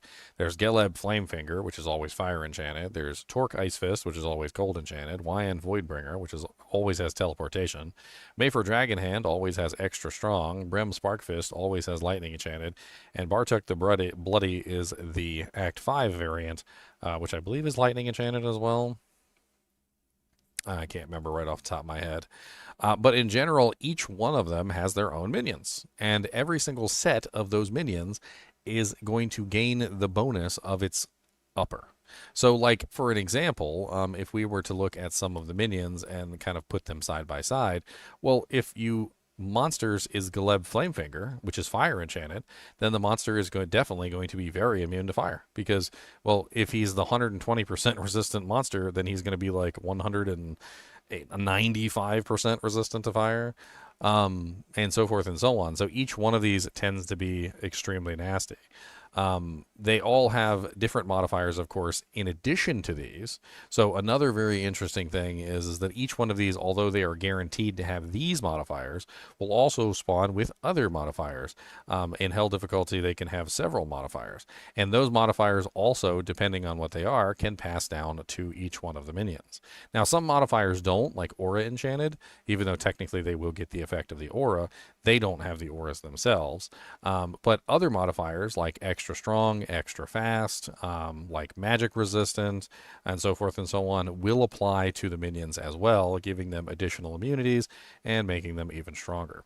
In general, when it comes to the council members, there is a whole cross-healing problem where they literally heal each other back and forth over and over and over again. Looking up the heal itself, it's called Zac Room Heal, and it's actually a percentage-based heal, which makes it even worse. So in higher difficulties, especially like player 8 and whatnot, the monsters can have a considerably large amount of HP. If 22,844 is their base, and you roll players 8, which increases their HP by a rather large margin, and they can have other modifiers like extra strong, which can increase their HP even more, this can potentially lead to monsters that have over 100,000 HP. And if the monsters are capable of healing, like 50 or 60% of that HP every single time they cast a heal, well, then you're talking about like 50 or 60,000 HP that they're able to heal per cast. So the higher difficulty versions of the council members can be much more difficult to deal with. The best way to deal with them, honestly, is to disable them from being able to do anything. Isolate them was one of my favorite way of dealing with them, is to force them into different locations. Once you have one of the council members in a different location where they can no longer heal each other, you can very easily just pick off that particular council member and move on. They also have some very interesting other modifiers, which they don't seem to do melee damage so much as they seem to have like almost like a spell that they cast. Although they do also do a melee attack. When you watch them, they have this like lightning bolt attack that they fire off. And the lightning bolt attack seems to be based on some sort of lightning damage calculation. And I've noticed that in some situations, if the elite spawns with multi-shot, the multi-shot does apply to the lightning that they're firing, and the lightning can actually hit multiple times, and it does massive amounts of damage with the multi-shot. I've actually had a couple times where I walked up to the council and they had like multi-shot, like extra strong, and like some other modifiers, and the lightning was coming out in triple, and I was taking massive amounts of damage, and I literally just like crumpled onto the floor. It's very rare to get the modifiers all set up together to cause that to happen, but when it does, you always wonder what the hell's going on. In Nightmare difficulty, there used to be a bug, if I remember correctly, where the fire enchanted version of the monster could actually kill just about anything due to a bug in how fire enchanted work in Nightmare difficulty, which was kind of nutty and kind of insane. The Hydras are also particularly nasty for mercenaries because they dish out a rather large amount of damage in individual hits that can stack up over a particular period of time and basically murder your mercenary. One very easy way to deal with the Hydras, specifically for your mercenary, is magic damage reduced by. Not magic damage reduced percentage or anything, or resistances, but magic damage reduced by is a specific stat in Diablo 2, which just simply reduces magic damage by a flat amount. The Hydras themselves don't really do a particularly large amount of damage per shot. They just do a lot of shots. And what this means is that having a significant amount of magic damage reduced by can actually significantly basically neuter the damage of the Hydras in general. To give you an idea, using something like Vampire Gaze in D2R is a very easy choice. Vampire Gaze has 15 MDR, which is pretty dang good, and can be combined together with other items like, for instance, a Gladiator's Bane, which also has, I think, another 15 MDR, or I think it might be 18. If you pull up Hydra for D2R and you look at Hydra's damage, Hydra's unsynergized damage isn't very high. At the minimum of level 1, it's only 14 damage to 19.5, which means that 15 MDR will completely cancel out the fire damage from the minimum roll on a level 1 Hydra. And as the Hydra increases, yes, the fire damage also increases, but you can also reduce some of that with resistances as well. And by the time you're done, if you have 75% fire resistance and some MDR, you can usually cancel out almost all of the unsynergized Hydra and basically have like nothing left over for the mercenary to worry about. There's also fire absorption that you could potentially use and a couple other options. You can also just simply overcap his resistances with like a Kira's and a Guardian Angels, which tends to work fairly well as long as he has something to leech from. But the MDR approach actually works better because it doesn't require any leech for him to stay alive. It's actually the opposite. It just completely cancels out the Hydra and makes it so that the Hydras basically do no damage. This also works versus players too. If you're having trouble with the Hydras, MDR can be extremely potent versus Hydras, even on players. And physical or fire absorption like that's on a Dwarf Star also works fairly well. Of course, you can't put a Dwarf Star on a mercenary, but Dwarf Star does have fire absorption on it specifically, which allows you to heal some of that effect, although it also contains MDR 15. So not only does it allow you to absorb some of the fire damage, but it will also cancel out a rather large portion of the fire damage as well before absorbing it. As I believe it works in that order. It's the MDR first, and then the fire absorption is actually, I think, last. I could be wrong. But in general, Dwarf Stars work really good versus Hydras and almost completely cancel out the effect. And they have 100% extra gold for monsters, which makes them pretty good for gold farming and council, which isn't bad either. Overall, the council members are just nasty. Like, they generally tend to have a bevy of effects, which is completely random, and it's very hard to predict. Sometimes they can have conviction, sometimes they can have fanaticism, sometimes they can have might, sometimes they can be, I mean, they're always cursed, because one of them is always cursed no matter what. They generally tend to have a myriad of resistances, which does make them a little bit difficult to deal with. And, I mean, there's a lot of ways that you can potentially tackle the council. One way is just simply to do so much damage that they don't have any chance to heal. If you hit one and you kill it, well, it's not getting back up. Another way is to lock them down with crowd control effects, like leap to cause them to get knocked against the walls. You can use freezing effects to stop them from moving. Of course, most of the time, item find barbarians don't want to freeze them because, well, they don't get to hork the corpses. And in general, like, there's a lot of ways that you can potentially deal with them. I like to use a couple different methods. My freezing arrows on does a really good job with them. I can just lock them down, kill them all relatively quickly, and not even have to worry about it.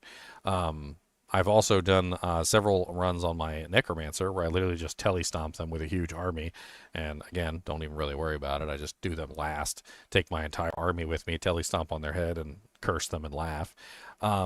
Barbarians have a myriad of different ways too, like Berserk bypasses most of their resistances, so they can potentially use that, although it does make them relatively weak to return damage. There's a lot of various tricks you can use when you're fighting them too. So if you find yourself overwhelmed, I think the easiest way to deal with the overwhelm is to simply go through this doorway. So assuming that you've already killed the council once before and unlocked the door, you should be able to have access to the stairwell. And if you ever find yourself in trouble, it's very easy to just use the stairwell to escape danger. You can, of course, teleport out from here, and you can get yourself some healing, potions, whatever it is you need to do, and you can come back. You can also use this to save your mercenary too. So if you find yourself in a situation where your mercenary is about to die, it's very easy just to go down here. Another interesting side effect of going down is that when they cast Hydra on you, it can potentially follow you down the stairs, which is pretty funny, as you can clearly see right here.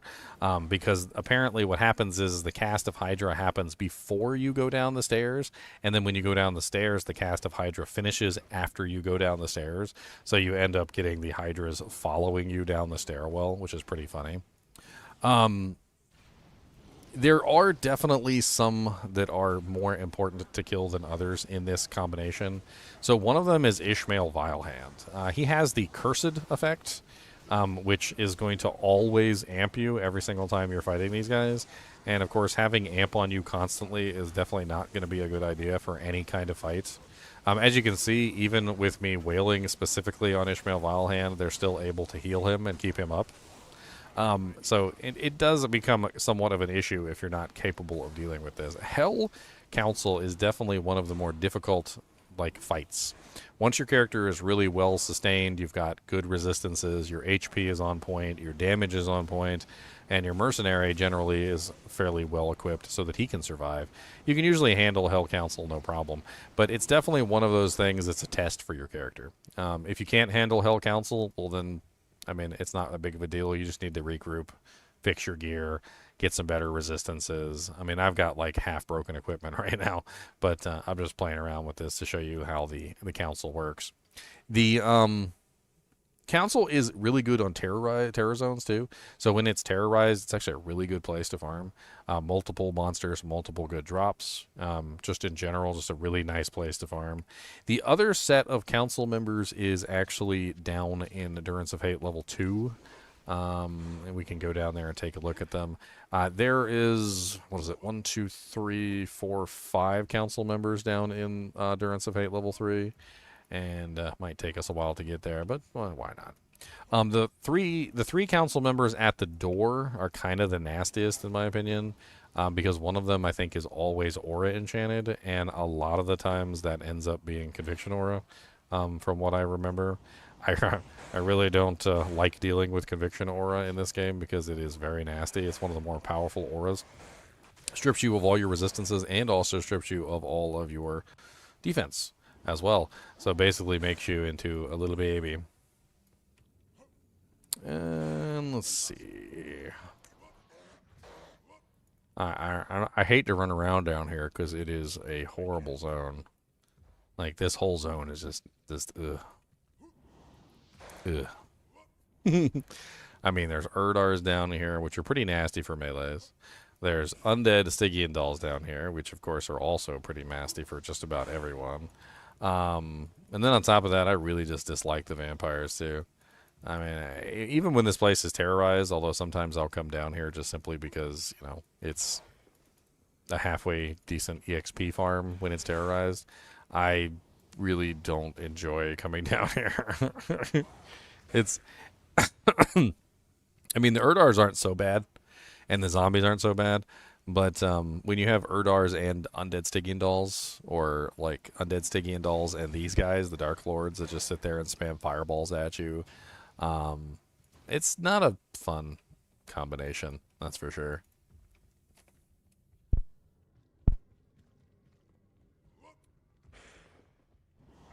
Womp. Aw, I thought for sure that was it. Unfortunately, Endurance of Fate level 2 is one of the unreadable zones. And I am proving how bad I am at reading the zone. Some people tell me that they have a trick for reading Endurance of Fate level 2, and I swear I try the tricks, and they never work for me. Maybe they work sometimes. Maybe they work like 25% of the time or something. But it feels like most of the time, maybe it's just my bad luck, is I end up with these like Endurance of Hate level 2 maps that are just the most ridiculously stupid maps where the entrance is in like the middle of the area or something. And, oh my god, I freaking hate them.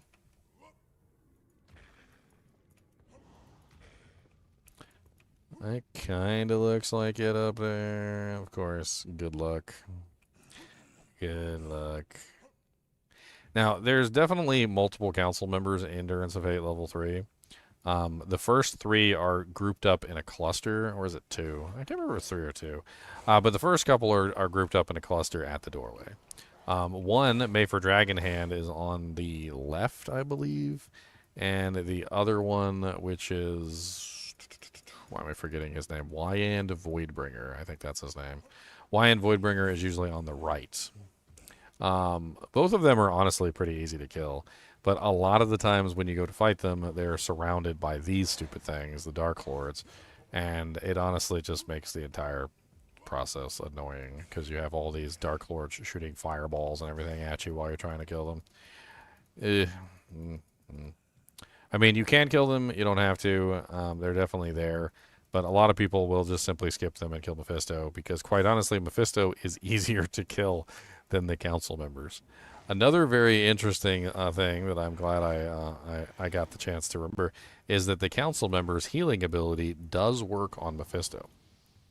So if you are unlucky enough to have the council members close to Mephisto, the council members can heal him, and I'll see if I can demonstrate for you that as well. So let's go take a look at the council members, and I'll drag them over to Mephisto so you can see them heal him. So it looks like we have Brem Sparkfist, which of course is lightning enchanted, aura enchanted. And then we also have, where's the other one? There should be one other council member here. I thought it was 2, but I could be wrong. And then we have Wyand Voidbringer over here. And he is, of course, always teleportation.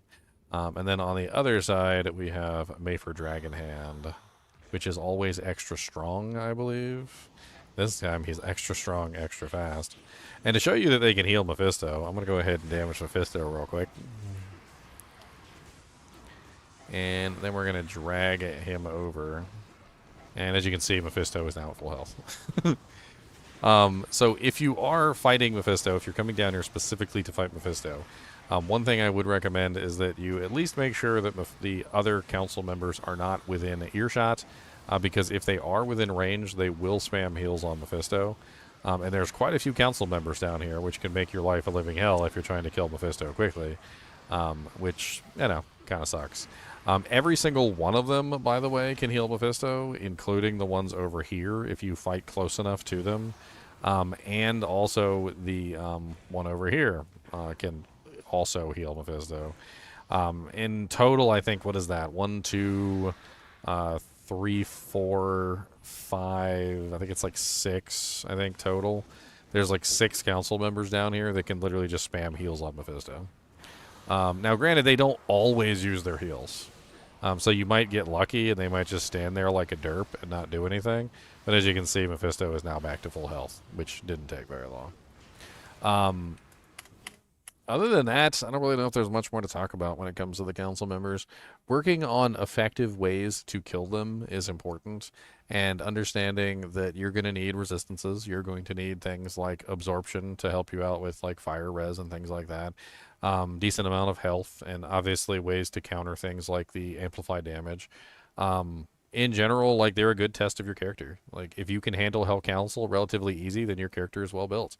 If you can't handle Hell Council relatively easy, then your character is probably not well built, and you might want to adjust and try and figure some things out, like fix your resistances, work on better damage output, find ways to lock down the monsters. Sometimes it just comes to picking the right crowd control.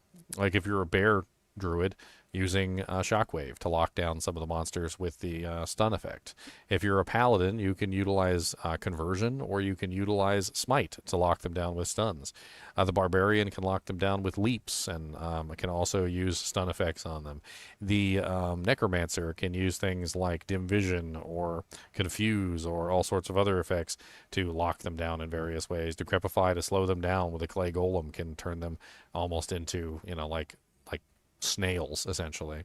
The Amazon has some pretty good ways herself with Freezing Arrow, and the Sorceress has lots of freezing effects as well.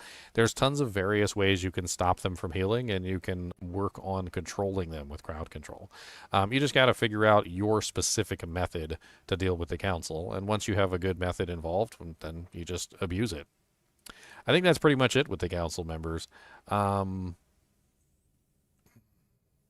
really don't think there's anything else. I wonder if I could find any information on their lightning attack, but I really don't know. I feel like their melee lightning attack is kind of hard to. They're like, I don't know. I think it's like melee attack 2, which is their lightning ability.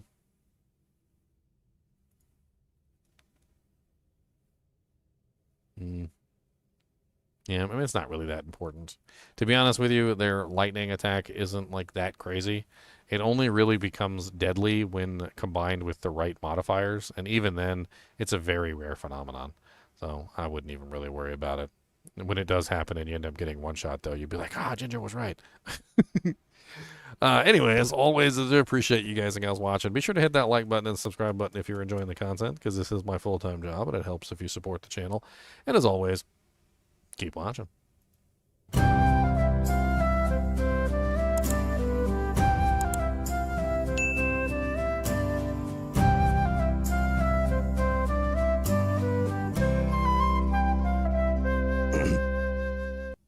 Now I just need to upload, what was that, 18 videos? Let's go ahead and hit the button. Let's upload 18 videos. I'm definitely not doing any more today. I can already feel my throat giving out on me. I mean, granted, I did just have strep throat, so, you know. It's nice to let it rest a little bit, I suppose.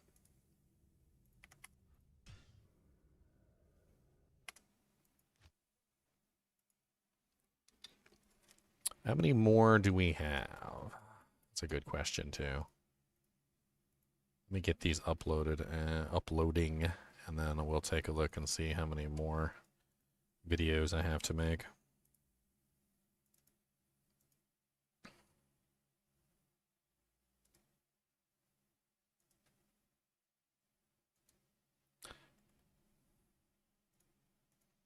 All right. You cannot upload more than 15 videos at a time. You dirty hillbilly.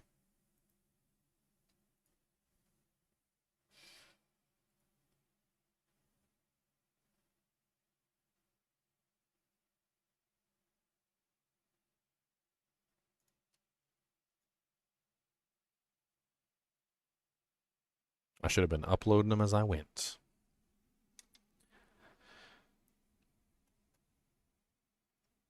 Alright, so let's take a look at the area summit page. And let's see how many monsters we have left. Alright, so we just finished all of Act 3. We finished all of Act 2, and we finished all of Act 1. Now, Act 4 is not a particularly very big act, so it looks like we've only got 1, 2, 3, 4, 5. Technically 5, because the Vile Mother and the Vile Vile Mother and a Child are going to be together. So we've got 5 in Hell difficulty. So Hell, 5 in Hell. Not Hell difficulty, Hell.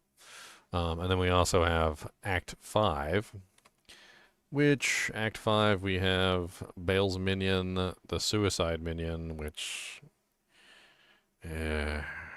I don't know if the Suicide minion deserves his own video. I think the Suicide minion is part of the Bale's minion anyway. So let's just count him as 1. 2 for the Death Mauler, 3 for the Catapult, 4 for the Overseer, 5 for the Demon Imp, 6... Abominable's already been done. 7, 8, 9. Stygian Fury. Isn't Stygian Fury and Succubus pretty much the same monster? I don't know if I should do separate videos for these. Like, I feel like they pretty much fall into the same category, and I don't know why I would do different videos on them. They're both demons. They're both handmaidens of Andariel. They both have very similar stories. So yeah, I think I just keep those the same. Bloodlords, Putrid Defilers. Painworms and Putrid Defilers are the same, so that's 1. The hell is Ricevarg? Spawned from the very bowels of Skull King, a Stygian beast who awakens only once every 1,000 years to feed off the spawn of its own bile and pus. The Resurrected, I don't even know how to pronounce that, is truly the most hideous and vile monster of all the three's bestiary, and was once said that the three did not always rule the darkness. The beast beyond thought swelled and slithered across the void. It is believed that some of these nightmares may still exist, hidden deep within the pitch of the abyss, where even the darkness of the upper realms of hell seem like day.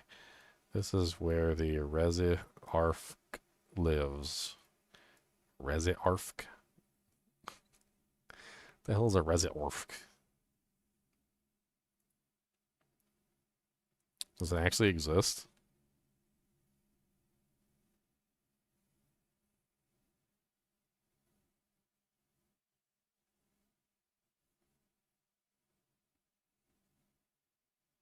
I have no clue. Okay, so I'm assuming that monster doesn't exist. So we're probably like 1, 2, 3, 4, 5, 6, 7, 8, 9, 10, 11, 12.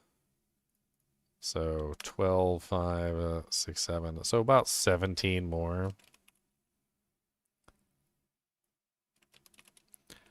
Not bad. I mean, technically, we've already done all these.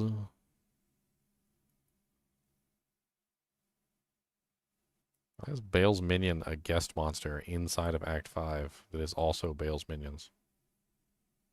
I'm so confused.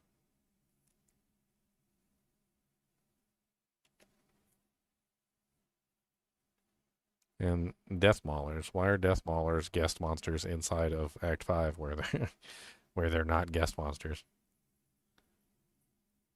It's kind of weird.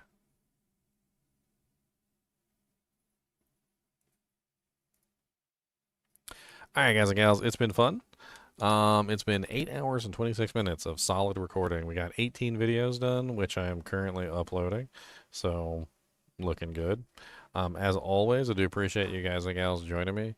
Um, it's fun to get some videos done. Like, I've been doing a lot of live streaming, and, like, I kind of, like, neglected making videos, and that's kind of what I'm trying to fix, is I'm trying to get more videos out.